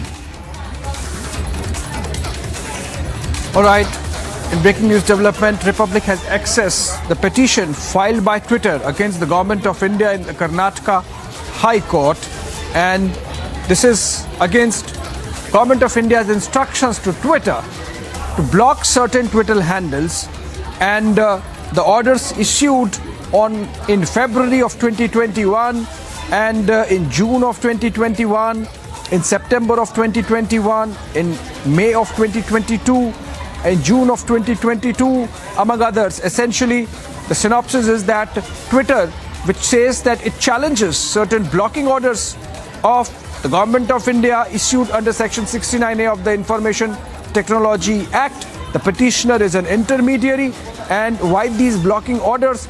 The Government of India has directed the petitioner to block access by public certain information, which includes suspension of multiple accounts on Twitter, and in fact Twitter goes on to say that this is against their own rules, and that in 34 cases the blocking orders seek that the petitioner block entire accounts. So this is petition accessed by Republic of Twitter filed with the Karnataka High Court against the Government of India. In fact, this is between Twitter Inc., which is addressed at 1355 Market Street, Suite 900, California, United States of America, and having its physical contact address in India at 121 8th floor, The Estate, Dickinson Road, Bengaluru, against the Union of India and the designated officer of the Ministry of Electronics and Information Technology. The petitioner, in this case Twitter, says that the blocking orders issued by the Government of India are against their own rules, and apart from that, it says that the government cannot ask entire accounts to be blocked. This goes against what Twitter says, that for that certain parts of the blocking orders are manifestly arbitrary and ought to be set aside. Twitter essentially arguing that the instructions by the Government of India are arbitrary and that they should be set aside. Sagai Raj joins us over the phone from Bengaluru, where the complaint has been filed. Sagai Raj, please tell us on what grounds Twitter wants, or Twitter has gone against the Government of India. What are its arguments against the government for blocking or against blocking those Twitter handles which the Government of India wanted blocked? See, according to Twitter, they are saying that the Union Government of India is trying to politicize all these issues. And in the explanation given by the Twitter to the Union Government to Twitter was that there is a violation of 69A by the Twitter handle, which allows certain accounts to go ahead and allow them to post a few expletive posts, including of Khalistan and various other things, which was given example in the petition. In this particular petition, they have said that any of the content which was being posted on Twitter is not violating 69A, and they have also seek that government did not demonstrate any kind of example, did not demonstrate any kind of reason behind these kind of violation which has been mentioned by the Union Government. So they have requested that Karnataka High Court should accept their plea and do not allow Union Government to exploit their right to freedom to express on the social media of forum. So these are the prayers of Twitter, and probably it will be admitted in the days to come. It will be heard in the Karnataka High Court. Right, thank you so much, Sagar. Strong words used by Twitter against the government of India, saying that its orders to block certain Twitter accounts are arbitrary and show non-application of mind. Let's see how the proceedings go in the court. We will take a short break on that note, but on the other side.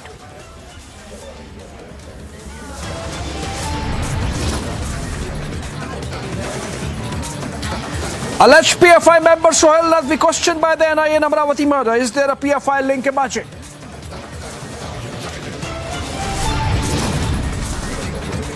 After Republic News break, CPM minister insulted the constitution. Sajid Cherian resigns.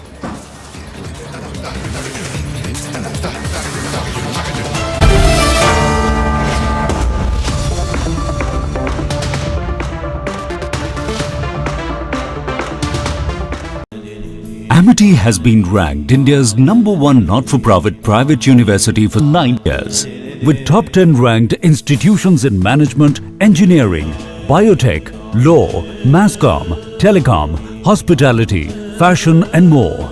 Yet another top ranking for Amity University.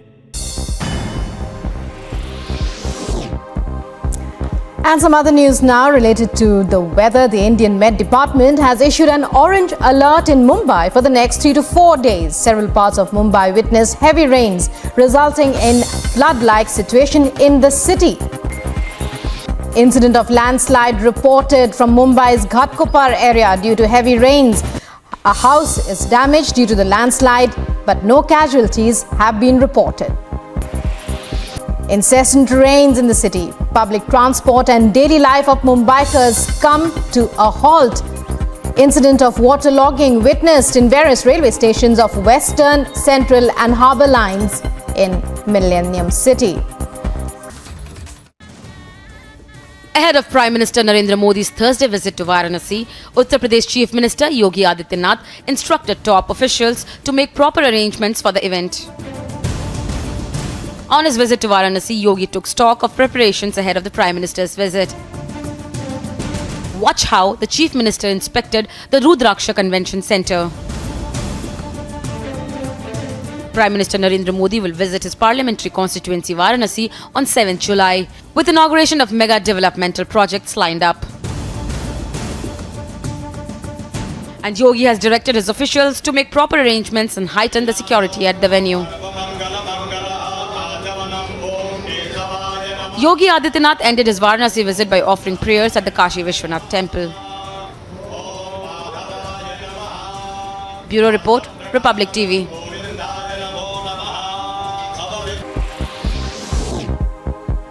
Cloudburst triggered by heavy rains block Srinagar-Leh highway. After flash floods in Jammu and Kashmir's Ganderbal district, rescue operations underway to clear the highway. No casualties reported as the Amarnath Yatra is still on in the state.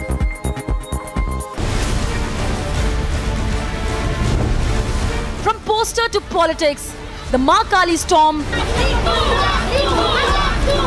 जो सनातन sentiment है उसके ऊपर सीधा सीधा असर हुआ। बंगाल का हर घर में देवी माँ काली को पूजन होता है। इसका खिलाफ कानूनी तरीके से कार्रवाई होना चाहिए। Watch the biggest story tonight at 7 p.m.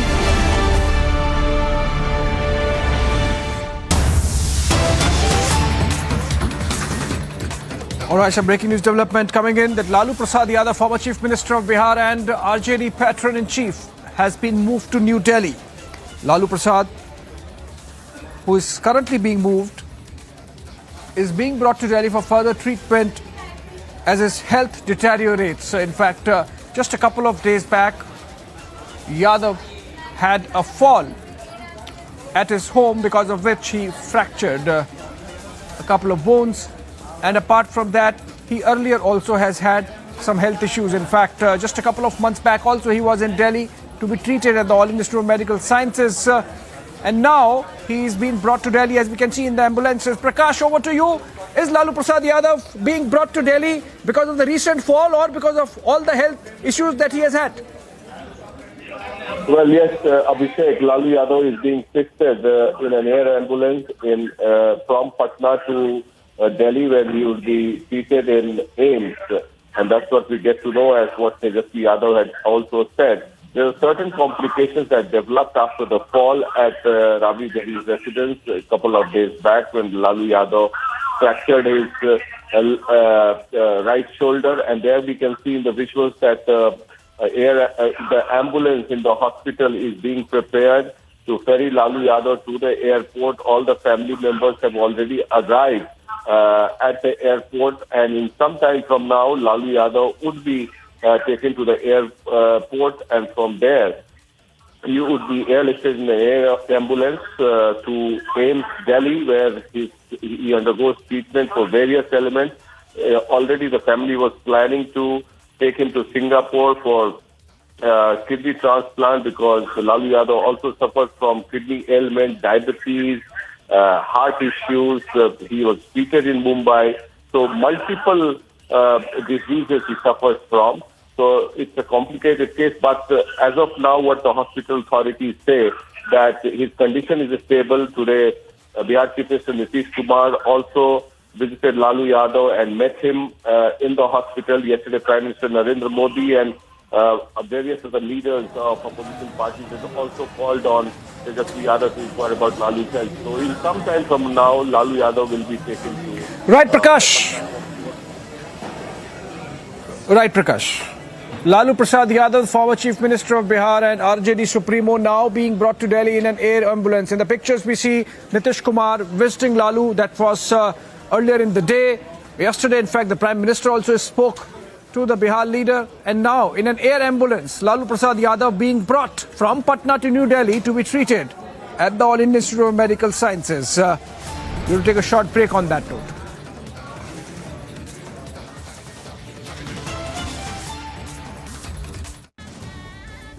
Ahead of Prime Minister Narendra Modi's Thursday visit to Varanasi, Uttar Pradesh Chief Minister Yogi Adityanath instructed top officials to make proper arrangements for the event.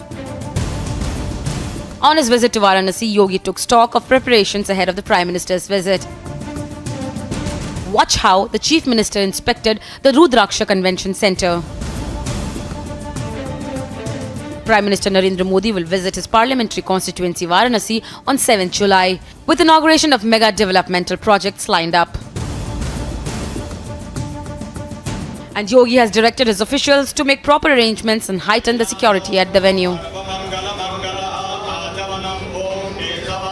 Yogi Adityanath ended his Varanasi visit by offering prayers at the Kashi Vishwanath temple. Bureau Report, Republic TV.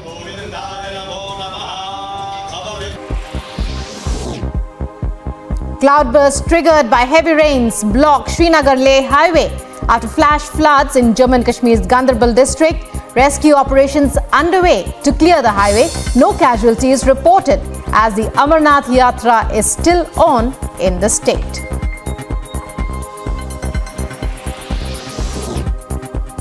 Met Department issues red alert in Madhya Pradesh as the entire state faces the rage of monsoon rains. In the state will occur due to a low pressure over adjoining areas of Gujarat and Rajasthan.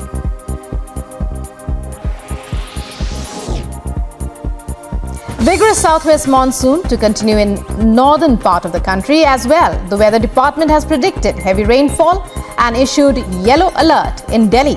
Various parts of Delhi have been receiving moderate to severe rains since several days.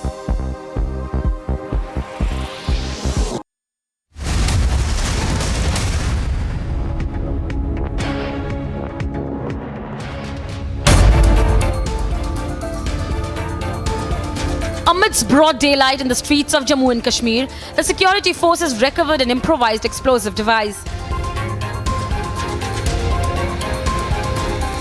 The device was reportedly planted by terrorists. But the forces were quick to thwart the bid. And in a joint operation with the Baramulla police, the bomb disposal squad and Indian Army forces rushed to the spot and promptly defused the IED, resulting in no chaos and casualties. The timely action has marked yet another big win for our forces as they give yet another fitting reply to those waiting to cause harm to the nation.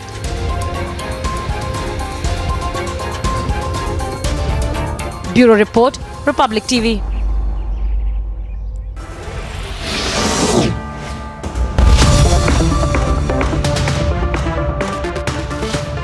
आग को फैलने से रोकना मुश्किल है पर नामुमकिन नहीं। अब फायरवॉल टेक्नोलॉजी के साथ सेंचुरी प्लाई क्लब प्राइम आग से बचाए।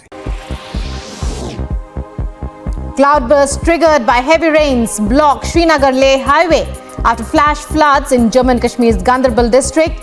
Rescue operations underway to clear the highway. No casualties reported as the Amarnath Yatra is still on in the state.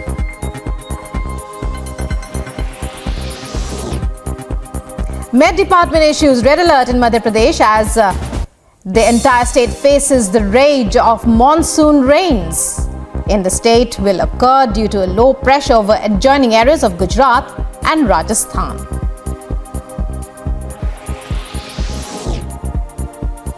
Vigorous southwest monsoon to continue in northern part of the country as well. The weather department has predicted heavy rainfall and issued yellow alert in Delhi. Various parts of Delhi have been receiving moderate to severe rains since several days.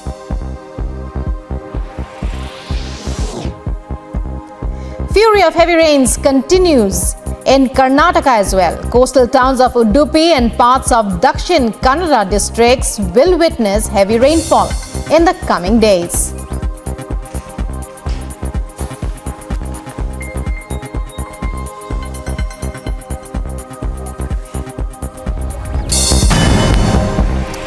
A quick roundup of news in brief. Two Indian youth from More Ward number 2 and 4 were reportedly shot dead in Tammu in Myanmar. Reportedly, they were shot dead by Myanmar militia in the Tammu town of Myanmar at around 1 p.m. on Tuesday. The Congress Delhi unit lashed out at the ruling up for passing bills to give a 66% hike in salaries and allowances to assembly members, saying that the session did not broach providing unemployment allowance to the youth. He further alleged that the Chief Minister Arvind Kejriwal has failed to fulfill his promise to give 8 lakh jobs. Try to relate it to diplomatic happenings and situations as they happen in contemporary times. So that's the analogy which the professor is talking about. Now, the central message which I give there is actually life is very complex. That very often what is right, what is wrong, what is in your interest, what is not, where should you be restrained, where should you not, when is the time to act, when is the time to be silent. These are not very clear black and white choices. That if you actually follow Sri Krishna's journey through the Mahabharata in a way, whether it's as a diplomat, whether it is as an advisor, there are positions he has taken and courses of action he has advocated during that period. My sense is, from that perspective, what we are doing in the case of Ukraine, I believe, is the right.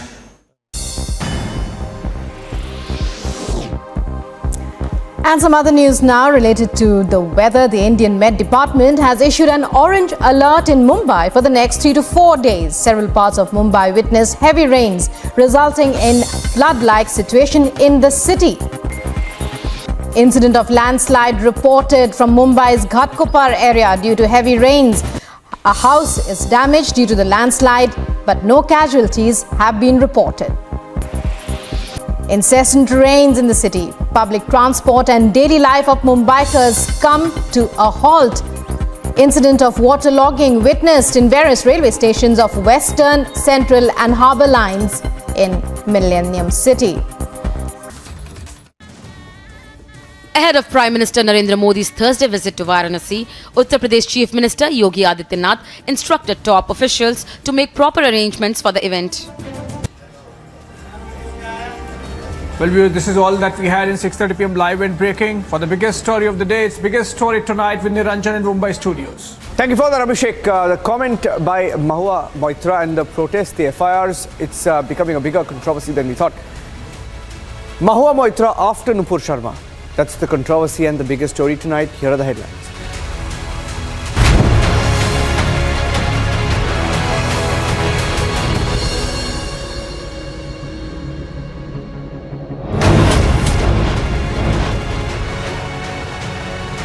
Mahua after Nupur, national anger over the comment on Goddess Kali.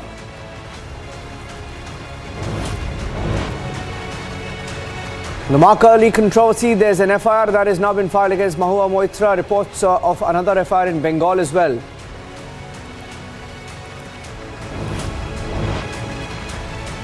On the Ma Kali comment, the Trinamool Congress will not back Mahua Moitra. Another soundbite officially now saying that they do not agree with what she has said and that it's a personal opinion.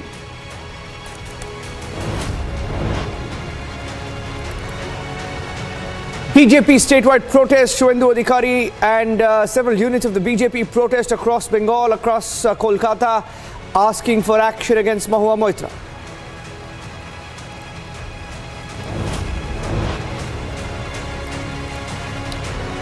Proof of WhatsApp radicalization. We'll tell you all about the mass threat tapes that are out after the Nupur episode.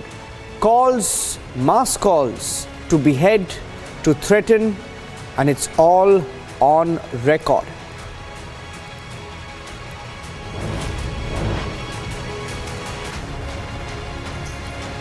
SpiceJet has been put on notice by the government. DGCA warns the airline on the glitch spree, which its owner is calling as a minor recurrence.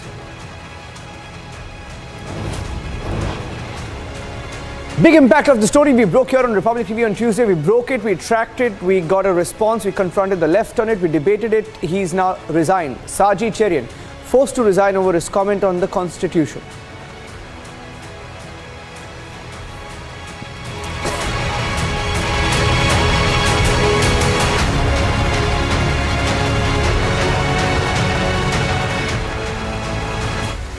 The biggest story tonight is the controversy around a Trinamool Congress parliamentarian called Mahua Moitra.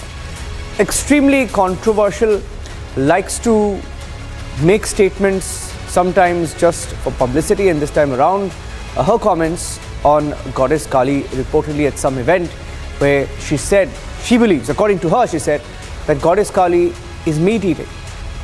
And she also said people offer alcohol to Goddess Kali, etc. Now, these comments have caused an outrage across India. She's facing protests. There are several complaints filed from Madhya Pradesh to Bengal. On the streets of Kolkata as well, there were protests. Here are some of the responses coming in. First up, the protests on the streets, what people are saying on the streets of Kolkata and in Bengal. There is a lot of anger. So much that even the Trinamool Congress is finding it difficult to defend her. In fact, the Trinamool Congress has fielded its senior-most leaders to fight the fire and completely distance themselves from this parliamentarian called Mahua Moitra.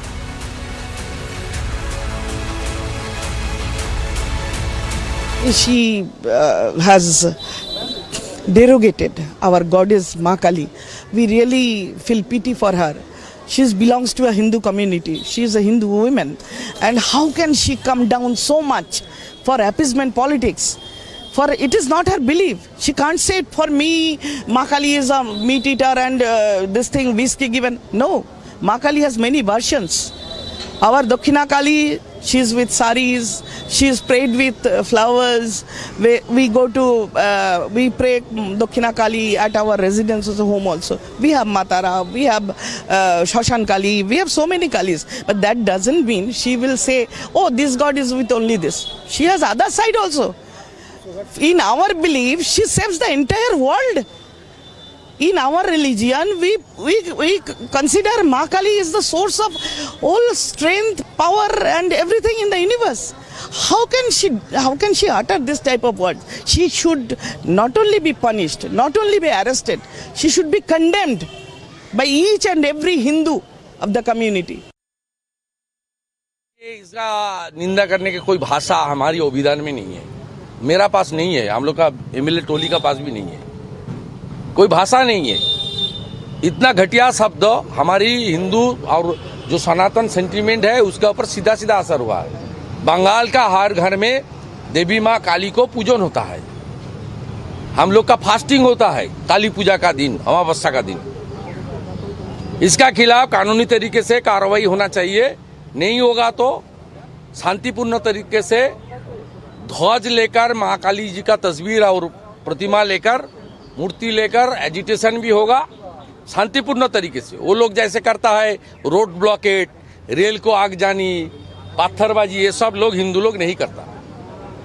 और FIR भी हुआ है नुपुर शर्मा में issue में। इतना proactive है ममता जी का police, इसमें भी प्रोएक्टिव होना चाहिए। हम लोग वेट कर रहा है ये क्या करेगा। उसका बाद पुलिस इन एक्शन को लेकर कोर्ट के जाने के लिए दरवाजा तो खोला ही है, लेकिन 2-4 दिन 5 दिन तो देखना ही पड़ेगा पुलिस क्या कर रहा है, ठीक है।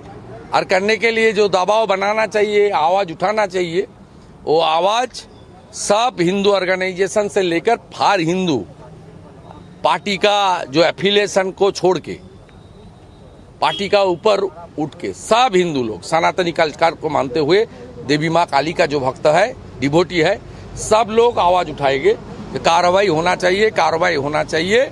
और बंगाल की धरती पर इतना देव देवी के ऊपर आक्रमण, अब शब्द गाली बार बार हो रहा है और शासक दल इसको पैट्रोनाइज कर रहा है, ये खत्म होना चाहिए।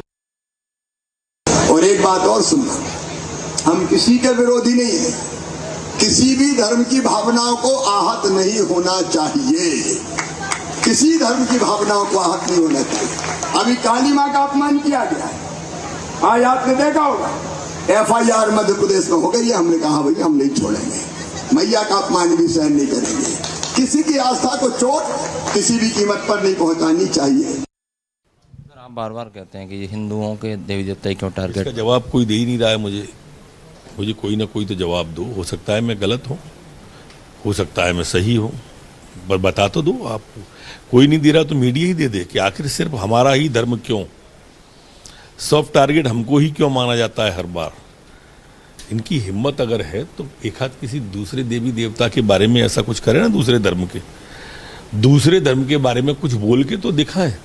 सिर्फ हम ही क्यों, क्योंकि इसके पीछे इनकी सोची समझी रणनीति है। ये चाहते हैं कि ये हिंदू धर्म को बहुत छोटा और नीचा दिखाएं, जो शाश्वत है, जो धर्म आदिकाल से चलाया है, ये उसको नीचा। चूंकि ये जानते हैं कि ये एक ऐसी चीज है जिससे भारत जुड़ा हुआ, तमाम विदेशी आक्रांता आए पर हमारा कुछ इसलिए नहीं बिगाड़ पाए क्योंकि हमको हमारी भावनाएं धार्मिक जोड़े रहें। ये उसको खंडित करना चाहते हैं। ये टुकड़े टुकड़े गैंग वाले लोग हैं और ये सब एक हो जाते हैं। इसीलिए मेरा कहना है कि हम कार्रवाई करेंगे। In fact, it's becoming so controversial that even the Trinamool Congress is finding it extremely difficult to defend Mahua Moitra. Now, TMC has objected to Mahua Moitra's comment. In fact, they have distanced themselves completely, saying that it is her own personal opinion. They're calling it her personal opinion, her personal comment, and that it's not the view of the party. That's the kind of controversy that it's becoming. After Nupur Sharma, second politician in a second controversy for hurting religious sensibilities. Let me listen in now to what the Trinamool Congress parliamentarian has said. Take a look at this. As far as the party is concerned, the party does not approve of the poster of the cinema Kali, which shows Ma Kali smoking a cigarette and waving a LGBT flag. That is not acceptable to us. We do not approve of Mahua Moitra's statement in the matter. Our party is a secular one. It respects own religion, and our party does not want to go into any religious controversy. And as such, the party does not approve of Mahua Moitra's statement, whatever she says. But she sticks to her stand to what she has said, and she also has tweeted today. What will you say? The party will consider her stand and take a decision on the matter. We haven't done so. At the moment, I'm stating the party's official position. But he's also indicating that the party could take action against Mahua Moitra. Now, she's someone who likes to position herself as this extra liberal, and unfortunately even her own party is not backing her on this one. She's getting support from the likes of Swara Bhaskar, who seem to be the only ones who are supporting her, by the way. Swara Bhaskar, who, by the way, was right in the forefront trying to target and back everyone targeting Nupur Sharma. Well, Nupur Sharma's comments were condemnable. She's been punished.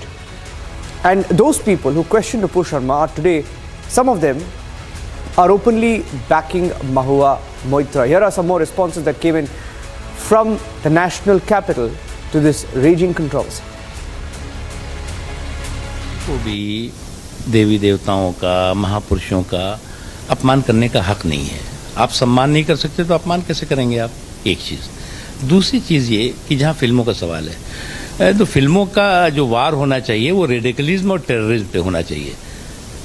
तो फिल्मों का वार है वो radicalism और terrorism के खात्मे के लिए होना चाहिए, ना कि उनके प्रोटेक्शन और प्रमोशन के लिए होना चाहिए। इसलिए इस तरह के कंफ्यूजन क्रिएट करने वाली चीज़ों से देश का ना भला होता है, ना समाज का भला होता है, ना तो जो कंफ्यूजन पैदा करता है उसका भला होता है। तो इस तरह के बयान से क्या लगता है आपको कि एक्स्ट्रा हाइक पाने के लिए इस तरह के बयान दिए जाते हैं? अब मुझे लगता है कुछ लोग कंफ्यूजन में इस तरह की चीज़ें करते हैं, उनको लगता है सस्ती लोकप्रियता मिलेगी। It's wrong. In fact, we also spoke to one of the complainants in this particular case. Now, there are several complaints filed from West Bengal to Madhya Pradesh. Complaints filed and cognizance taken. Even in Assam, there have been complaints that have been filed. Here's the complainant who spoke to Republic TV earlier today. आपका पूरा नाम क्या है और आप क्या करते हैं, कहाँ रहते हैं? मेरा नाम रामचंद्र है, बरखेड़ी में रहता हूँ मैं। मेरी काली मंदिर कालीघाट थाना तलैया पे चाय की दुकान है और लगभग 30 साल से वहाँ मेरी चाय की दुकान है। वो माता जी का मैं सेवा भी करता हूँ मंदिर पे। नवरात्रि में दुकान छोड़कर, दुकान लड़कों के हवाले छोड़कर मैं माता जी की सेवा में लगा रहता हूँ। आपने अभी क्या मामला दर्ज कराया है, किसके खिलाफ दर्ज कराया है? मोइत्रा कौन है? वो वहाँ की सांसद है कोई कलकत्ता की, तूड़ मुल्क की, जो डिबेट में, इंडिया टुडे के डिबेट में जो बोल रही थी कि माता काली जी जो हैं इनकी दारू पीती हैं, मांस मदरा खाती हैं और इन लोगों की तो देवी देवताओं कोई भरोसा नहीं। इस कारण मैंने यहाँ आवेदन दिया था डिबेट देखने के बाद क्राइम ब्रांच में। तो आपको किसी राजनीतिक दबाव था कि आप स्वयं से यहाँ पर आए? मेरे ऊपर कोई राजनीतिक दबाव नहीं है, ना मैं किसी राजनीति से हूँ। मेरी भावनाएं हाथ हुई थी, माता जी की सेवा करता हूँ। इतने साल हो गए मुझे देखते हुए, कभी मैंने तो वहाँ मंदिर पे देखा नहीं कि साहब मांस चढ़ रहा हो माता जी को, या दारू चढ़ रही हो, या ऐसा कुछ हो रहा हो। तो ऐसे सांसद जो हैं, जो टीएमसी की सांसद हैं मोइत्रा, इनके खिलाफ किस तरह की कार्रवाई होना चाहिए, कितनी कठोर कार्रवाई होना चाहिए? क्योंकि देश में हिंदू धर्म के लोगों की भावनाएं तो भड़की हैं इससे। भड़की ना सर, कड़ी से कड़ी कार्रवाई की जाए, मैं तो कहूँगा इस पर। अभी देख ही रहे हैं आप, उस पर ज़रा सा उनका नुपुर शर्मा वाले पे चल रहा है बवाल। अब ये वो बवाल नया खड़ा कर दिया हिंदुओं के लिए। हिंदुओं को भावना होता है, अब ये खेलो, कुछ नहीं है। अब एक वो फिल्म बनी है काली, तो उसमें माता जी को सिगरेट पीते हुए दिखा दिया कि काली जी सिगरेट पी रही हैं। उस पोस्टर को लेकर जो उसकी डायरेक्टर, उनके खिलाफ भी कार्रवाई होना चाहिए। होना चाहिए, जरूर होना चाहिए। माननीय गृह मंत्री जी ने बोला है कि फिल्म पे बैन लगाया जाए मध्य प्रदेश में। मांग करते हैं बैन होना चाहिए। बिल्कुल होना चाहिए। जिसमें हिंदू भावना आहत हो रही है ऐसी चीज़ों पर तो बिल्कुल बैन होना चाहिए sir. Insult to Ma Kali, lobbies doublespeak exposed. Watch the burning question at 8 p.m.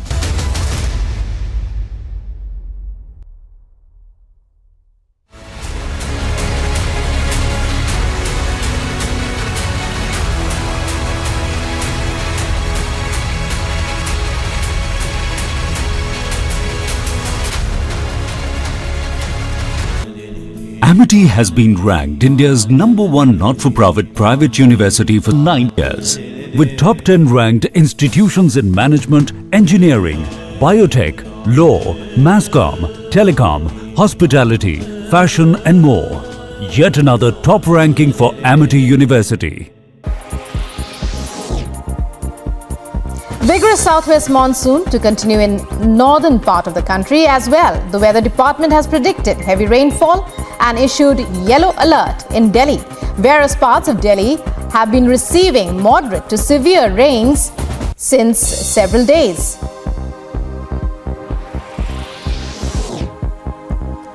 Fury of heavy rains continues in Karnataka as well. Coastal towns of Udupi and parts of Dakshin Kannada districts will witness heavy rainfall in the coming days.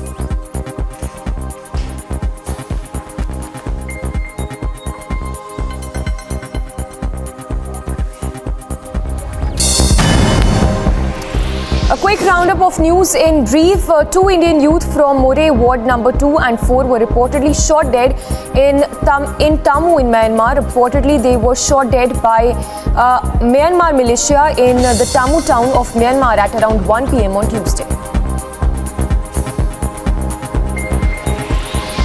The Congress Delhi unit lashed out at the ruling up for passing bills to give a 66% hike in salaries and allowances to assembly members, saying that the session did not broach providing unemployment allowance to the youth. He further alleged that the Chief Minister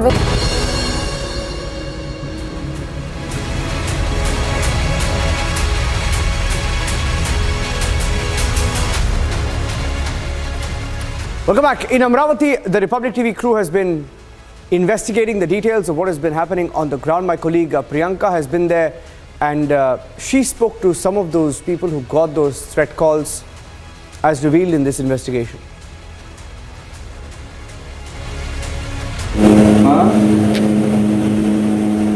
अच्छा आपको problem क्या है? हाँ वो जय mobile मेरा ही है ना.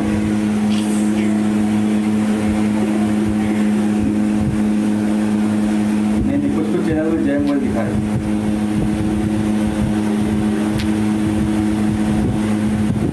कोतवाली माहिती दिया है, वो दो कांस्टेबल दुकान पर खड़े हैं, सिक्योरिटी दिया हुआ है उन्होंने.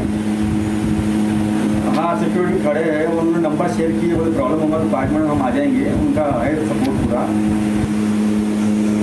ना कोई जानकारी पूरी देता विस्तार में जो घटा मेरे पास, लेकिन मैं वो गाइड पर इसमें बाकी तो फिर और है ही क्या, यही है ना कि व्हाट्सएप ग्रुप में ये पप्पा कोड में पप्पा के टेंशन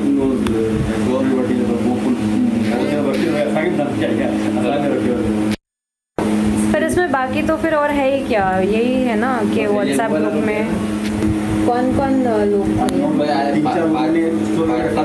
पर ये क्या कहते हैं जो ग्रुप्स वगैरह जो चल रहे थे उसमें कहीं पे कुछ ऐसा वो नहीं हुआ है.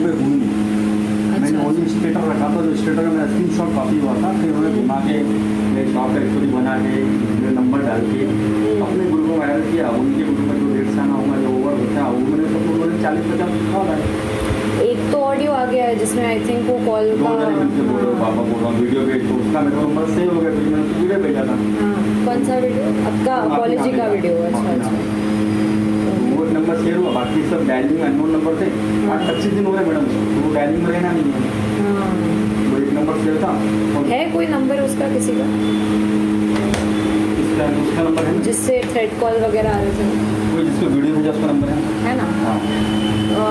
वो ले सकते हैं अभी, है ना? एक ही सबसे पहला उसको मैंने वीडियो भेजा था. पर ये है कौन और क्या एग्जैक्टली बोल रहे थे, मतलब आपको रिकॉर्डिंग तो है मेरे पास.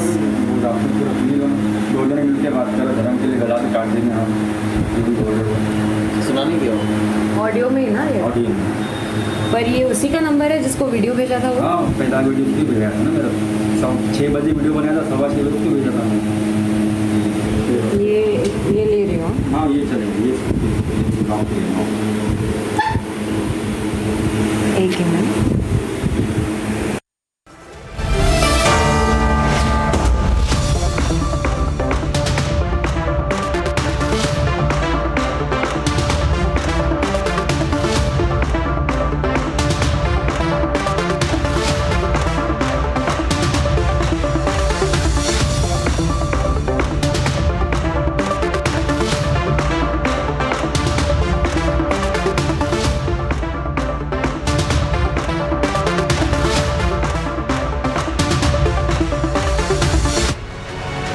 Taking a short break here on Republic TV. When we come back, a comment from Farooq Abdullah where he's heard insulting the tricolour when asked a question.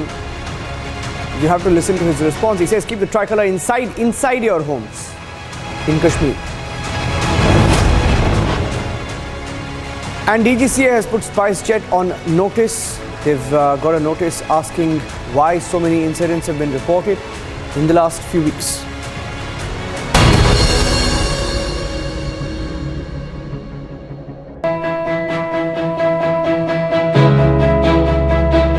Getting a cab these days is nearly impossible because half the time you don't get rides. Even if your cab gets booked, you're not sure when it is going to get cancelled or how much you're going to pay.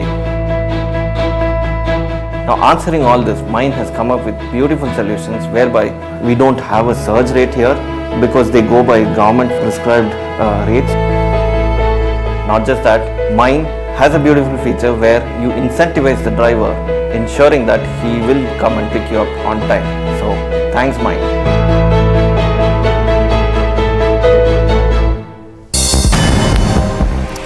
A quick roundup of news in Ndrf. Two Indian youth from More Ward number 2 and 4 were reportedly shot dead in Tammu in Myanmar. Reportedly, they were shot dead by Myanmar militia in the Tammu town of Myanmar at around 1 p.m. on Tuesday.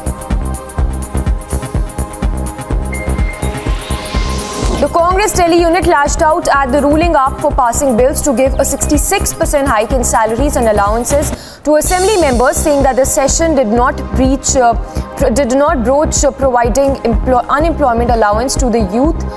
He further alleged that the Chief Minister Arvind Kejriwal has failed to fulfill his promise to give 8 lakh jobs. Try to relate it to diplomatic happenings and situations as they happen in contemporary times. So that's the analogy which the professor is talking about. Now, the central message which I give there is actually life is very complex. That very often what is right, what is wrong, what is in your interest, what is not, where should you be restrained, where should you not, when is the time to act, when is the time to be silent. These are not very clear black and white choices. That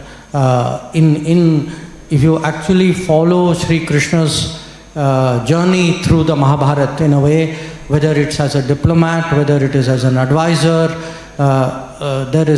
there are positions he has taken and courses of action he has advocated during that period.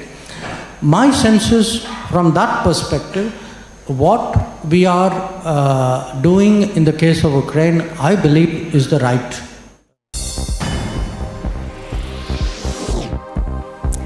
And some other news now related to the weather. The Indian Met Department has issued an orange alert in Mumbai for the next 3 to 4 days. Several parts of Mumbai witnessed heavy rains, resulting in flood-like situation in the city.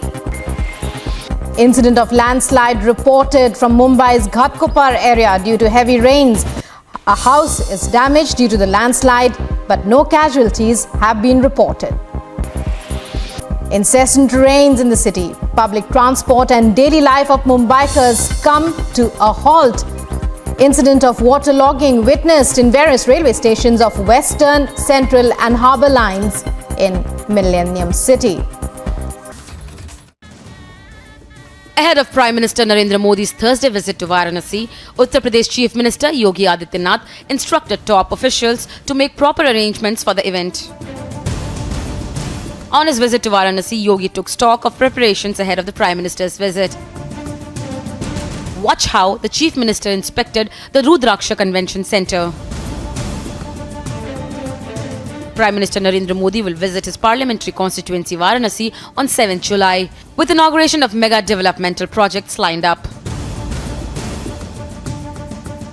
And Yogi has directed his officials to make proper arrangements and heighten the security at the venue. Yogi Adityanath ended his Varanasi visit by offering prayers at the Kashi Vishwanath temple. Bureau Report, Republic TV.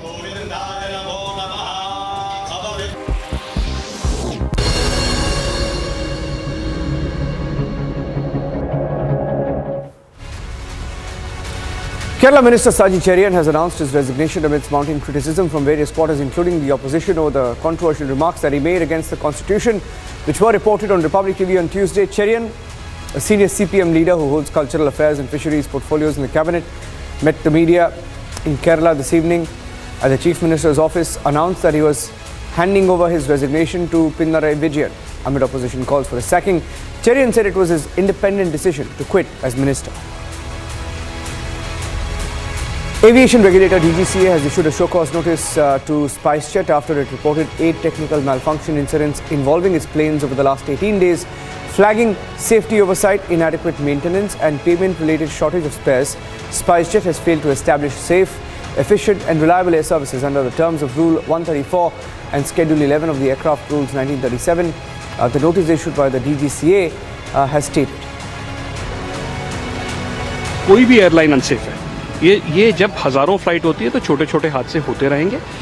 प्रत्येक airline का ये कर्तव्य है और हमारा भी है, SpiceJet का, बाकी एयरलाइंस का भी है कि सेफ से सेफ हम सर्विस अपनी चला सकें। और जहाँ तक शो कॉज का सवाल है, जब आप मीडिया में बहुत हाईलाइट होते हैं हादसे, तो डीजीसीए का ये कर्तव्य है कि वो हमसे सवाल पूछें और हमारा कर्तव्य है कि हम Union Ministers Mukhtar Abbas Naqvi and RCP Singh submitted their resignation to the Prime Minister on a day when they met in the cabinet, also a day before the completion of the Rajya Sabha tenure. National Conference patron Farooq Abdullah has once again mocked the tricolour while speaking to the media in Kashmir. He was asked a question on tricolour everywhere in Kashmir, to which he responded saying, "Keep tricolour in your homes."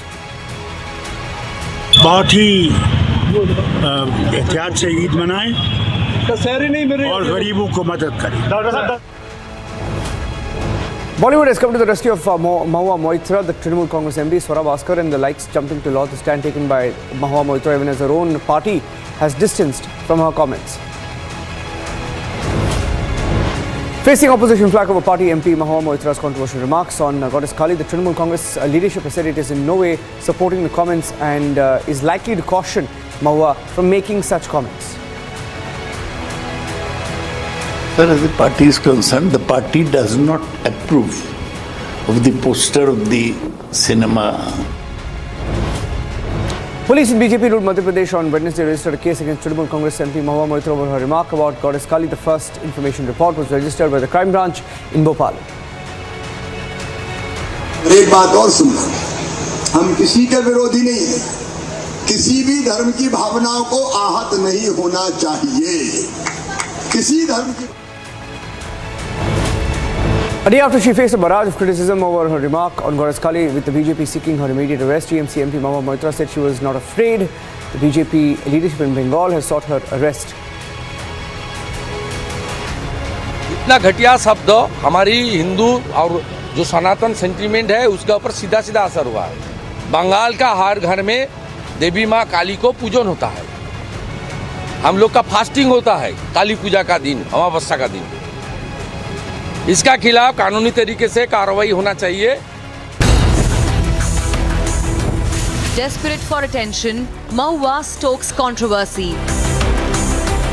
जो सनातन sentiment है उसके ऊपर सीधा सीधा असर हुआ है। बंगाल का हर घर में देवी माँ काली को पूजन होता है। इसका खिलाफ कानूनी तरीके से कार्रवाई होना चाहिए। Kali controversy. What about Hindu sensitivities? Debating tonight at 9 p.m. Try to relate it to diplomatic happenings and situations as they happen in contemporary times. So that's the analogy which the professor is talking about. Now, the central message which I give there is actually life is very complex. That very often what is right, what is wrong, what is in your interest, what is not, where should you be restrained, where should you not, when is the time to act, when is the time to be silent. These are not very clear black and white choices. That if you actually follow Sri Krishna's journey through the Mahabharata in a way, whether it's as a diplomat, whether it is as an advisor, there are positions he has taken and courses of action he has advocated during that period. My sense is, from that perspective, what we are doing in the case of Ukraine, I believe, is the right.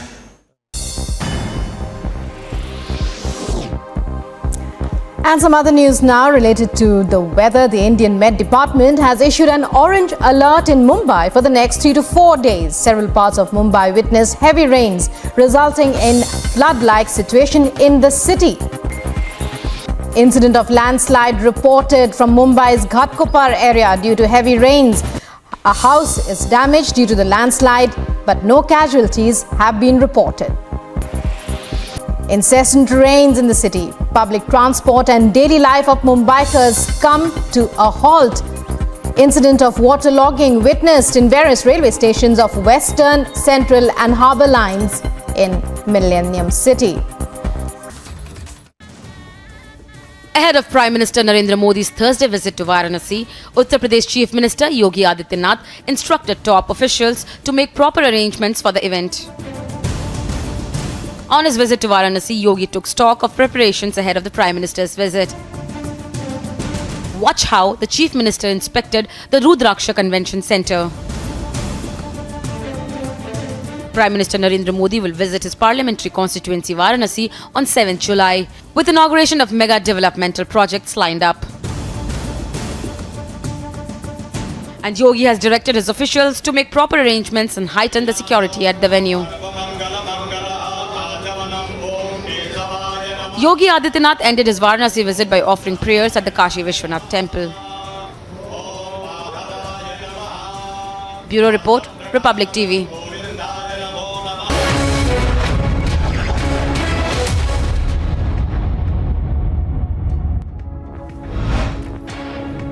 After Trinamool Congress parliamentarian Mahua Moitra started controversy over her alleged statement on Goddess Kali, the party has distanced itself from the parliamentarian's remarks, saying it does not endorse such opinion.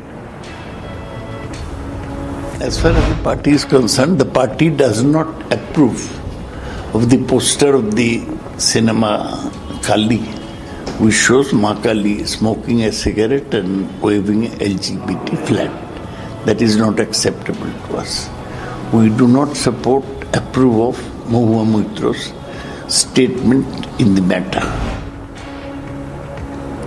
Trinamool Congress MP Mahua Moitra has been booked for hurting religious sentiments after her comment on Goddess Kali started controversy. An FIR has now been registered in Bhopal. On the FIR that was filed against TMC MP Mahua Moitra in Madhya Pradesh, the Chief Minister Shivraj Singh Chauhan warned that insult of any god will not be tolerated.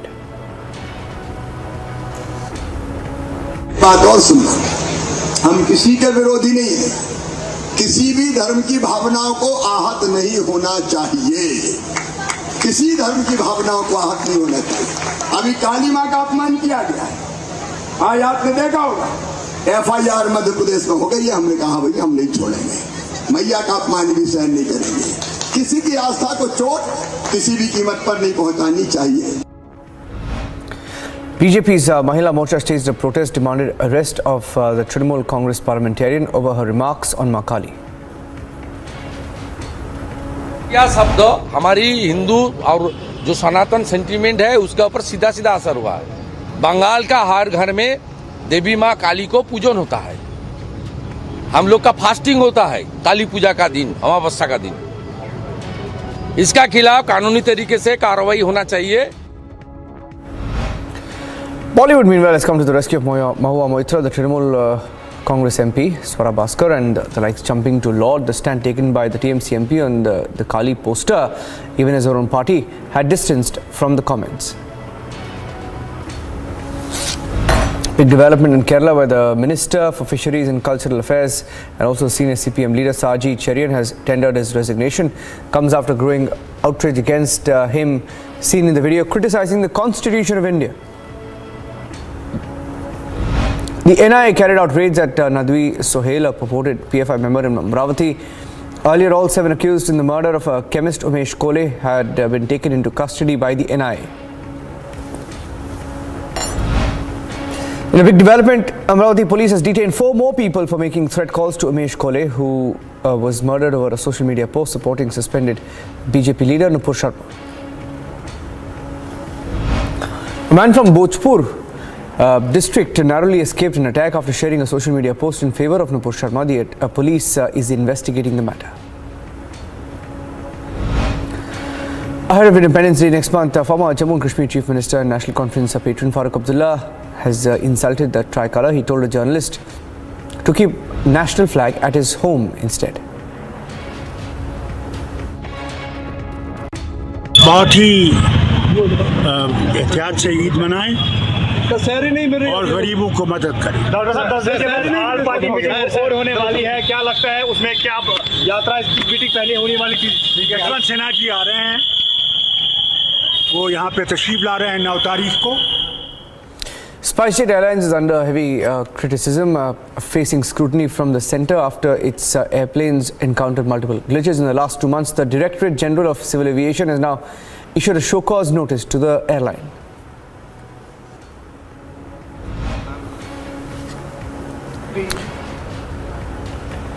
SpiceJet CMD Ajay Singh has said that his airline will now be doubly careful and also strengthen inspection of the aircraft.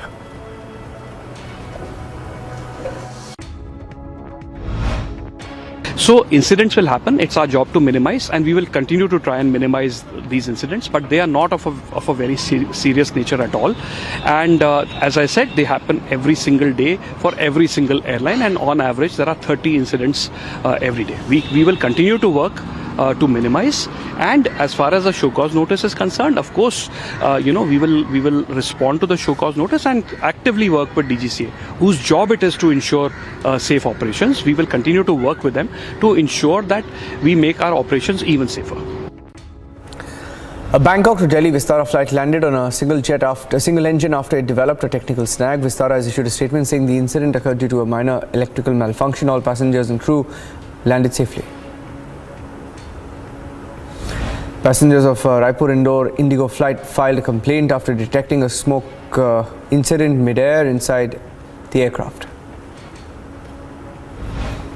Union Minister Mukhtar Abbas Naqvi and RCP Singh have resigned according to sources in the cabinet meeting that was held earlier today. Prime Minister Modi hailed the contribution of both these ministers. They stepped down a day before their Rajya Sabha tenure ends. The Ajmer cleric who issued a threat to Nupur Sharma over her controversial remarks has now been remanded to a 2-day custody of the Rajasthan police.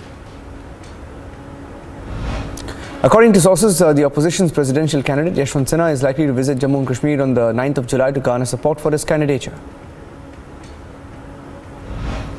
A defiant British Prime Minister Boris Johnson was battling to stay in power after his government was rocked by resignation of 10 ministers at least, who said they could no longer serve under his scandal-marred leadership. British Prime Minister Boris Johnson defended himself in the Parliament in UK amid political uproar and a flurry of resignations from his cabinet. He stated that the job of the government in difficult times was to keep going and not walk away from responsibilities. Twitter has now moved the Karnataka High Court challenging the central government's orders to take down content under the new IT rules, saying it is an abuse of power by officials. Getting in some more news from across the country now. The IMD has issued a heavy rainfall alert for Maharashtra for the next 2 days as Mumbai continued to witness heavy downpour for the 3rd consecutive day. Due to the heavy rainfall, a stretch of National Highway 244 in Jammu and Kashmir's Kishtwar was damaged. It left several people stranded. To rescue the stranded people in the vehicles, the Indian Army carried out a successful rescue operation. Due to rising water levels of the Chenab River, several roads were washed away, resulting in disconnecting 4 villages of Aknoor district of Jammu and Kashmir. The local residents here complained that no one from administration came to their aid. Sir नुकसान तो बहुत हो रहा है sir. पहले हमारे इधर ज़मीन है और नीचे गांव है, तो इसके लिए सर बहुत अपील की है, तो इसके लिए तो कुछ आज तक तो हुआ नहीं। आए 5, 7, 10 दिन हो गए लगातार। काफ़ी दिक्कतें आपको हो रही होंगी क्योंकि लगातार ये ज़मीन खिसक रही है। दिक्कत तो सर सभी को हो रही है, हमारे को अकेले के थोड़े। पीछे हमारी ज़मीन है, आगे गाँव है, बंदवाल का है, सीतड़ियाला है और हमारी ज़मीन है। तो अगर कोई काम नहीं होगा तो सर कैसे काम चलेगा सर? हमारे तो रोजी रोटी यही है, इसके अलावा और हमारा है कुछ नहीं है sir. Several houses were submerged in a village in Bhagalpur due to flood erosion of the Kosi river that began on the 1st of July. The Indian Met Department issued a red alert in Madhya Pradesh as the state faced severe rainfall. Rains in Madhya Pradesh have been occurring due to low pressure over the adjoining areas, also states of Gujarat and Rajasthan. The vigorous southwest monsoon will continue in northern parts of the country as well. The weather department predicted heavy rainfall and issued yellow alert in Delhi. What comes as a big blow to the Congress party. Delhi MLA Tarvinder Singh Marwa has quit the Congress party. The Delhi MLA accused Congress of being divided and giving no respect to their party leaders.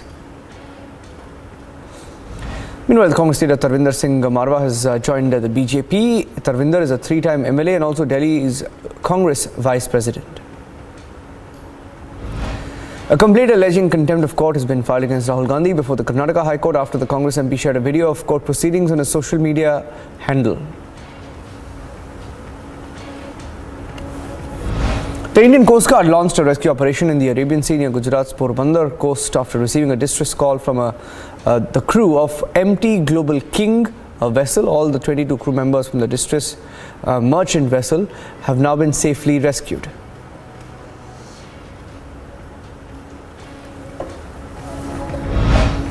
Kerala Assembly Speaker M.B. Rajesh adjourned the House for the day following the protest by the Congress-led UDF opposition over Kerala Minister Saji Cherian belittling the constitution. The minister, though, has resigned. Income tax raids were conducted at the premises of Chandrasekhar, a close aide of former AIADMK Minister S.P. Velumani on the outskirts of Coimbatore in Tamil Nadu. Two Lashkar-e-Toiba terrorists surrendered before the police and security forces following an encounter in Kulgam. Both terrorists were a part of the recently recruited Lashkar module. After two youth from Manipur were shot dead in Myanmar, Manipur Chief Minister Biren Singh, speaking to Republic TV, informed that diplomatic channels have been opened up and the mortal remains of these two Tamil youth from Manipur killed in Myanmar will be brought back. Meanwhile, protests also erupted over the killing of the two Tamil youth from More in Manipur who were shot dead at Myanmar's Tamu town. Nepal Finance Minister Janardhan Sharma has resigned from his post. He made the announcement while addressing a meeting of the House of Representatives. That's the Nepal Foreign Minister, Finance Minister rather, who has stepped down. Getting in more details now. Let's get you some more stories.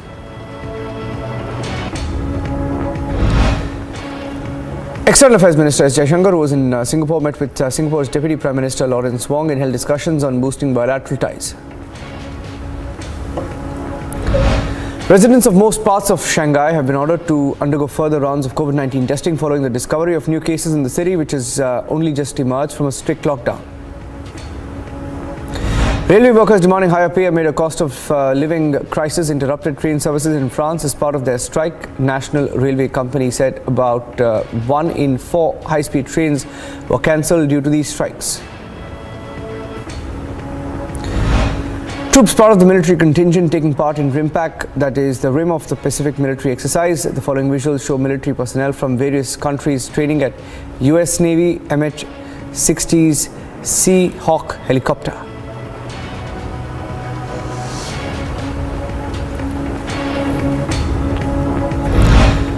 Heavy rains in Serbia's capital of Belgrade overwhelmed Belgrade's systems, flooding roads, creating traffic issues.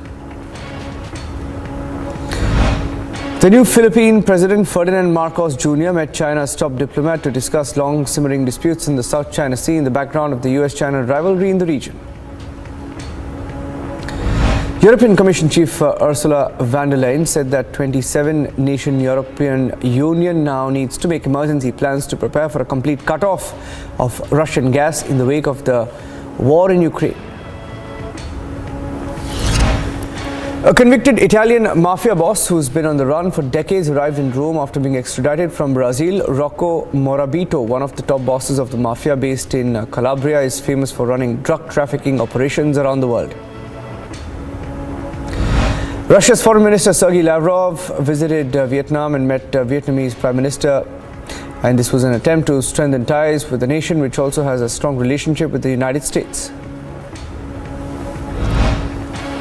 Dominant streaks of Rishabh Pant made the cricketer climb into the top 10 in the ICC men's test player rankings. Pant's recent form with 2 tons and 3 half centuries in his last 6 test innings has earned him a highest ever position in the test batting rankings, moving 6 places to 5th.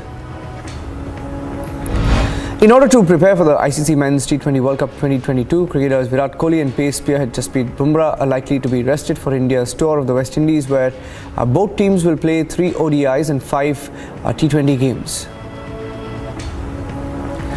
The Indian women's team put up a spirited fight in their second match of FIH Women's Hockey World Cup as they drew 1-1 against Asian rivals China at the packed Wagner Hockey Stadium. Third-seeded Ons Jabeur advanced to her first Grand Slam semi-final on centre court at Wimbledon.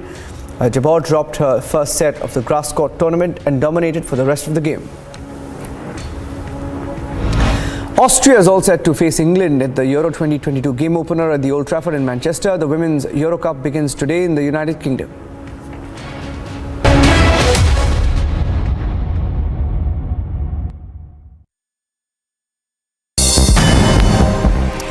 A quick roundup of news in Ndrf. 2 Indian youth from More Ward number 2 and 4 were reportedly shot dead in Tammu in Myanmar. Reportedly, they were shot dead by Myanmar militia in the Tammu town of Myanmar at around 1 p.m. on Tuesday.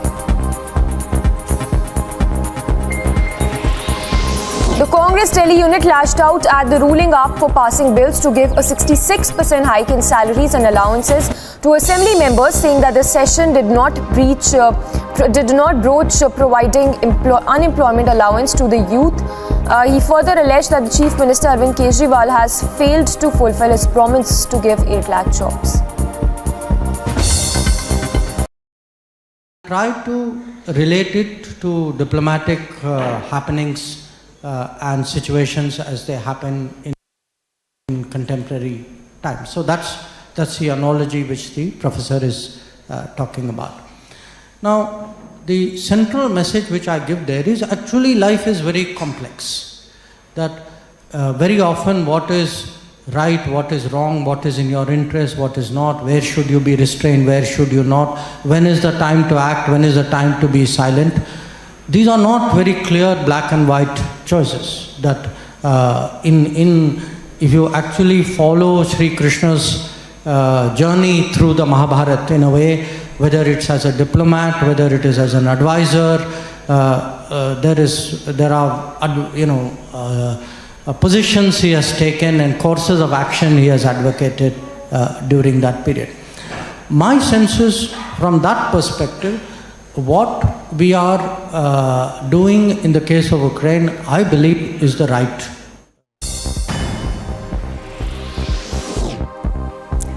And some other news now related to the weather. The Indian Met Department has issued an orange alert in Mumbai for the next 3 to 4 days. Several parts of Mumbai witnessed heavy rains, resulting in flood-like situation in the city. Incident of landslide reported from Mumbai's Ghatkopar area due to heavy rains. A house is damaged due to the landslide, but no casualties have been reported. Incessant rains in the city. Public transport and daily life of Mumbaikars come to a halt. Incident of waterlogging witnessed in various railway stations of Western, Central and Harbour lines in Millennium City.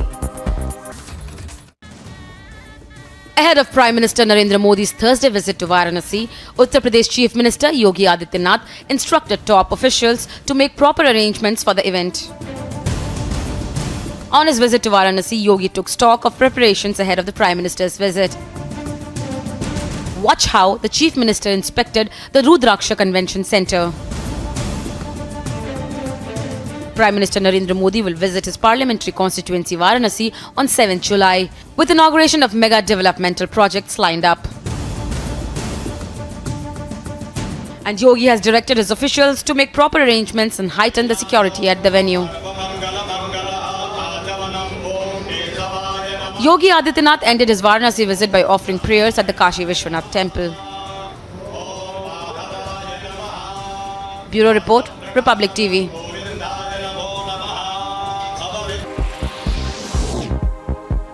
Cloudburst triggered by heavy rains block Srinagar-Leh highway.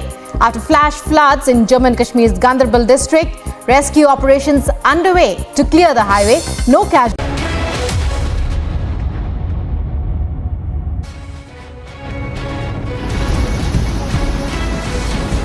Amid heavy rainfall across Himachal Pradesh, Choj area of Manikaran Valley in Kullu district faced a cloudburst.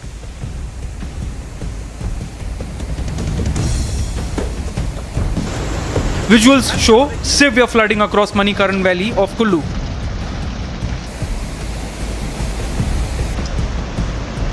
Due to the incessant rainfall, the region has been experiencing heavy damages. Homes, bridge and camping sites have been destroyed. The Choj area is connected to Parvati River. The adjoining houses continues to suffer due to the cloudburst.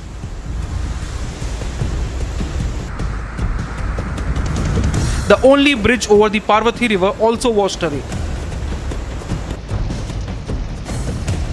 Amid severe flooding, administration has ramped up vigilance and disaster management teams have also been deployed. As the entire Himachal Pradesh is experiencing severe rainfall, IMD has issued orange alert across the state. Bureau Report, Republic TV.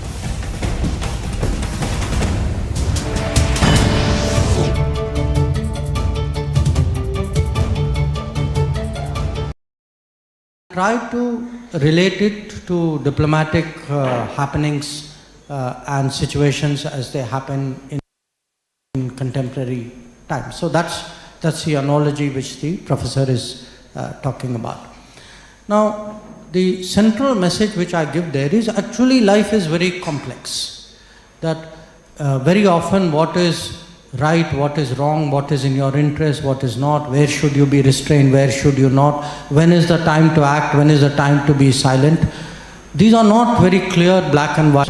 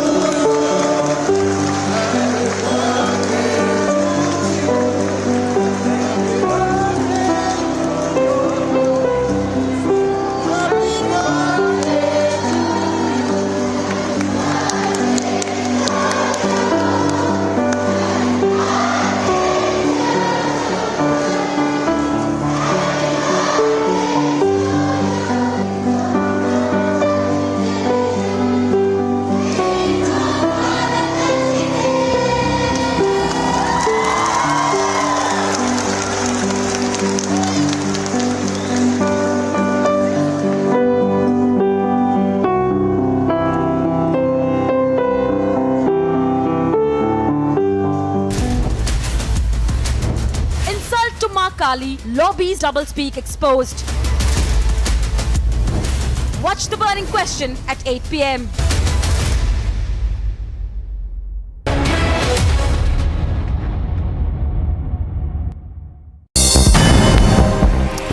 A quick roundup of news in Ndrf. Two Indian youth from More Ward number 2 and 4 were reportedly shot dead in Tammu in Myanmar. Reportedly, they were shot dead by Myanmar militia in the Tammu town of Myanmar at around 1 p.m. on Tuesday.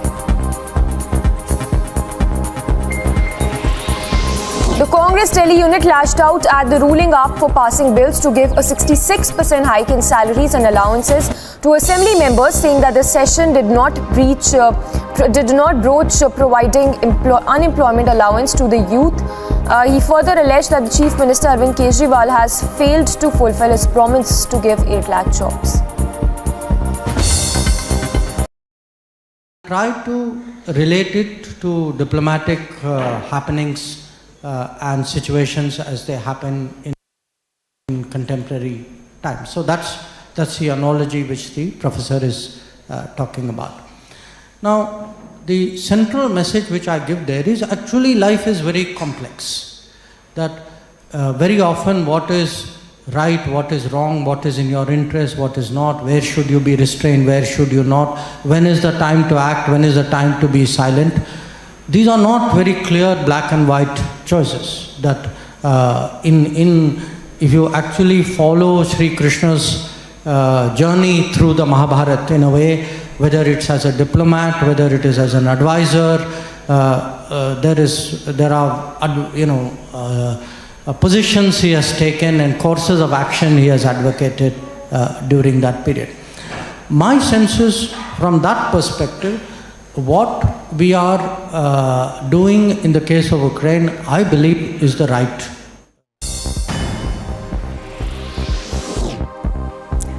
And some other news now related to the weather. The Indian Met Department has issued an orange alert in Mumbai for the next 3 to 4 days. Several parts of Mumbai witnessed heavy rains, resulting in flood-like situation in the city. Incident of landslide reported from Mumbai's Ghatkopar area due to heavy rains. A house is damaged due to the landslide, but no casualties have been reported.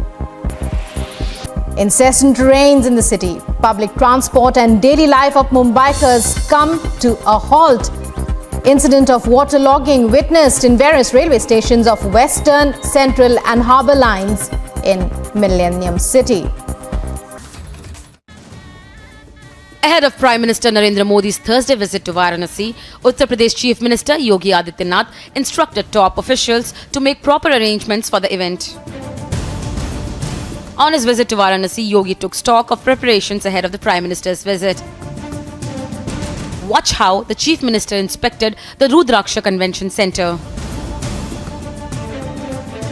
Prime Minister Narendra Modi will visit his parliamentary constituency Varanasi on 7th July, with inauguration of mega developmental projects lined up. And Yogi has directed his officials to make proper arrangements and heighten the security at the venue. Yogi Adityanath ended his Varanasi visit by offering prayers at the Kashi Vishwanath temple. Bureau Report, Republic TV.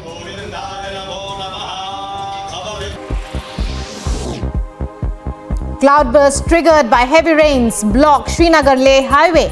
After flash floods in Jammu and Kashmir's Ganderbal district, rescue operations underway to clear the highway. No casualties reported as the Amarnath Yatra is still on in the state. As the Kali controversy becomes the national headline, over to my colleague Aishwarya joining us on the burning question on whether it's not hypocrisy to back this insult of Hindu sensitivities. Aishwarya. Well, absolutely, Niranjan. Thank you. And on the burning question today, viewers, whether it was Nupur Sharma or Mahua Moitra, it's just wrong. It's just wrong to make such comments. It cannot be allowed. That's the topic on the burning question. But we begin with the headlines first.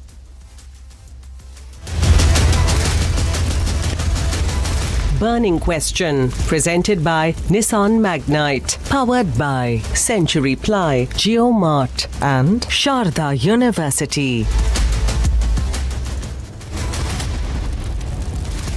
National anger over Mahua's remark. Nationwide anger simmers over remark made by Trinamool Congress MP Mahua Moitra on Hindu goddess Ma Kali. FIR has been filed against TMC MP Mahua Moitra in Madhya Pradesh, Bhopal. Madhya Pradesh Home Minister Narottam Mishra gives 24-hour deadline to TMC to act on its MP Mahua Moitra. Otherwise, he will, he says.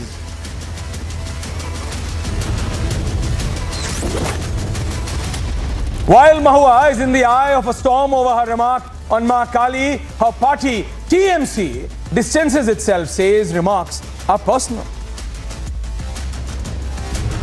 Bengal BJP has threatened statewide protests against Mahua, demanding action against her. 5 BJP MLAs from the Bengal filed complaints against the TMC leader.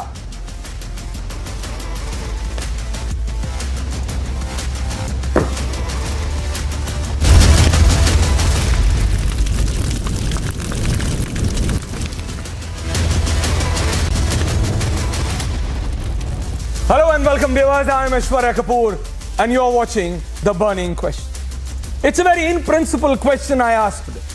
Whether it was Nupur Sharma or Mahua Moitra today or Leela in the middle. Because what was done by this director in Canada depicting Ma Kali, smoking a cigarette, and then this Trinamool member of parliament coming out and saying what not. What is exactly happening? What is exactly happening? And why? Why are these politicians, and I'm not talking about BJP, Congress, TMC, SP, BSP, I am saying our politician viewers. Who are politicians? People whom you and we choose. People of this country choose these members of parliament. So what's going wrong and where? What Nupur Sharma stated was wrong. I have stated several times over and over again. But two wrongs do not make one right. And that's the bottom line. Shouldn't the country stand together and say that yes, that former BJP leader made a wrong statement, but Sartan se juda was wrong then, is wrong now. What this director in Canada did, isn't that wrong? Isn't that wrong? But she didn't feel so. She said, no, it's creativity. It's freedom of speech. Though the Aga Khan Foundation came out and said that we are not going to show this movie anymore and we are sorry that this has really disturbed the sentiments of the Hindu community, and rightly so. But what the point I am making is that what really got to this TMC leader, Mahua Moitra, to make such comments, and she's trying to defend it till the end. That's the problem. I believe, or what there is to believe, we know we are all humans, and humans make mistakes. But if you make a mistake, you apologize, you regret, you say sorry. One leader did it, and there were still Sartan se juda comments or demands against her, which was not right at all and should not have happened ever. But what I'm saying is that Mahua Moitra is just not ready to understand. Is not ready to understand that in principle she is wrong to make such comments on anyone's dietary, as I said, on anyone's belief is wrong. And it cannot be allowed. Every religion is equally respected in India. And at the end of the day, we're all Indians. Bharatiya we say, right? What's our sanskar? What's our values? What's our values? We all need to introspect today. Because these are people whom we have elected. The people of this country have elected. The people of this country.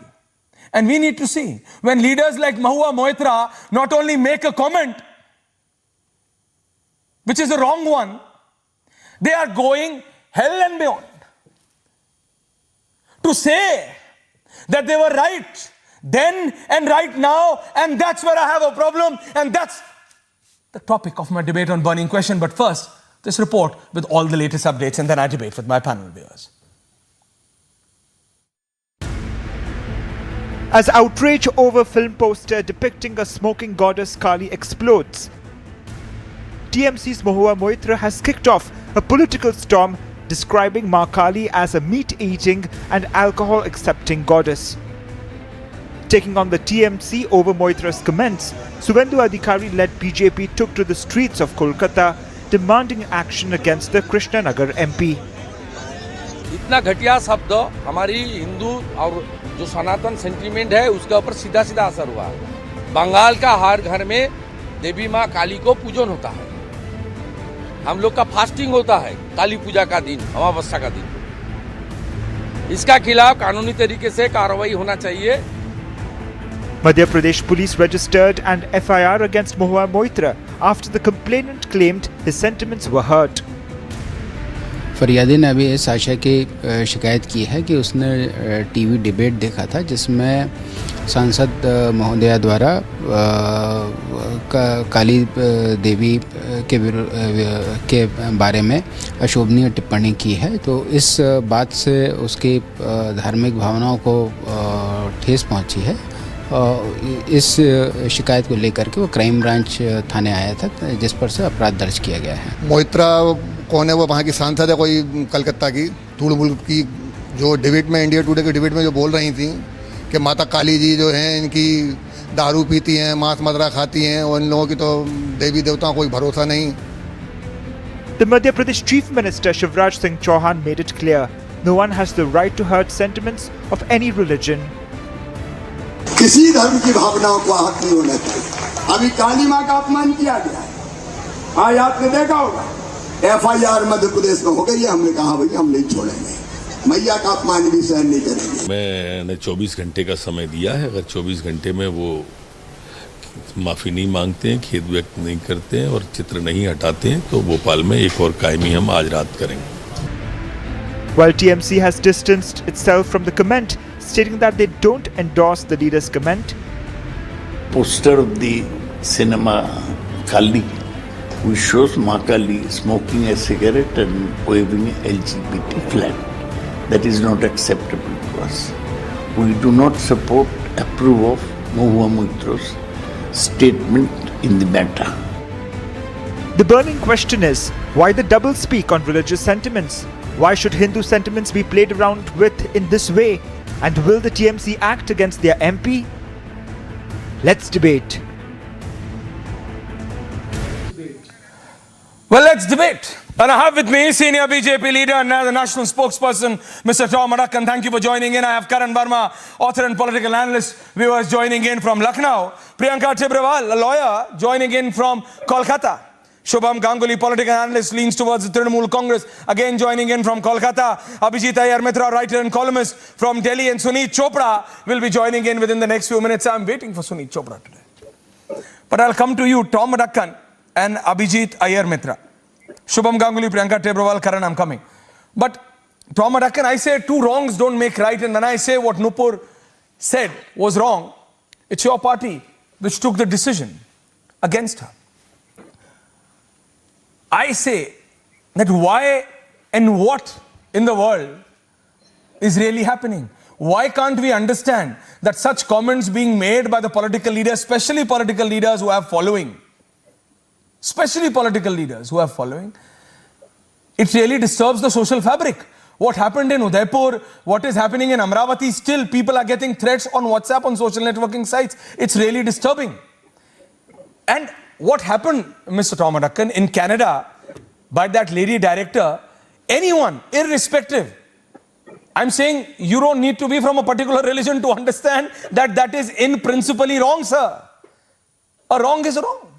It's a wrong depiction of Kalima, that's it. Tom Adakkan. Well, let's put the issue in perspective. I have been examining Mahua Mitra's social media comments on Twitter. She's a serial offender against Hindus and Hinduism. She first started off with her comment about Hindus being a Vanar Seva.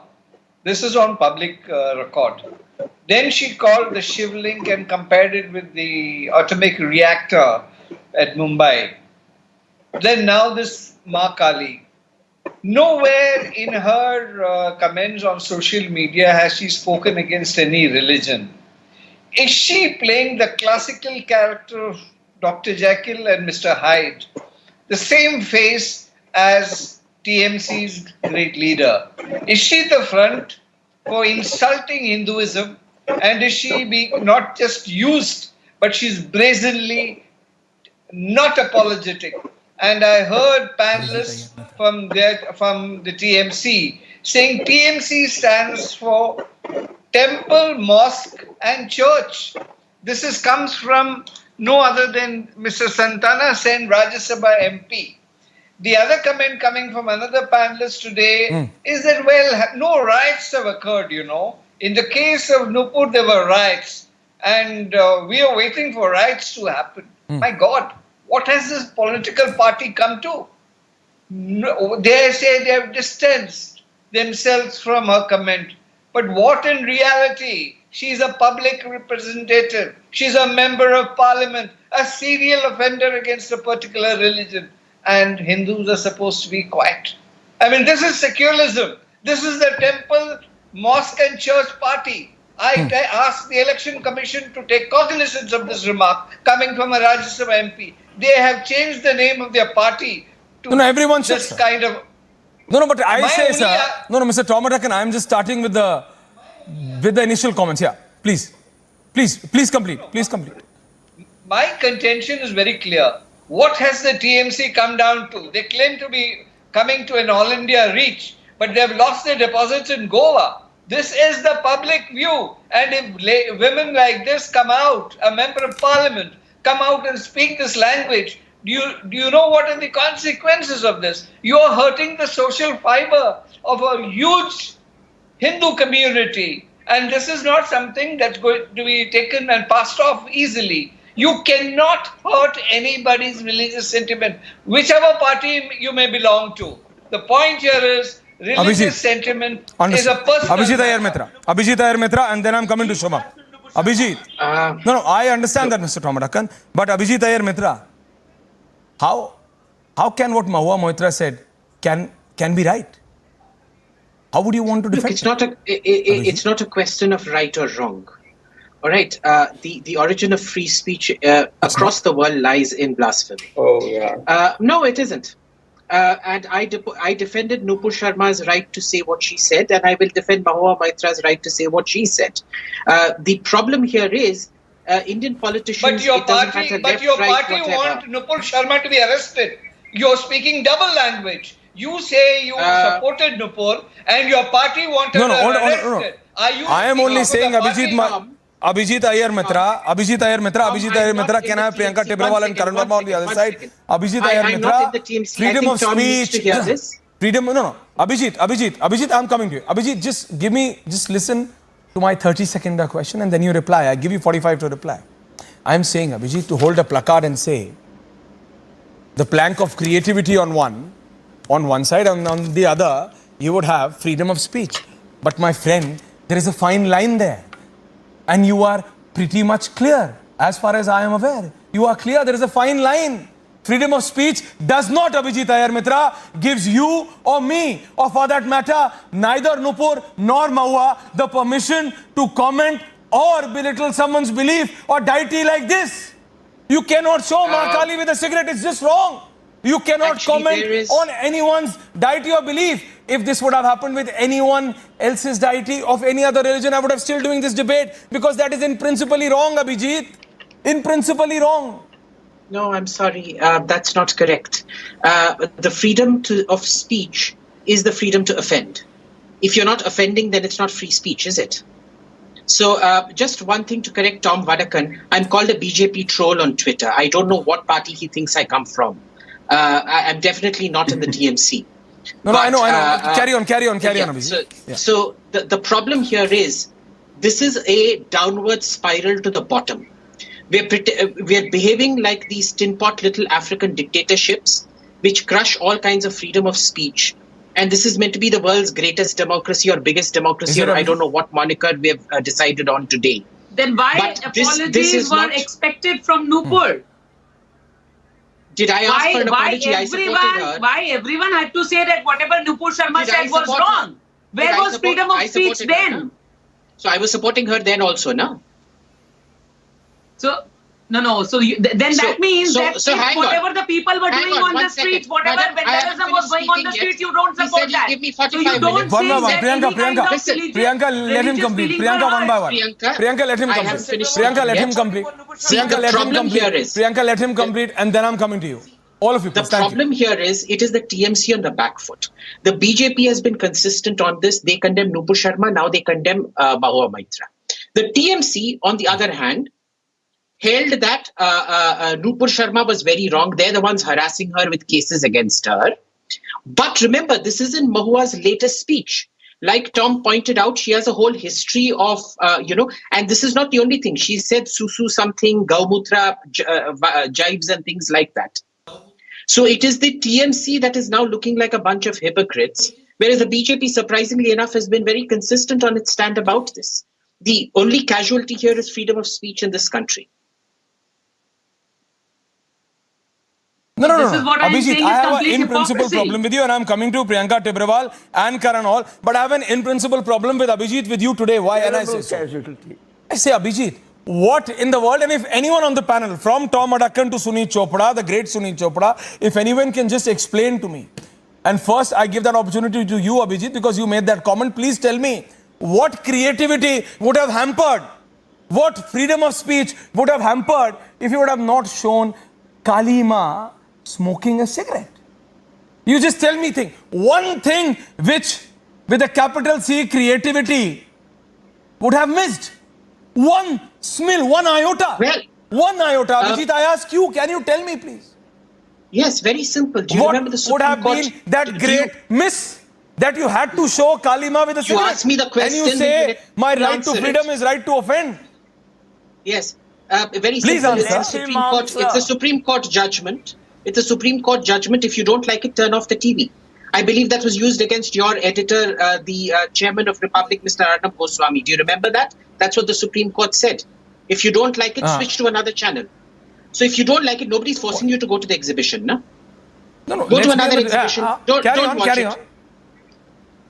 Supreme Court has many a time said this. That Why? What are you telling me? Abhijit, understand. Abhijit, hold on. Abhijit, you like to make that smakrmach make. I have no problem. You have made that to Arnab on his face. That's no problem. Boss, that's freedom of speech. But I say, you are in India, Abhijit Iyer Mitra. You are in India. Here, Hindu, Muslim, Sikhs, Christians, everyone, we live peacefully together. If we've never made such comments on anyone's belief. If someone gets offended, don't make such beliefs on someone's deity. Your freedom of speech can create trouble like this. And you would want to say, this was deliberate. I don't know from where you are mixing what. I'm not. No, this is deliberate for sure. Mixing concepts. This is deliberate, and I say so why? I say so why? I don't know what's for. Abhijit, Priyanka and Sunit Chopra. And I still don't know, Abhijit Iyer Mitra, what's your real reason to support Mahua Moitra? I don't know. But I really can't understand. How can you say that it's for creativity? Everyone because has under a no right circumstance to the way they think and to defend Sunit it. Chopra. And she defended herself well enough. The great Sunit Chopra comes. That is what I am saying. So today you hurt the Hindus, you hurt the Bengalis by doing something against Ma Kali. Tomorrow proceed, hurt the state, do something against the Gurudwara. She believes in proceed, do and something she has against the given Christians, an explanation and everything will be watched. in detail Everything will be as watched. to why she believes in it. I asked a question to Mr. Sunit Chopra now, that if certain things are shown, that they are being done in a Gurudwara, if the sentiments of Sikhs and Punjabis are hurt, then he will also say that this is creativity. If the sentiments of Christians are hurt, he will say this is creativity. No, this is a deliberate intention of Mahua Mitra to have done this on this particular time where she knew that there is fire around the country. This is what you are saying. What particularly has been done. Then what are you saying, Sunit Chopra? Let the world listen also. There is already No, let us listen because I have heard. No, Karan, I am coming. Shubham, I am coming. Karan Verma, Shubham Ganguly, give me 2 more minutes exactly in the clock. Tom Adakkan, I am coming back to you. No, but great Sunit Chopra, the great Sunit Chopra, can I just please know what's your real feeling? Because I've understood what Abhijit felt. Abhijit said, boss, freedom of speech is freedom to offend. I am sorry, Abhijit, that's not right. That may be your take, that's not our take, and that's not the majority's take. You need to understand. You are in India.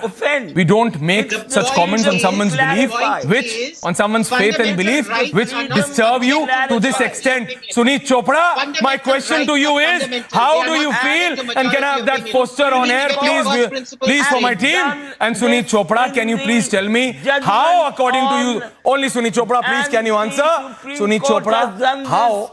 In the Sunit Chopra ji, can you please tell me how do you feel and why do you feel this poster of Kali Ma being depicted with a smoking cigarette in her hand, how this is right? And why was this necessary? I asked the same question to Abhijit when he twisted and turned towards Arnab. He didn't answer that. Tell me now, what creativity would have been missed out? What creativity would have been missed out? Answer, anyone on the panel. Judgment, or the Supreme Court on judgment on Arnab has been very clear, and this is a sequence of that. That's your problem. Not at all. Not at all. You want to talk about Ornav talk? You want to talk about Ornav talk? But don't make it an alibi. Abhijit, no. Priyanka, I know you are a lawyer. You will understand this better. Tom Adakan wants to come. Karan, I have not come to you. I'm coming, but I am telling this to Abhijit and Sunit Verma both before I go to Karan and then to Tom. That if you want to talk about Ornav, talk. I know you are dying to talk about Ornav. I know.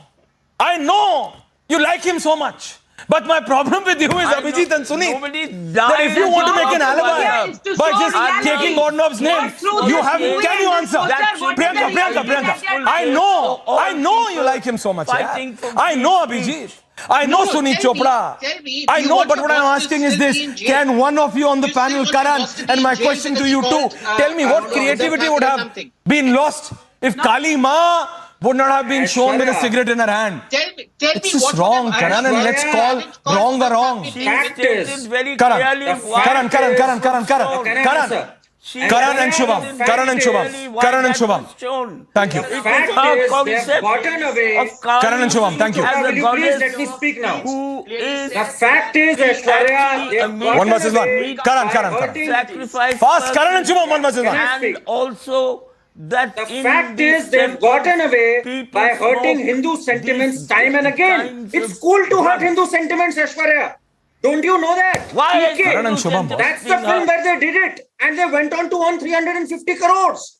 They did it in Oh My God. They've done that time and again, and they know Hindus are too civilized a community. They will not retaliate back. They will not throw stones.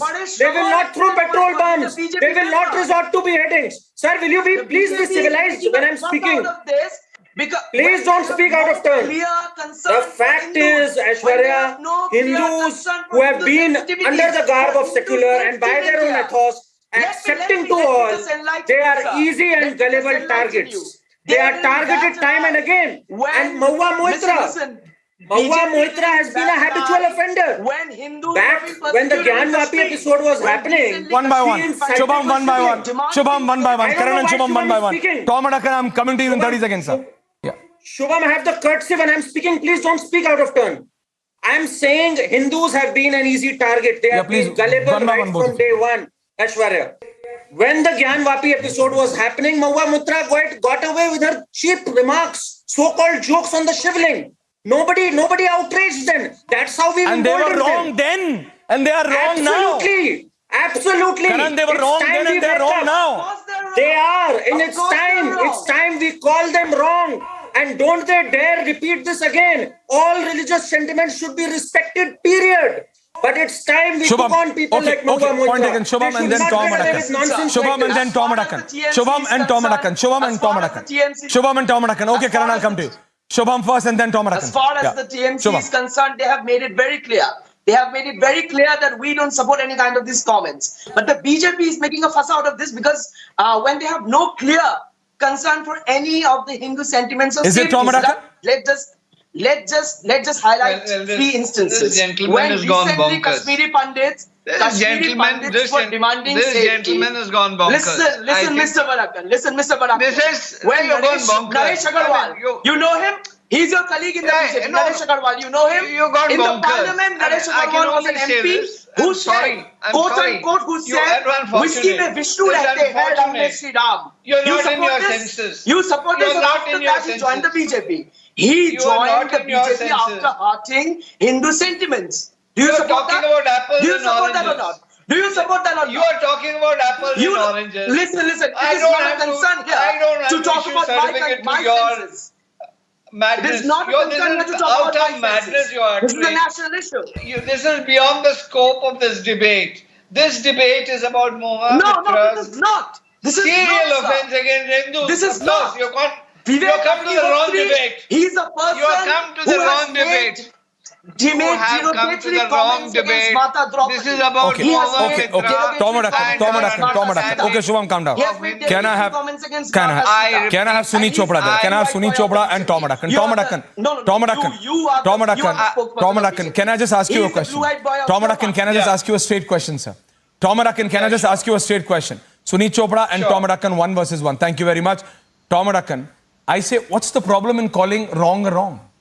if Nupur Sharma made a wrong statement, it was wrong. There is nothing if Mahua wrong Moitra has made an in principle wrong statement, it's wrong. But if this the poster point of depicting is Kali not Ma with a wrong. cigarette is wrong, She is wrong. is using an My improper party- judgment. my Sunil Chopra, you have party different- of Goswamis. What My view do you have, party sir, on the has humor? reacted. Position. And My I party stand by has her for that. reacted. Your love for Mr. Arnab Goswami is I never ending. stand What do by I her. do? I am talking about Mahua Moitra. You are talking about Arnab Goswami. Sunil Chopra, what do I do with you, sir?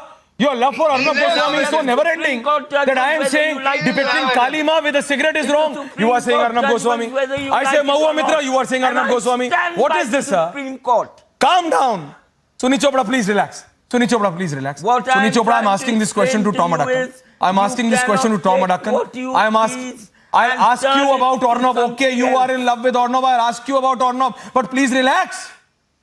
I'm talking about this poster of Ma Kali, Goswami which is in principally wrong. is the head I'm asking Tom of Adakkan. Thank you very much, Tom Adakkan, sir.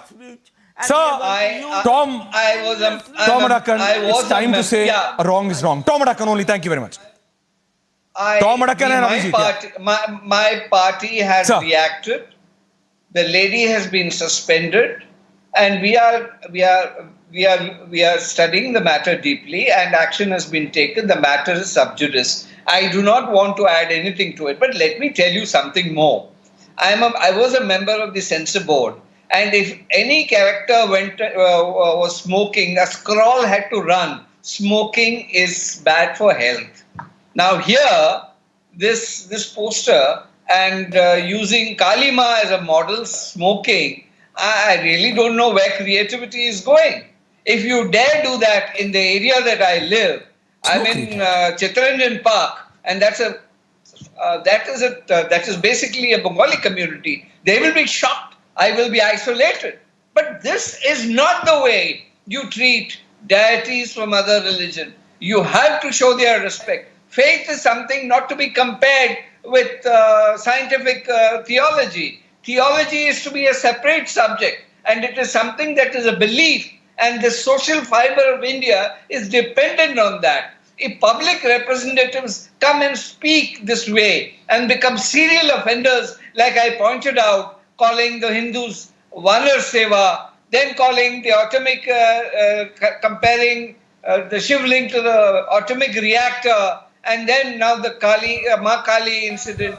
What do you think is happening? What has happened to our people's representative, and what has happened to the great TMC? Has Mamata sent herself to exile, or is she going to send this lady into exile from our party? Because India is asking this question. This is not a BJP. This is India that is asking and want to know, can a religion have any place in India? Because that is the basis of secularism. That is the basis of our faith. That is the basis of our integrity and credibility. And that is being questioned by somebody who claims to be secular.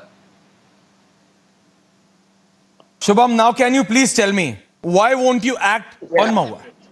That is not... Mahua is wrong. TMC... Your party has officially taken a stand that this is not Yes. TMC's stand. Now you listen to me, Shubham, please. Your party has distanced itself. Why are you not taking the strictest possible action which a political party can take TMC, on their representative TMC or their didn't take leader? time like BJP. Why? What is stopping you? What is stopping the Trinamool Congress from taking that action? Just put forward a BJP leader who has condemned Nupur Sharma's statements.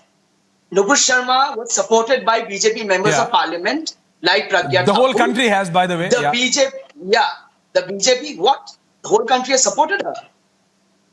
What did you say? That's my problem. No, that's... What did you say? No, what did you say? Sorry? The whole country has supported I'm Nupur saying Sharma. the whole country has opposed it. Listen, Can you listen clearly? I am saying the whole country has said it's wrong. What she said is wrong. Don't go into flashbacks. A wrong is a wrong. Nupur was wrong then. Mahua is wrong today. Let's call a wrong viewers. Of course. Let's call a wrong a wrong. They are wrong. It is not right to hurt the sentiments. Let's be very clear. No, I have a... Listen. I am saying you can go over and beyond to demand action on Nupur Sharma or Mahua Moitra, but under the structure. This Sar Tan se Juda wasn't right then, is not right now. Let this be very clear. We live in a democracy. Yes. This cannot be allowed. What happened in Udaipur, Amravati is happening now. Abhijit, do you know that people are still getting warnings on their mobile phones only because they put up a status, a WhatsApp status, or some post on some social networking site, Abhijit? It's basically your laws have allowed this kind of, it incentivizes all this rubbish. You're making apologies for the government not having a monopoly on violence and being a third world country. You're literally apologizing for government incapacity. Tell me one first world country that behaves like this. One. Tell me one first world country. Be it France, be it Denmark, be it America. Where do you have this kind of restrictions on free speech? Why didn't we ask this question when people were being killed? When people were entering shops of other people in one community and were cutting and chopping off their necks? Why these questions were not asked? I want to say this, that again I will repeat that this is a deliberate intention to wound the feelings of one particular community. And this has not been done for the first time. TMC is in continuous process of doing this. They had a condom over shivling comment. Who did that? The Yuva Morcha president, Shiny Ghosh. Was it condemned by the TMC? No, it wasn't. Then their MLA says that Mamata Banerjee is the reincarnation of Ma Sharda. Did they condemn it? No, they didn't. So this is a continuous process of trying to hurt the religious sentiments of one particular community because you ask us to be secular. And then you enter our shops and chop our necks. Abhijit. And then again you say that what are the first world countries doing? You are not sitting in the first world country. You are sitting in India. Yes, you know I can tell you a third world country. Speak about our status. Speak about the status we are living in today. Speak about how someone can enter our shops and chop off our heads. Speak on that. First of all, why is she screaming? Why is she screaming? I supported Nupur Sharma. Why is she screaming? Who is she yelling at? Oh, you have those fabulous headphones. Everything comes into 10x voice. Calm down here. But everyone I is am speaking. saying that you need to support what is right. No, she's not yelling on anyone. You have those very fabulous headphones. No. You can hear everything with crystal clear. Treble and bass, but I'm just going to Karan Verma and Sunit Chopra and Shubham Ganguly. Karan, I'm unable to make them understand that there is a fine line. No, Abhijit, I have failed to make you understand as well. There is a fine line of where there is no fine line. It is the people who claim there is a fine line. Please understand. That's my problem. Your argument. Then there is an in principle difference of opinion between you and me. But Karan, by saying freedom of speech, by saying that I can say what I want, I cannot comment on someone's deity and faith like this. At least not in India. And I'm very happy that I'm in India. And so should be you. Why not? Karan. Any right is not unfettered. It is subject to reasonable restrictions. It cannot offend anyone's sentiments beyond a point. And when you do something like this and when you do it deliberately, then that means you have a malified intention at the core of it. And secondly, to answer the gentleman who was comparing us to the first world countries, sir, in US, abortion rights have been rolled back. So we are far above being liberalism. So let's not compare to the first world countries. And secondly, the TMC, let me call out their lie, Aishwarya. They have been offending Hindu sentiments time and again. They've never reprimanded any of their spokespersons. They've never reprimanded anyone when malicious attempts were made to compare shivling. So they've been wrong all through. Today, just when they think that they might lose out on some vote bank, they are trying to distance from Mahua Moitra. Otherwise, they patronize Mahua Moitra time and again. Of the Bharatiya Janata Party, you're accusing the TMC of hurting Hindu sentiments. Someone like Mahua Moitra. Her remarks against shivling. Who said in the parliament, why did they not wake up then? Whiskey mein Vishnu rehte hain, Ram mein Shri Ram, Jin mein Mata Janki, और ठर्रे में Hanuman. This is what Naresh Sharma, BJP leader, said in the parliament who joined the BJP. So that is also condemnable. Naresh Agarwal was anyone who offends religious sentiments, irrespective of party, is condemnable. Have the guts to say that out loud today on the show. But have the guts to say that. Why did you not condemn? TMC Why did you not condemn Mahua Moitra when she was comparing the shivling? BJP only acted against Nupur And Sharma. that's Why good. did you not condemn Shubham, I'm saying that's good that you condemn it, but take further action. Shubham and me, please. Shubham, Suni Chopra and me, please. Karan, hold on. Tom Adakar, I'm coming to you, sir. Tom, I'm coming to you, sir. Hold on. Shubham, you said that TMC did not take time to condemn. That's good. But if Mahua would have apologized, if Mahua Moitra would have said, okay, I'm sorry, I never wanted to make such a comment. It was a mistake. We are all humans, boss. And humans make mistakes. But if you make a mistake, which you believe, Shubham, that she did, that's why TMC distanced itself from her. But my problem is that she's still not understanding. She's saying she wasn't wrong then, she's not wrong now. She's saying that the poster where Kali Ma has been shown, depicted, smoking a cigarette is right. That's my problem. That's when I say irrespective. Naresh Agarwal then, Nupur Sharma, sometime back, and Mahua Moitra today, irrespective whoever. Hence I said, Abhijit and Shubham, it's time for us to come out of this BJP, Congress, SP, BSP, TMC, NCP framework of mind. And we need to come out of Hindu, Muslim, Sikh, Christian, Jain. We need to come out and work for the fabric of this country. By doing this, we are disturbing it. There is a fine line in the freedom of speech that you Guys, one by one. Shubham. Guys, one by one, please. Please, thank you. I want to respond to Abhijit Iyer Mitra that there is a fine line in the freedom of speech that you can hurt or harm anyone. Okay. You can hurt or harm anyone. But the TMC didn't even take time to condemn and distance itself and told that Mahua Moitra has made these comments in her personal capacity and the legal FIRs that are being filed in her name, she will have to file it all alone. But the BJP took cognizance and action against Nupur Sharma when there was an international outreach from friendly nations, when diplomatic relations were being hurt. Now these kinds of comments, which harm the secular fabric of India, which harm the inclusiveness of India, the unity and diversity of India, the party members who make such comments, the party shouldn't take time to condemn those. The TMC didn't take time, the Bharatiya Janata Party did take time. The TMC has condemned it in the harshest ways, and but Bharatiya Janata Party,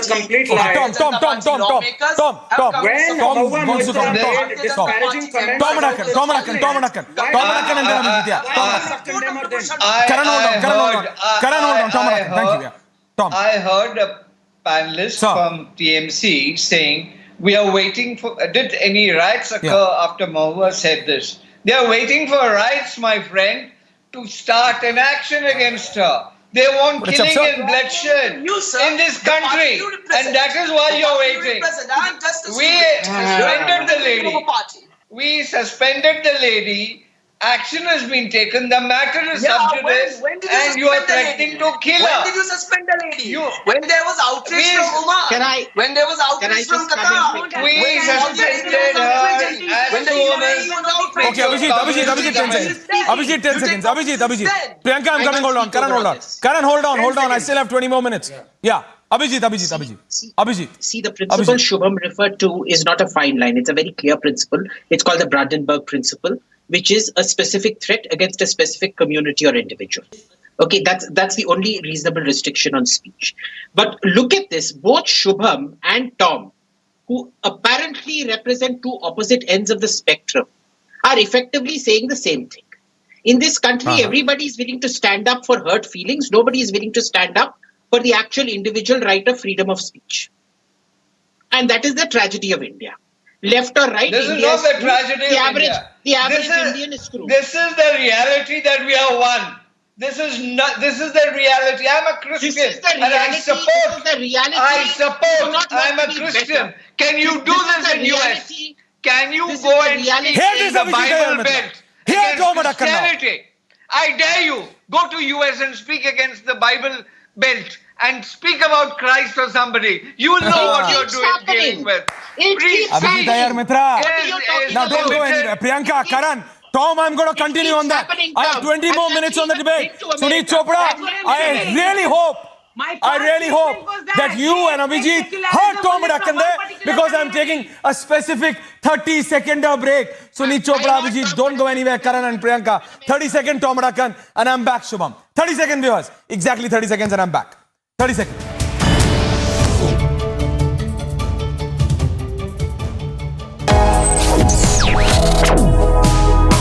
Reading allows us to become familiar with ourselves. We don't read, we won't know what is knowledge. I just find it very interesting to know people's lives, how they went through certain situations, how they dealt with things. So wherever you want to go in life, if you read books along those lines, then that would really help you in growing. Reading could mean a million different things to every individual. What does it mean to you? Visit readindia.info to find out more.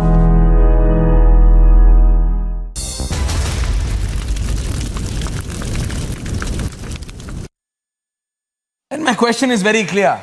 Did you hear Sunit Chopra, what Tom Madakan said? Sunit Chopra and Tom Madakan, and then I'm coming to you, Karan and Priyanka. Sunit Chopra and Abhijit, both of you were talking about those America, Europe. Your America Prem and Orno Prem never ends.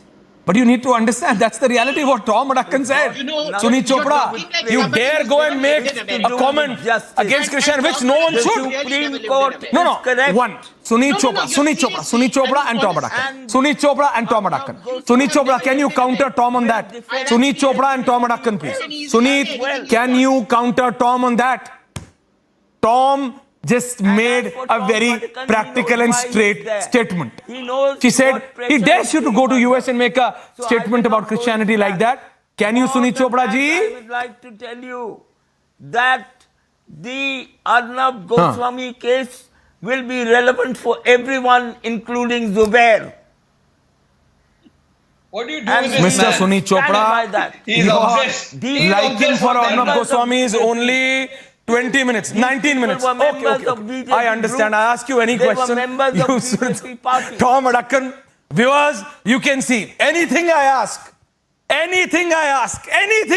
today to Sunit Chopra, he just wants Arnab Goswami. I'm sorry, you would have to wait 19 more minutes for that. Arnab's going to be there. Arnab is going to be there. Just 19 more minutes. Please. Okay. Abhijit, can you please counter Tom on that before I go to Karan and Priyanka? Because I have understood Sunit Chopra, his liking and love for Arnab Goswami is so much that he just doesn't want to answer anyone else.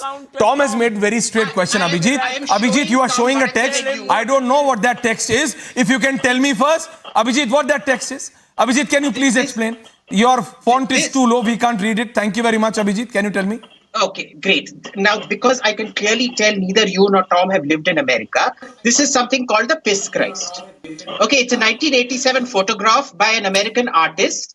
It depicts a crucifix submerged I don't in a live small in places which are not worthwhile. I go travel and come back.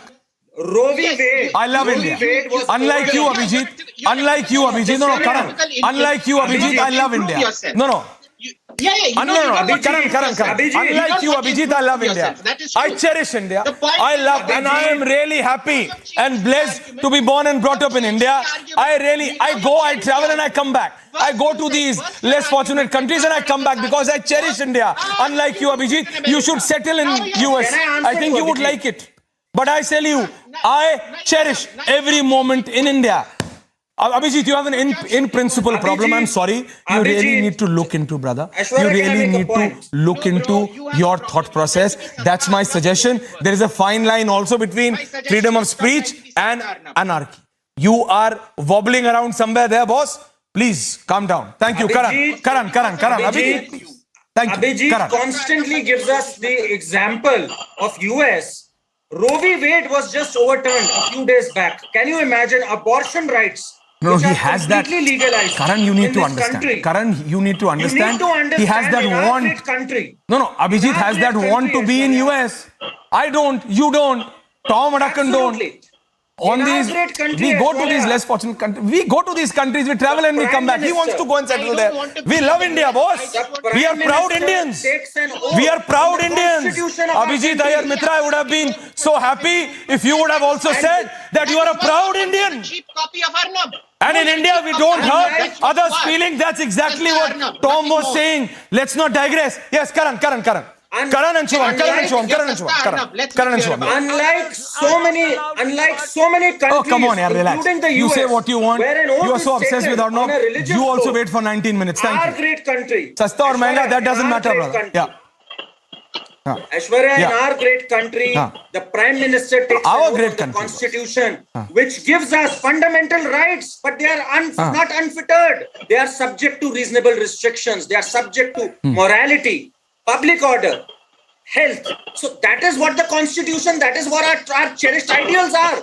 That's something that Abhijit doesn't understand. As much as there is scope for creative freedom and expression, we do not cross a line. And that is why we are in 1,000-year-old civilization which continues to nurture because of this, because we know where our lines are, we know where our limits are. Unfortunately, Mahua Moitra doesn't know that. And had the TMC reprimanded her when she was making those obscene remarks about the shivling, this remark would have not happened.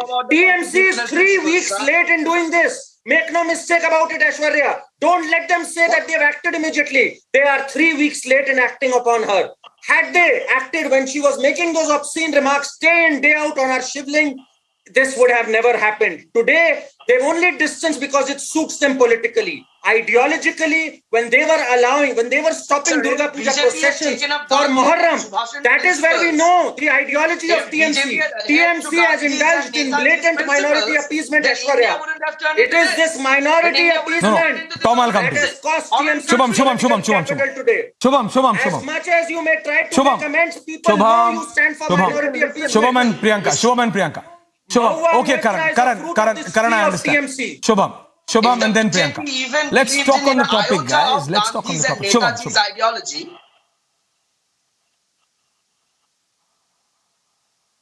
Carry on. So we all know what ideology TMC follows. We have seen that in the past when you banned Shubham first and then Priyanka. In school, so we very well understand. You belong to a party which you represent the party. You belong to a party where you belong to. Which believes in the breaking of India. Aren't you a Bhadra Bengali of Bengal? Which believes in housing fringe elements. Now people like Nupur Sharma, people like Pragya Thakur, they are not the fringe elements of the BJP. They are the mainstream of the BJP. Watching you and people will question your identity as a Bengali. in the BJP, they are the fringe elements. Even Abhijit was saying something about UK-US. Abhijit was saying something about UK-US, just like you to remind you this, that just a month back, there was a movie. The name of the movie was Lady of Heaven. Just 1 month back, it was pulled down from the theaters in Europe, in London. Why?